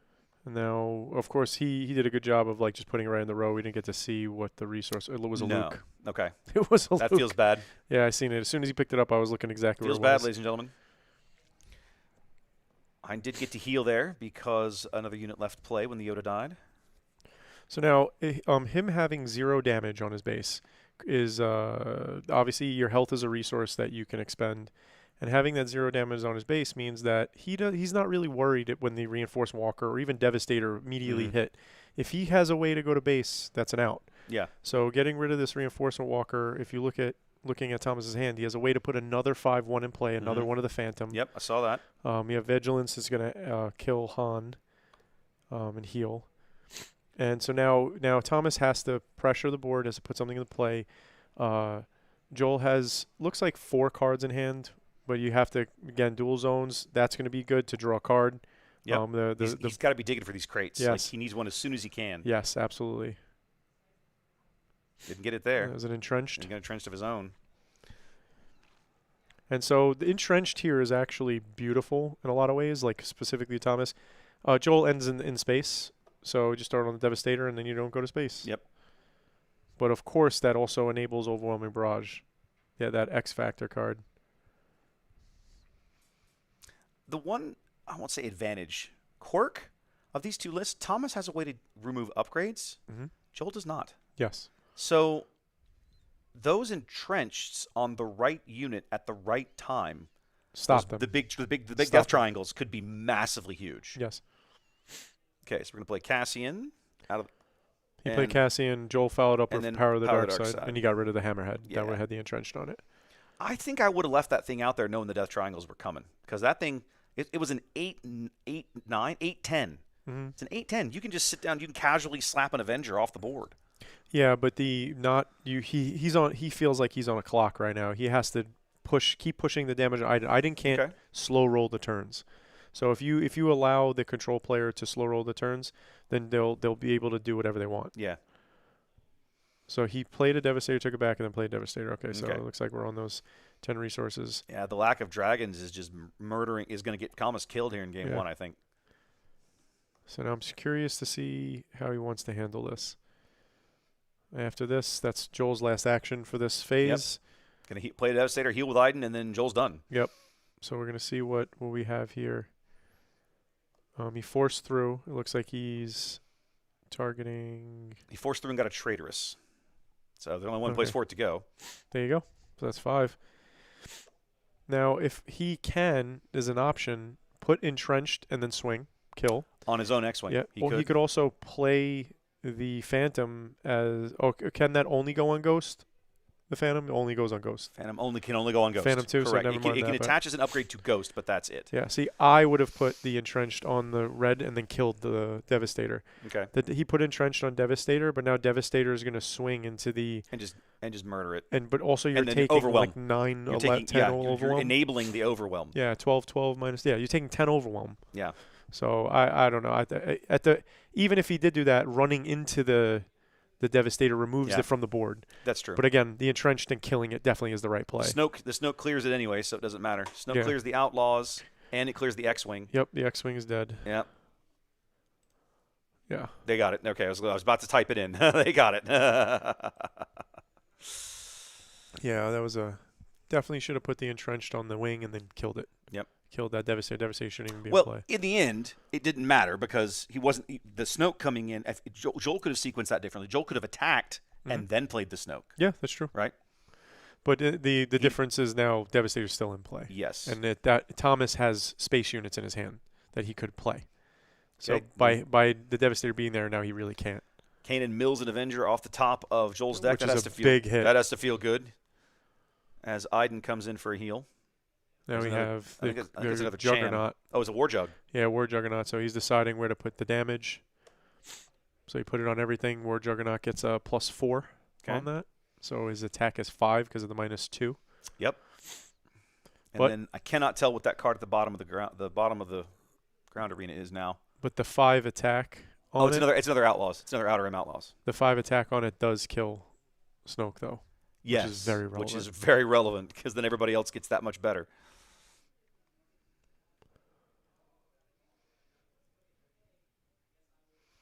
Yep. Going to take it down. Was that a takedown? Yes. Yeah, it was takedown. Did he cheat down in it? I didn't realize it had damage on it. It had 6 HP. The Juggernaut? No, the Juggernaut, yeah. Yeah, I'm not sure. We're going to blow up Snoke with Wrecker. I think he cheated it, so it should have had 3. Okay, it might have had damage on it, and I missed it. The back and forth, they just know what to play. Like they are not playing slow at all. No, this is not a slow match at all. The amount of actions, I want to say, is averaging around 8 seconds. Like they're just playing. Whoa, we milled another Devastator. That's 2 capital Kanan ships has on been mills. doing work, ladies and gentlemen. Kanan MVP. I personally bias. I really don't like Kanan. But I know he's in here to enable force throws, though. Yes, that's really why he's you here. play him. Well, and that's what's going to make the next set so dangerous for everybody else. The force units. Play against this deck, all the stinking force units, because Yes. the force throws are just ridiculous. Yeah, I was at first when when the previews were happening, it was like, oh, we got to ban force throw. At first, I was like, what? But now I'm still like, what? The set's not out yet. I'll be honest, I'm kind of on that train a little bit. So we'll see where it goes. Let it be oppressive first. Serious. I don't want the single card to ruin the entire world. It's not. I don't know, man. Force throw has been out since set 1, and it's not that powerful. I mean, okay, we you disagree. You think everybody's playing Red at Worlds? Fair enough. There will be people that won't. Well, once again, after all the removal in the world, we're back to a clean board. Well, in Joel's hand is literally 3 removal cards. It looks like it's like 20. It's like 3/4 of his deck seems that way. Like in his hand looked like either a Rival's Fall, Fellow Dragon, or Takedown. I think those are. I mean, all he has to do is sit on the button and just murder whatever Thomas plays. Yep. Thomas still hasn't come into one of his dragons yet, which is what he desperately needs here to start trying to push some damage. Yeah, it feels bad on game 1 when you're digging. You're digging like this, and you just can't get that card that's in there for this situation. You know, somebody in chat earlier was kind of like, I don't understand. Like, this is such a boring way to play the game. Mm-hmm. Why would you play the game this way? And there's a part of me that kind of agrees with them. When your whole game is to prevent your opponent from not playing, how is that? I haven't figured out why that appeals to people yet. All right, so I will do my best to explain it. Please, I'm curious. So when you play an aggro deck, typically, because aggro decks are straightforward, it's like you want to play this stuff and be faster, and your opponent will go to base. It's actually relatively simple. I'm not saying aggro is even easy to play. I'm saying the concept is simple. The concept is simple. The execution is what's difficult. And so it's the same. I would say the concept is simple. It's like you control what your opponent does, but knowing, because you're going to have to either tap out or expose yourself, knowing when to do that to get the right play is very difficult. And I feel like that's what the allure is. If you could control your opponent, it's not just your deck is not just in tune, but you're predicting what they're doing, you're reacting to what they're doing. Another no glory. Oh, for God's sake. And now he's going to chuck. What is he going to chuck on this one? He's got it ditched and entrenched. Yeah, I mean, I think that's the right play. He's going to play the Fang Fighter into nothing. He's going to play the Fang Fighter into the wrong. That's not a big deal. That's easily fixable. But then then you're just setting yourself up for Devastator to walk over it and take 10 overwhelm. Thomas says immediately after he played it, because he played it on the ground side. Yeah. When Joel said that goes here, he immediately realized that was I should not have done that. Yeah, that was an error. You could see Thomas. He looks a little rattled. Like I almost get to say he's playing a little too fast. Like maybe he needs to take a breath and just okay, my dude, just pause for a moment. There's an Avenger. Into Luke. Yes. So he has a Luke. He's got a Luke and a force throw, I think. The Luke can kill the Devastator, but if that's not maybe a great. Well, okay. He has exactly 7.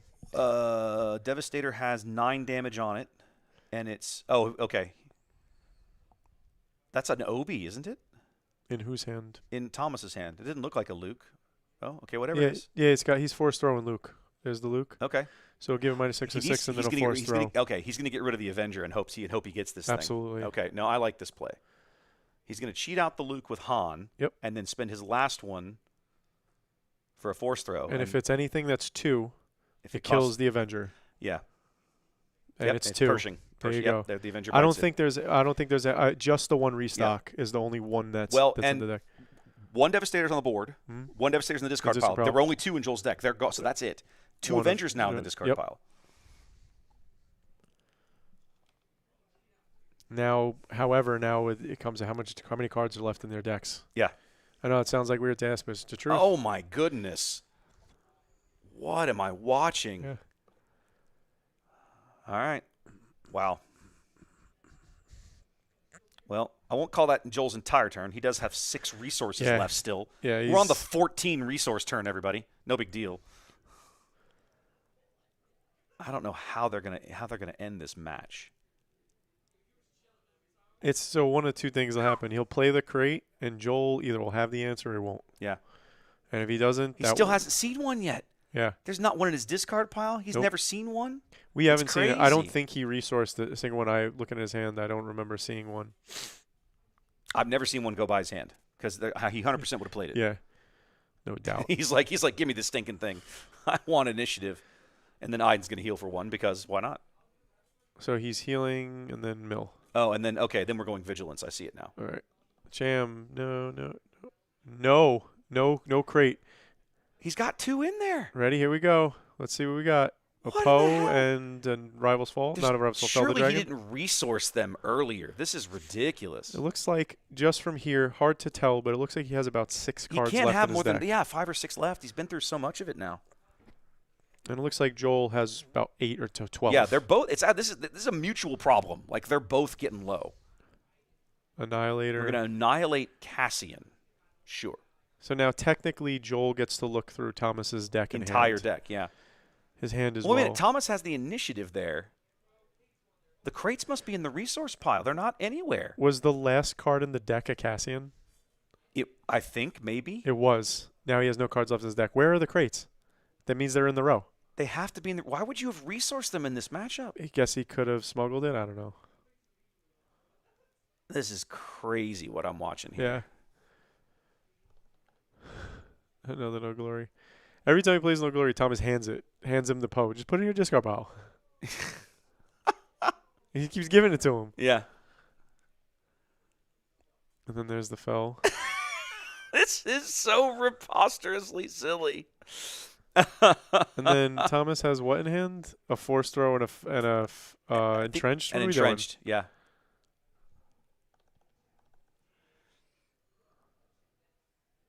I'm not sure why Thomas hasn't just scooped it up. Like maybe he thinks his opponent might scoop it up. He clearly has nothing to play. He doesn't even have any units in his hand, and his entire discard pile is huge. Why is he still sitting through this? The crates must be in the resource row, but why would you have done that? That doesn't make any sense. Yeah, I don't know. It looks like they're going to next game. Well, they haven't okay. It looks like Joel's scooping up his resources. Oh wait, here. no, they're just picking up their discard piles. They're cleaning up their discard piles. I can see that, which is ridiculous. Thomas is now looking through his resource row. Thomas is looking through the discard pile. Discard pile. That is. I thought Joel's discard pile was off to the right. Okay.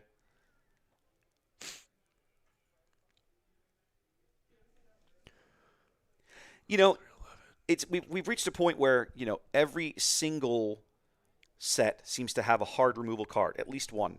And so now you've reached a point where when you put them all in the same deck, your opponent doesn't get to do anything. It's just so goofy. What are we doing now? Well, that's where being able to leverage the resources that your opponent has to play against them. Like, for example, the removal cards overall are pretty expensive. We're obviously scooping this up, and I have to assume that Joel's going to walk away with game 1 here. Like, there's no win condition here for Thomas. He's eventually going to draw himself to death. Thomas talked Joel into a concession. I'm betting that it did not occur. He's like, I'd be so sad. Yeah, look, looks like he's looking to bring in the 2 Chewies. He looks like he's bringing in the 3 Confiscates. Mm-hmm. The Chewies are great cards in this matchup. So I'll say this. Now, chat asking the animosity for control decks is crazy. Now, I think that's, for me personally, I find that attitude a little weird because if you don't want to play the game, if your entire point is to sit there and prevent your opponent from playing the game, why did you sit down? I think that's a bit unfair. Okay. Because I would argue the same thing. Like, I want to play a game, but you killed me so fast with Sabine that I didn't get to play the game. Okay, that's reasonable. So I think it's a bit unfair to be like biased like that. I definitely think it takes some gravitas and some skill to be able to control your opponent. I agree completely. I'm not saying it's a skillless deck. Don't get me wrong. That's a hard lie. But this was something that I got frustrated with many years ago. Sure. Learning to play. I never really played a lot of Magic. Yeah. The game that I played probably the most of in my youth was the old Star Wars Decipher CCG. Okay. Which didn't really have this mechanic. There was no like insta kill a unit on the board. It was if you wanted to kill something, you get in its face and go murder it. You have to go fight it. But you have to roll dice. No. Oh, okay. So that was the WotC game. That's what I played. Okay. You learned that one. Yeah. I'm talking about the old Decipher game from like it premiered in like '95. I have not played it. That's fine. But the other game I played in that era was the old Babylon 5 CCG, and that game had one of the factions in it. One of the factions that was the. Have you ever seen Babylon 5, the TV show? No. Okay. Well, if you know Babylon 5, you remember the Vorlons, and the Vorlons were basically all about keep maintaining the status quo. Okay. And so when you played against a player who was playing with this particular strategy, most of their game was very similar to it was a control. It was the board. The game was about interaction and conflicts, and interacting with other players. And the Vorlons would very frequently come in, and they had cards that were like, "No, I'm going to cancel this. You don't get to do this turn. You don't get to do that this turn. I'm going to roll your stuff back or whatever." Sure. And it was frustrating to play against because it was like, we want to play the game. You just want to literally sit there and keep everybody else from playing the game. In that game, though, it was a 4-player game. Sure. And so when one player sat down to do that, and you had to be careful because if the other if you pissed off all 3 other players, they would all come for you. That's another element of the game, though. It's the political aspect. Yes. So you can leverage in those games. For example, you leverage your ability, such as, oh, I'm an ally with you. You don't want that deal to go through. I can squash it. Right. Give me resources. Exactly. Like help me out. Like let's make a deal. Yes. Right. Exactly. So that's where the political intrigue comes in. Yes. I personally, I think that, especially with the approach I take to deck building, you can't really. I can never subscribe to this notion that like Boba was a problem, straight up. Oh yeah, for sure. So I will admit when I see an issue, no problem, and I'll call it out. But to be honest with you, I don't think control is an issue at all. I think if you reverse engineer control, like how to beat control, it's you can effectively beat control. In fact, control has a harder time to win over aggro because they have to adapt to what you're doing. Yes. So it's not you're setting the tempo of the game and the pace of the game. You're trying to stop their tempo. Yeah. Yeah. So you're trying to break their tempo or slow it down, right?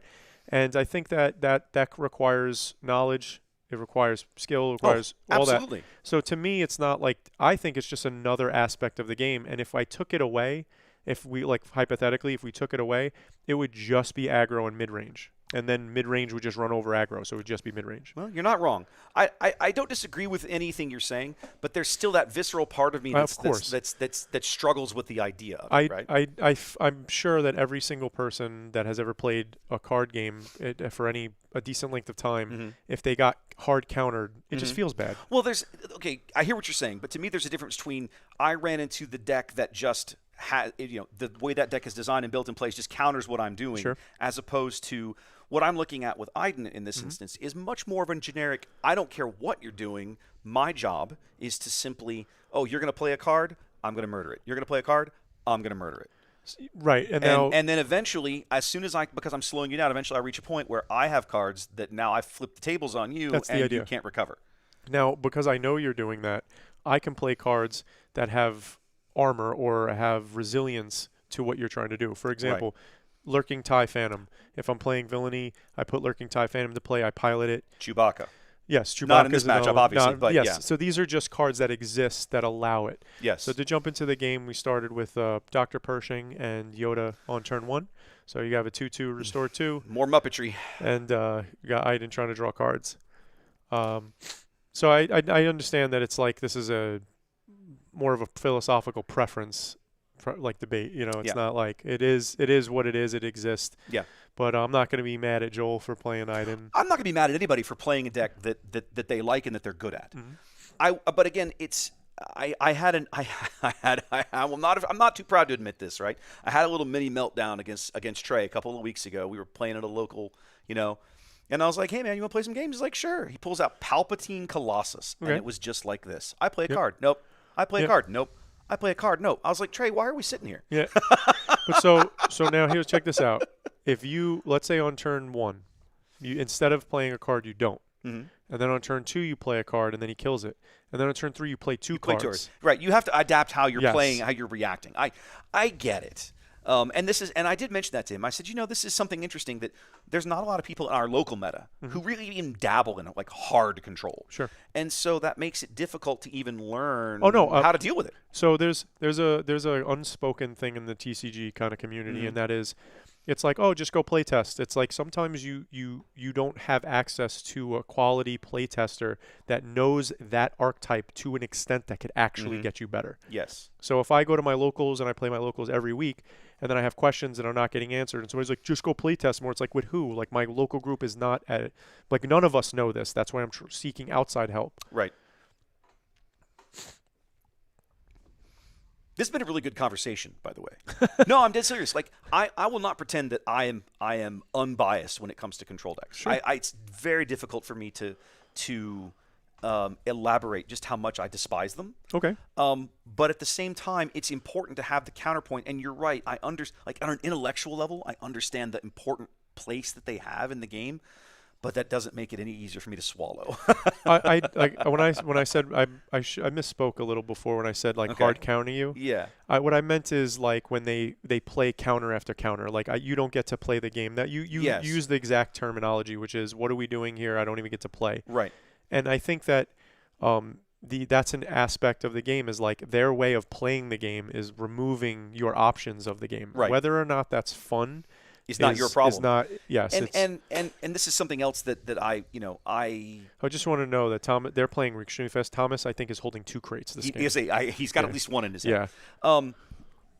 It is incumbent upon me as a player to understand and learn how to fight against strategies like that. Yes. So I accept that, and I absolutely understand that that's on me. But it is difficult.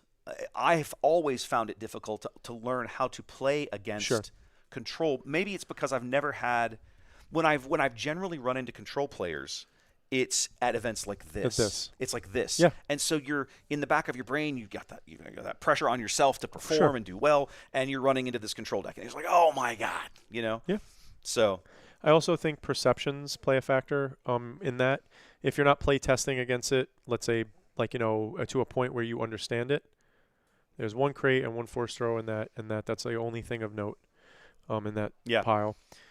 He pops the outer outlaw and then heals 5. So when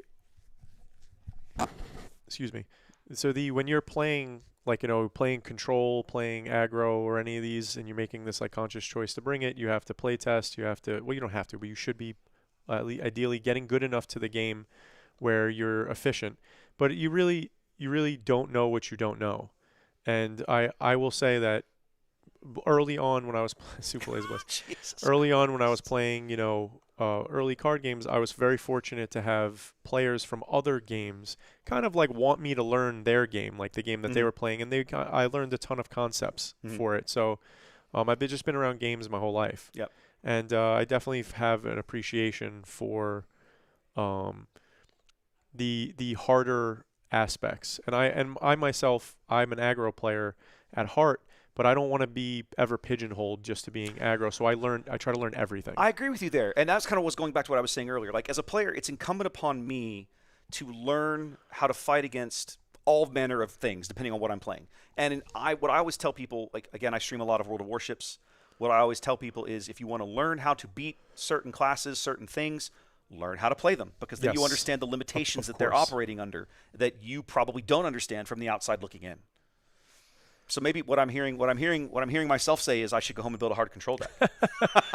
That's it, ladies and gentlemen. I'm taking Iden Data Vault to this week's play. I'm going to make a whole bunch of people hate me. It's going to be awesome. I do feel also that if you understand something, it's easier to reverse engineer it. Yes, I agree completely there. So I definitely do agree with that, and I definitely think that as I play card games, I definitely want to play it all, because I love the experience of the card game itself, and I want to feel the vibe of what's going on, how this game plays, and stress test it. Yep. That's just the game designer me. I really enjoy games. Apparently, I need to come to San Antonio and play test with you guys. Oh yeah, absolutely. Yeah, I'm like the gauntlet. I'm the gauntlet. That's your shirt. I'll make you a shirt now. I'm the gauntlet. Welcome, I'm the gauntlet.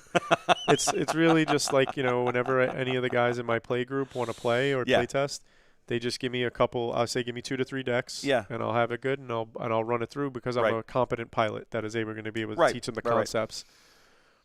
Well, 1 crate in the discard pile, but 2 more in Thomas's hands means this match might be about to get very, very interesting. So this turn in of itself is fascinating. We had a Reinforcement Walker come out. You had the Cham go to base. You had the another Outer Rim Outlaws, I think. The Wrecker blow up a resource and put 5 damage on it. So now we're at a point where, of course, a Super Laser Blast seems like an obvious answer. Yep. But if he doesn't have a Super Laser Blast that he just played, how does he navigate this? How many units is he going to kill? I'll be honest. If he plays a Super Laser Blast right now, I think I just windmill slam that crate and grin and be like, okay, what are you gonna do now, genius? So I will say that there is merit after doing that to not windmill slamming the crate and putting other threats into play that he has to answer, and then we'll windmill slamming the crate. But we'll see. Like, there's a lot of stuff that could happen. An overwhelming barrage as well. Oh, Super Laser Blast. There you go. Okay, there you go. And then I think that Thomas will be doing that. He'll be like, okay, Crate Dragon. Okay. Now, the only part that really exactly. feels like, bad. there we go. Have fun. Yeah, the only part that really feels bad is you do not want to. Ideally, you don't want to let him untap and to get power to the dark side for 3. Yeah. That's the ideal. Yep. You don't want that. It's going to feel bad if Joel's sitting on that, and we know he's got a handful of cards over there. It's very possible he's sitting on one. We can't quite make it out.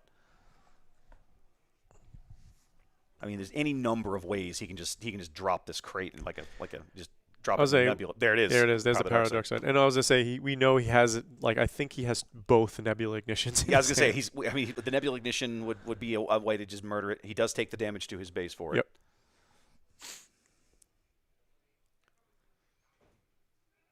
Now, I think if I'm Thomas, I'm with you here. I think now you have to hold on to that last crate. You have to look for the opportunity. We're going to come on to Palpatine's Return here on the left. That's rough. For the Walker, and a Cham on the right. I guess he's holding a Snoke? Yeah, he's got a Snoke in his hand. Oh, he just drew it. Yep, and we're going to fell that thing right out of the game. See, it's like on a turn like that, where it's like you fell something, you have this guy in play. Now going into this turn, if he has to answer that, if you can play something small that he answers and then play crate, and then follow it up with a small to have a little armor on it, you kind of cripple him. And then puts it on a 2-turn clock. It's not like you're setting up like all these turns to do something that only takes 2 turns to finish the game. Right. Well, and that's the thing is that I think maybe, that Thomas, perhaps, we watched him make the same mistake that I would have made. Windmill slam the crate, and here comes Power of the Dark Side. Yep. Whereas maybe the right turn, hold the Crate Dragon, wait 2 or 3 more turns when you can play something alongside, play something dinky out, then back it up with the crate. I even think, because he's holding 2 K2SOs, I even think playing those and baiting out the No Glories, or other removal, because his hand is huge right now. Yeah, they both are. But baiting those out and then following it up also, and then if he doesn't have the No Glories now, like Cham is gonna he immediately was gonna throw it away. He's so used to getting removal. Yep. But now if the K2SOs can punch through, now we're getting value, right? Yep. And then if you can't answer that, I know you can't answer the crate. Yep. So this is interesting now as we're getting to these later turns, because now one of 2 things will occur. Either Thomas is going to orchestrate a nice play where he can get a little bit of damage to base, get crate in play, lock it down, and start pushing, or Joel's just going to be like, nope, and just keep on playing stuff that's going to heal, like the dual purpose, and stall out. Yep. Right now, if he kills K2SO, he's going to heal for 6. So because of the 10 for a Devastator. Yep, and then there you go. But now he's the first time ever, he's like, I'm going to get my K2SO effect. Mm-hmm. How many cards in hand? And Joel says 11. A lot. I think he has 6. Yep. So he goes to base for the 3. Okay, my base health is way off. There we go. Now we got it. 15 on. He's got 18 left. Yep. There's another K2. And this time he's going to just go ahead and play it damaged. Yeah, and now because play more. So now the reason why you do that is because if he Super Laser Blast, he's Super Laser Blasting a Devastator and an Avenger off the board. Yeah. And then he backed it up with a Poe. And now by having 2 in play, now he can usually only answer 1. And then you're going to get damage to base. And that's the pattern you want to keep up. Yep. No, I was going to say, having the entrenched on the Avenger makes this a little more difficult for Joel, right? The Avenger was basically giving him free removal every turn. Now he's not getting that. And put you on a clock. Yes. Deal the damage. Now, as long as Thomas avoids the space lane, he can at least avoid Avenger getting that free kill. And here comes the OB to clear. The giant. Clear them both out completely. Yeah. And then he's going to decide what to do with the K2 again. We go to base.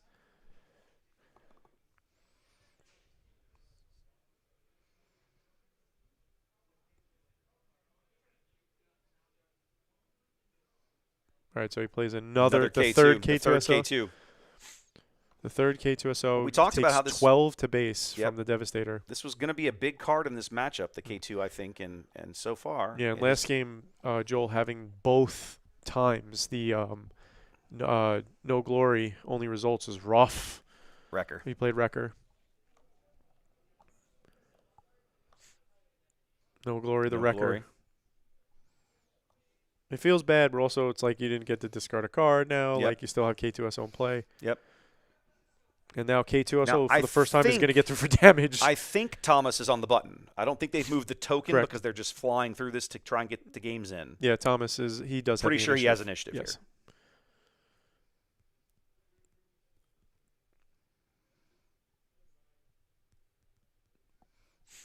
Chad, at this point, if you're trying to catch misplays, you're wasting your breath. These guys are playing so fast, and there's 3 judges watching this table. I'm not even going to bother.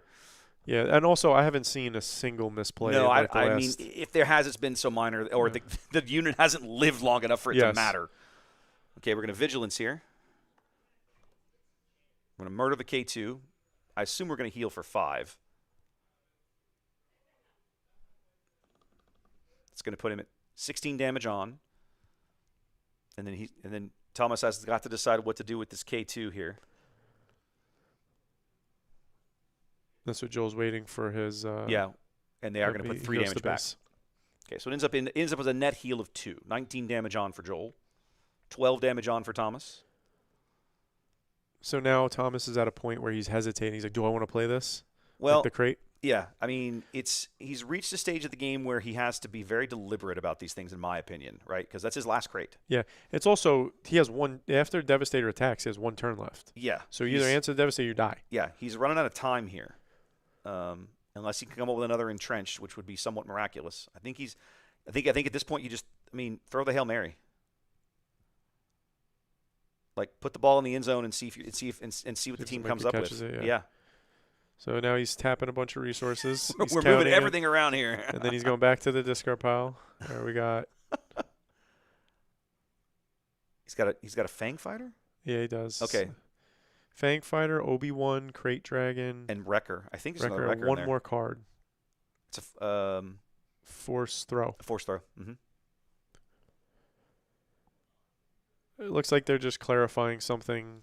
Don't know why. Yeah, I'm not sure what they're talking through here exactly. Most likely it was because some resources were, and he just didn't ready it. Some resources were exhausting already, and I think that's what he's saying. He's like, I just didn't ready it. Chad asking where Han's removal cards are. It's an interesting question. When you look at Thomas's list, he doesn't play a ton of them. He has a few. Yeah, that's game. I think that's game. He plays as soon as he played Crate, he got Power of the Dark Side. He's literally camped on it for both. Man, that's rough. I don't think Thomas has a way back from this. That crate was kind of, like you said, I think it's kind of his last Hail Mary. Yeah, no, but why do that? It's just going to get, at that point you just go 10 to base. It doesn't matter now. Joel should be able to close this out pretty handily, I think. So, yeah, he went 10 to base, and then he used the Avenger to attack it. Yeah, it's game. That's game. Aiden takes it. Aiden Green has gone. Green. What was Joel's final record? I'd have to go back and check, but, man, he played really well. And, ladies and gentlemen, Joel, there's that sigh of relief. Joel is your victor here in Austin at the Planetary Qualifier on Aiden Data Vault. Aiden Data Vault. Well done. Honestly, very interesting games. While maybe not the most exciting to cast or watch because of how one note they are. I think they were difficult to watch, perhaps, but they were exciting to call because there's a lot going on. To me, I love it. He's not. First of all, he's not slow playing. He's not wasting time. These guys are blowing through these games, right? And and that's so. As I was walking by, that was like Joel all day. He was not slow playing at all. No, not even a little bit. So not even a little bit. And now. All right. Well, ladies and gentlemen, let's do one final update to the bracket here, which is something that I have not actually done before. You too. Let's just do it live here. Let's put the bracket up, and we'll do it live. No longer TBD. We'll do it live. There it is. Joel's your champ, ladies and gentlemen. Well done. Well done to Joel. Congratulations, Joel. Joel from up in Dallas. GG to both players. Joel going home with the victory here. Cooper, day's over, my friend. Wes? It is just after 10. We're actually finishing at almost exactly the same time that we did back in February. I'm impressed that this event has been consistent. I'm twice impressed in a row. Too. I am. We only started slightly late today. We didn't which start, is on time. like 30 minutes late, and then man, I looked up at one point. We were 5 hours in. We just finished Yeah, it was round 5. great. I was like, wow, nice. Overall, well great done. event. Well done, guys. Appreciate you being here. Thanks for joining us today. Thanks to you, sir. Oh, my pleasure. Appreciate you joining Anytime. me on the microphone. This was a that. blast. I mean, anytime I'm happy to come out. Awesome. Well, you're going to hear from me again. Trust me. I trust It's going to happen. It's going to happen. All right, guys. We're going to hang it up. Stores are actually done by now. Like, the doors locked at 10, which was about 10 minutes ago, and I've still got to tear down so these guys can go home. So, as usual, we're going to book out of here so I can tear all the stuff up, load the car, and go hopefully find some real food that's worth having. Yes. At 10:30, at 11 o'clock at night. That isn't Waffle House. Yikes. Okay. Awesome, guys. Appreciate y'all. Y'all be safe. Thank you for tuning in. Thanks for being here, guys. We'll catch you later on a future event. Take care. Take care.